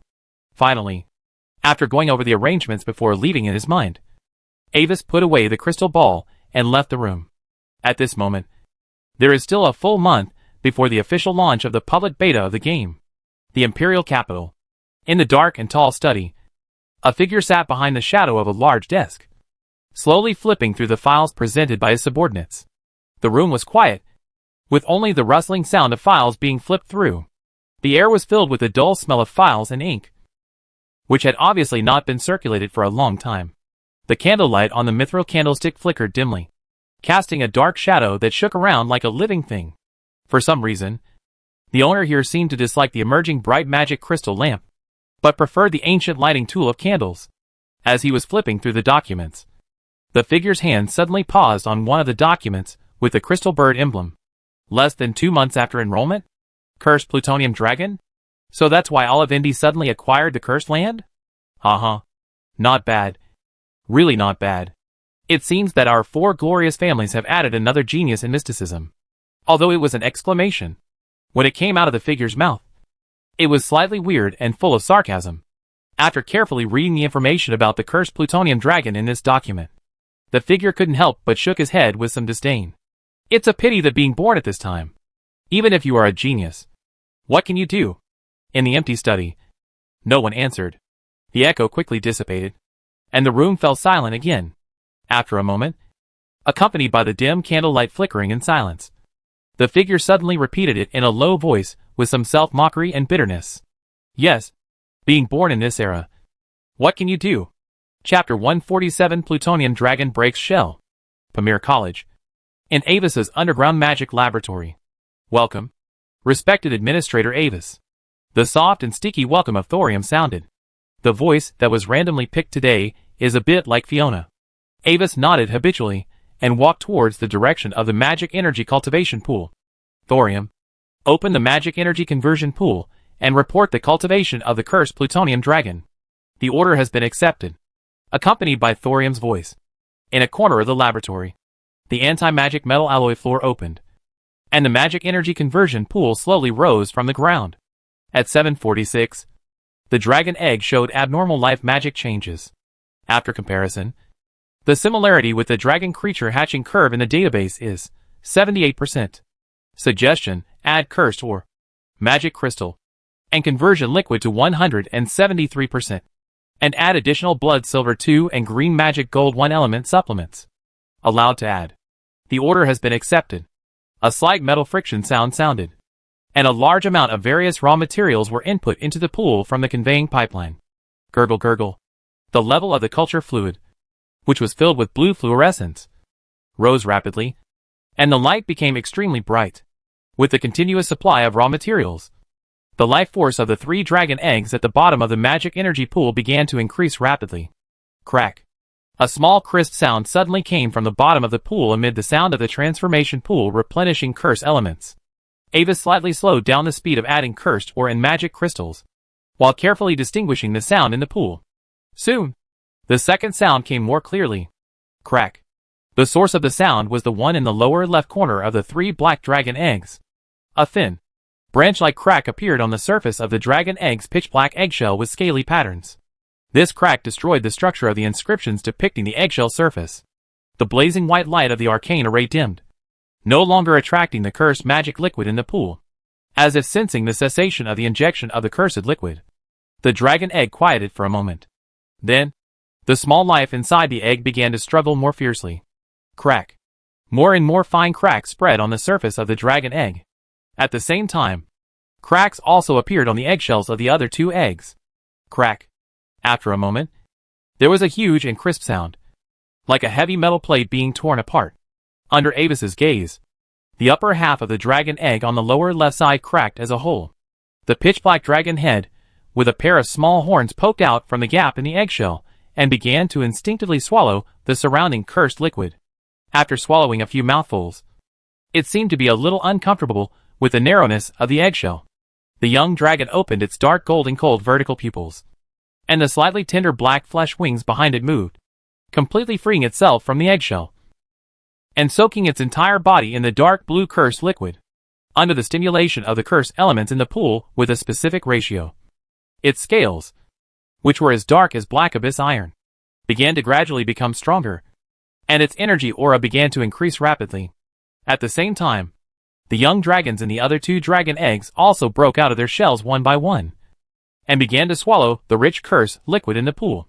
3 dragon eggs, all successfully cultivated, even in ancient times. The Yakia scholars, who explored the cursed plutonium dragon cultivation plan, did not dare to guarantee that they could achieve this success rate. Unlike the human civilization that has dominated the entire continent for nearly 10,000 years, and explored countless ancient relics, standing on the shoulders of giants, the Yakia civilization is far inferior to humans in terms of resource abundance and magical attainments. Due to the lack of high-level precision element separation arrays, Yakia scholars can only use their own secret techniques to refine and separate cursed metals for the second time. However, the purity of the elements separated by that secret method is far from the weapon grade that Avis is using now, which is infinitely close to 100%, and can only reach about 60 to 70% at most. When all 3 dragon eggs were hatched, the replenishment of raw materials and the magic energy conversion pool had stopped. Looking at the 3 young dragons still absorbing the essence of cursed energy at the bottom of the pool, Avis slowly walked into the edge of the conversion pool and connected to the center of the star array structure of the large array at the bottom of the pool. At the same time, his will penetrated into the magic circuit of the array. The secret ritual array that envelopes the entire conversion pool and is used to control these cursed plutonium dragons is lit. Colorless and transparent high-intensity mental ripples are released from the array. Its frequency was adjusted to a specific subtle range, specifically designed for the cursed plutonium dragons that had completed the transformation. The specific data of this set of frequencies is the key among the keys. Almost all the scholars of the Yacha tribe worked hard, and spent countless precious resources and time to figure it out. At the bottom of the magic energy pool, the 3 young dragons shrouded in high-intensity mental fluctuations shook their heads a little irritably. However, because they were busy absorbing the remaining essence of the transformation liquid in the pool, Their abnormal movements only stopped there. About half a magic hour passed again, and the cursed liquid in the pool became very thin, and the original blue fluorescence had faded to the point where it was almost undetectable. Instead, the dark scales of the three young dragons began to emit a faint blue curse fluorescence, adding a fatal beauty to their smooth and graceful body surface. After absorbing the curse power in the pool to almost extinction, the three young dragons, which were obviously larger and almost as big as a horse, flapped their wings and floated up from the bottom of the pool. Gaho. Gaha. When they first breathed in real air, they opened their mouths and uttered three slightly childish roars towards this beautiful world. At the same time, the pure white petite figure standing upright by the pool, exuding a strong sense of intimacy, was also reflected in their dark golden vertical pupils. So, they flapped their wings and swam towards Avis. Jiewu. After swimming to the edge of the pool, the three young dragons climbed up the shore with their wings and claws, squatted beside Avis, and made a not very cute roar, and tried to rub Avis with their heads, showing their intimacy in a slightly clumsy way. Looking at the three young dragons who were close to him, their IQ seemed to be no different from that of ordinary animals. Avis pulled the fully enclosed experimental protective cloak on his body, feeling a little strange. Don't alien dragons need to eat eggshells? After thinking about it, he spread his mental power, lifted the eggshells at the bottom of the pool, and placed them in front of the three young dragons. The three young dragons smelled their eggshells in confusion, and looked at each other again. Then, they began to eat the metallic black eggshells with a somewhat reluctant posture. Well, it seems that they were too full of culture medium when they were born, and they had excess nutrition, so they didn't need to eat eggshells. Looking speechlessly at the three young dragons struggling to chew, Avis instructed Thorin to record the entire process and results of cultivating the cursed Plutonian dragon into the family's information database. Chapter 148 Albin's New Invention. December 30th. After learning from Avis that he was about to leave Pamir and go to the distant west coast of the continent, Albins and Avis made an appointment to meet in the Tower restaurant after the academy course this afternoon. He had something to give to Avis before he left. At 2 o'clock in the afternoon, Avis pushed open the door of the private room they had reserved on time. You are here, Avis. Welcome. In the private room, he wore a strange helmet with many antenna-like structures protruding on his head. Albins, who was covered with shiny, messy metal objects, stood up and welcomed Avis into the room. Nice to meet you. Dear Albin, I heard that you have something to give me. Oh, wait a minute. Let me guess. I think you have some new research results, right? Looking at Albins' appearance, Avis smiled and asked directly. You're right. Andis. That's probably the only research result I've come up with since I entered school. When Albins mentioned this, his expression immediately became excited. With the precious healing supplies provided by the Olivendi family, Hillier has woken up and is currently in the recovery period, because his sister, who depended on each other for survival, woke up. He was excited and suddenly felt inspired. So, Albin spent a whole week researching an interesting new invention. Although according to the contract, I can indeed create some small things that will to cheat some funds from you. As he spoke, Albins waved his hand. But in order not to waste your time, when I exchanged those things for funds, I went directly to the contact you arranged for me. There is no need to mention this kind of thing, Albins. It's just a few thousand gold coins. Our time is much more valuable than this. Avis also waved his hand, his tone nonchalant. Well, I think you are right. After taking a breath, Albins nodded and led Avis to the center of the room. Pointing to the two items placed on the cedar table, he signaled Avis to check it himself. Take a look. This is it. It was a pair of strange two-color metal rings, about 60 centimeters in diameter, shaped like the Mobius ring of Avis's previous life. From the center line of the ring surface, the color is divided into two halves. One half is white, and the other half is black. There are countless tiny circuits and inscriptions engraved between the rectangular concave and convex gaps on the surface of the metal ring. How is it? Avis, can you tell what it does? Looking at Avis with a beaming face, Albin spoke with a hint of pride in his excitement, like a child showing off his candy to his companions. After carefully examining the inscriptions on the surface of the ring, Avis thought for a moment and pointed to the twisted part of the ring. According to the phys-array structure of the inscriptions here, it should be related to space and has the function of twisting space. Then, based on the special structure of this pair of rings with only one side. I think the function of this device should be to temporarily transmit items whose volume does not exceed the diameter of the ring. For example, put a stone in the first ring and inject magic power, and the stone will appear in the second ring. After listening to Avis's analysis, Albans nodded in agreement, and then shook his head with some pride. You are right, Avis, but your guess is not complete enough. My guess is not complete enough? Avis looked at Albans' blue eyes with some surprise, and spoke before he spoke. Oh, it can actually establish a space-time connection in normal space-time. It actually... Albans, who was about to say something, suddenly choked and swallowed his words back with some resentment. Yes, Avis, that's what I want to say. After a moment, he chewed on Avis's expression just now, and he suddenly came back to his senses. Wait, Avis, you didn't know it a long time ago? Oh, how could it be? Dear Orban, it was just an accident. Avis immediately raised his hands, and a standard smile taught by the etiquette teacher was hung on his face, and the palm of the white glove was facing Orban's, indicating that he was very innocent. I just had the honor of seeing a teleportation array similar to this one in the ruins before, which directly establishes a connection in normal time and space. Really? Avis, I wonder if it would be convenient for you to draw it, so that I can also observe and learn.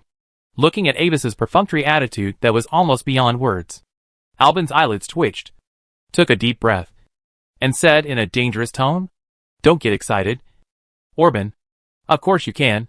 Avis smiled, and then based on his memory, he simply drew the array pattern of the teleportation array in the secret room that he had seen with Claire and Pecora. Orbans looked carefully at the magic circle drawn by Avis, although some details were missing from the drawing idea. This magic circle was indeed designed to establish a normal space-time connection. The reason why this point is mentioned specifically is that general space magic is to establish a space-time connection through the third state space. In the third state space, all matter exists in the energy state. In other words, if the caster teleports from point A to point B, he is not teleported directly. Instead, at the moment of entering the portal at point A, he completely transforms into an energy state, and then restores to a material state at point B, with an additional step of changing form in the process. This leads to a lot of trouble. Some strange objects with special concepts cannot be teleported. For every additional mass of the items being teleported, the magic power consumption will increase exponentially. Unlike the normal space-time connection, this portal can directly connect 2 points, just like passing through an ordinary door. The biggest advantage of this transmission method is stability. The teleported items are only limited by volume, without most other miscellaneous restrictions. Although he was still a little unwilling, the facts were there, and Albans waved his hand in a bored manner. Okay. I am short-sighted. I named this device Normal Space Teleportation Ring. Its function is to open interconnected portals in normal time and space. Each ring is divided into black and white. If you enter from the same color direction, you will also exit from the same color in another ring. However, due to material and energy supply issues, the maximum distance between the 2 rings cannot exceed 3 meters. If it exceeds, the space-time entanglement will become unstable. If you use better materials, it should be able to make the entanglement distance farther. Chapter 149: The Secret of Space and Time. As he spoke, Albans casually picked up one of the rings on the table and injected magic into it. The ring that received magic lighted up slightly, and with it, another ring on the table also lit up at the same time. Avis could see with his naked eyes that the space in the center of the ring was distorted like an oil painting. After a moment, the ceiling of the room with a soft glow appeared from the ring. Albans' finger passed through the ring and was now sticking out of another ring on the table. After signaling to Avis, he pinched the ring in his hand and walked a few steps in one direction of the room.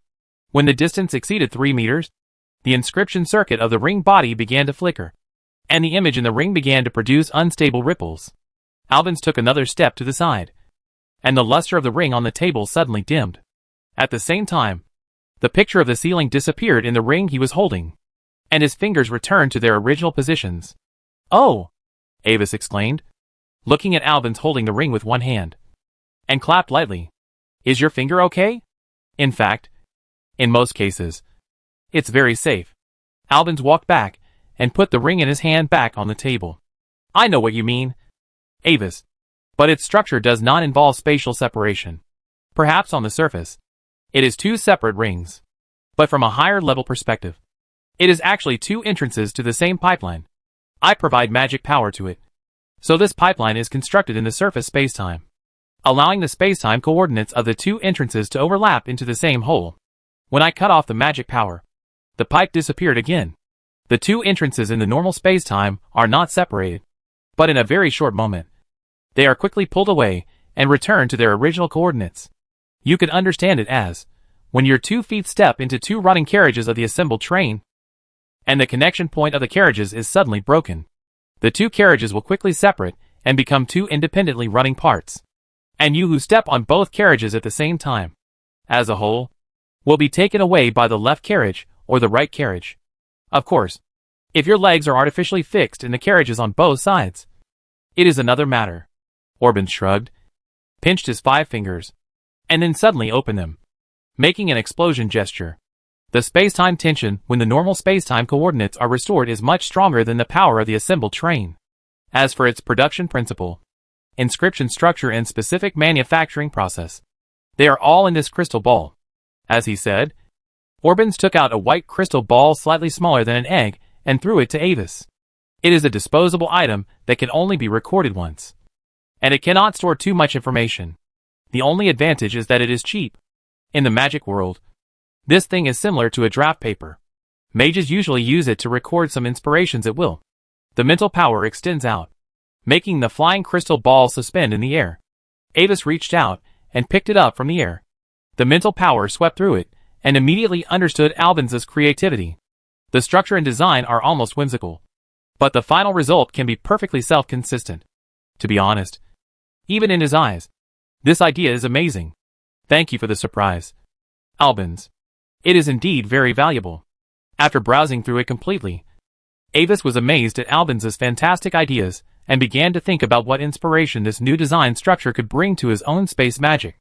Then, according to our agreement, the reward for this new research result. No, Avis, it is not in our agreement. In order to repay you for saving me and my sister Hillier, this is a gift from me to you personally. Alban shook his head, emphasizing the word gift.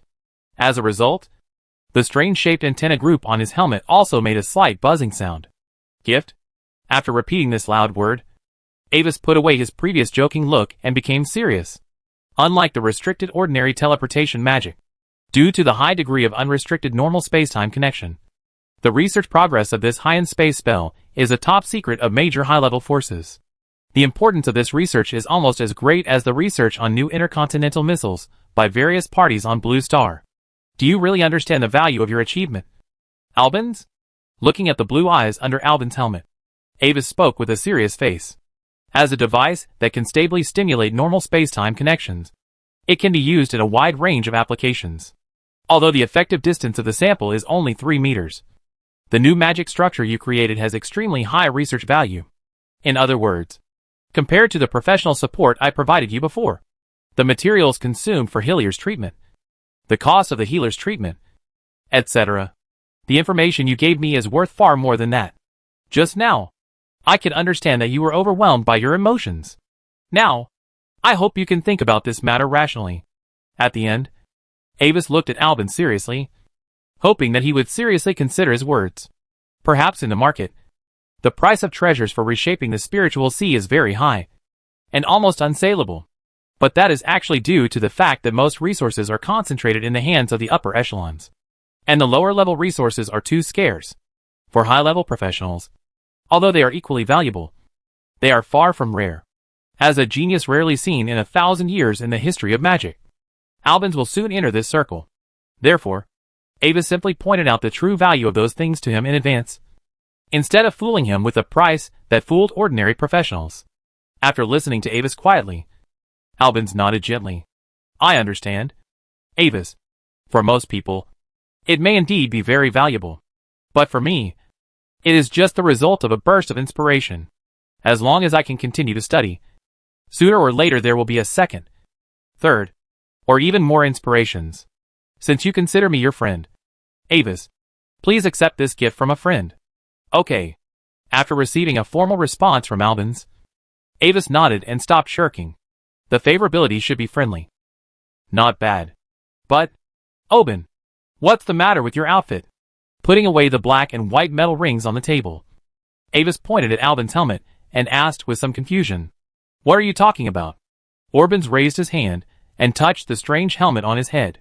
"This is a mental activity separation and remote control helmet. An auxiliary gadget I created myself. It can stimulate the spiritual sea, increase mental power, speed up mental power operation, and remotely control the equipment in the laboratory. While talking to you, I have 2 magic experiments and the production of a strange object in progress. With this helmet, even if I leave the magic laboratory, I can multitask and complete these tasks at the same time. Of course, as a price, this will cause the speed of life burning to increase by nearly 10 times. But more can be replenished when advancing. Compared with the time saved, this side effect is not important." As he said, Orbans looked at Avis carefully and shook his head. "The production method has been given to the contact you arranged. But you can't use it. Your current mental strength and activity are too high, and it will not have any amplification effect on you." Chapter 150 Hive Will. As for these on me, Orbans shook the shiny metal ornaments densely covering the school uniform. Schwa. Under Ava's slightly surprised eyes, all the metal ornaments suddenly expanded and interlocked on Orban's body, forming a magical style of fully enclosed construction armor.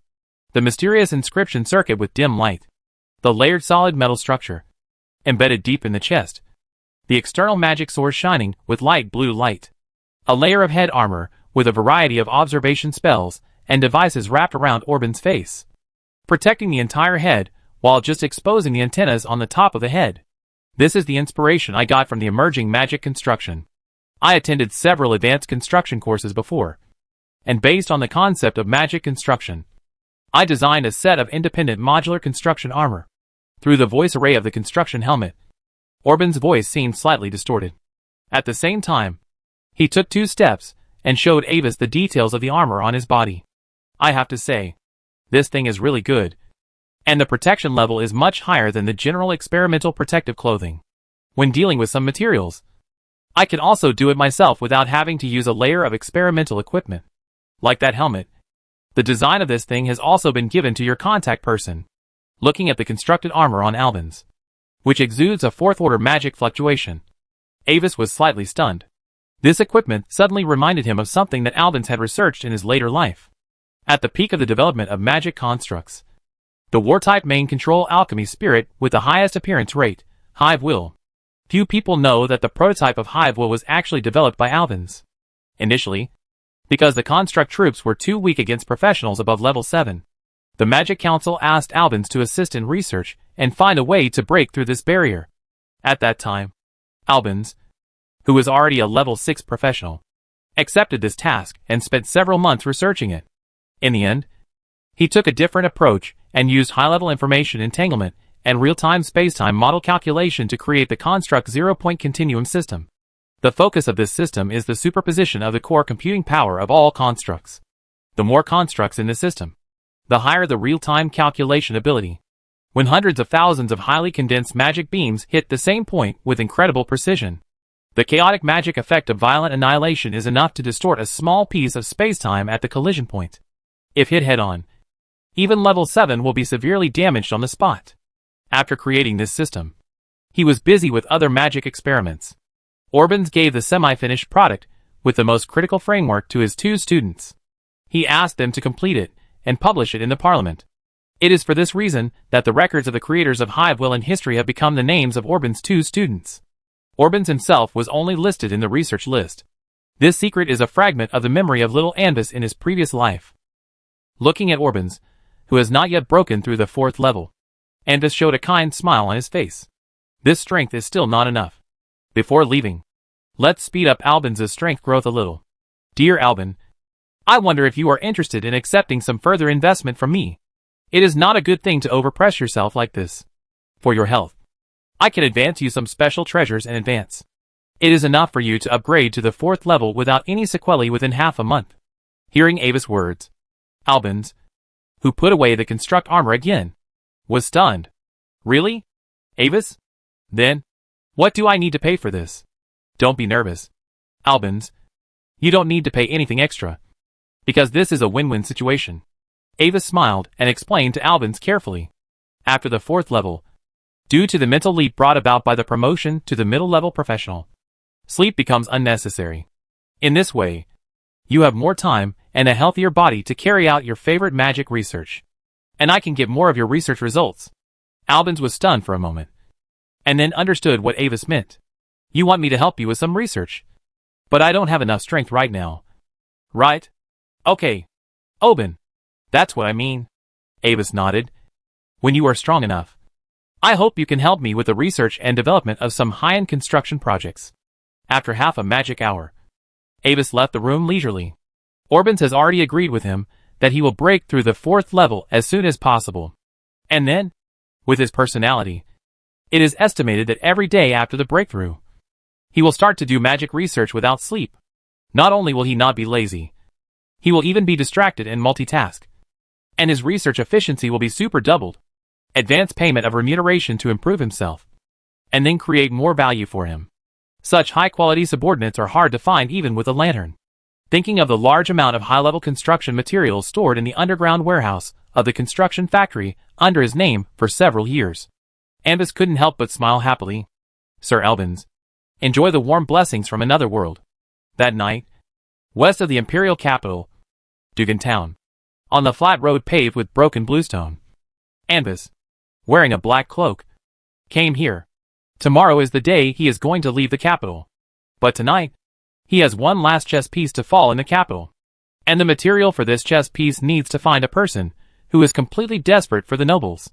For this reason, Ambus used the special effect of mirror silver divination that he had not used for a long time to find people. When the light of prophetic magic fell into the shallow basin filled with moonlight mercury, a hazy picture emerged from the basin. The first thing that appeared was the face of a little boy. Then, the picture in the basin suddenly zoomed out and turned into a full view of a rural town. After a while, the perspective of the picture continued to rise, and the provincial territory including the capital of Palaxia appeared in Avis's eyes. After comparing the continental map, Avis found that the direction shown in the basin was a town called Dugan Town. So he came here overnight through the family's alchemical transportation. Because it was dark, all the villagers returned home, which caused some trouble for Avis. So he could only search one by one. But soon, he was no longer troubled by finding the target. In a corner of the town, a fire suddenly ignited. Chapter 151: The Flame of Revenge. Looking at the blazing red fire that illuminated half of the town, Avis' heart suddenly moved. He had a feeling that the person he was looking for was at the fire scene. So he turned his pace and walked towards the fire scene. The town militia on duty at the wooden guardhouse at the town gate was suddenly awakened by the dazzling flickering fire. He stared blankly at the direction of the fire and blinked twice. He finally reacted and immediately began to pull the alarm bell desperately. Ding ding ding ding. It's on fire. Put out the fire. The residents of the town woke up from their sleep and saw the raging flames rising into the sky in the night. They hurriedly began to look for objects everywhere and went to the town's wells to fetch water to put out the fire. The cold winter night is the time when the god of the north wind, Karas, reigns. Those strong and dry north winds from the depths of the ancient mountains are blowing in the town as if they never stop. If the flames could not be put out quickly, then in this wind, the fire would likely ignite the dry bushes, weeds, and even other houses nearby. At that time, everything would be over. Paw tap tap tap tap. The panicked townspeople, carrying buckets, wooden basins, and other things, quickly passed by Avis and ran towards the burning house in the corner of the town. But strangely, at this moment, no one noticed Avis in the middle of the road. When people passed by him, they never cast a glance at him even for a moment. Although his leisurely gait, which was different from others, and the dark cloak covering his whole body, were very suspicious. It was as if Avis didn't exist in their sight. Next to Avis, a figure wearing enchanted heavy armor suddenly appeared and handed him a paper document respectfully. This was the brief information of the target person that the family's intelligence forces investigated for him during the time he went to Jin Town. Taking it casually, Avis walked forward and began to browse its contents. At the top of the document, there was a magical image of a boy's front and side face. Big light brown eyes, fair skin, some small freckles on his face, a slightly red rosacea. and slightly thin lips. His brown-red hair was messy, like a bird's nest made of hay that was torn apart and placed on his head. Name, Matt. Place of birth, Yijian Town. Yijian Territory. Palaxia Province. Lord, Baron Yijian. Slowly flipping through the information in his hand. A classic story of nobles oppressing civilians gradually took shape in Avis's mind. Matt was born in a family of 5, which is very common in Gloria. He is the youngest child in the family. Fortunately, he has loving parents and brothers and sisters who love him very much. This summer, Matt's father accidentally broke his leg while working in the fields, and then caught a cold after being caught in the rain. Due to overwork, he was bedridden, having lost one of the main laborers in the family. The eldest brother and the still weak Matt could only barely maintain farming. At the autumn harvest, because there was no time to harvest, a lot of mature grains were eaten by birds and other animals. In addition, this year was a famine year, which made matters worse. In previous years, the various taxes such as farmland tax, head tax, and defense tax that could be barely borne were really unaffordable this year. For the sake of the family, the second sister bravely stood up and volunteered to become a maid in the Baron's mansion to deduct part of the tax with her work. But in the process of dusting the furniture, she accidentally dropped an ancient magic crystal lamp worth hundreds of gold coins to the ground. Baron Jurgen, who was furious, immediately ordered people to hang her up, whipped her 50 times, and then threw her to his men to deal with it. 3 days later, the scarred and thin body of Matt's second sister was sent back by the guards of the Baron's mansion. Matt's eldest brother was so angry that he wanted to argue, but was hit on the head by a formal professional guard, and the back of his head hit the stone heavily, and he died on the spot. Standing in the crowd of people putting out the fire, Matt stared blankly at the sea of fire, his face pale. He will never forget the last look his mother gave him before the fire. Collapse, despair, hysteria. The loss of the middle-aged labor force means that the family has lost more than 90% of its economic source. This means one thing: in the long and severe winter to come, she will watch her children and husband slowly die in front of her. She experienced too great a blow in a short period of time, and a hopeless life in the future. Matt's mother pushed Matt out of the door.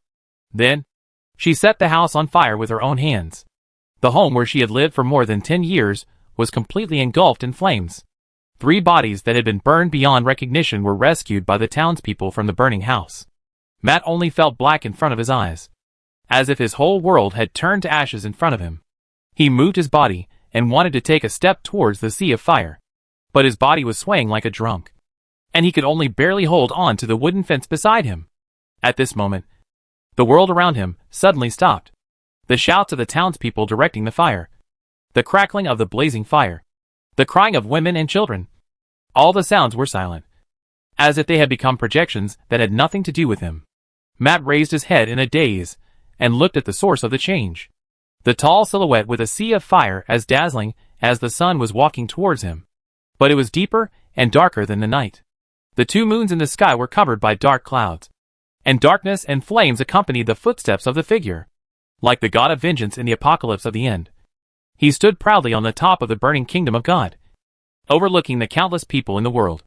Matt, under the deep black robe, the figure slowly spoke, with overlapping low echoes in his voice, as if countless men, women, young and old spoke at the same time. Do you want revenge? Revenge.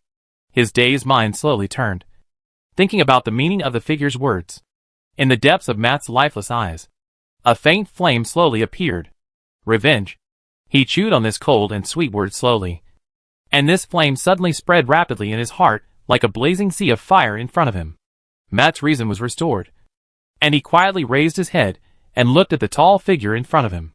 At this moment, in his brown eyes, an extremely strong flame of hatred had already burned.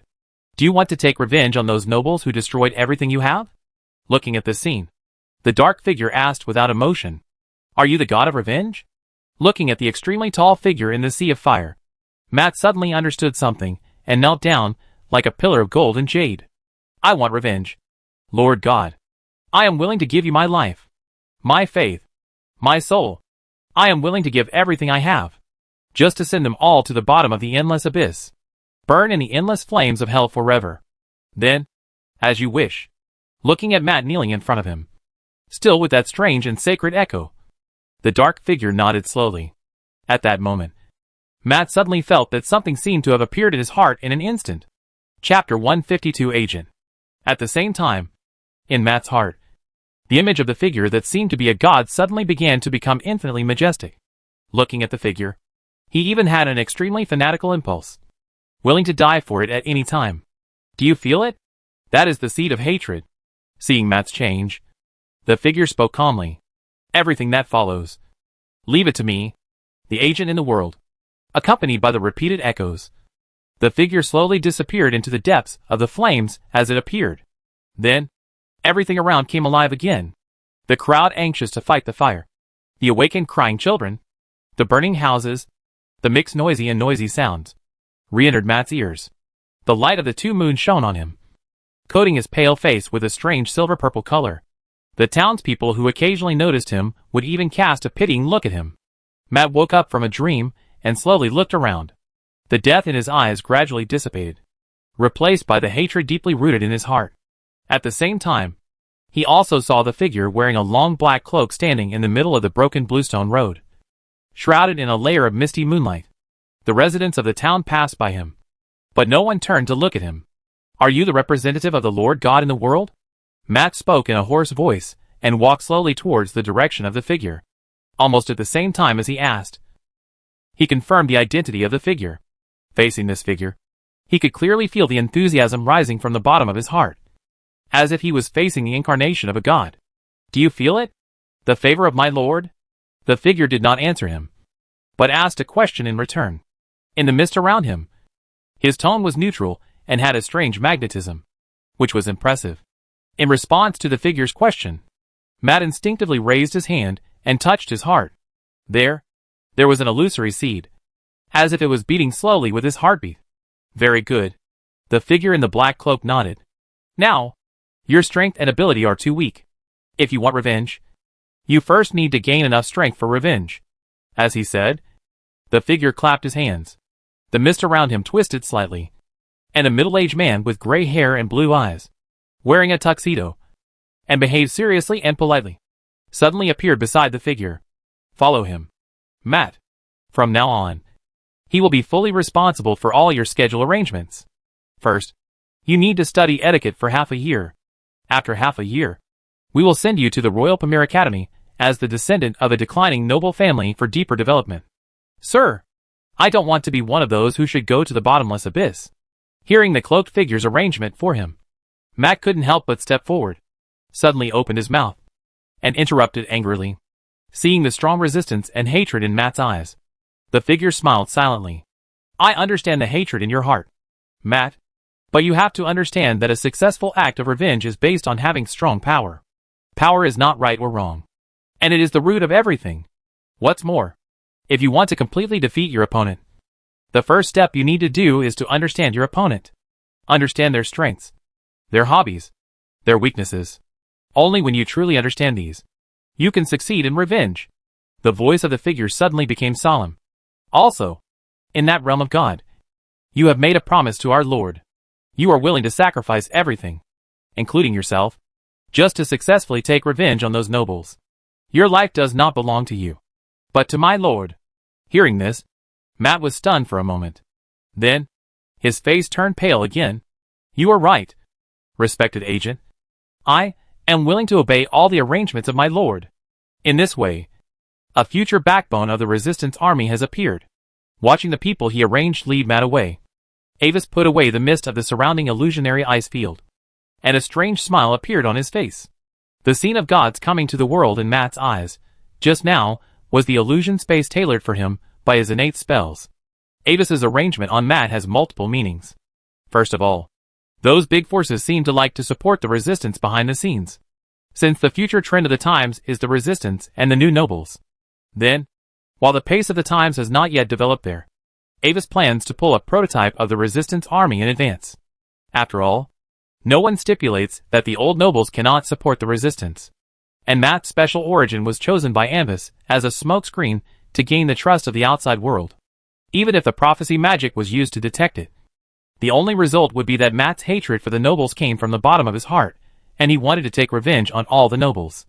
due to Avis's secret support. It is almost foreseeable that, as long as there is no special accident, the rebels led by Matt in the future have great hope of becoming one of the important forces in the rebel camp. In this way, he can try to create a situation where the left hand hits the right hand. Secondly, Matt's existence can also be used to lure some forces lurking in the dark, because several links in this matter have relied on the power of the family. Avis is almost sure that he contacted Matt, arranged an identity for Matt, and sent Matt to Pamir College, etc. This series of news will inevitably be known by some behind-the-scenes forces. After learning all this, the people behind the scenes will most likely wonder why he did this, and try to send someone to contact Matt secretly.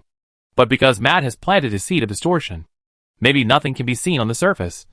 But as a believer who fanatically worships Avis, Matt will take the initiative to report the list of all people who have contacted him privately to the agent of the God of Vengeance afterwards. Third, Avis wanted to try. Can he artificially create the Child of Destiny by actively involving people of specific origins in the Vortex of Destiny? If he succeeds, he will get an additional, stable source of Destiny feedback. Although there are many memory information related to the Child of Destiny in his memory.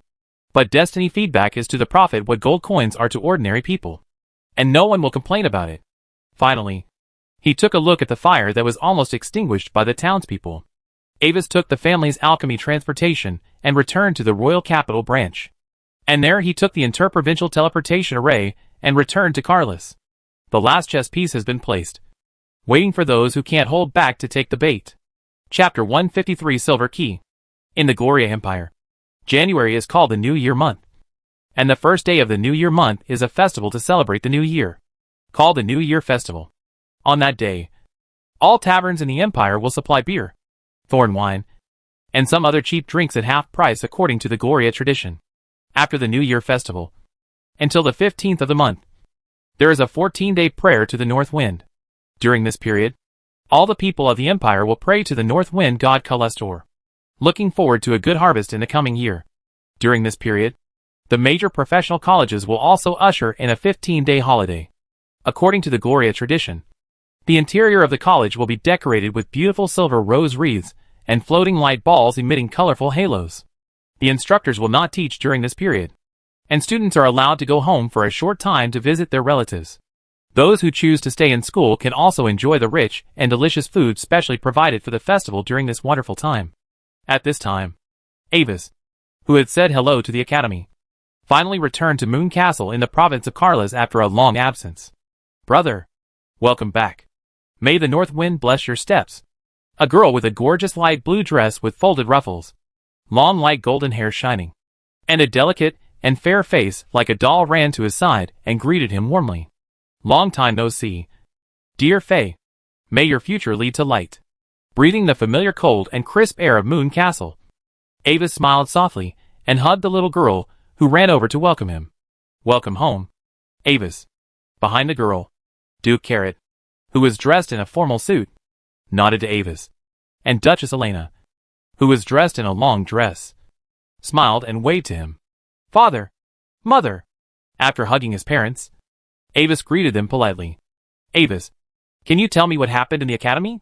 Holding Avis's hand, Fiona looked at the pale and handsome profile of the boy expectantly, her big lake blue eyes blinking, her tone full of curiosity. My lovely little Avis, are you not adapting to the life in the academy? Elena also looked at him with concern and touched his cheek with pity. Oh, poor child. Look at your face. You are thinner. College life is great. Mother. And dear sister. If you don't mind, I can tell you slowly later. Faced with the enthusiasm of the two, Avis was a little overwhelmed. Come to my study in half a magic hour. Seeing this, Duke Carrot cast an understanding look at Andis, and then leapt on his own. This short time of reunion after a long separation was considerately left to the two ladies. Half a magic hour later, Butler Leonard led Andis to the study of the Lord of Moon Castle. Inside the study, Duke Carrot sat behind the heavy black dragon bloodwood desk, his figure facing the door sideways. The morning sun cast into the towering arched window, forming a tilted white hazy light column, covering something in the Duke's hand. A faint dark silver reflection was reflected in Andis's blue eyes. It was a key. A simple key that was as long as a palm, without a trace of magic, and with a handle carved with delicate vine patterns. Father. Facing the Duke, Avis bowed respectfully. You are here. Carrot nodded gently, and signaled Avis to wait with his eyes. At the same time, he glanced at Leonard. The housekeeper immediately understood, and pressed one hand on the surface of the study door. After confirming the authority with his mental power, he activated the multiple isolation and protection arrays in the study. In these interlocking arrays, this study has almost become an independent small space. To the maximum extent possible, it is ensured that no matter what happens next, the impact can be constrained to the minimum range. After opening the highest level of protection, Duke Carrot released the key in his hand and let it float in front of him. Then, I don't know what the Duke did. A mysterious and strange fragrance, as if from a distant foreign country, suddenly filled the air in the study. The vine pattern on the handle of the key, originally dull and lusterless, began to fade away rapidly, as if time was flowing backwards. The beautiful silver-white color of the original metal material of the key was revealed underneath. Father, what is this? Looking at the key that was undergoing strange changes, Avis asked Duke Carrot slowly, with a hint of doubt in his tone. As you can see, this is a key. As for its inner essence, I can't tell you. In response to Avis's doubts, Duke Carrot stared at the key and shook his head. Since obtaining it, the two 9th level extreme masters of the family have studied it specifically, but no definite conclusion was drawn about its use afterwards. Judging from the shape of the key, its most likely use should be to open the lock on something. It could be a physical magic lock, or a completely conceptual lock. But for us, its original purpose is actually not important. What really matters is the extremely high-level power essence attached to it. The family has done many experiments on it, but even the 9th level peak rule power cannot erase its power even a little bit. To be more precise, its essence is like an endless and vast complete world. The rule power injected into it is also contained in it, rather than consuming it. While the Duke was explaining to Anvis, the changes in the key finally came to an end. The brilliant silver-white metallic luster completely replaced the original dullness, making the whole key seem like a brand new cast. When the color of the key finally stabilized, Duke Carrot reached out and held the key again. At this time, an indescribable feeling instantly spread over the key in his hand. It was as if he was in the dead and cold dark space, facing the dim stars in the endless distance alone. Avis suddenly felt that what he was facing was not a key, but an infinitely vast world. In contrast, as an independent and tiny individual, he seemed particularly ignorant and fragile. Avis, take out the old secret book and use your mental power to make it show its true form. At this time, Duke Carrot suddenly spoke, breaking the unusual atmosphere in the room. Okay, Father.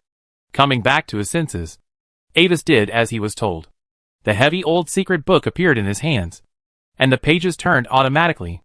On the strange dark green leather cover, the amorphous black mass appeared again. Chapter 154: The Possibility of Destiny. However, facing the strange silver key in the Duke's hand, the old secret book did not show any changes. Avis looked at the Duke with a probing look in his eyes, as if he wanted to know what this meant. Duke Carrot's face was normal. He took a few steps forward and raised the key in his hand. Let the strange breath that was still pouring out from the key body envelope the thick book that stared at him like a living thing. In this breath, Avis couldn't tell what specific changes had taken place in the old secret book, but he always had a strange feeling that the amorphous darkness on the cover seemed to have become much deeper in an instant, although its previous color was already pure black. It's okay. Seeing this, Duke Carrot nodded to Avis and returned to his original position with the key in his hand. Then, in the direction where the key was just suspended, he repeated the action of releasing the key before. This time, the change of the key was exactly the opposite of the last time. As if time had suddenly been accelerated, the bright silver-white luster on the key surface dimmed visibly. The gray-black color, like an oxide film, covered the elegant silver vine surface again, making its texture dull and matte again. After the key was completely restored, Duke Carrot took it off again and put it on the table. Curious about what I did? Looking at Avis's inquiring eyes, the Duke smiled slightly. That's a layer of insurance. After obtaining this key, the family has been studying it, trying to analyze the essence and source of the key's power, and whether it can go a step further and break through the legendary natural barrier. Although there is little progress, we have found some ways to borrow the power of the key during the research process. For example, like just now, Speaking of this, Duke Carrot waved his hand, accompanying his movements. The sky full of stars shining with faint blue light suddenly appeared in the air of the study. Through the gaps between countless stars, Avis could see, in the center of the star cluster, there is an exceptionally bright star. Although I can't be sure whether there is some arrangement of some powerful people behind your book. However, even a true 9th level prophet will definitely. Speaking of this, the Duke suddenly hesitated. It is highly likely that the power of the key cannot be predicted. However, whether it is predicted or not, it doesn't matter, because the power of the key is essentially, it can give your book infinite possibilities. Father, what does possibility mean? And why is found it difficult to understand the Duke's explanation? What does possibility mean? The Duke smiled and raised his hand to indicate the star cluster in the air. Do you see the star? Let's assume that this is the starting point of fate. That is, the moment you get the book. If there is really some kind of arrangement, then at that moment, the future result is already determined. As the Duke spoke, a blood-red star suddenly lit up on one side of the outer side of the star cluster in the air. Suppose this is the ending that the person who controls fate needs, and it is destined to happen. Then, under normal circumstances, no matter what choice you make in the future, the arranged fate will lead you step by step to the only ending. When the Duke finished speaking, thick fog suddenly appeared in the star cluster in the sky, covering most of the stars. Under Avis's gaze, only a few stars were still lit. Then, the bright star in the center extended several bright starlight lines, connecting with those still lit stars, but connected again and again to the end. No matter how they were connected before, all the lines pointed to the bloody star, and possibility is a special variable. Duke Carrot waved his hand, eliminating all the starlight lines and restoring them to the state before the connection. But this time, a silver-white color lingered on the main star in the center. Then, the star extended a silver-white line again, connecting the nearest stars to it. Unlike before, when the connection was completed this time, the silver light suddenly lit up. Affected by this, the nearest stars to these stars were covered in fog. The fog on its surface suddenly shattered and disappeared, revealing the starlight below again.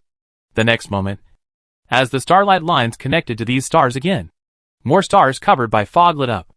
In this way, except for a few lines that still led to the blood-red star, most of the other lines were scattered to the endless distance. See? Those dim stars are equivalent to the choices you will face in the future. And the role of possibility is to make more hidden choices appear. At this point, the Duke clapped his hands. The stars disappeared again, and the study returned to its original state. Do you understand? Yes, I understand. Father, nodding in understanding. Avis, who is a prophet himself, immediately understood what the Duke meant. Possibility is an additional variable of fate. When there are enough options to choose from, the development of fate is more in your own hands. Thank you for your help, Father. Understanding what Duke Carrot did, Avis respectfully saluted the Duke again to express his gratitude. Well, the Duke nodded with satisfaction. Now, when you want to leave for the Ill Federation, you can decide for yourself. If there is anything you need to prepare in advance, you can go to Leonard, and he will arrange it for you. Before leaving, try to spend more time with your mother and sister. Speaking of this, Duke Carrot looked at Anvis, and his eyes became serious again. And finally, remember one thing. If you really encounter a danger that you cannot resist, don't hesitate. Call me immediately through the family amulet. On the day of the New Year's Day, Anvis stayed in Moon Castle for a day and celebrated the festival with the Duke and his wife and Fiona. Unfortunately, the eldest brother Raymond and the third sister Alanis had their own things to do, and did not return to Moon Castle for this year's New Year's Day. On the second day, after Anvis said goodbye to his family, he took the ultra-long-distance teleportation array in Moon Castle and arrived at the Kingdom of Lauren in the Little Kingdom Federation. The Kingdom of Lauren is located in the central and western part of the Little Federation. It is one of the three kingdoms with the strongest comprehensive strength among the hundreds of small kingdoms in the entire Kingdom Federation. There are many canals leading to the west coast of the continent in the territory, which has brought it prosperous trade and more mobile population. The reason why Anvis went there first was because of an important treasure in his memory of his previous life. Its creator is currently living in seclusion there. Chapter 155 Perfect Blood. For Avis, leaving the Gloria Empire felt good. When he arrived at the Little Kingdom Federation, Avis only brought his personal guard Jome. The 3 cursed plutonium dragons were placed in a special magic pet ring, which contained enough cursed metal nutrition meals for half a year, enough to feed the 3 dragons like raising a leopard. After leaving the family branch in the capital of the Kingdom of Lauren, at the request of Avis, the 8th level Joan made a full effort to hide the whereabouts of the 2. After a makeover, the 2 appeared at the border of the Kingdom of Lauren, thousands of miles away, in a small city called Violet City. Without the ubiquitous surveillance around him, Avis felt the feeling of true freedom for the first time. At present, his eye color and hair color have become ordinary light brown, and his face has changed from the original handsome and soft to rough and mature. His skin color turned into a rough bronze color from long-term exposure to the wind and sun, and his physique became much stronger, as if he could kill a cow with one punch. His original noble clothing and luxurious cloak were taken off, and he was replaced with a brown coat, light brown trousers, leather gloves, deerskin boots, and a thick traveler's cloak commonly seen by travelers. He carried a leather backpack on his back, an iron sword slung across his waist on the left, and ropes, kerosene, magic crystal guns, and other items hung on the right. After dressing up like this, the boy looked no different from a traveling mercenary. Next to him, John was also dressed as a traveler. However, he carried a larger package on his back, which contained various goods produced in the distant city of Sar, pretending to be a traveling merchant from there. In this remote medieval small city, the daily pace of life is very slow. The armored mercenary held a grass root in his mouth and leaned lazily against the wall of the tavern. A civilian woman, with a thick linen headscarf and a baby in her arms, walked slowly and leisurely past the 2 of them.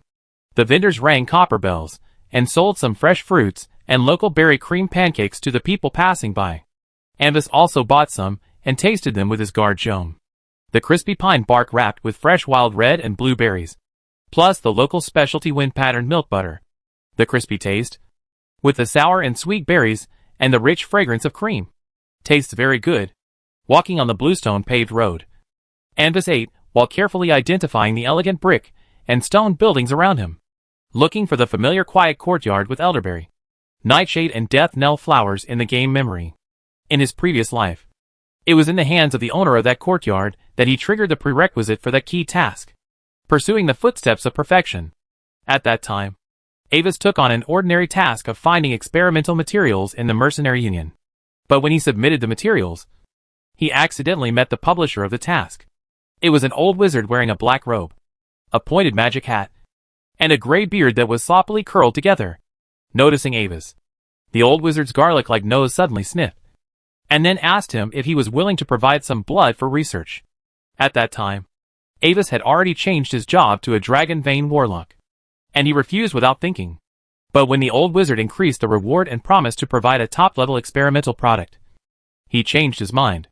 The old wizard is actually a Forbidden Life scholar. His research goal is a special artificial blood called perfect blood. Unlike other bloods that are strong and cover each other, perfect blood has a very unique growth potential. It can achieve the effect of infinite evolution by fusing with other bloods and extracting powerful fragments from them. Theoretically, if enough life fragments can be absorbed, the ultimate potential of this blood is even far greater than any other blood, including the legendary blood. However, in reality, this fusion has an upper limit on the number of times and the upper limit on the rank. Every time a blood is fused, the pressure on the blood chain will increase by 1 point, and the probability of the blood source collapsing will increase by 1 point. The higher the level of blood fused, the greater the pressure on the blood chain.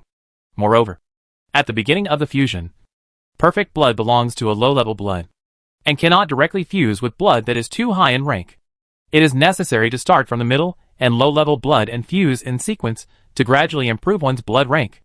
This is a vicious circle.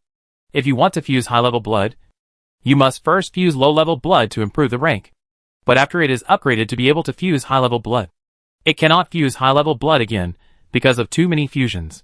However, despite so many restrictions, perfect blood is still very strong. Perhaps the upper limit cannot reach the level of legendary blood, but the breadth of its ability is far beyond any single blood. Most importantly, perfect blood has the same advantages as magic construct, can be mass-produced, due to the brainwaves brought by some of the Blue Star works in the previous life. In Avis's conception, perfect blood and magic construction can fully complement each other, relying on perfect blood as a basis. combined with emerging magic construction technology. As long as there are enough resources, a synthetic army with superpower can be continuously produced. The 6th level flesh and blood tissue cultivated by perfect blood brings strong self-recovery ability, flexibility, and various strange spell-like abilities to the troops. The body module, external armor and power source of the magic construction can bring strong endurance, mobility, and terrifying direct lethality. That is the cannon fodder troops that Avis envisioned, which is strong enough. After passing a brick and stone corner with green vines climbing again, Avis finally found his destination. A 2-story brick and stone building with an ordinary appearance.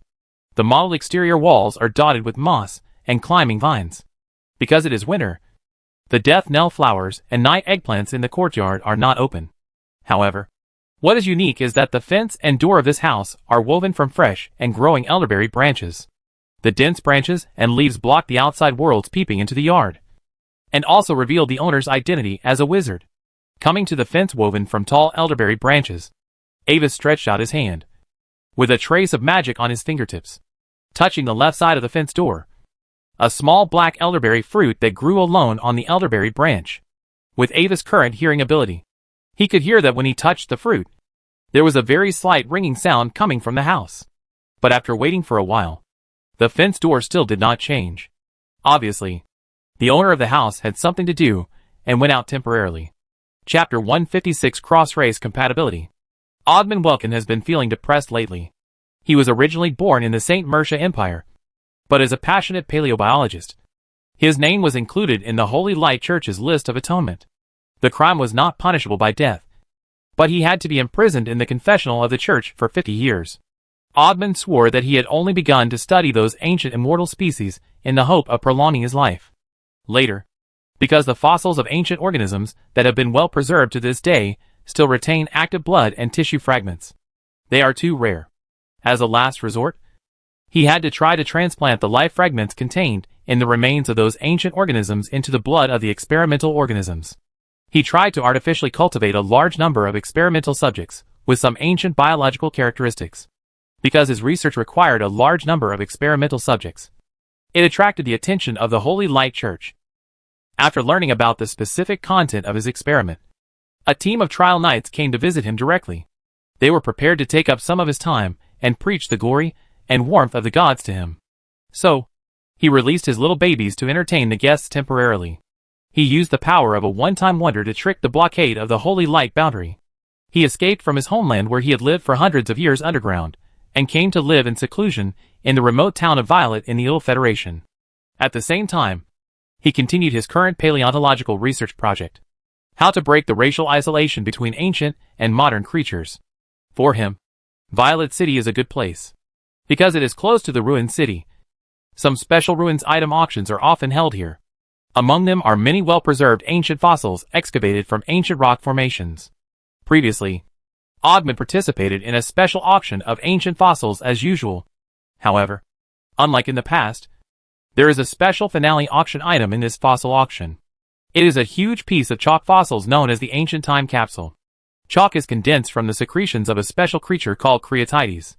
If this special dark period giant soft-bodied creature catches too many prey at a time, it will secrete a special mucus to wrap its prey. When the mucus dries, it will form a solid pale rock-like substance, which will seal the creatures inside for a long time to achieve the effect of preservation. However, these giant chalk worms have a very average memory. Sometimes, after they bury their food, they will forget their existence. So, the food forgotten by the chalk worms has become chalk fossils left to the present. In this kind of special fossils, ancient creatures are usually well preserved, and a large amount of blood and living tissues can be extracted. Oddman was delighted to see the prey, and spent a lot of money to take a picture of this rare giant fossil, although he left a little hastily before. As a qualified paleontologist, he had already prepared to be on the list of the Holy Light Church and transferred a lot of property to the Ill Federation. The fossil did not disappoint his expectations. After dissolving it with a special potion similar to the gastric juice of the Cretaceous, Bergman obtained an extremely special ancient creature. The creature had a hard, wrinkled, dark green, thick skin with many sharp and strange protrusions on it, and a thick gray-white stone shell at the bottom. At the other end were dark green tentacles gathered into a ball, with small black feather structures extending horizontally from it. And the whole thing looked like a gathered sea lily. From the body of this strange creature, Ogden extracted a strange magic pheromone. Curious about the effect of this pheromone, he found several experimental subjects and tested the effect of this pheromone on them. After the test, Ogden found that the topic he was currently researching was perfectly solved by this pheromone. After the pheromone-injected leopard beasts were transplanted with some of his previously remaining ancient biological blood, they gave birth to a large number of strange creatures with some leopard beast bodies and dinosaur-like heads. After the leopard crows were injected with pheromones and transplanted with another ancient biological life fragment, the eggs they laid hatched a bunch of small leopard crows with semi-plant tentacles blooming on their backs. Ogden immediately developed a strong interest in this pheromone. He began to use high-precision magic equipment to carefully analyze the composition and structure of this pheromone. He also began to use various materials according to a specific magic structure ratio to try to artificially synthesize this pheromone. But when his experiment reached a critical step, an important experimental material, black domain orchid pollen, was exhausted at this juncture. This material is very unconventional, but the magic structure is extremely similar to a part of that ancient pheromone. Ogden did not expect that the pollen would be consumed so quickly. Unexpectedly, he lost a large amount of the original liquid that was just halfway through the reaction process. As for the rest of the experimental original liquid, due to the lack of the special magic particle structure of pollen, the chain magic reaction that was originally slow began to calm down gradually. For this reason, he had to temporarily suspend the experiment and go to the local alchemy store to buy that kind of pollen. However, because this material was too niche, he almost searched all the alchemy stores in the entire Violet City. But he couldn't get enough pollen. The owner of the alchemy store told him that only by waiting for another restock in a month could he provide enough for his experiment. Leaving the last alchemy store in a huff, Ogden couldn't help but raise his cane angrily and whip the shrubs on the roadside, whipping the few leaves that were already there. Without enough black domain orchid pollen, not to mention a month, even half a month, the remaining reaction original liquid would be completely scrapped. After venting his anger on the innocent shrubs, Ogden walked back in a depressed mood. At the same time, he had already begun to predict which experimental fluids to give up and which to keep with all his strength. But when he was about to return to his residence, Ogden suddenly felt something in his heart. There were guests visiting his home. He quickened his pace and came to the road in front of his front door. Ogden saw from afar two figures wearing thick traveler's cloaks and carrying bulging backpacks were standing in front of his residence. Seeing these two people, Ogden suddenly had some doubts and vigilance in his heart. The elderberry fruit at the door was actually the magic doorbell he set. He only told a few friends who were close to him and were also paleontologists. But the existence of these two people was not included in it. Chapter 157 Transaction. While guessing the identities of the two men in his mind, Ogden paused, raised his hand, and touched the black inverted pyramid amulet on his chest, and then walked forward quickly. "What do you two need?" Hearing his words, the two men turned around. Ogden's eyes quickly swept through the two people's clothes and focused on the magic crystal gun on Ambus' waist and the short-handled staff with silver patterns exposed in the gap of Jones' backpack. The magic crystal guns of the traveling merchants and guard mercenaries from Sal City are made of high-grade materials, and their strength should not be low. After a simple look at the two people's clothes, Ogden came to a conclusion in his heart. The strength of the two people in front of him was very tight. He, who was at the peak of the 5th level, could not sense any overflowing power aura, and had no way to judge the specific level of the two. "It's our first meeting. Excuse me. Are you Mr. Ogden?" A slightly rough voice sounded, and one of them spoke and greeted him. Somewhat to Ogden's surprise, the first person to speak was not the traveling merchant, but the guardian mercenary. Looking at the old wizard with a somewhat surprised expression, Avis smiled gruffly. "This is not a good place to talk. Mr. Ogden, why don't you invite us to your residence?" "Okay. Come with me." After a deep look at Avis, Ogden, who was dressed in a black robe, nodded and felt a little relaxed. It shouldn't be an enemy. Otherwise, he would never ask to enter his residence. In the residence, his strength must be increased by at least 50%. Even if he faced a 7th level person, he was confident enough to escape. He walked forward and reached out to the elderberry fence. Then, the fence moved and retracted to both sides, revealing a vibrant stone path in the middle. "Follow my steps carefully," Don't step on the wrong position. After a reminder, Oddman walked on the path by himself, stepping on a specific direction with each step. After walking forward for a while, he took a turn and looked back quietly. What made him feel depressed was that although they were following behind him, the pace of the two people was completely inconsistent with his. The most important thing was that the magic trap that should have been triggered in the courtyard seemed to be ineffective and had no reaction. After entering the living room of the house, Oddman sat on the long sofa and looked at the two people with doubts. So, what do you two want to talk to me about? Can you tell me now? It's like this, Mr. Oddman. I hope to invest in your research. Glancing at him with a smile, Avis stretched out a finger and shook it in front of the old wizard's eyes. Invest in my research? Do you know what you are talking about? The old wizard in black robe frowned and stared at the brown eyes of the guardian mercenary, with a strong sense of vigilance flashing in his eyes. 3 months ago, yes. 3 months ago. You bought a piece of chalk fossil at the Violet auction house. Avis did not answer him directly, but began to count on his fingers, smiling and counting bit by bit. Then, you opened the fossil and found a special, dark green ancient creature like a sea lily. From the remains, you extracted a strange magical pheromone that can eliminate reproductive isolation between species.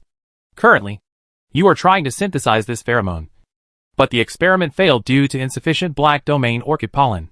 But afterwards, you prepared enough pollen again, and this time, you successfully synthesized what you needed.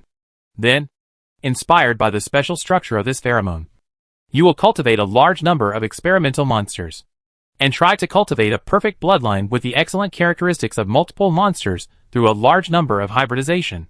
Where did you hear this? A prophet? When Oddman heard the word perfect bloodline, his pupils suddenly shrank. He raised his right hand, as if he had received an electric shock, and grabbed the black pendant on his chest.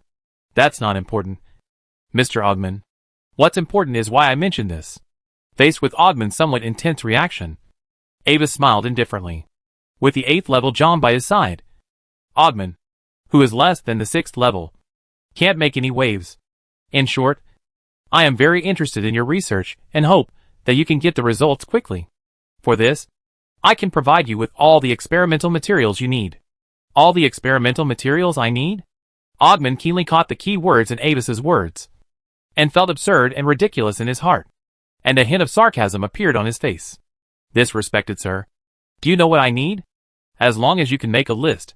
Avis didn't laugh, but looked at him seriously, speaking in an extremely affirmative tone. Are you sure? Looking at Avis's serious expression, Oddman gradually put away the sneer on his face, and began to seriously think about his proposal.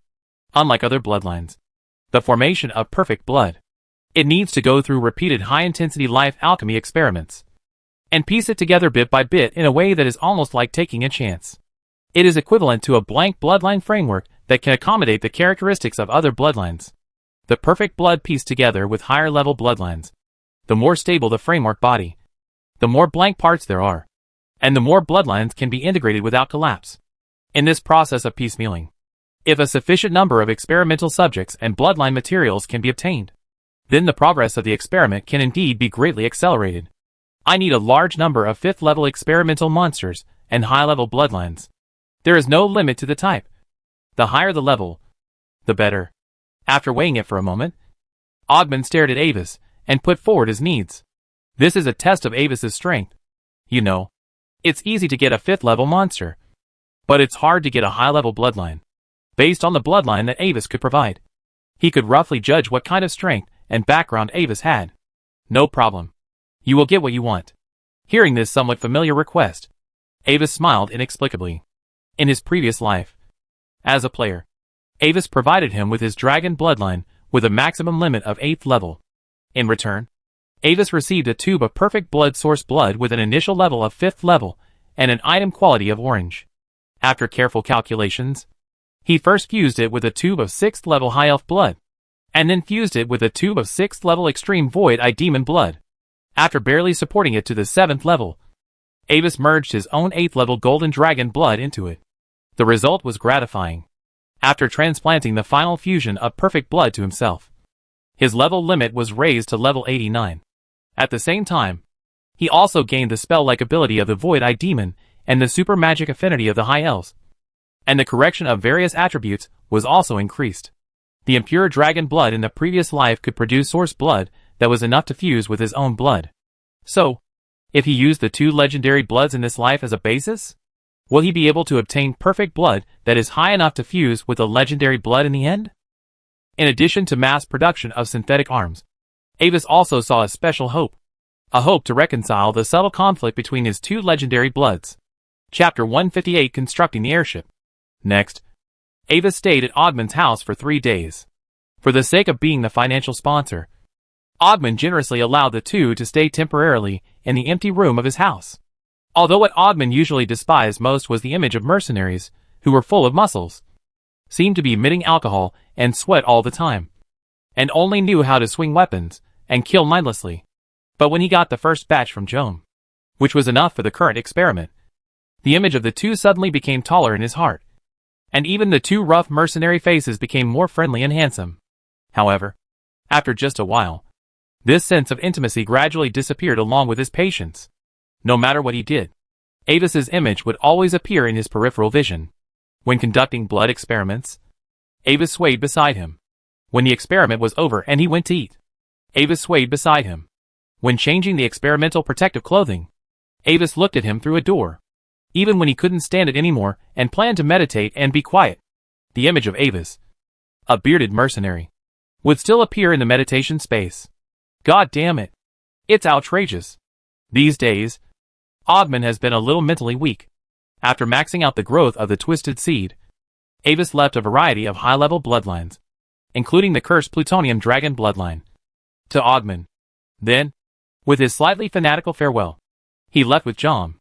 The legendary bloodline is impossible to give him now, even if his consciousness has been affected by the twisted seed and his loyalty has been locked in fanaticism.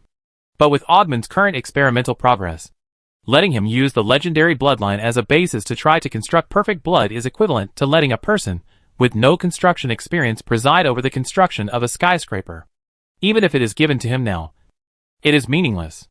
It is better to start with various ordinary 8th and 9th level bloodlines to experiment and accumulate experience. After a while, the two arrived at the branch of the constructed Aviation Chamber of Commerce, Giant, located at number 19, Violet Street. The Chamber of Commerce is a stone building covering a large area, and the ground floor is similar to other buildings. But on one side of the top of the building, a huge mushroom-shaped structure like a magenta lighthouse protrudes and extends towards the endless sky. That is the birthing point of the constructed airship, where the cabin of the airship will extend a special magic metal channel and connect to the dedicated interface on the top of the tower. At 2:30 this afternoon, a constructed airship taking off from the capital of the Kingdom of Lauren and heading towards the port of Dylas will pass by the birthing point of Violet City. After the magic construction technology began to flourish as a pilot site for the Continental Magic Council, the degree of construction in the Idle Federation has steadily increased, ranking first among the 3 major federations on the continent. The new term construction is even more sought after by nobles and wealthy businessmen in the major kingdoms of the Federation. Due to the different national conditions of the countries on the continent, the 2 empires with deep cultural heritage and more pursuit of grassroots stability have shown more vigilance and conservative attitudes towards it. But for many small kingdoms that lack cultural heritage and strength, the emerging magic construction technology has allowed them to see a new path of development, different from the magic equipment based on alchemy, which has a simple and flexible structure. Magical constructs are usually assembled from a large number of parts, with complex structures and large volumes.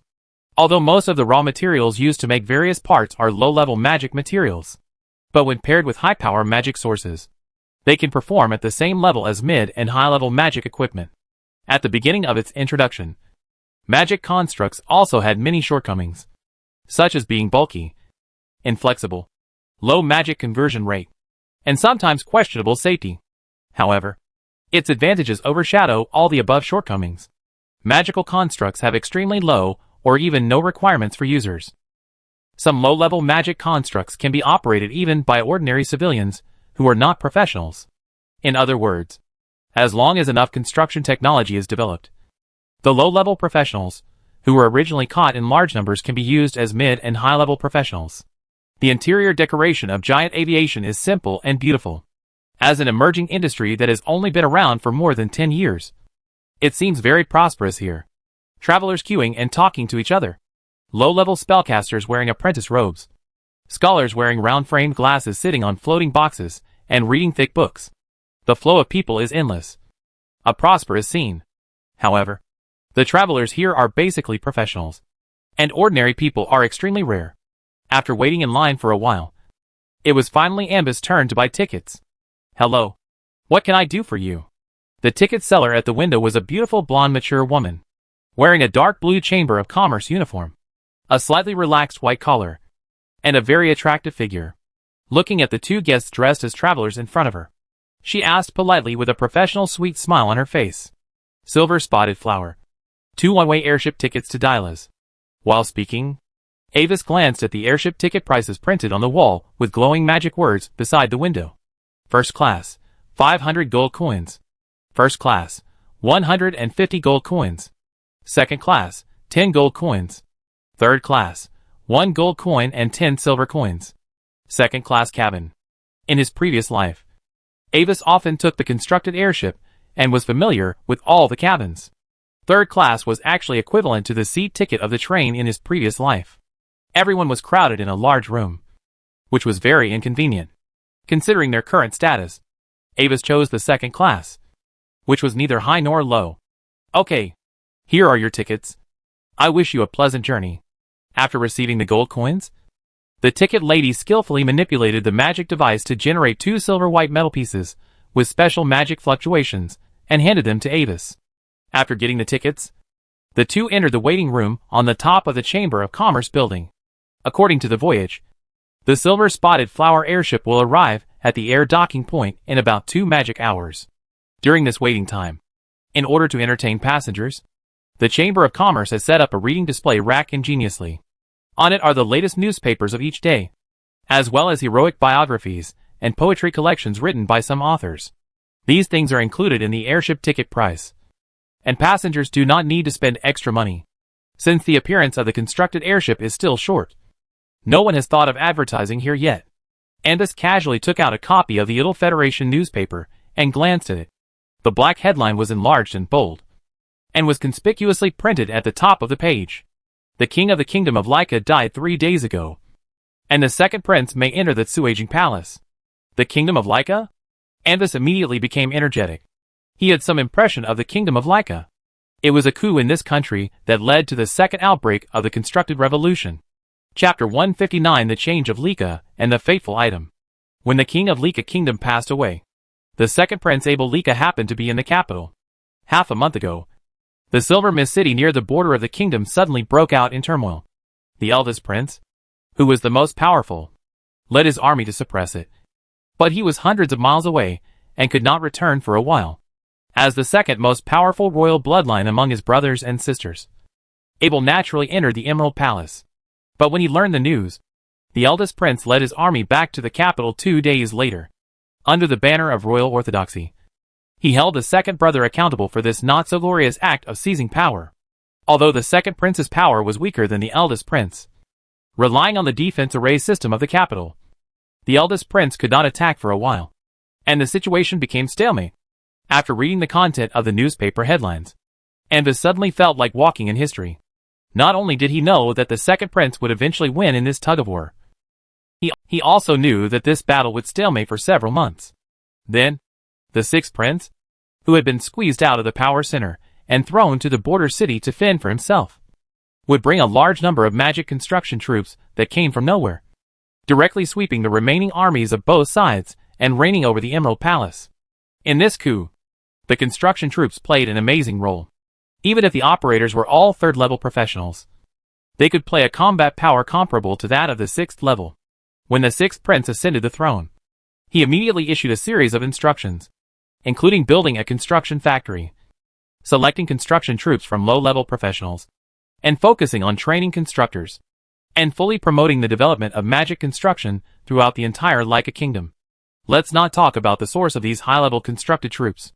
Anyone with a discerning eye can see that, apart from the Continental Magic Council, no other force can provide a large number of constructed troops comparable to the sixth level at this point in time.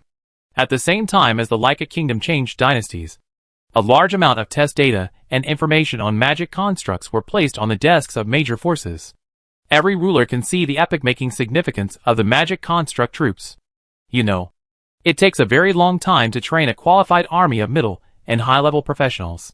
There may be a quick way, but that requires consuming precious training resources that are many times more than normal. And there is almost no cost-effectiveness. Moreover, the strength of the quick-trained professional troops is completely incomparable to that of the normally trained troops, which is basically a waste of resources. Except for very few special cases. No one will do that. But the construct is different. As a product of the magic production line, as long as the technology is reached and there is a sufficient supply of resources, the original second and third level cannon fodder troops can directly become the first line main force with an average strength of the 6th level. 2 magic hours passed quickly as Avis recalled the whole story of the Leica incident. Ding-ling-ling. A gentle reminder magic bell sounded, and the constructed airship Silver Spot Flower had arrived at Violet City.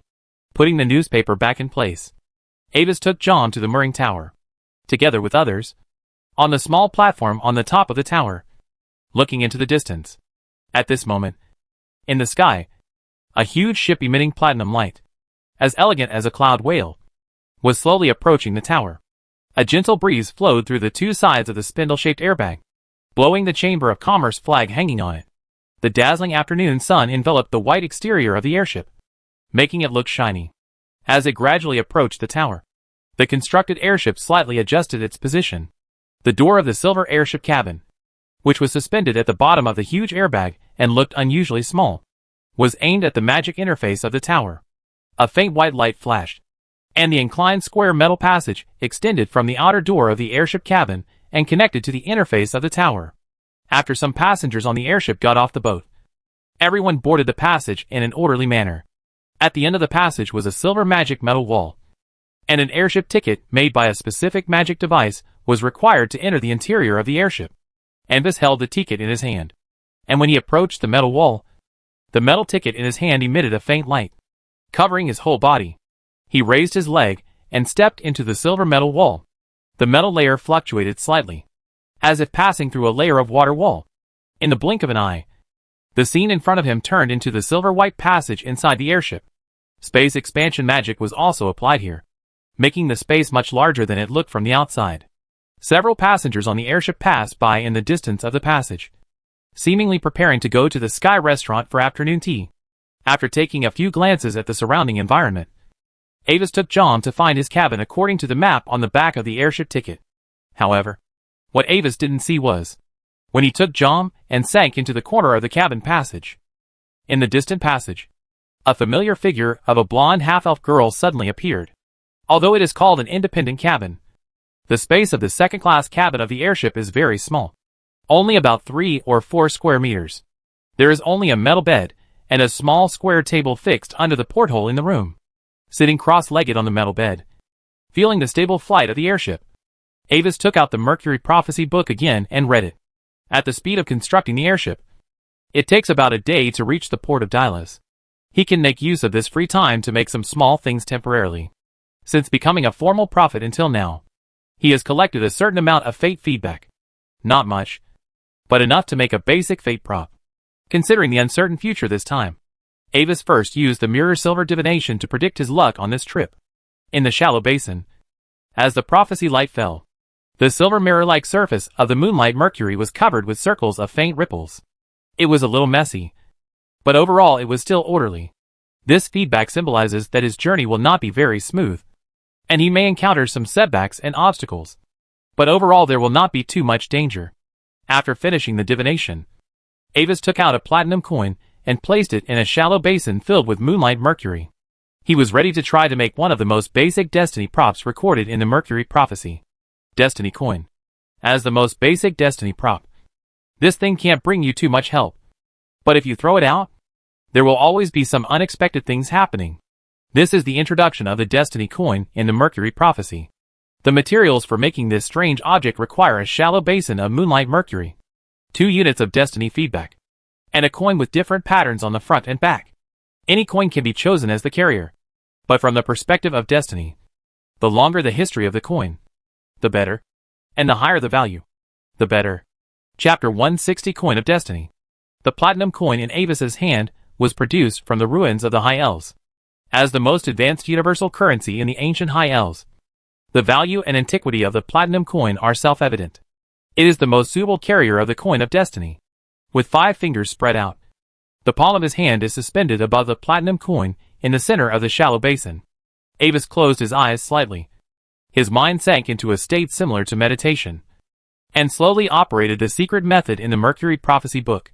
He began to communicate with the power of destiny feedback that surrounded his destiny line, like a group of shining nebulae. From the perspective of destiny, destiny feedback appears in the form of thin stardust. But when the number of destiny feedback increases, they will spontaneously gather into small nebula-like structures under the influence of destiny traction effect. Prophets usually divide such a group of destiny feedback into one unit. At present, there are 3 groups of nebulae surrounding Ava's destiny line, and there are more thin stardust-like destiny feedback. After establishing a secret connection with one of the nebulae, Avis maintained this feeling, using his right hand placed on the platinum coin as a medium to drive the power of the destiny nebula to the side of the platinum coin facing up, into the center of the embossed triangular Eye of Truth symbol. A mysterious aura emanated from Avis' body. The moonlight mercury in the shallow basin emitted a faint, dreamy silver light like moonlight, and circles of perfect circular ripples appeared on the silver mirror-like surface. The platinum coin floating in the center of the mercury liquid surface sank and floated, shining. About half a magic hour later, when one of the nebulae was about to be injected into the coin, Avis suddenly changed several gestures quickly. The last part of the fate feedback all poured out, attached to a faint silver-white light spot, emerged from his palm, and slowly merged into the front of the platinum coin. As the light spot completely sank into the coin, a bright silver light flashed on the platinum surface of the coin. The next moment, under the influence of some mysterious power, the platinum coin turned over by itself, and the relief on the surface was replaced with the pattern of the holy lake of origin of the High Elves. The coin is divided into 2 sides, symbolizing the 2 sides of fate. Therefore, Avis needs to inject 1 unit of fate feedback into each side of the coin to achieve balance. Repeating the previous steps with ease, Avis reconnected to another nebula and infused the power of fate feedback into the other side of the coin. Bang! But just as the second infusion was about to be completed, the cabin of the airship suddenly trembled violently. Affected by this, the shallow basin filled with moonlight mercury shook a little. A circle of slightly messy silver ripples gathered inward from the edge of the basin, and instantly touched the fate coin in the center that had not yet been refined. The platinum coin suddenly shook, began to float up and down unsteadily, and the amplitude gradually began to increase, almost leaving the silver mirror-like moonlight mercury liquid surface. Seeing this, Avis quickly changed several gestures, and his 5 fingers almost became a residual image. At the same time, his right hand suddenly pressed down, quickly merging another light spot into the coin. The silver light flashed again, and a strange invisible ripple spread around the coin. The next moment, the platinum coin suddenly broke away from the silver liquid surface, jumped up, and was grasped by Avis. He let out a long breath and calmed down the tension and excitement in his heart. Avis quickly sensed the fluctuations of the coin of destiny to check whether it was successfully refined. The faint fluctuations of destiny continued to emanate from the surface of the coin. The familiar feedback power of destiny made him feel a faint sense of intimacy, as if it was a part of himself. As the lowest level destiny artifact, the coin of destiny can only be used by the maker. Fortunately, although it did not really affect the refining of the coin of destiny, this episode still scared Avis. At the same time, a trace of doubt arose in his heart. This large-scale constructed airship is known for its stability. Even if it suddenly encounters strong winds and turbulent airflow, it will never tremble at this level. It is precisely for this reason that he dared to use this period of sailing time to temporarily refine the coin of destiny in the cabin. So, what on earth did this airship encounter? As doubts arose, Avis suddenly noticed that in the round light golden sunlight that came into the room from the metal porthole, shadows were constantly passing by. He turned his eyes to the window, and the next moment, he knew the reason. At this time, the control room of the constructed airship was already a scene of chaos. "Captain!" A large group of second-level iron-feathered crows appeared in front of the left side of the airship. It is suspected that the crows temporarily migrated. The airbags of the 3rd and 6th divisions were attacked by crows. The emergency defense system has been activated, and the remaining magic power is 87%. One after another, emergency reports sounded, and the crew members in dark blue Chamber of Commerce uniforms were sweating profusely. He hurriedly controlled various magic devices to protect the airship's airbag from being damaged, while desperately driving away the crows attacking the airship from all around. But as a civilian-constructed airship, the Silver-Spotted Flower was not equipped with powerful lethal weapons. There were only some third-order beam-type constructed weapons driven by magic crystals, and some bird-repelling magic arrays based on the principles of mysticism. Logically speaking, even without the pressure of powerful monsters, the huge size of the airship itself has a certain deterrent power. But today, for some reason, this group of iron-feathered crows did not dodge or evade, but rushed directly towards the airship. The airship's airbag has opened the magic shield, and a layer of light blue wind element-like film wraps the entire airbag to prevent the crows from pecking and wing attacks. Open the bird-repelling array, and all weapons can attack freely. Where is the 5th level wizard on board? Go and ask him to help disperse the crows. The captain struggled to control the flight direction of the airship, and tried to control the airship to lower, trying to get out of the flight path of the crows. The wizard has already taken action, but there are too many crows, and he can't protect the entire airship. The airbag of the airship is still under attack. The bird-repelling array has been activated, but the effect is not obvious. Damn it! I have long advised the president not to believe those guys who pretend to be ghosts just for the sake of cheapness. After cursing loudly, the captain turned on the micro-communication array on the console, adjusted his emotions, and broadcast the situation announcement to the entire airship. The airship encountered a migration of iron-feathered crows, but the situation is still under control. Please keep calm. Passengers, the 5th level spellcaster has already taken action. It is only a matter of time to disperse the crows. Please don't worry. Believe in the security strength of the giant construction aviation chamber of commerce. Chapter 161 The Source of the Crows. After comforting the passengers, the captain closed the communication array and looked at the crew member in charge of the magic transmission system with blue-gray eyes. Savage, how long can the remaining magic last? If we always turn on the airbag protection at full power, including the backup magic source, we can still maintain it for about 10 minutes. Captain, Savage is a young man with carrot-colored hair and bright brown eyes. At this time, he adjusted the proportion of magic output to ensure that every bit of magic was used to the maximum extent, and then quickly reported the situation to the captain. 10 minutes? The captain wearing a white captain's hat nodded, and his frown relaxed slightly. This duration is not bad. Although there are many crows, according to his estimate, it will take less than 3 minutes for the airship to completely escape the siege of the iron feather crows. As long as he waits until the end of this voyage, he will go to the president of the Chamber of Commerce as soon as possible, and he must reinstall the normal airship defense system. But at this time, a crew member suddenly appeared at the door. Captain, the Master Mage on board has an emergency to report to you. Speak. He controlled the airship to accelerate as steadily as possible and escaped from the weakest direction of the crows. The captain turned his head slightly and looked at the crew member who rushed over. With an urgent tone, the Master Mage said that the state of the iron feather crows is very abnormal. According to his judgment, there seems to be something chasing them behind the iron feather crows. Swallowing his saliva, the crew member quickly repeated the words of the Master Mage on board. What did you say? The captain's face changed when he suddenly heard the news. Gods! It is impossible for ordinary flying monsters to chase such a large group of iron-feathered crows. Either it is a large group of carnivorous flying monsters above level 4, or it is a big guy above level 7. But no matter which one, it means that they are in big trouble. I have seen the devil. This route has been running for so many years. Why did such a big problem arise today? Sir Avis, there are a lot of traces of gray-winged terror birds in the distance. Do you need me to take action? In Avis's room, the door was knocked and Joan walked in. Gray-winged terror birds? Upon hearing the news, Avis was speechless.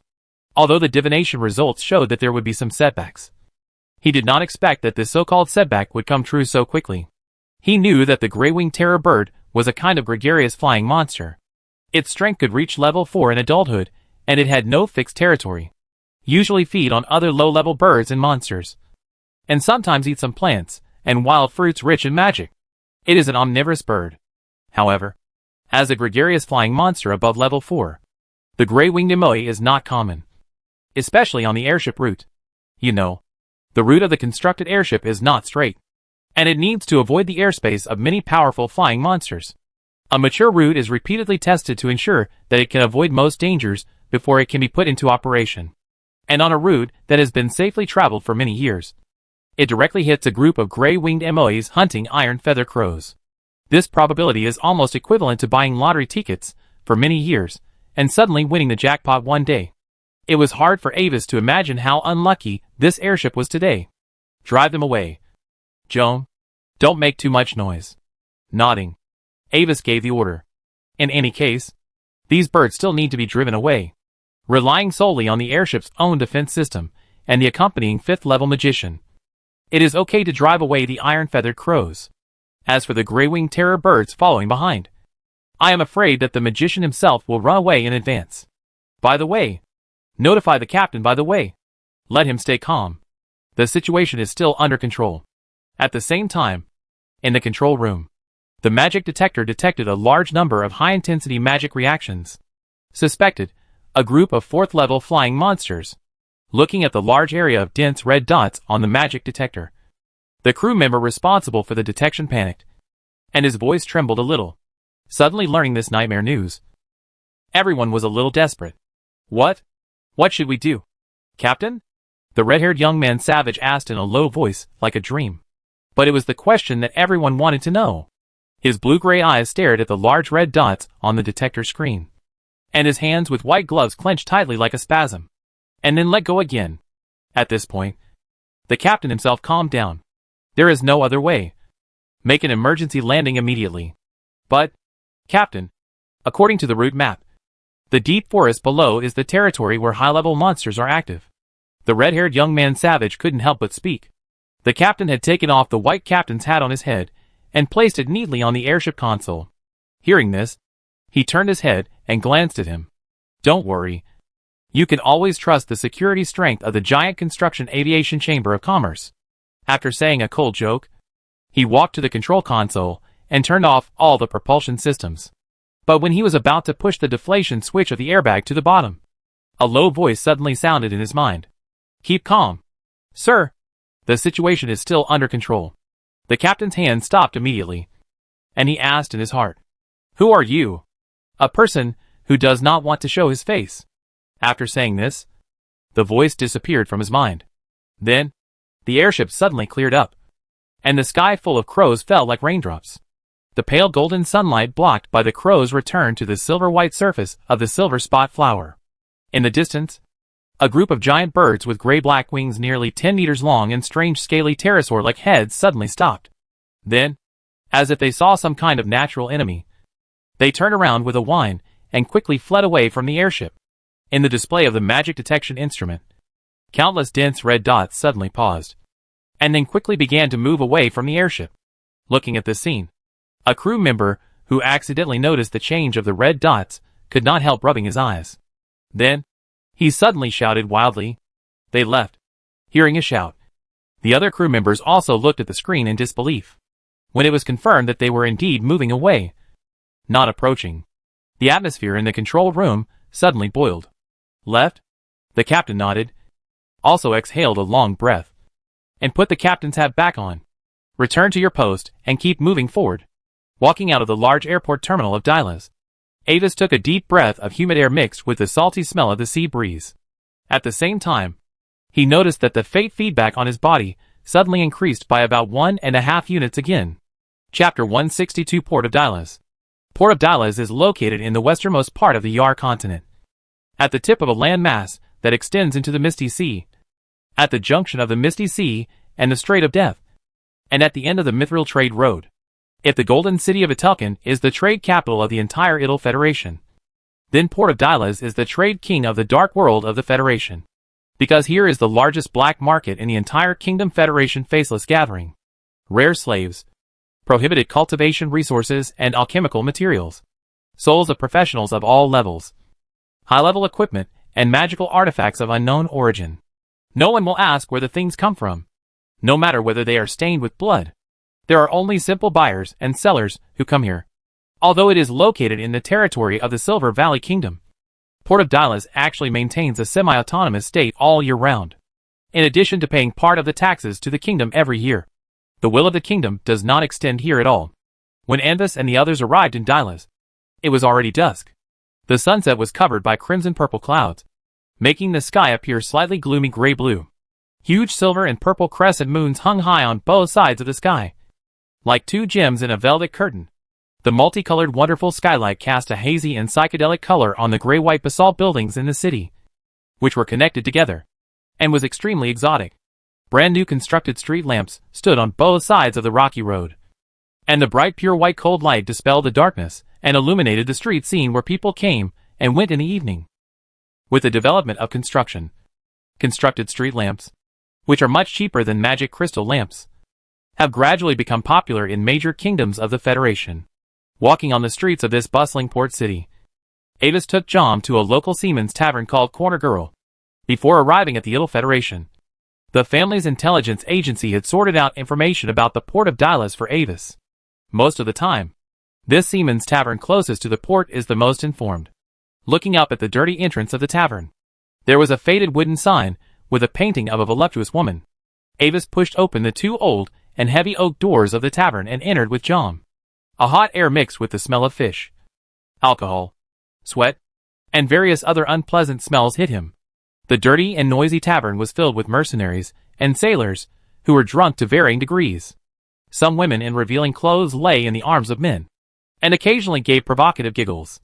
Hearing the sound of the door opening, some eyes in the tavern were attracted. But when he saw that the people who came in were two armored, rugged-looking mercenaries, he moved away again in boredom, avoiding two staggering drunkards who reeked of alcohol, and a prostitute who tried to lean into his arms, smelling a pungent cheap perfume. Avis walked to the low bar, sat down, and raised his hand to knock on the wooden counter. The counter was made of oak boards, and after years of countless sleeves and trousers, it had become shiny and oily. "What would you like?" A bartender with a large cup in his hand came over, looked at the two new mercenaries, and pointed to the price list on a board next to him. "A glass of beer." Avis smiled, raised his hand on the table, and revealed a silver coin with a cross pattern underneath. "This is the universal silver coin of the St. Messia Empire, compared with the national currency, the currencies of the other two empires on the continent, and the currencies of the three most powerful kingdoms in the Federation. It is more popular among the small kingdoms of the Aether Federation, due to the special political system. The Aether Federation does not have a federal universal currency, and each small kingdom still issues it. Of course, the proposal to issue federal currency is said to have been submitted to the federal parliament by representatives of small kingdoms. It will be discussed in the parliament soon, and the parliament representatives will vote by raising their hands. Too much. A glass of beer only costs 2 copper coins. The bartender glanced at the silver coin, poured a large glass of dark yellow beer, and placed it in front of Avis. Another question. Glancing at the turbid liquid surface of the inferior beer with white foam, Avis did not touch the glass of beer, but just smiled and looked at the bartender. His eyes flickered. The bartender raised his hand and wiped the silver coin in his hand, and gestured to a wooden door behind the bar. "This drink is on me." Avis nodded, got up with Joan, and walked into the door. "I wonder which guild master sent this." Glancing at the closed door, the bartender shook his head, picked up the beer, and drank it in big gulps. Behind the wooden door was a small compartment. The light was very dim, and only 2 small candles maintained the lighting. On the thin wooden wall on one side of the compartment, there was a small square window. Outside the window was a round bar chair, and a figure wearing a black cloak sat behind the window. "What do you want to know?" After Avis sat down, the cloaked figure spoke hoarsely. "A black Sanji large sailing ship with oars on both sides. It entered the port twice in Zhongyang month and Furnace month last year, and then returned to the depths of the Misty Sea. I want to know if the black ship has appeared recently." After looking at the figure, Avis slowly spoke and described the appearance and voyage of the black ship. "The black ship?" The tone of the figure suddenly became a little strange, and he shook his head. "I know the sailing ship you are talking about, but it has never appeared since the Furnace month last year." As he said, the figure paused and looked at the 2 people dressed as mercenaries. "However, we have recently obtained an unconfirmed gossip about the next time the black ship will enter the port, and this news requires a gold coin." Hearing this, Avis was stunned for a moment. Then he frowned, and his face showed dissatisfaction. An unconfirmed rumor. And you want 1 gold coin? Are you trying to trick us? The figure shook his head indifferently at Avis's dissatisfaction. It is precisely because the source of the news cannot be confirmed that we only charge 1 gold coin. Whether you need it or not is up to you two to decide. Take out a Saint Messiah Empire gold coin and pretend to be impatient to throw it into the window. Go ahead. Putting away the gold coin, the figure spoke in a somewhat mysterious voice. 2 days later, the black ship will arrive at the port again and will stay for 3 days. And, as a bonus, I can also reveal another piece of news to you two for free. You are not the first person to come here to ask about the black ship. On the contrary, in the past few months, no less than dozens of people have asked the same question. As for their identities, I think you two should make your own judgment. After leaving the tavern, Avis and John found an ordinary hotel to stay, although the source of the news is claimed to be unconfirmed. In fact, if there is no certainty, even if the intelligence dealer tells him that there is no news, he will not use false news to smash his own signboard. Chapter 163 Sealed Darkness. That night, in the room of the small hotel, Avis sat cross-legged on the bed, quietly practicing meditation. The clear silver-purple moonlight enveloped his body like water, subtly nourishing his spirit. In the dark dungeon, Avis suddenly saw a blurry scene.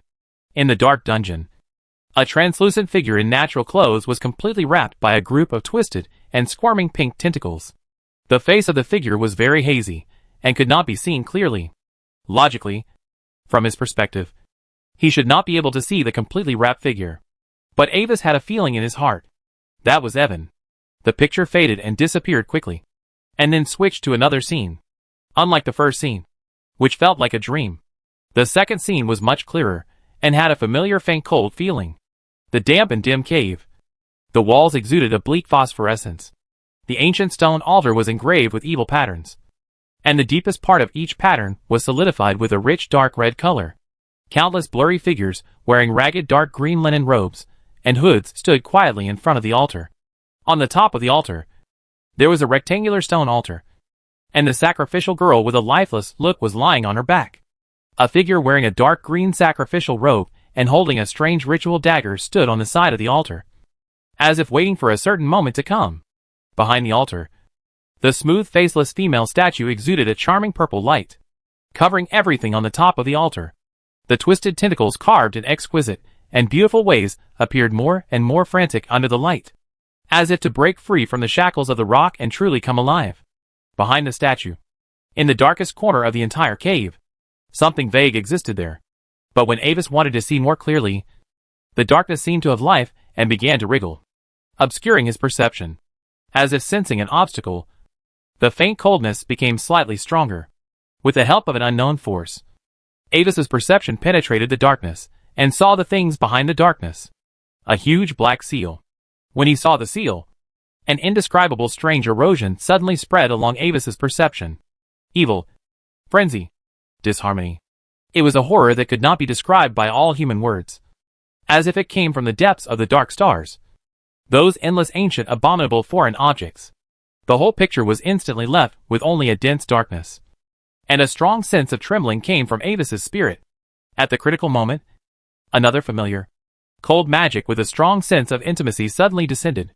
The alien power brought by the dark seal eroded, just like ice and snow melting, and disappeared under this cold magic. As the scene in his mind gradually dissipated, Avis regained consciousness, and suddenly broke out in cold sweat, almost collapsing on the bedding. Who?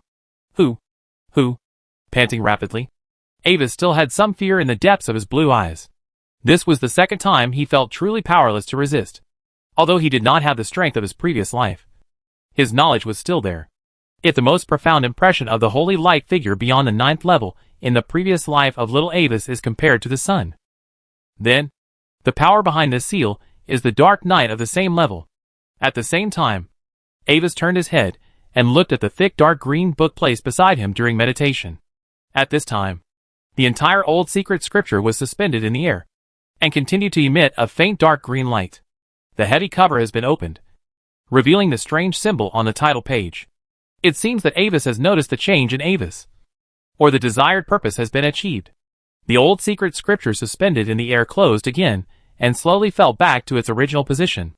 The dark green light on the surface gradually dimmed, as if nothing had changed before. Avis stared at the dark green thick book. The dark green thick book seemed to be staring at him. After a moment of silence, Avis gradually began to recall the scenes he had just seen. That is, passive foreknowledge? As a prophet, this is the first time that he has truly had passive foreknowledge of the future. The first predicted scene seems to be Evan's current situation, due to the blood connection. The second one is probably entirely due to the influence of the old secret book.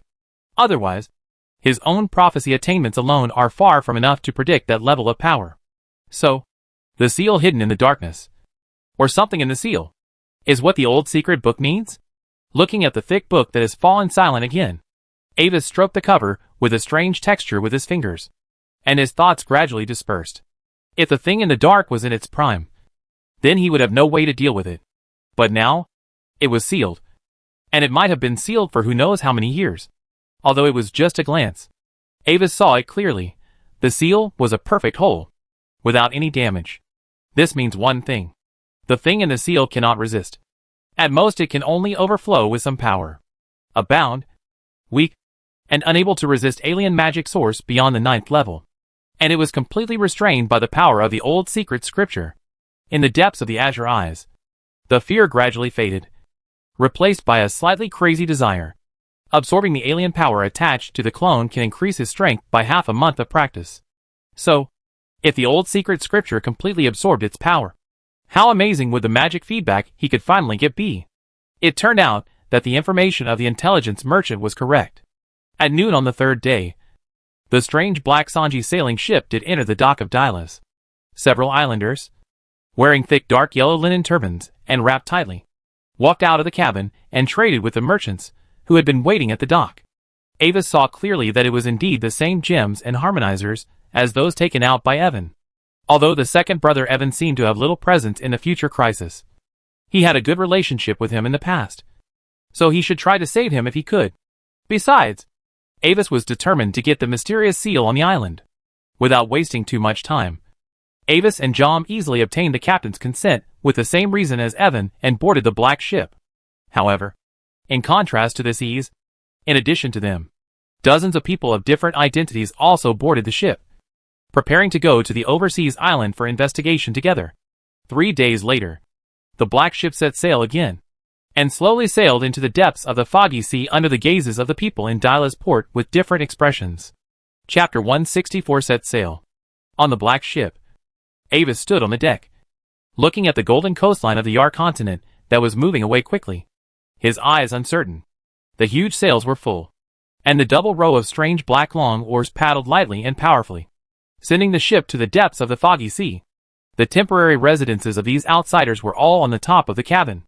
Of course, there was a fee, 100 gold coins per person. And if you couldn't afford it, don't go. Avis didn't like the strange smell in the cabin, as if it was a mixture of stinky fish, stinky socks, and rotten garlic that had been stored for several months. The family guard Jom stood behind him, as if he was also looking at the scenery on the deck. Before that, Avis asked Jom to take action and thoroughly detect the ship with his mental power. The detection feedback showed that although the appearance was a bit weird, there was nothing wrong with the ship itself, and the crew were just ordinary islanders. However, the detection of those outsiders did get some unexpected surprises. The blonde half-elf girl Claire was also on the ship. It was obvious that she had disguised herself. Her figure was taller. She was wearing a gray cloak, and her figure and appearance were disguised as a thin brown-haired man. But under the 8th level mental scan, these disguises were completely exposed. When he learned of the girl's existence, Avis understood why the airship suddenly encountered a group of gray-winged terror birds, and the source of his sudden increase in fate feedback after getting off the airship. It was obvious that he was inexplicably involved in Claire's explorer aura, and became a companion in the race with the tiger. Fortunately, he currently has an 8th level guard, Jom, who can kill the tiger manually. To be honest, when he saw Claire, Avis knew that his trip to the island might not be peaceful. At the same time, she is a mysterious scholar/relic scholar/explorer, and she disguised herself to investigate an unknown deserted island that is said to be cursed. If nothing happens, It will be a shame for her profession in Halo. After getting on the island, you must stay away from her. On the other side of the black ship, Claire, disguised as a thin young man, is a little worried about her future. Unlike most other people, her purpose of boarding this black ship is not for gems and harmonizers, but to solve her own abnormal characteristics. For some reason, her existence always brings misfortune to those around her. The girl's origin is a mystery. It was a starless night. As a newborn, she was abandoned in an orphanage, where she was raised and adopted by a baron at the age of 5. But half a year after being adopted by the baron's manor was engulfed by fire. An old wizard, who was attracted by the fire, found her hiding in the baron's room. But she was unconscious due to the high temperature. It was a strange scene. The raging flames had engulfed the entire manor. Everything was burned beyond recognition. But only the baron's room was completely preserved. The walls of the room were only slightly black. And the room was no different from before the fire, except that the temperature was slightly higher. The wizard carefully checked the baron's room afterwards. But the results showed that the wall material of the baron's room was no different from that of other rooms, all of which were cedar wood and rock. The mage instinctively sensed her unusualness, so he accepted her as a student and taught her. Soon he discovered that the girl showed an extraordinary talent for the contents related to the mysterious school. Before entering the Pamir Academy, the old mage who adopted her encountered troubles. At the same time, he also noticed the strange characteristics of the girl. After spending a lot of energy and resources to temporarily solve the trouble, the mage immediately made a decision to send the girl to the Pamir Academy for further studies, and told her about her problems.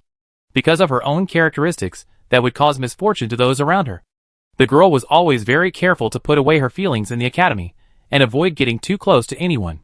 Previously, after fully interpreting the contents of the ancient stone tablet borrowed from the mysterious library, Claire discovered that the stone tablet was recorded with an ancient prayer, and in the obscure words of the prayer, it described an unnamed island deep in the sea of fog. For some reason, she suddenly had a feeling in her heart.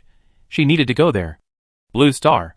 Although there were only 7 days between the internal beta and the public beta, Jiang Hung felt that these 7 days passed very slowly.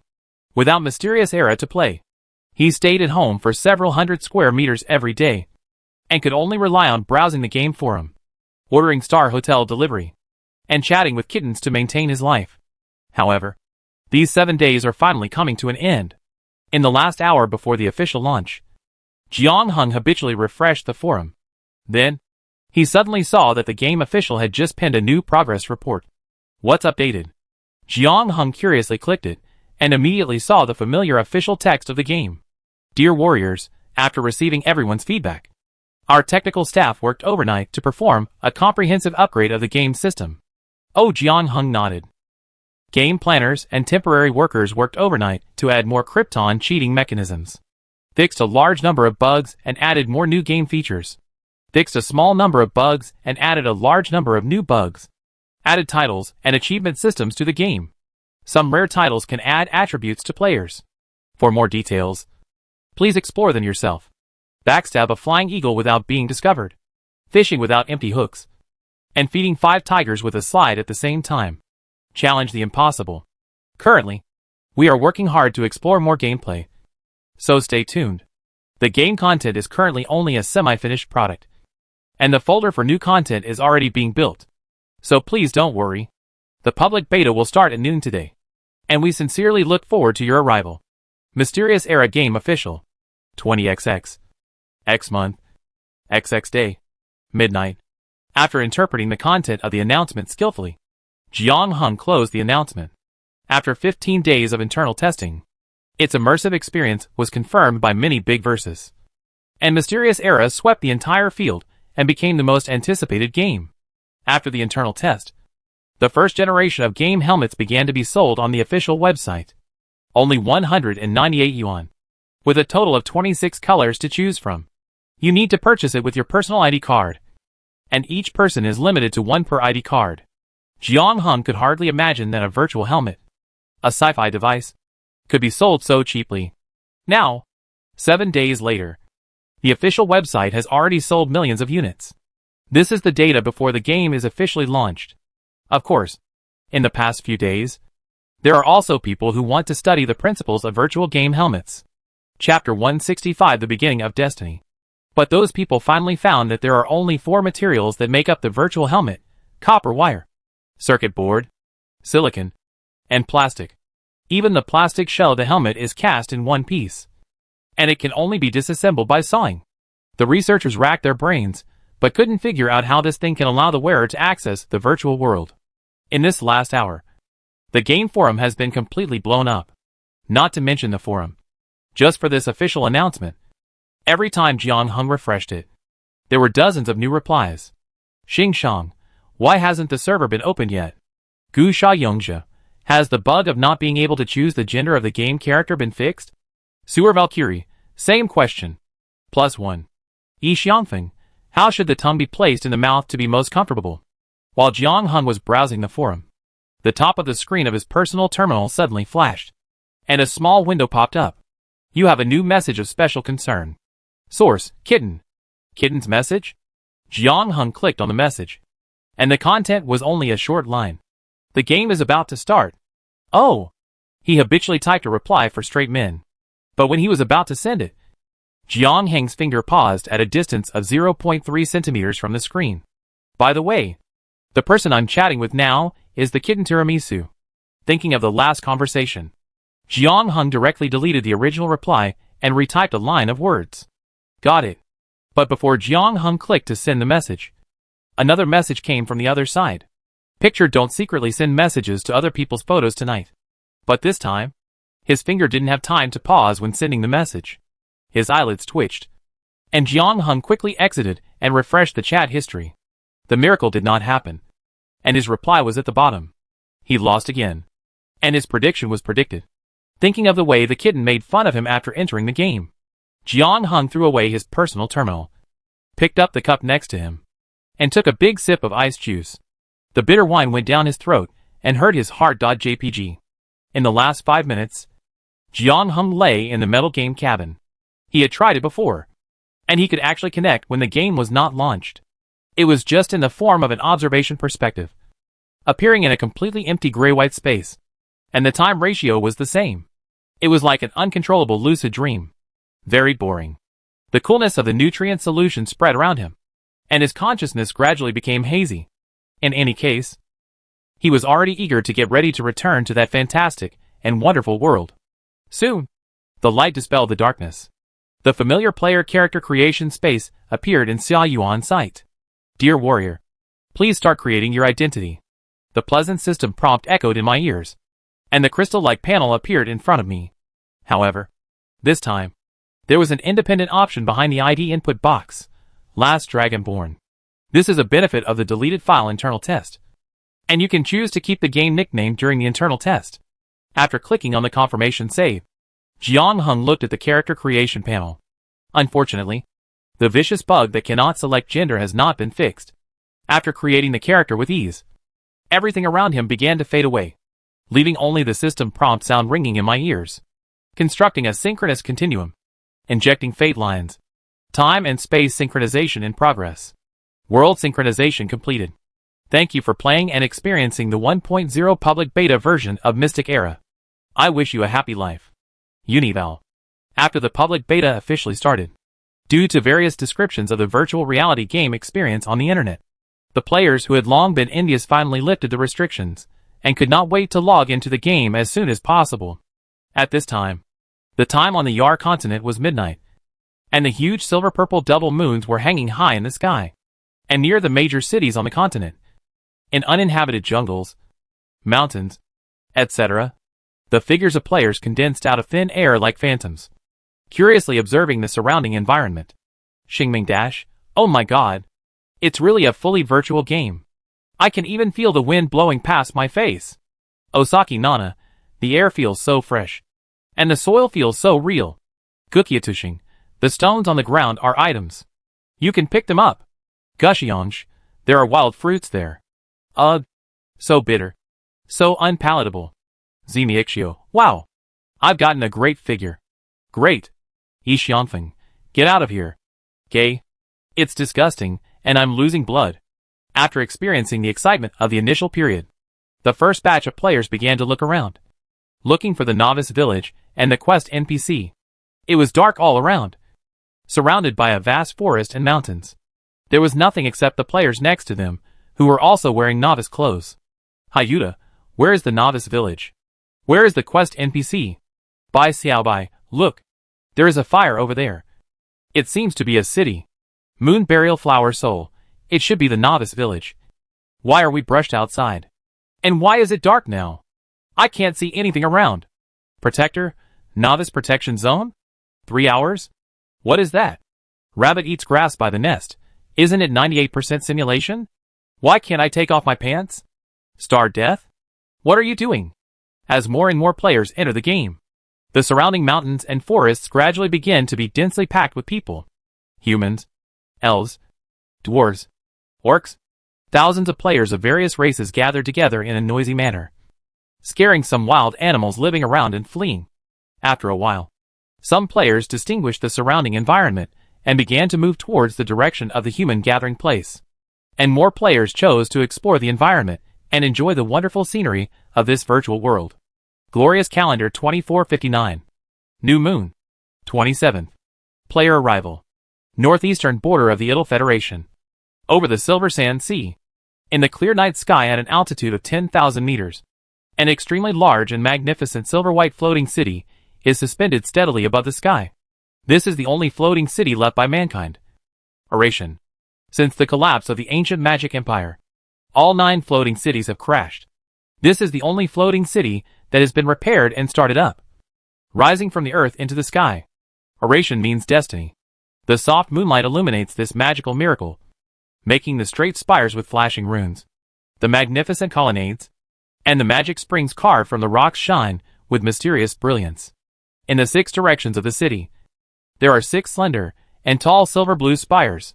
They can reach a height of 600 meters and have a similar appearance. From the perspective of spiritual power, one can sense the strong magical aura contained in the surface of the tower. In the center of these 6 towers, which is also the center of the city, stands an extremely huge platinum tower, which is nearly 1,000 meters high. A huge rune ring condensed by pure light is suspended in the middle and upper part of the tower, and a huge light ball is suspended directly above the tower. These 7 towers are the central nodes of the entire city, responsible for allocating energy supply to various parts of the floating city and maintaining the puzzle locks that wrap the entire city. At the same time as the players descended, at the top of the central tower of the floating city, an old wizard with a strange translucent spiral beard, his eyes closed, and his figure shrouded in a faint mist of fate, suddenly opened his eyelids a little. Strangely, his eyes have no pupils, but of wood-like color that seems to shine with starlight. He is the only 9th level extreme prophet on the continent, and the most mysterious stargazer Bruns among the 3 chairmen of the Magic Council. The turning point of fate has begun. A faint voice sounded, old and slightly hoarse, with a heavy hazy echo, as if shrouded in fog, but very strangely lingering for a long time. At the same time, he stretched out his hand and lightly tapped in the air, and a faint transparent ripple suddenly spread from his fingertips, and then dissipated into the void. Alvish, Vernica, pay attention to all the abnormal things that have occurred on the continent in recent times. Chapter 166 Weird Island. Swish, swish. The blue waves kept hitting the hull, and then broke into white foam in vain. The long-lost refreshing sea breeze blew from the front of the ship, blowing away the thick fog surrounding the ship. A strong wind blew up the traveler's cloak on Avis, making its brown hem flutter in the air. After about half a month of sailing, this strange black 3-garden sailing ship finally arrived at its destination. Although traveling with Claire, this journey seemed to be calm. The only change was the captain of this black ship. Before, the old sailor with greasy wrinkles always had a strange sneer on his face. But as the journey continued, his smile gradually disappeared. In fact, Avis didn't know how far they had traveled when they sailed into the depths of the foggy sea. A strange foggy weather enveloped the ship. The dark blue deep sea lurks with surging undercurrents. The magnetic field has undergone strange and chaotic deflections, and the sky is gray and covered by thick fog. This is exactly what the sailors and crew members fear most about the foggy sea. Once an ordinary ship mistakenly enters the death fog deep in the foggy sea, it is almost equivalent to being sentenced to death. No skills to distinguish the direction can be effective. And if you wander around randomly, You will be taken to deeper waters by the strange ocean currents. Moreover, this fog will obscure the connection between general communication magic and magic items. Except for some special strange objects that can guide the direction. Nothing can save them. These days, Avis can only judge the time by the brightness of the fog and his magic pocket watch. Today, this long voyage is finally coming to an end. Taking a deep breath of the salty and cool sea breeze, Avis stood in front of the deck, looking at the island with others, observing the final destination of this trip. Behind the dissipated fog, a vast land that was almost like a continent gradually enlarged and zoomed in front of everyone, completely filling the scenery in their eyes. As Evan said, the area of this nameless island is much larger than that of ordinary islands. Avis can see the island's light white sand beach and several lonely coconut trees, as well as the port town that looks large. Behind the town is a desolate wilderness, and some islanders drive their livestock and move slowly under the gloomy sky shrouded in fog. Further away, the lush jungle converges into a green ocean, as if the insurmountable distant mountains are rolling. A lonely huge castle looms on one side of the mountains. Gradually, the huge black paddle boat sailed into the port of the island. There are several huge docks built with wooden boards and gray granite, with obvious signs of weathering. At present, all the docks are empty, and there is no trace of the ships that should have been parked there. The black ship was anchored at one of the docks. After the ship stopped, Avis took Jom and others to get off the ship. It was a bit strange that after all the outsiders got off the ship, the black ship did not replenish any supplies on the island, but sailed away from the port again without stopping, and no one knew where it was heading. Looking at the black sailboat going away, Avis slowly walked down the wooden dock. There is a special shipping warehouse at the entrance of each dock, but it looks as old as the dock. Two sailors wearing seamen's turbans and smoking strange pipes sat on a pile of barrels and packages at the door of the warehouse. They looked at these travelers from afar with a strange look that is unique to residents in remote areas, mixed with vigilance and curiosity. At this time, Avis noticed from the corner of his eye that the thin brown-haired young man pretending to be Claire was suddenly stopped by a homeless man who was leaning against the corner of the dock warehouse at the exit of the dock. In the corner of his eye, Claire seemed to say a few words to the homeless man, and then the girl left on her own, and the homeless man continued to lean against the corner. After thinking for a while, when Claire walked away, Avis and Jom also walked over. Just as they approached the homeless man, a pungent smell of sourness and rancidity came towards them like a wall, which made Avis stop directly, noticing the footsteps beside him. The homeless man raised his head with some caution, and through his curly brown hair and beard, he looked at the two figures wearing travelers' cloaks approaching. "Hello. I'm Hill." After putting an invisible protective force field on his face, Avis smiled and greeted him. "Can I ask you some questions?" "Sorry. It's not convenient." His eyes flickered, and the homeless man muttered in a low voice, and hurriedly got up and prepared to leave. "Don't be so hasty to refuse. Do you want to think about it again?" Avis smiled, and the hand hidden under the cloak made a spell gesture, and a weak spell wave spread. "Charm human." An invisible spell aura flashed on the homeless man. The homeless man who had just stood up was stunned for a moment, and suddenly felt that the face of the person in front of him became handsome and friendly. The words that were originally impatient to refuse were actually a little hard to say at this moment. His lips trembled, and after a very quick glance around, he spoke in a low voice. The tone seemed a little vague and hoarse. "Stranger, you shouldn't come here." Hearing this somewhat incoherent sentence, Avis was slightly stunned. "Why do you say that?" Looking at the homeless man's turbid brown eyes with some doubts, he asked back. "You shouldn't come here, to this land cursed by the gods." The homeless man did not explain, staring at Avis' eyes, and a trace of unspeakable fear suddenly appeared in his eyes. The speed of his speech suddenly increased, becoming extremely rapid and vague, like a fish that suddenly left the water and tried desperately to open its mouth to breathe. This land, Lavin lays, does not welcome outsiders. But what's the point of saying this now? Hee hee. At the end of his speech, the tramp suddenly laughed strangely, and then went back to the corner where he had just leaned against and sat down. No matter how Avis asked, he stopped talking, just looked at Avis with a slightly confused look, maintaining a strange silence. "Don't pay attention to what that guy said. He has been eroded by the curse power in the wilderness." The voice suddenly sounded from behind.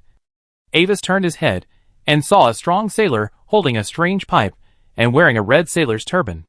That was one of the two sailors who had just sat at the door of the warehouse.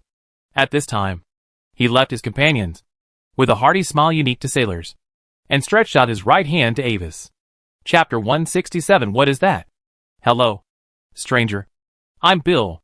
If you don't mind, I can give you a brief introduction to this island. Thank you for your kindness. Bill, I'm Hill, and this is my companion Joan. Avis also smiled and stretched out his hand, shaking hands with him lightly. The physical fitness is average. The highest is only level 2. Okay, Hill. Good name.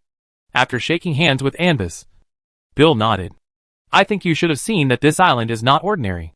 There is a strange cursed power that permeates the wilderness of this island. That is not without reason, according to the word of mouth of the old people on the island. In ancient times, this island was abandoned by the ancient gods. As he said, the young and cheerful sailor raised his strong arm and pressed his chest. The god sealed the shadow of his inner darkness here, for this island off the mainland, and threw it into the ocean shrouded in endless fog. It is said that every night, his shadow will still wake up from slumber and wander among the ancient mountains of the island, and with his indescribable eyes, he patrols the dark jungles and wilderness of the island. Once you are watched by the eyes of the ancient gods, the erosion of terror will fill your heart, cause your body to produce abominable changes, and completely devour your reason. The earliest ancestors fell to this island from a shipwreck, but due to the strong curse power on the island, most people soon went completely crazy. The remaining survivors with stronger wills prayed to the gods in despair. The merciful ancient god Lai heard the prayer and began to feel sorry for the people on the island. So, he descended the temple and blessed the land on the edge of the island, making it fertile and invisible to the sight of the ancient gods. The surviving people built a town around the temple of Lai, which is the land blessed by the gods. Lawn lies, which is the town in front of you. Only under the protection of the glory of the temple of Lai can we avoid the terrible curse of the ancient gods. As he spoke, Bill nodded to the tramp with a look of pity on his face. Do you see that poor guy? He became like this because he failed to return to the protection of the temple of Lai in the town before night fell. And night is the time when the curse of the ancient gods is most active, and a large number of monsters under the hands of the ancient gods will go out to find food. The poor man could not return to the town, so he had to find a shelter in the wilderness outside and hid for a night. But he was still eroded by the power of the curse, and became like this the next day. So, stranger, no matter what you come for, you must remember to return to the city before nightfall. As he spoke, Bill smiled, took a step, and walked towards the town with Avis. Come with me. I will take you around this town. The scenery in the town of Lavenlays is just like those ancient towns in the ancient magic empire. After entering this ancient port town, Avis could clearly feel that the environment here seemed to be shrouded in an extremely peaceful force field. This force field blocked the influence of the chaotic force field in the wilderness of the island, preventing it from eroding the people in the city. The flat road was paved with a kind of gray-white gravel, and various small shops were open on the street. The signs at the door of the store had begun to yellow and peel due to years of disrepair. Go straight along this street. The largest rock building on the roadside, which is nearly twice as high as other buildings, is the largest hotel and tavern in this town. Sleeping Siren. If you need a room or need to find some information, go there. Looking in the direction indicated by Bill, Avis saw from a distance that a large building with a blue-gray rock texture stood out among the low buildings on the roadside. By the way, do you have the common coins here? Speaking of the hotel, Bill seemed to suddenly think of something. What is common here? Avis asked back. Black copper coins, silver gold coins, platinum coins. All the mainstream currencies handed down from ancient times, Bill explained. Avis raised his right hand from under his cloak, and there were several silver and gold coins in it. Yes, this is it. Nodding, Bill glanced at Avis. And if you walk along this road to the end, you will see a hill in the center of the town. The location of the right temple is on that hill. Thank you for your introduction and explanation, Bill. That's enough. While speaking, Avis suddenly caught a glimpse of something in his peripheral vision, and his expression paused slightly. Take these. Just think of it as me treating you to a few drinks. Then, he smiled and handed several silver and gold coins in his hand to Bill very naturally. Well, Mr. Hill, thank you for your generosity. Then goodbye. Bill's eyes lit up, And he nodded happily. After accepting the silver and gold coins, he returned to the direction of the dock with a smile on his face. The value of silver and gold coins is still very high. These coins are enough for his wine money for more than a month. Looking at his back as he walked away, Avis frowned slightly. He always felt that there was a kind of obscure sense of disobedience on Bill. But he couldn't tell the details. Sir Joan? Is there anything wrong with him? He is basically in normal condition. Sir Avis. However, the guardian power in the city may not be as safe as he thought. Or, he has recently been to the depths of the wilderness of the island. Jom, who had always remained silent, explained, there is a faint strange chaotic erosion power on his body. Which should be what he said. The curse in the wilderness of the island. Is that so? Avis nodded and did not continue to delve into the matter. At this time, he was more interested in another thing. So, Lord Jom, what is the black ball that appeared in the alley? Just now, when he was talking to Bill, he suddenly noticed from the corner of his eye that in an alley on the side of the road, a dark oval sphere suddenly appeared out of thin air. What is that? Black ball? Jom looked at the alley that Avis pointed to with some doubt. Lord Avis, where is the black ball you are talking about? Can't you see it? Jom? Avis was also stunned for a moment. After thinking about it, he took Jom and walked over cautiously. Swish. Before Avis could get close, the black ball suddenly turned into a female natural elf. Avis stopped immediately and took a step back without leaving a trace. Is this a player? That's right. According to the time, the first public beta of the player should have started. Swish. The natural elf suddenly turned into a dark elf. Swish. The dark elf turned into a female dwarf again. Anvis. To be honest, as an NPC, it still feels quite weird to watch this scene. Chapter 168 Synchronization Failure. A living person, maintaining a strange big fixed standing posture, suddenly changes in front of you. And there is no magic fluctuation. Avis suddenly felt fortunate that despite being criticized, Mysterious Era has never updated the gender adjustment option, and the maximum adjustment of appearance is only 20%. Avis got goosebumps when he thought of those strange player characters with male bodies and female appearances, or female bodies and male appearances. However, since she is a female player, after thinking about it, Avis entered the depths of the alley, a more hidden corner, removed her disguise, and turned on the special effect of blood-gathering light elements. Xia Yinghua is an ordinary high school girl and a casual game player. As an ordinary member of more than 1 billion people, she has also been looking forward to the virtual game Mysterious Era that is popular on the internet for a long time. When she was very young, the girl had a small, unknown fantasy hidden in her heart, riding those creatures that only exist in fantasy, flying freely to the blue and high sky, feeling the cool breeze and cotton candy-like clouds gently brushing against your cheeks, as free as a kite. When the girl learned from the internet that there is a virtual game like Mysterious Era, she was very happy. She was very excited when she thought about being able to truly experience riding those beautiful fantasy creatures in her dreams, flying freely between the blue sky and white clouds, and leisurely fishing and flying kites. So, when the internal test was over and the game helmet was just released, she couldn't wait to order a light blue game helmet. Compared to girly pink, she prefers this kind of fresh and cool color. But when the game officially opened for public beta, she created her own character and prepared to enter the game world. But there was a small problem. Injecting Fate line. Time and space synchronization in progress. Abnormal time and space fluctuations. Synchronization failed? Even holographic virtual games cannot escape the fate of network abnormalities?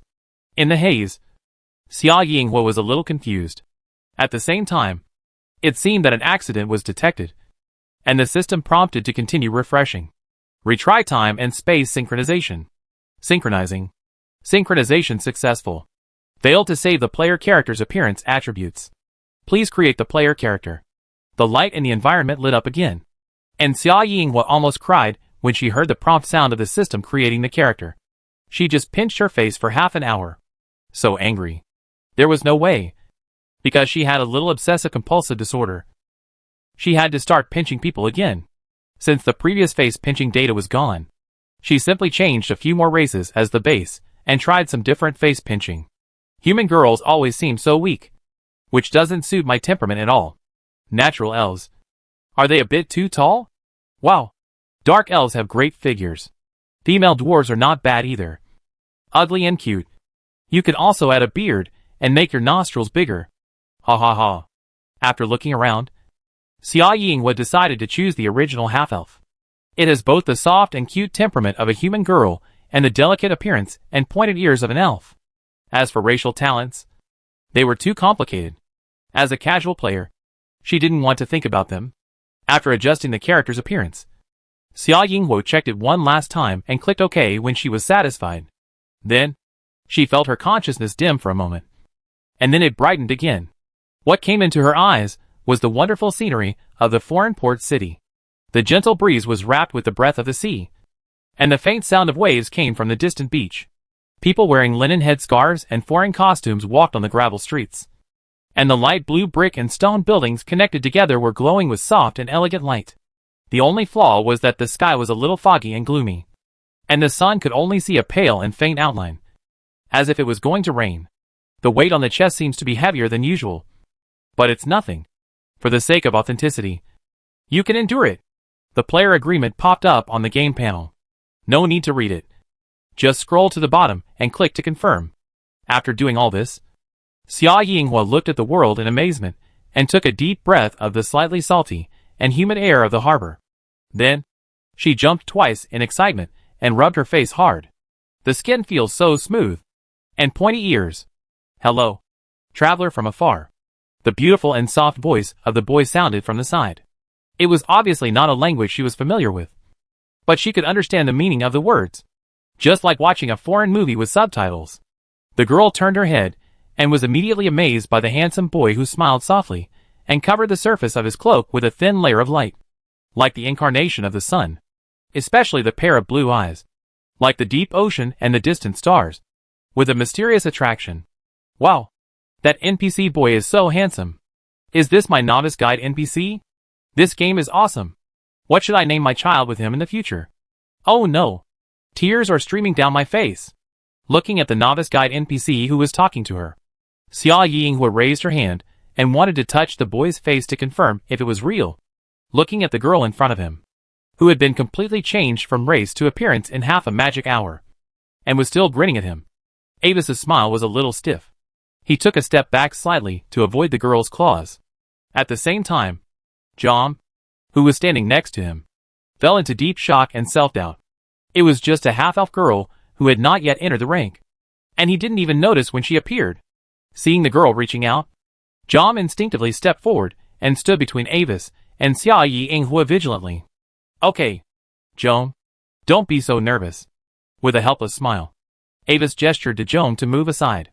Also, this beautiful lady, suddenly reaching out to touch a stranger's cheek on the street is not what a lady does. Being looked at by Avis's azure eyes, Xia Yinghua was stunned for a moment, and suddenly realized what she had done and noticed the surrounding environment. The next moment, the girl's cheeks instantly flushed, and it was red all the way to the tip of her ears. Obviously it's just an NPC. Why is it so realistic? I feel so shy. But it's really handsome. I still want to touch it. By the way, I can check his information first. Suddenly remembering something, Xia Yinghua opened the game panel, found detection a little unfamiliarly, and then threw it on the NPC boy in front of him. It's a pity that the result was a question mark.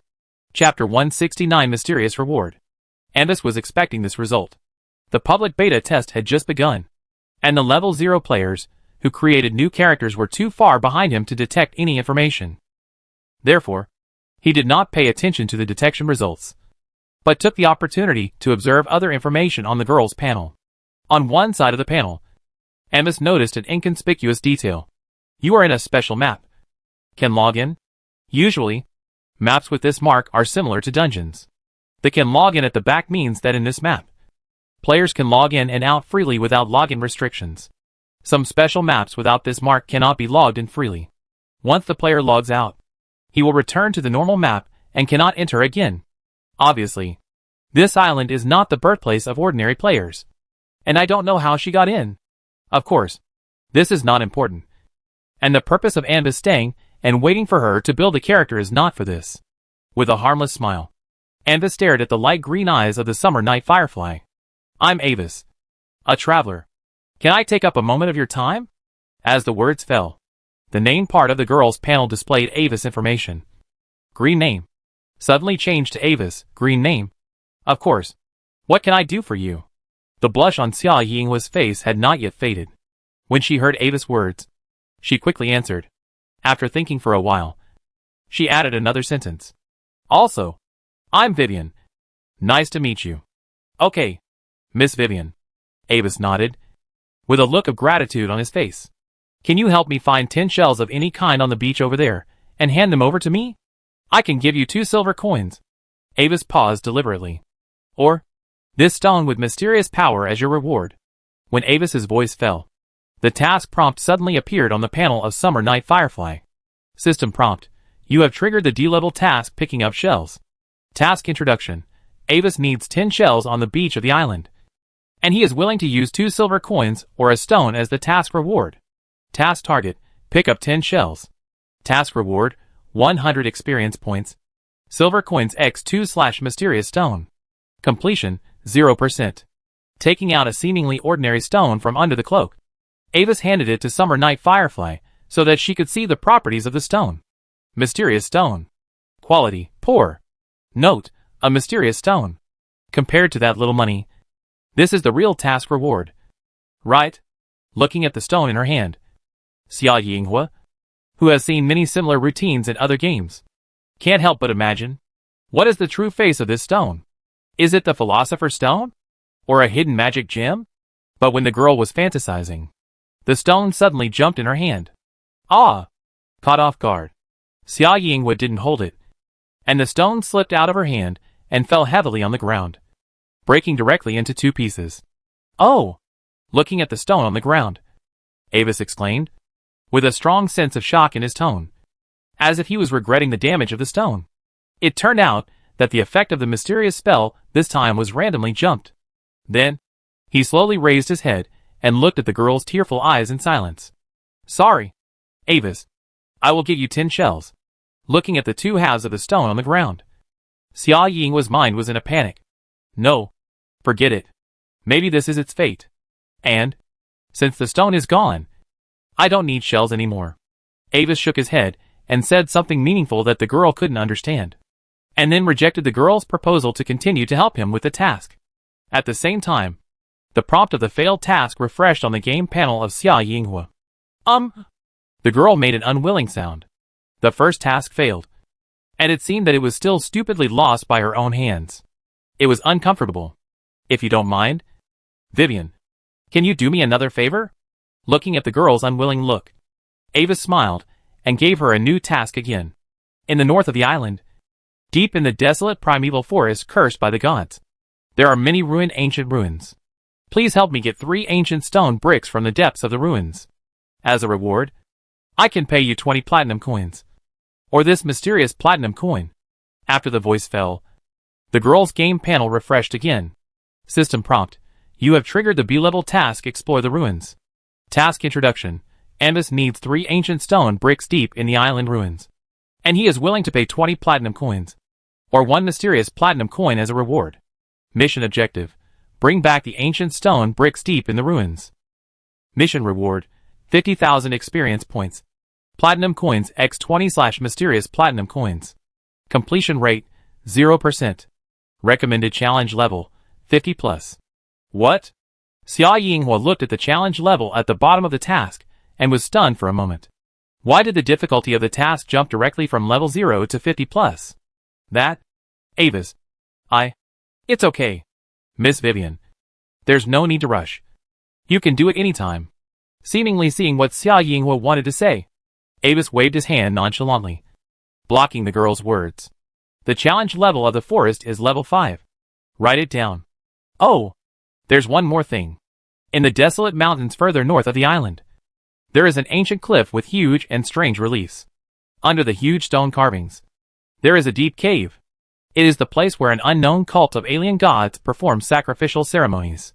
If you can bring me the statues of the alien gods on the altar deep in the cave, as well as other items, I can pay you 200 platinum coins and a mysterious gem as a reward. System prompt. You have triggered the S-level task Explore the altar of the alien god. Task Introduction. There is a deep and dark cave hidden in the mountains on the north side of the island, where the lost alien god cult holds ancient and evil sacrificial ceremonies. Task Goal. Bring back all the items on the altar. Task Reward. 1 million experience points. Platinum coins x 200. Mysterious Gem. Completion, 0%. Recommended challenge level, 80+. Caves with a challenge level of 80+? After seeing the end, Xia Yinghua was full of questions. I can't get in. No matter how I think about it, I can't get in. Why should I? A level 0 cutie. Bear so much pressure that I shouldn't bear? Is this novice guide made by the planner? Looking at the confused figure of the girl leaving, Avis smiled. The player's panel is still so easy to use, but the challenge level is 80+. With the old secret book and gem, it should be possible to brush it. Chapter 170 Sleeping Siren. As for the stone, it was actually just picked up by Avis from the ground, and cast an initial spell of mysticism on it. After judging the player's level and magic knowledge, Summer Night Firefly could not see through this spell. Therefore, the information displayed on Summer Night Firefly's panel was mysterious stone, not stone cast with mysticism. As a former player, Avis knew the mentality of players very well. Compared with ordinary rewards, players always like more mysterious things. After looking at the sky, Avis turned around and walked towards the tavern Sleeping Siren on the main road in the town. Although he knew the degree of danger of the cave through Summer Night Firefly's player panel, it was obviously too hasty to go and look for it immediately. Having just arrived at the island, he still knew very little about the specific situation of the island. Avis was going to go to the local tavern to learn about the specific natural environment information of the island, as well as the specific location of the gem mine and the origin of the harmonizer. After finally coming out for a trip, he naturally wanted to find a way to maximize the benefits. Unlike the low and medium level cursed or production areas that he had previously purchased in the Empire, which were despised by the big forces, these two new valuable resource minerals that can assist the 7th level professionals in their cultivation and breakthroughs are completely strategic. They are precious minerals that are enough to serve as the foundation of a force, and their value is no less than that of a large magic crystal mine. And that's not all. After really seeing this island, Avis realized that the value of this island itself to him might even exceed the gem mines and the source of the harmonizer on the island. A vast unknown land hidden in the depths of the foggy sea, with an area close to that of a small continent. He can use this island as his rear base and base for secret development. Unlike Evan, who needs to train his own professional troops, Anvis, who has double future memories, has a development plan that is completely different from that of ordinary noble descendants. Therefore, he does not need the two specialties on the island. He can give most of the output to the family in exchange for the family's support in other aspects. Tavern. Sleeping Siren. Pushing open the door of the tavern made of unknown wood, Anvis and Joan walked in. The interior of the tavern is decorated with a nautical theme, and the walls are decorated with old fishing nets, strangely shaped driftwood, and various huge marine specimens. Those pairs of eyes that are still open to death seem to be still silently watching the travelers in the tavern. On the floor are well-made black wooden round tables and matching chairs, although it is known as the largest tavern and inn in this town. In fact, it is not much larger than the Seaman Tavern in Dyla's Port when Avis came. It seems that because it is morning, there are only a few people in the tavern. There is also a person wearing a black cloak, who is obviously an outsider sitting next to him. On the way here, Avis asked Joan to conduct a large-scale mental power detection of the entire town to investigate the strength distribution of the professionals here. The results show that most of the islanders in the town are professionals, but they are basically between level 1 and 3. There are very few mid-level professionals above level 4, and there are only 2 level 5 professionals. However, John's spiritual power was blocked from exploring 2 places in the town. The temple of the old god lie located on the hill in the center of the town, and an ancient black rock tower located in the northwest corner of the town. What do you need, sir? Behind the bar, a small and thin bartender stood there, looking at the 2 people who came in with a slightly strange look. He had a strangely narrow forehead, a few strands of sparse hair stuck to his scalp by sweat and dirt, and a flat nose as if it had been hit. But his eyes were abnormally bulging, so bulging that Avis thought of the fish eyes on the wall that seemed to be staring at him. First, let's take 2 connected rooms, the best ones. Sitting on a wooden round chair in front of the bar, wearing a hood and resuming his travel mercenary outfit, Avis spoke in a low voice. Room on the 3rd floor. Single room 1.5 silver coins per night. Sir. The bartender took out 2 black copper keys, with number plates of the same material tied to them by chains. Okay. 2 rooms. Let's stay for 15 days first. Avis took out 5 platinum coins and handed them to the bartender. Also, I have some questions to ask. Hearing this, the bartender paused while making change. What do you want to know? After a moment, he narrowed his eyes slightly, pulled his hand back from the wooden money box, and looked up at Avis. I think you can also see that we just came here with the ship today. The corners of his mouth twitched, revealing a somewhat rough smile, and Avis said nonchalantly, So, can you give me a general introduction to the specific terrain and conditions of this island? And the origin of those gems and beautiful powders? Oh, yes. You call it the Heart of Amos and Dust of Amos. Heart of Amos and Dust of Amos? The bartender thought for a few seconds, then picked up a cup next to him and wiped it. I understand. You outsiders probably came here for this. He spoke quickly, as if he had organized his words. Heart of Amos is produced in the mountains on the northwest side of the island. There are mines where those gems are produced. Every once in a while, a team of gem collectors will go there to excavate. Dust of Amos is a gift from the Great Lie. On the full moon night of Purple Moon Amos, the temple in the center of the town will shine brightly and bless the entire town. Dust of Amos is a byproduct of Lie's blessing. As for this island, there is nothing to say. The north side is full of dangerous mountains and barren rocky wilderness. And that is also where the curse is strongest. In the middle is a large area of primitive jungle, where the curse power is weaker than that of the mountains and wasteland, but still stronger than that of the plains closest to the town. The town where we are, Lavenlays, is a place blessed by the gods. The power of Lay protects us from the erosion of the curse. Those curses will become stronger at night, especially when the night of the new moon period every month. Even the 4th level adults dare not leave the protection range of the town. As for the specific situation of the castle on the top of the mountain and the black tower in the northwest corner of the town, I don't know. When I was born, they were already there. That's it. At the end, the bartender shrugged. Okay. Thank you for your explanation. And Wazy nodded, and then stood up and left under the bartender's eyes. But when he passed by the outsider in the black cloak, his peripheral vision suddenly noticed an item on the figure. Chapter 171 Player Behavior. The figure sat facing Ambus, sipping a glass of light orange wine with 2 light blue bead-shaped wild fruits at the bottom. Due to the angle, Ambus's peripheral vision briefly caught a glimpse of a little bit of clothing exposed from the opening of the figure's cloak on his chest. Pure black background, with 3 simple gold lines on the shawl collar, and the half-hidden silver-white circular holy emblem of light. Ambus was so familiar with this dress. The bishop of the Holy Light Church? Why is he here? There was some doubt and vigilance in his heart, but Ambus did not show anything on the surface. He just maintained his previous gait and slowly walked out of the tavern with Joan. From beginning to end, the figure who was suspected to be the bishop of the Holy Light Church did not look back even once. The bishop of the Holy Light Church is directly equivalent to the 8th level, and is also the most powerful one among the 8th level. Although Jom is also a rare class. The 8th ranked win knight. If the two really fight, Avis can hardly determine who will win or lose. After leaving the tavern, Avis quickly sorted out the recent goals on the island in his mind. Explore the temple of the old god Rai in the center of the town. Explore the ancient black tower in the corner of the town. Detect the specific changes in the island's curse field at night. Explore the huge castle on the top of the island's mountains. Look for gem mines, and look for the rock wall with a huge portrait carved on it. And explore the cave mentioned by Evan. Thinking of this, Avis suddenly clenched his right fist and gently hit the palm of his left hand. Oh! And look for the missing Evan. At the same time, in a dungeon somewhere, the figure wrapped in a pile of pink tentacles twitched. After thinking for a while, Avis decided to start exploring from the Ray temple closest to him. The source of that mysterious protective force field was enough for him to study.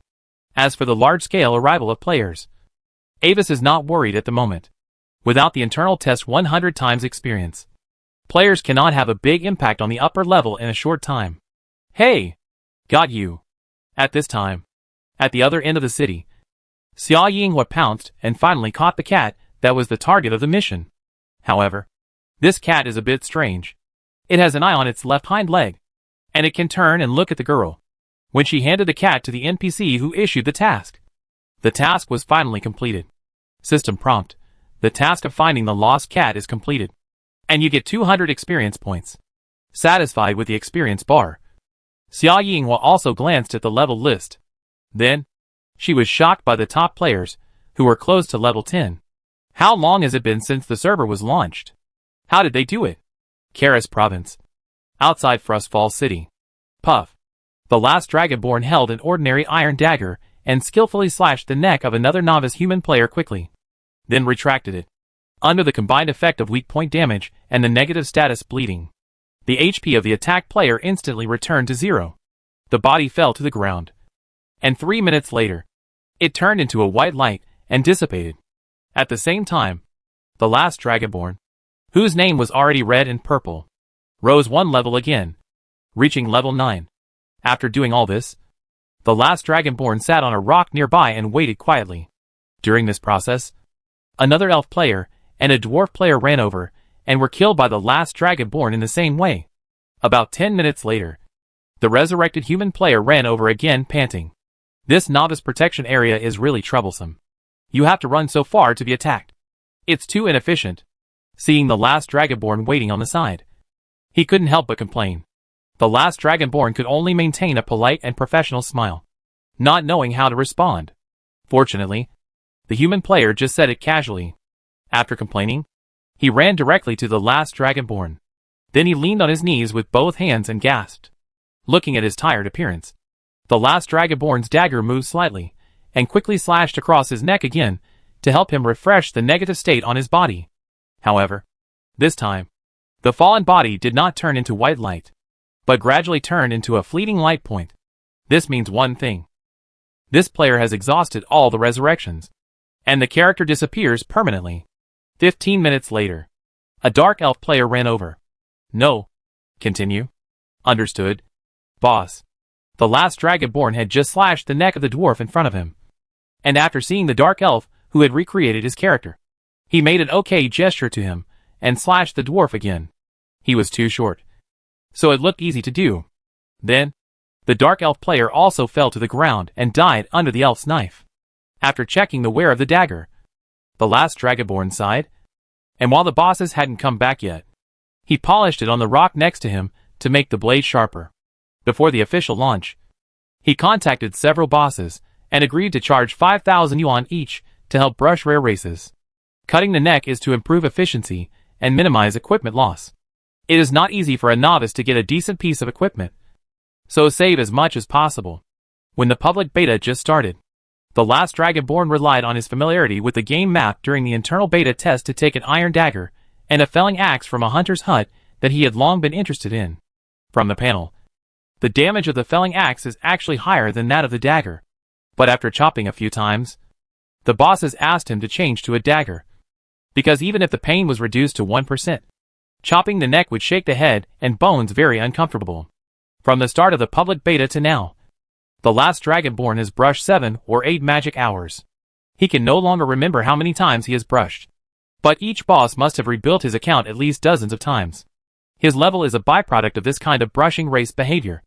Every time he brushes a 0-level player, he can add 200 experience points. It's out! It's out! Suddenly, an excited voice sounded. The last Dragonborn turned his head and saw a humanoid race covered with dark green scales and with a graceful streamlined body. Rare race astronomer. Innate dragon blood. Increased strength, endurance, constitution, toxin resistance and life recovery. And had the ability to breathe underwater. Congratulations. The elf nodded politely to him.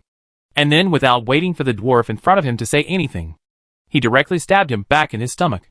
1 indicator completed, and there are 2 more. While the remaining 2 bosses were still resurrecting, the elf stole a look at the level list. At the top of the list is the rival of Baiguan competition, the Silver Blue Club Silver Blue Competition Black Cardboard. At present, he has reached level 10 and directly advanced to become a formal professional. Obviously, clubs always have an advantage over individual players when taking jobs. Chapter 172 Red Name. In addition to the professional players of Silver Blue Esports, members of several large esports clubs, including White Light Esports, are on the list. The elf was able to attract 3 bosses who needed to brush races. In fact, it was also through the connections accumulated when he was the captain of the original team in the club. After that, the last Dragonborn brushed 2 or 3 magic times. After helping the last non-chief boss successfully brush out the rare race Feathered Man, he himself barely reached level 10. Level 10 is the watershed between ordinary people and formal professionals. The experience required for players to upgrade from level 9 to level 10 is several times that of level 8 to level 9. Looking at his nickname that was red and purple, the elf was very happy to stab himself. Unlike deliberately killing non-hostile NPCs, deliberately killing other players without identity will only turn into red names without affecting the NPC. Rather than causing a camp shift, the red name will slowly disappear over time. If the player dies in the middle of the game, the red name will be immediately cleared, and half of the current level experience will be deducted as a penalty. And all non-bound items on the body will be dropped. Use a resurrection crystal to quickly reach level 10 on the first day of the game, and you can accept a series of tasks that require a formal professional at the minimum, as well as 15,000 cash. For the last generation of dragons, who are familiar with the background of the game world, this is a choice with more advantages than disadvantages. After resurrection, the elf flipped through the system prompt page and noticed an achievement. System prompt: congratulations. You have achieved the achievement Kill 1024 or more level 1 players. Unlock the title, Novice Terminator. You unlock the achievement system. You unlock the title system. The title/achievement system exists independently of the player character. Even if the player rebuilds the character, the unlocked title and achievement will not disappear. Players are welcome to explore boldly. There are separate achievements for level 1 players. The last Dragonborn was grumbling in his heart. Although it is just a title without attributes. Isn't the planner afraid that some achievement-oriented players will deliberately block the novice for the title? And I heard from those bosses that if the number of rebuilding characters reaches 50 times, it seems that a special title can be unlocked, Reincarnation, which increases 350 MP. TSK. I always feel that the planner encourages the murder of novices in order to sell resurrection crystals and reincarnation times. At the same time, due to the limit on the number of resurrections, the game forum of Mystic Era has exploded. I have a friend. There are only 5 resurrection opportunities. The mall resurrection crystal costs 648. The dog planner is crazy about money. Right? Yin Xiaodi 2, what do you want? The mall resurrection crystal costs 888. And 648 is the reincarnation price. Duan Qing Si, you have to charge money to open the spellcasting prompt. The planner has no horses. I have a friend. The number of resurrections is limited? Damn. I have died twice. What will happen if the number of times is exhausted? Planning family bucket, I'll tell you. Either spend 648 to reincarnate, or go back to the character to set up a small black room for standby. Nothing else. I have a friend. Fuck. Dark Soul. The only thing I can't figure out is why the purchase of a resurrection crystal is limited to 1 per person. Do you look down on us Krypton Gold players? Planning family bucket. It's very simple. This is the conspiracy of the game planner to force players to Krypton Gold. Think about it. Is it easier for low-level players to die or high-level players? If you die a few more times, you will have to reincarnate again. After reincarnation, you will face those dangers and die again. And it will be an endless cycle. Dark Soul, it's too bad. Isn't the planner afraid that players will stop playing? Planner's family bucket, as the only virtual game that can be played during sleep time. And there is a thinking acceleration system, which is almost equivalent to directly extending the player's lifespan by 12 times. The planner doesn't seem to be afraid that no one will play. And, even if you really don't play it, remember that you spent 199 to buy a plastic virtual helmet that can only be used to play Mysterious Era? Dark Soul, fuck. God Killer, this dog planner is so arrogant that we can't stand it. Let's unite and boycott it. We must firmly demand the cancellation of the game's resurrection limit. Otherwise, we won't play. I have a friend. Dark Soul. When the turmoil in the Blue Star game forum became more and more intense, the natives of Unival also felt some changes. Although the players cannot influence high-level professionals in a short period of time without the 100-fold experience reward, the NPCs living at the bottom have keenly noticed the changes in life. The capital of the Gloria Empire, Paloxia. Lenny is a young pickpocket. Like all the civilians in the lower city of Poloxia, he has no surname and does not need a surname. Unlike his fellow pickpockets and villains, Lenny's eyes are always sharper. Like the snow eagle in the sky or the gray hyena in the plains. He has this talent, and can keenly distinguish the prey with low risk and high return from the bustling crowds on the streets of the capital from clothing, gait, temperament, etc. This ability always makes him reap rich rewards. And he is honored by his companions as Sharp-Eyed Lenny. One day, wandering around those busy street corners, looking for prey to attack, Lenny keenly noticed that there were many new faces in the city. Most of them wore gray and brown linen robes, and seemed to be refugees who had fled from somewhere. But these people looked a little silly. And many refugees had a strange enthusiasm, always asking the people in the lower city if they needed help. And even without compensation. Maybe there is another village nearby that has suffered a natural disaster. But aren't there too many victims? Looking at these strange refugees with some doubts, Lenny suddenly noticed that the purse on the waist of one of the refugees seemed to be abnormally bulging. He would never be wrong. The shape that could be seen through the cloth of the purse was definitely a coin. Not a stone or other filler item. Even if it was a copper coin, it could be so bulging. And it was definitely a prey worth attacking. Most importantly, Lenny could see that the vagrant was not even a formal professional, and the probability of discovering his theft was extremely small. So, pretending to be strolling around, Lenny approached the ordinary vagrant in his eyes very naturally. Xingyu is an ordinary internal test player. When he was born in the forest, he was lucky enough to find an ancient stone slab, and then sold it in the NPC store for 12 silver and 70 copper. When he was looking for a novice task on the streets of this seemingly prosperous city, a prompt suddenly appeared on the floating panel beside him. System prompt: you were robbed by Lenny, but your keen perception detected it. Your money has been reduced by 12 silver and 72 copper. At the same time, the name of an 11th level NPC who passed by him suddenly became a hostile red name. Red name? Xingyu was stunned. Chapter 173: The Origin of Gems. Staring blankly at the back of the NPC, who looked as if nothing had happened, Xingyu couldn't help but shout out, "Fuck, brothers, there's a red-named monster." Hearing the shouting from behind, Lenny was stunned for a moment. And for a moment, he couldn't understand what was happening. I was discovered. But what did he mean by shouting? He could understand every word of that sentence. But when they were combined together, he couldn't understand it at all. But the next moment, the changes in the environment around him made Lenny feel like he was falling into an ice cave. When the refugee behind shouted that strange sentence, the refugees who were chatting with passers-by, dancing, passing by, and crawling on the ground suddenly stopped moving. Then, they all turned their heads and looked around a little bit. Hundreds of eyes on the whole street focused on him. The young pickpocket was very familiar with the passion and greed in those eyes. When his fellow villains saw the gold coins, the desire in their eyes was just like that. He just didn't understand why these refugees would look at him in this way. Lenny, a pickpocket, died at the age of 19. An unknown island in the depths of the foggy sea. The port town of Lavanlays. On the hill in the center of the town, Ambus led Jom slowly up the gray-white rocky mountain path. It was unknown who built the path, but for countless years, it had been trampled by people going up and down the mountain and became extremely stable. The surrounding area was covered with rich vegetation, and small unknown white wildflowers bloomed in the cracks of the gravel beside the road, exuding a faint fragrance. The higher he went, the more Ambus could feel the strange calm force field in the environment, and the intensity gradually began to increase, as if he was approaching some source. The Temple of Rai is located on the top of the hill. From the outside, it is a low rectangular building made of pale white granite, with huge rock columns and corridors, and murals with relief patterns. On the top of the building are multiple spire structures of different sizes, as complex and strange as overlapping pyramids.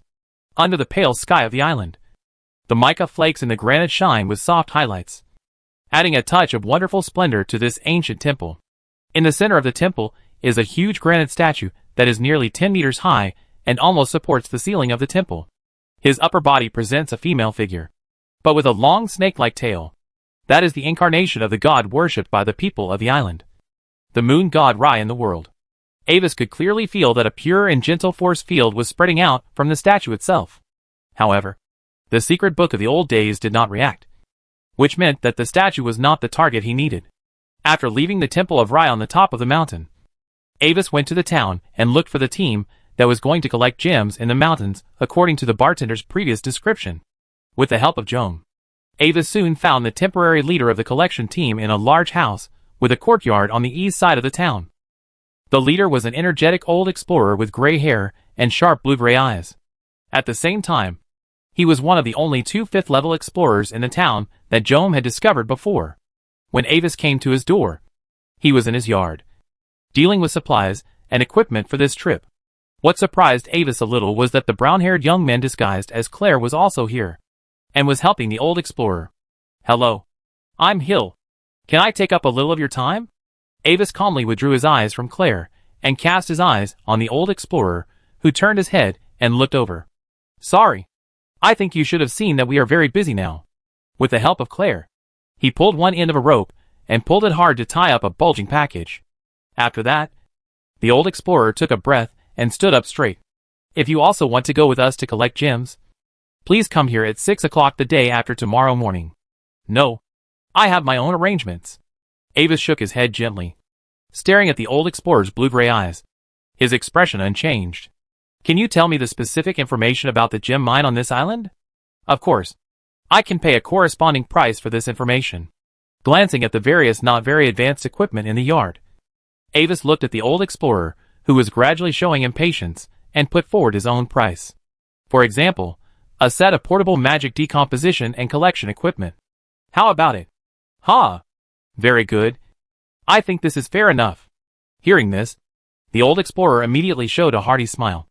The impatience on his face disappeared, and he pushed the equipment on hand aside, and sat on the package beside him.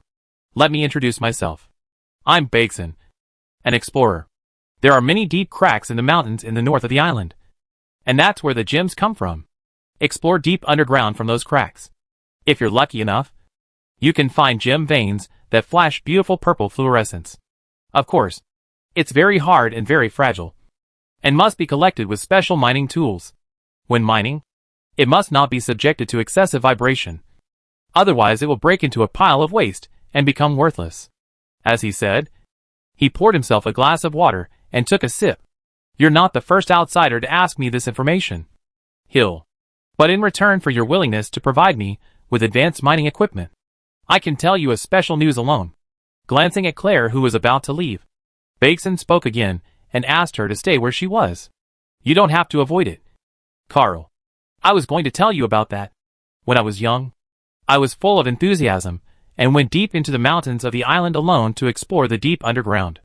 In fact, under a certain depth of the thick earth, the strength of the island's curse power will be greatly reduced. And as the depth decreases, it will eventually become almost completely gone. It was during that expedition that I accidentally broke into a mysterious crystal cave. There, the entire cave was filled with gem crystals the size of a human head. There was even a wall that was made entirely of pure gems." As he said this, the old explorer couldn't help but squint his eyes, as if he could still see the brilliant brilliance of those huge gems. I was completely stunned by the scene, and then I was ecstatic. Unfortunately, the high density of gems has kept the entire cave in a high magic environment for a long time, and has generated natural spirits to protect the gems. When I entered the cave, the sound of footsteps awakened the crystal spirits sleeping in the cave. When they attacked me like a whirlwind of stardust, the only thing I could do was to grab a gem and activate the only life-saving teleportation scroll. Chapter 174: The Core of the Mineral Vein.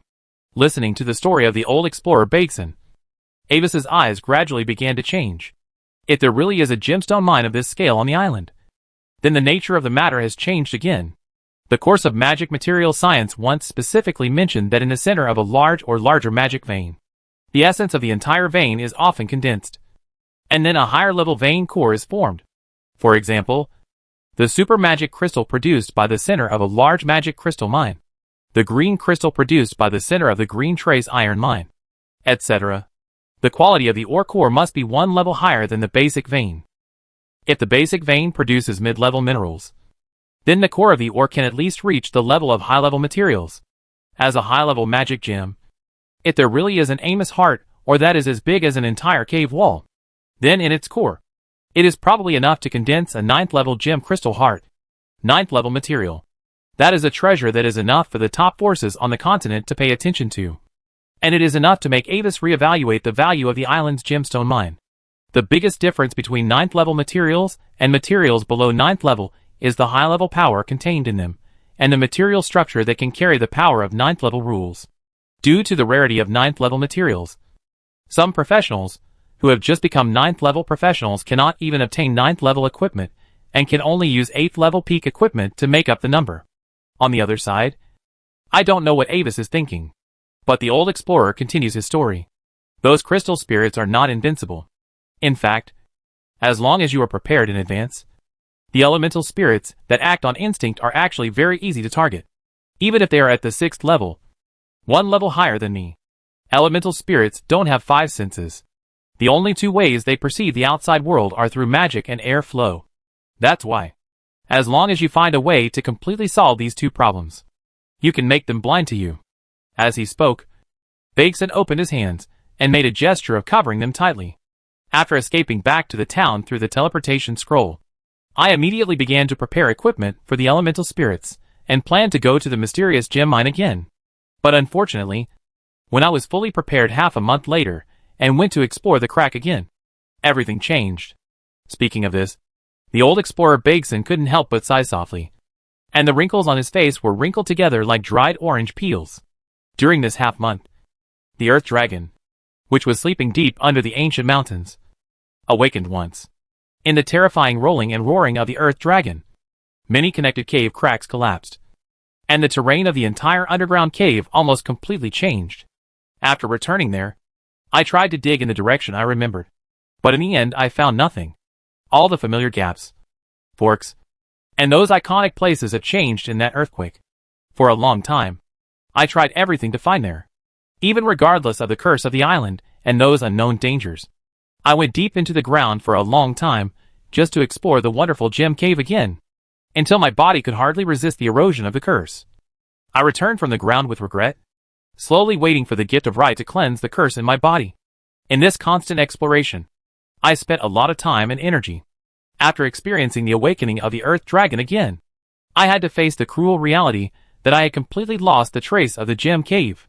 For a long time, the gem cave would appear in my dreams.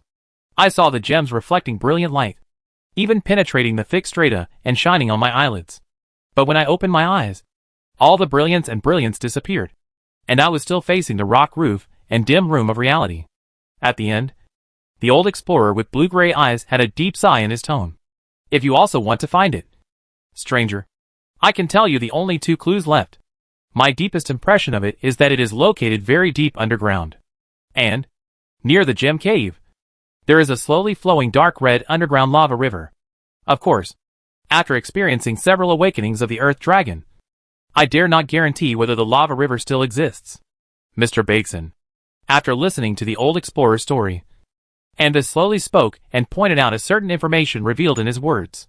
According to your description just now, before you teleported back from the cave, you also brought back a gem from the cave? Yes. Not only that, the gem is still in my hands. The old explorer nodded. In order to commemorate the beautiful gem cave, I have always kept it instead of selling it to those strange merchants who buy gems at high prices. In this case, can you lend it to me? I can try to use the gem as a medium to find the specific location of the cave. Avis smiled and made his request. Use it as a medium to find the cave? Hearing this, the old explorer looked at Avis with his sharp blue-gray eyes. It's useless. I have tried all the ways that can be tried. I have even used the legendary prophecy scroll. But the result is nothing. The curse field of this island covers everything. Shaking his head, Bakeson turned and walked into the house. After a moment, he came out again, holding a piece of pure purple gem as big as a child's head. That is the largest piece of Amos' heart or that Avis has seen so far, not counting the statue. The largest piece that Evan brought back before was only slightly larger than a fist. This is the gem I brought out of the cave. As long as you don't take it away, you can try it. Looking at the gem in Bakeson's hand, Avis nodded, carefully held the gem, and twitched it slightly. No twitch.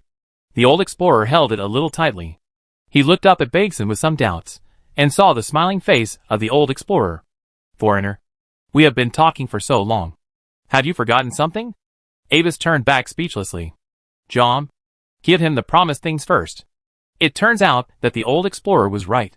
Avis tried some prophecy magic, but all failed due to unknown interference. Then, after getting a hand-painted parchment island map from the old explorer, Avis and John said goodbye and left. Looking at the backs of the two leaving, Bakeson casually propped up a soundproof barrier. So, have you really decided? Little Claire? Yes, Uncle Bakeson. Even if it is dangerous, I have to find a way to eliminate the bad luck in me. The brown-haired young man standing next to him spoke slowly, but his voice was Claire's original, slightly ethereal voice. Chapter 175 Mysterious Ruins. And the danger level of this expedition is actually within my tolerance. Claire thought for a moment and added, as if she was worried about the old explorer Bakeson, although she called Bakeson uncle. In fact, there was no blood relationship between her and Bakeson. The relationship between the girl and the old explorer was entirely due to the ancient stone tablet and her dream of becoming an explorer. The former owner of the stone tablet was Bakeson's father, the brilliant 7th-level explorer Beg's son Lo Hancock 200 years ago. Yes, he has the same name as his son. Back then, after old Bakeson deciphered the ancient text on the stone tablet, he used the same text to carve his own name and his next exploration goal in the blank space at the bottom of the stone tablet. After that, he donated the stone tablet to the Pamir Mysterious Library, and used a blank fragment of the stone tablet as a guide to go alone to the depths of the foggy sea to find the nameless giant island recorded on the stone tablet. Hundreds of years have passed since this trip, when Claire deciphered the stone tablet and learned about the existence of the island. She also saw the short message from old Bakeson. Unlike old Bakeson, he could only find his way there by himself, because the time recorded on the stone tablet was still far away. Claire could take the black ship from the island and board the giant island in a normal way. Yes, most of the books in the mysterious library can be borrowed. Because of the existence of magic, the Academy is not worried that someone will borrow and not return. After landing on the island in disguise, Claire first took the stone tablet and tried to find the traces left by old Bakeson. Before coming here, she had found the information and final whereabouts of old Bakeson in the data room of Pamir Academy, because he had deciphered the stone tablet text like herself, and was also a knowledgeable 7th-level explorer. Claire hoped to find him to exchange information about the island and the understanding of the content of the stone tablet, as well as the news about her abnormal bad luck. However, she failed to find old Bakeson in the end, but only found a son he left on the island. Moreover, he inherited his father's identity and became an explorer as well. Bakeson turned around and looked at the girl, who looked at him with shining eyes, although she was disguised as a young man with brown hair at this time. In his eyes, the girl's disguise was almost the same. After a moment, a sigh and self-mockery suddenly flashed in his eyes. The eyes of the predecessors looking at the descendants are always full of ridicule and sighs, just like seeing their young selves. Since he could remember, Bakeson had only seen his mother, an ordinary woman from Lavenlays. Although he had the same name and identity as his father, he had never actually met his father except for an old portrait. Initially, the goal that supported him to become an explorer was actually just a child's obsession to follow his father's footsteps and find his father's whereabouts. For this reason, in the years since he became an explorer, he has traveled almost all over the island, repeatedly going deep into the cursed mountains and wilderness, exploring the dusty ancient ruins on the island, just to track down the possible traces of his father. In the tempering of adventure after adventure, he gradually became the strongest man on the island and was respected by others. However, except for some traces left by old Bakeson, he never found his father, as if he had completely left the island. Slowly, the child he once was gradually getting old. The passion of his youth had gradually disappeared, and what settled in the long time was only deep fatigue. He was tired. Well, I have already told you the places that need attention on the island. As for how to explore specifically, it is all your business. After a moment, Bakeson shook his head and got rid of himself from the long memories. Also, this is for you. Looking at the persevering Claire, the old explorer took out a small piece of stone tablet with ancient characters written on it from the ring. The material was the same as the large piece in Claire's hand. This is what my father left behind. Since you have deciphered the ancient characters on the stone tablet, I believe you should be able to read the content on it.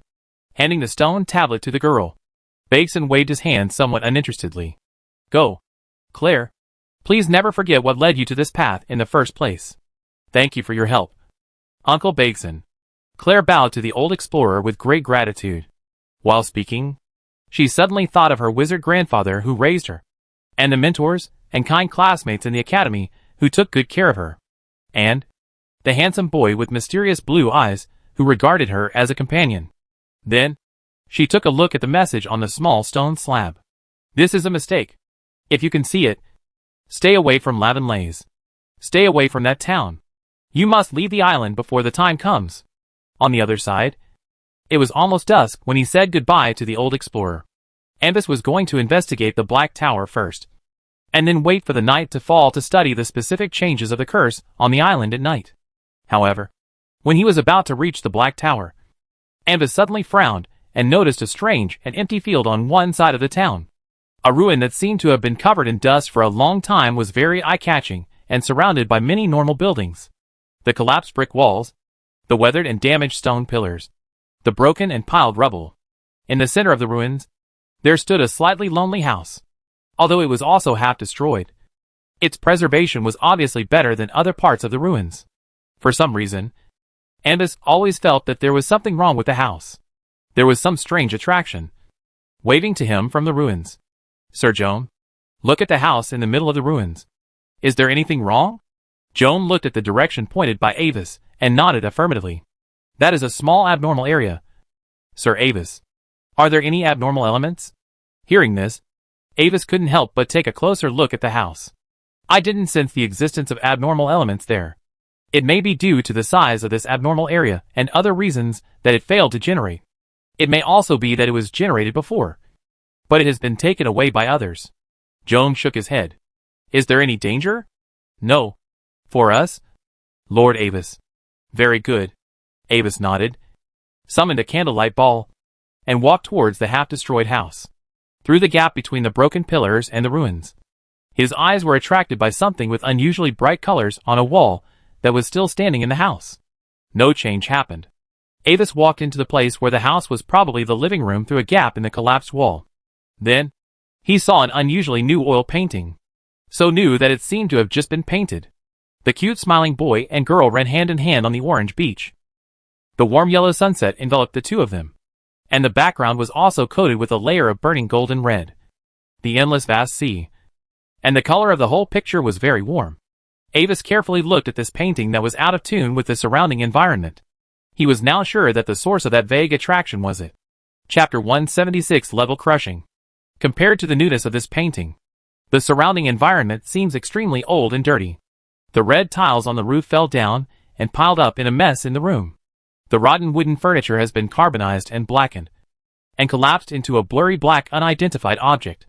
The gray-white stone wall where the painting is hung has been covered with a thick layer of dust, and its surface has even been slightly weathered. After thinking about it, Avis put on the mercury pupil, injected magic into it, and activated the real visual effect on it. The faint silver-white light enveloped the crystal-like round lens. The whole world in front of him suddenly lit up, and everything that came into view was coated with a layer of silver luster.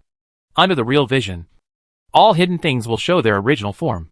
The Wind-Knight John beside him showed a rich dark blue in the real vision, although he restrained his own magical aura.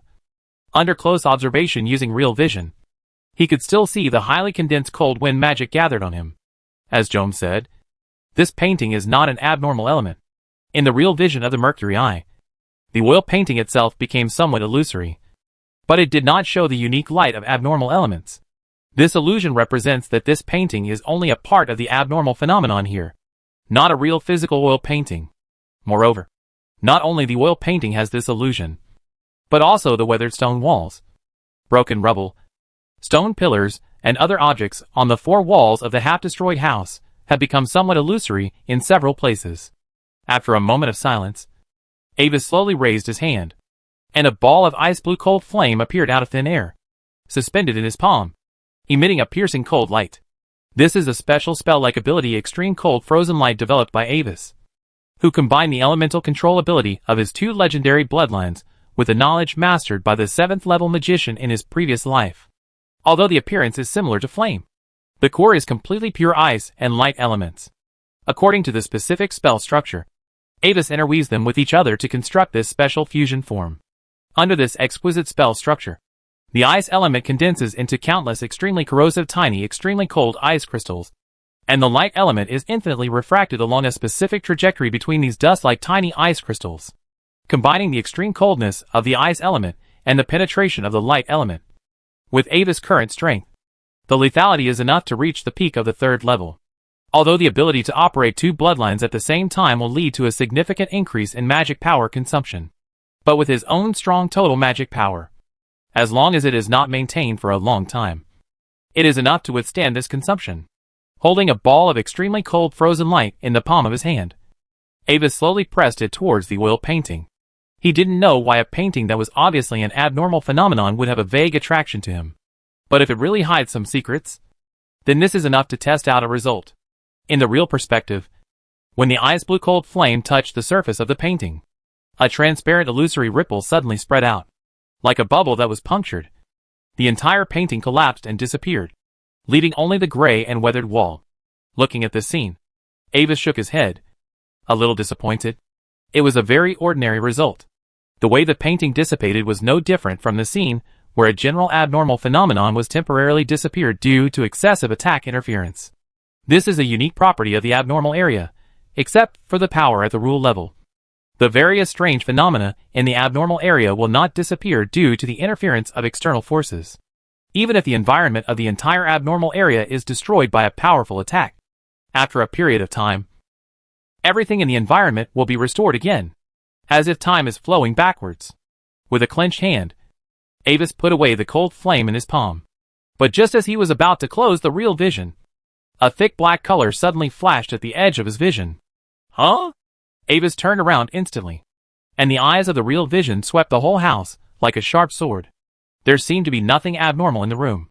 But after a closer look, Avis suddenly noticed that in the damaged corner of the house, in the deep corridor of the broken brick fireplace, there seemed to be a vague black human figure hidden. The upper half of the human figure was hidden in the corridor, and the lower half was exposed outside. But it was blurred against the dark background of the fireplace. What is that? Jom? Avis frowned, alerted in his heart, and pointed to the fireplace. That is also part of the abnormal phenomenon. Lord Avis. When Knight Jom looked in the direction of the fireplace and explained to Avis, although it doesn't look very safe, I don't feel any threat from it. As he said that, Jom casually raised his finger, and a small ice blue sword energy condensed from his fingertips, and threw it towards the fireplace where the dark figure was hiding. Although it looks inconspicuous on the outside, the speed of this sword energy is amazingly fast, almost like a beam of light, and it instantly hits the black shadow in the fireplace.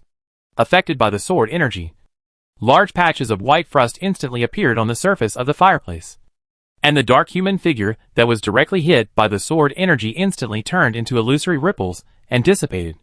You see, just like the oil painting that just dissipated, except that it moves. There is no essential difference between the shadow and the oil painting. Jom spread his hands. Then, he thought about it and added another sentence.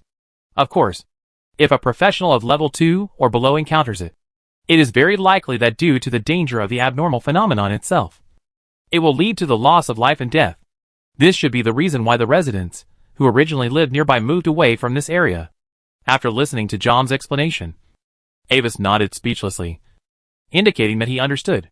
In short, the challenge level of this area is only 20 plus, and he brought more than 80 level guards, which directly crushed the level, causing the dark human figure that should have come out to greet him to not dare to come out at all, and could only hide in the fireplace and shiver. After a final glance at the completely empty room, Avis turned off his real vision. On the wall in front of him, only a faint rectangular outline remained, proving that something had existed there before, although he ultimately failed to figure out the source of the oil painting's attraction. It was very likely that the shadow was to blame. Shaking his head, Avis took Jom away from the abandoned house without thinking about the oil painting. But just as the two of them left the ruins, something strange happened around them. Several strange dark green star-shaped spell effects suddenly condensed out of thin air and quickly flew towards the two of them. At the same time, a huge cluster of pitch-black tentacles broke out of the ground beside them, and suddenly came to bind them. Chapter 177 Shocking Change.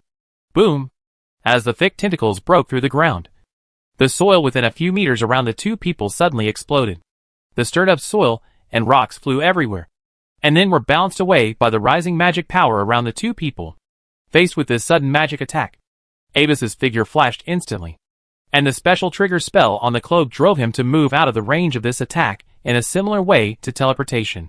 At the same time, several magic rings on his fingers and various amulets on his body all lit up.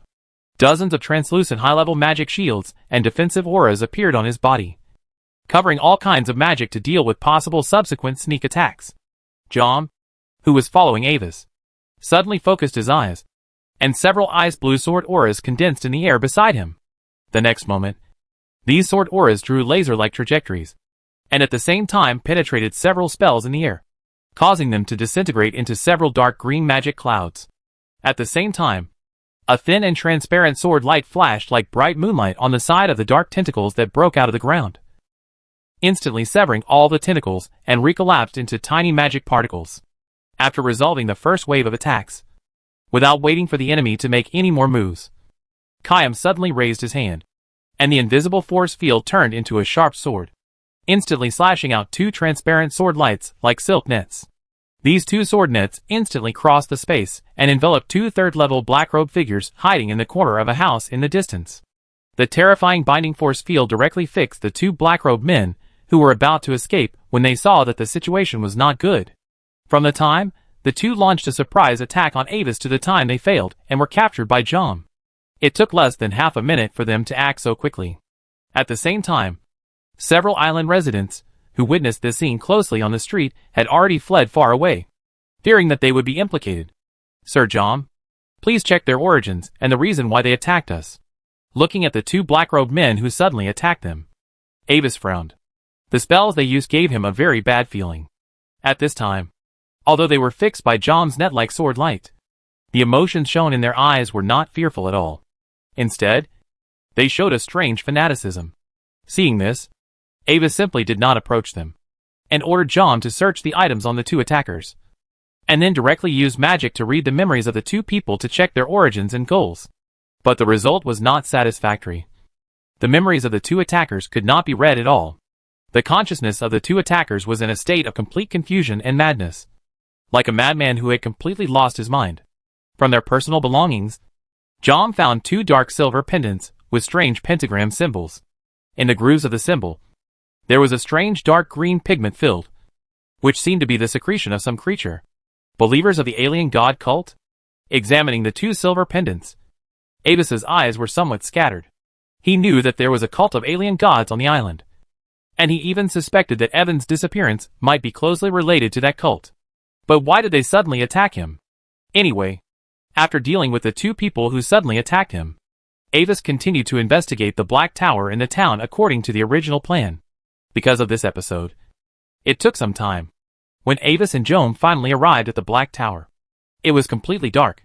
However, although it was night, the foggy clouds in the sky dissipated and became strangely clear. A huge purple moon hung high in the sky, softly projecting the purple moonlight into the town at night.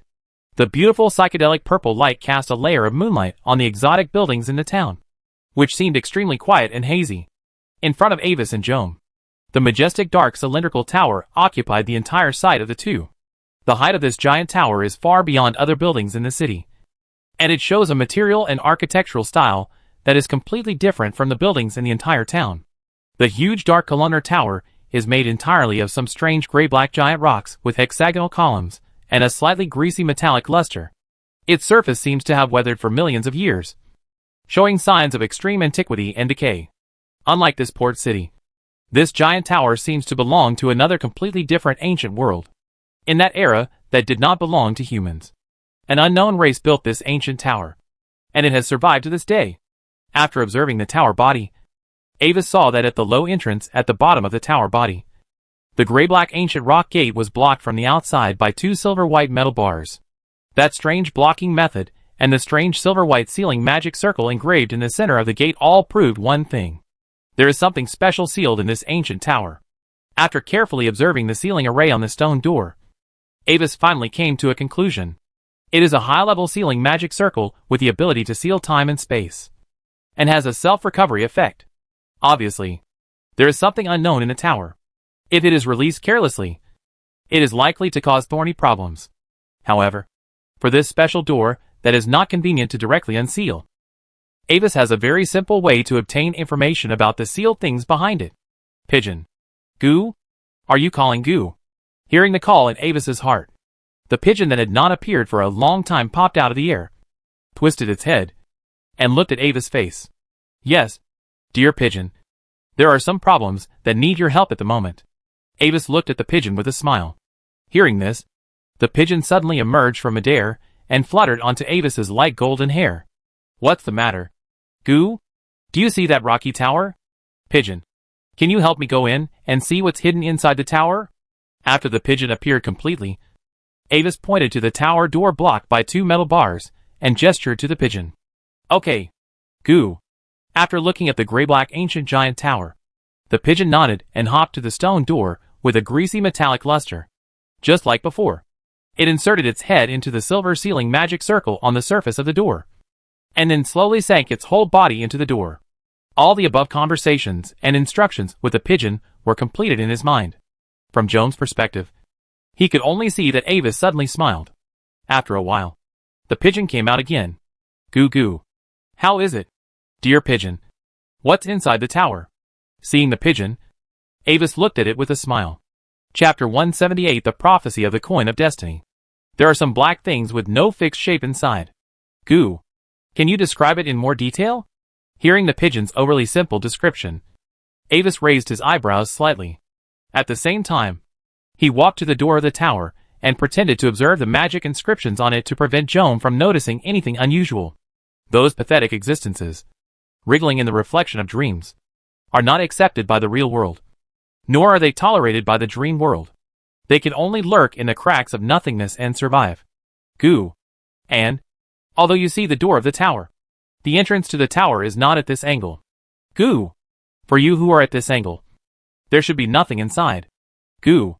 Seeing Avis coming over, the pigeon flapped its wings and flew back to Avis again. Can you explain it in more detail? Avis blinked, a little confused by the pigeon's words. Just as a drop of water contains countless faces, the world also has endless angles. Goo. Things observed from one angle will become completely different when observed from another angle. Just like the goo you see from your angle is a pigeon instead of a mirror. After saying that, the pigeon added, you can go in and see for yourself. Goo. You mean, open this seal? After thinking for a while, Avis asked the pigeon in his heart, will this have some bad effects on my island? It will be a little bit, but it's okay. Goo. Just like a grassland with 99 lions. Even if one more is added, it will not cause any essential changes to the living environment of other animals. Goo. The dove stretched out its right wing, and the feathers on the tip of the wing curled slightly, as if giving a thumbs up. Well, forget it then. Avis shook his head slowly, took a last look at the huge gray-black tower, and then turned and left. This hidden giant island has been regarded by him as his secret base in the future, and he does not intend to pollute the environment here casually. Although according to the currently known information, there are curses, alien cults, and the sealed ancient darkness on this island, the pollution may be serious enough. At about 9 o'clock in the evening, Avis and John returned to the Sleeping Siren Tavern. Due to the sudden attack by suspected members of the island alien cult, Avis changed the itinerary for tonight and prepared to temporarily sort out the information collected during the day.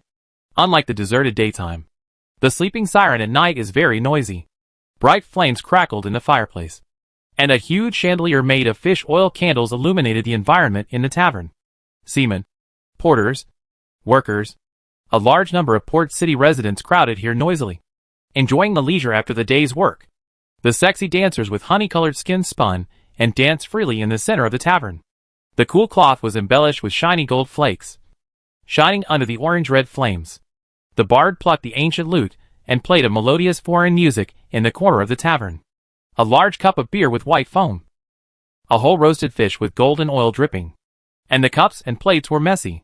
Some people in black robes gathered in a corner of the tavern, seemingly having some kind of party, and Wazy glanced over there. Although their clothes were very similar to those pagans, their expressions were normal, and there was no fanaticism. passing through the lively environment on the ground floor of the tavern. Avis slowly walked up to the third floor, with Joan following closely behind him. Unlike the hall, the environment on the stairs was very quiet. The candles on the wall cast a dim light, reflecting on the brown cloaks of the two people, and extending a creeping deep shadow beside them. Returning to his room, Avis closed the door, sat down at the black oak desk by the window, and lit the thick fish oil candle in the corner of the desk.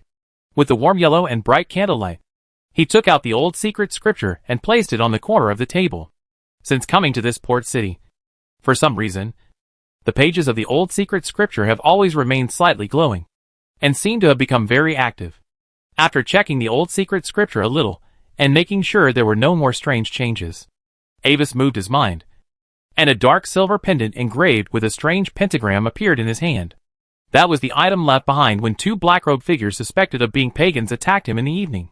In the flickering candle flame, the black-green pigment in the grooves of the pentagram on the silver surface seemed to be slowly wriggling, which looked a bit evil. The pendant was not a magic item, but its surface was stained with a strange breath of power.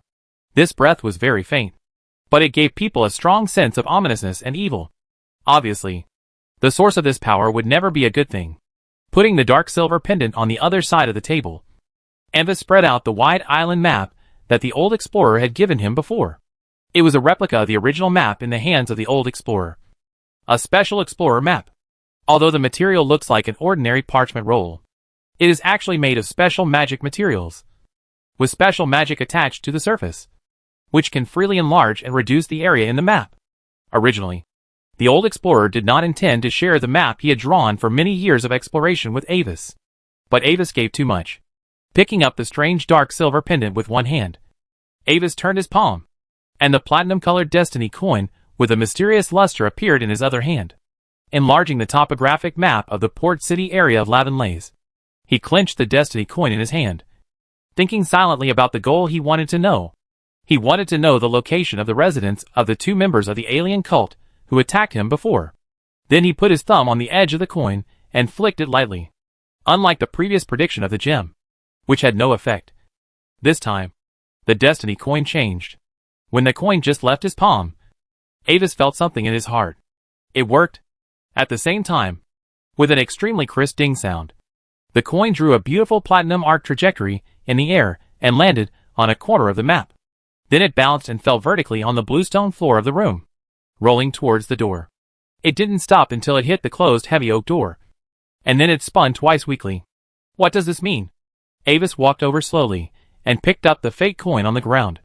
Originally, in his prediction, the coin should fall somewhere in the map. After that, he could take Joan and find it by following the clues. Due to this prophecy, the special mysterious luster on the surface of the coin dimmed a little. The remaining fate feedback power can probably support two prophecies of the same level. Chapter 179 Guest Room Features. Knock. Knock. Knock. When Avis picked up the coin of fate, the door was knocked. Who is it? Thinking of the abnormal reaction of the coin of fate, Avis' heart jumped, and he immediately became alert. Could it be that the pagans disguised their identities and came to the door? As his mind raced, Avis turned around quickly and put away the old secret book and the island map on the table. At the same time, although he had not opened the door yet, his spiritual power had extended out, penetrated the thick wooden door of the room, and saw the person outside. But when he saw the person, a strange look instantly passed over Avis's face. After a pause, he opened the door a crack. Outside the door, there stood a graceful blonde beauty with a figure like a ripe peach. A black slim gauze dress barely covered her charming body. The charming blue eyes blinked, looking at him slightly teasingly, and the plump red lips slightly opened with a light watery light, as if tempting him to taste it. Dear, do you need some special room service? With only 2 silver coins, we can spend a wonderful night. The soft and bone-numbing voice sounded, and when the door opened, the woman bent down slightly and showed herself to Avis in a slightly wanton manner. Special room service? Well, this is indeed very sexy. Avis's eyes became a little weird. The results of the mental powers exploration of her showed that she was a first-level professional. But that was all. Thinking of the coin's prediction and his current identity as a traveling mercenary, after a moment of silence, he opened the door and let the charming night butterfly in. A moment, He manipulated the force field and threw the woman immersed in the wonderful illusion onto the bed. Anva sat down at the table and marked 2 locations on the island map with magic. This was the information about the residence of the 2 pagans in the woman's memory. When Anvis used the illusion to construct the appearance of the 2 pagans, she instinctively thought of the location of the 2 people's residence. Anvis didn't know how she knew it, and didn't want to delve into the process of her understanding. In fact, Anvis was vigilant from beginning to end to this woman who suddenly came to promote herself. In Pamir Academy, there were countless beautiful noble girls who were greedy for his body, and even the bouquets received needed a special ring to store them. No matter how she thought about it, it would not be her turn. However, the main reason was that he had mysophobia. The night gradually deepened. Like all remote medieval towns, after 9:30 p.m., no one was on the streets of Lavenlays. The streets and alleys were pitch black, without any lights. The only light came from the 2 huge moons in the sky. The streets were extremely quiet at night, and all the island residents had returned to their homes long before nightfall, except for a poor player girl who had no money in her pocket and didn't want to log off. So she had to wander the streets alone, holding a borrowed torch. Firefly walked quickly on the quiet streets on a summer night, trying to find a place to spend the night. The game characters also have mental fatigue. When the fatigue is too high, the characters will be in an abnormal state trance. All attributes will decrease. The recovery speed of spirit and endurance will decrease, and the vision in front of them will become blurred. Because she ran around to do tasks all day, the girl's fatigue was close to the warning line. But she didn't dare to sleep on the street. It was pitch black, and she always felt as if monsters were hidden everywhere. There was no one around. The houses on both sides of the street closed the doors and windows, and the interior was dark, as if no one had lived there for a long time.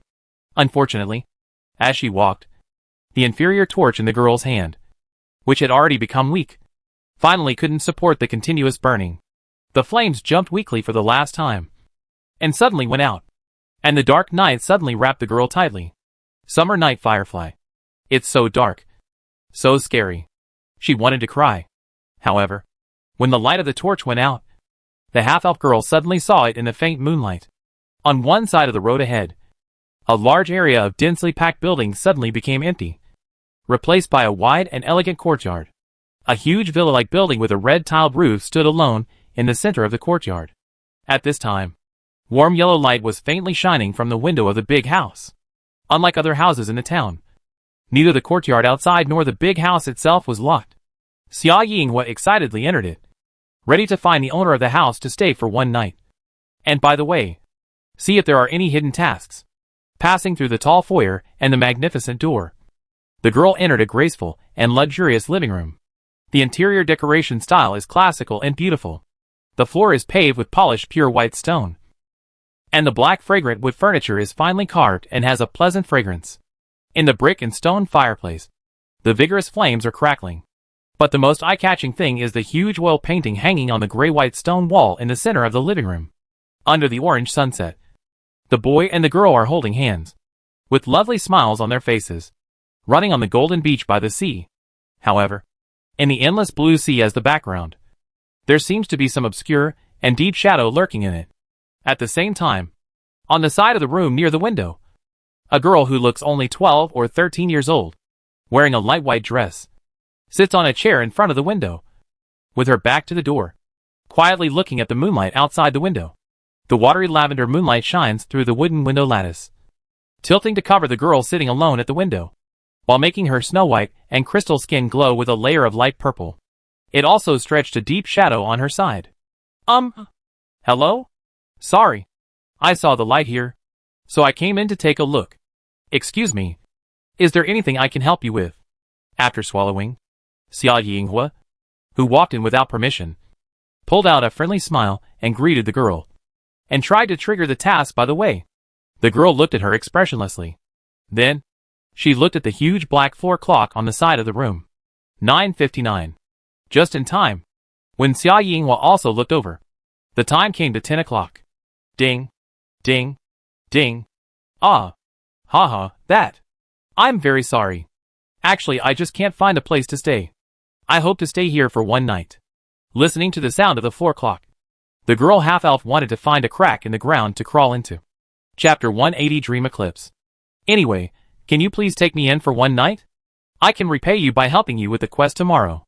Looking at the girl by the window with light green eyes, Xia Yinghua clasped her hands together and prayed carefully, hoping that this NPC girl, who looked much younger than herself, would be kind enough to take her in for one night. Are you sure? Facing the moonlight outside the window, the girl looked at Xia Yinghua with dull dark eyes, and spoke slowly with a hint of ominous meaning in her tone. The deep darkness enveloped her small figure, making her face look a little blurry. It should be too late to leave now. For some reason, although the fireplace emitted a bright fire, the place where the girl sat was still shrouded in the dark night, with only the faint light cast by the two moons in the sky. What do you mean? The girl's faint tone echoed in her ears, stared at by the pair of dull dark eyes shrouded in shadows. The breath of the firefly on Xia Yi suddenly choked slightly, and she couldn't help but swallow her saliva secretly, and she began to retreat in her heart. But when she slowly retreated to the door, she saw the dark street outside the gate, which seemed like a bunch of monsters would jump out at any time.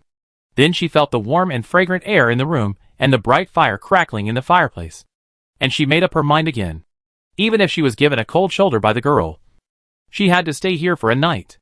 It looks so dark outside and feels so scary. It's safer here, and there is an NPC little sister to accompany her, so she won't be lonely at night. She didn't like the feeling of being alone. Please don't chase me away. I really can't find a place to stay. Even if you just let me stay in the hall for one night. It's fine. Returning from the gate again, the half-elf girl looked pitifully at the black-haired girl by the window. It's up to you. Live wherever you want. The girl by the window muttered vaguely, then turned around again, looking at the moon outside the window, and no longer paying attention to Xia Yinghua's behavior. Thank you very much. Without thinking too much about the girl's reaction, Xia Yinghua was very happy that she didn't have to sleep on the street in such a dark night. I'm Vivian. Can you tell me your name? Seeing the mysterious girl owner turned away, Xia Yinghua approached her and squatted down. And by the way, carefully threw a detection to the NPC girl in front of her. Rona. Rona turned her head slightly, looking at her with black eyes. Like the novice guide NPC? Except for the name part showing Rona's name. All other attributes are still question marks. The level is too low. No human rights. Lona? What a nice name. Lona. Your house is so beautiful. I once dreamed of living in such a big house. Lona. Do you live here alone? Do you feel lonely? I don't like the feeling of loneliness. The half-elf girl kept talking for the rest of the time. The black-haired mysterious girl. Rona. Just listened quietly, staring at Xia Yinghua with her dark eyes, without expressing any opinion. As she spoke, Xia Yinghua's vision suddenly blurred.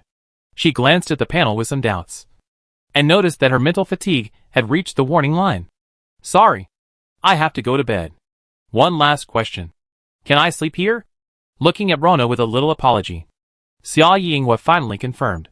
The little girl with black hair and black eyes nodded slightly, and then turned her head again, looking at the moon outside the window, and no longer responded. With Rona's approval, the half-elf girl found a long sofa that looked very soft and fell asleep on it. So bright. The next day, the slightly pale sunlight shone on Xia Yinghua's eyelids and woke her up. The surrounding environment was in ruins, and what I saw was a complete ruin. In the early morning of the harbor town, the ground was covered with a thin layer of fog. The damp and cold wind swept across her body, causing her to have a dense goosebumps all over her body. The girl half-elf moved, but felt that everything in front of her was blurry, and her body was very heavy and uncontrollable. After opening the panel, she saw that her health was only a dozen points, and her magic and endurance were at their lowest. At the same time, a series of negative states appeared in the status bar of the panel: severe fatigue, moderate weakness, severe trance, and a special negative state, dream eclipse. The description of the dream eclipse is very simple. Your mind is disturbed, making you unconsciously want to come back here. Summer night firefly. She didn't want to come back here. She just wanted to stay away from here. Even if she was slow, she understood that she probably broke into a special scene last night. The girl took out 2 broadleaf lettuces and a salted fish, a specialty of the harbor, and ate them quickly. Endurance plus 10. Endurance plus 10. Endurance plus 15. This is the good thing about game characters. They can replenish endurance and physical strength directly by eating when not in combat. However, due to the satiety setting, it is impossible to eat broadleaf lettuce by the truckload. At the same time, the sleeping siren, on the second day after arriving on the island, after a simple breakfast in the tavern, Ambus took Jom away from here and went to the administrative hall on one side of the central area of the port city of Lavenlaise. Although it is an isolated and remote port town, due to people's needs, there is also a simple administrative system here.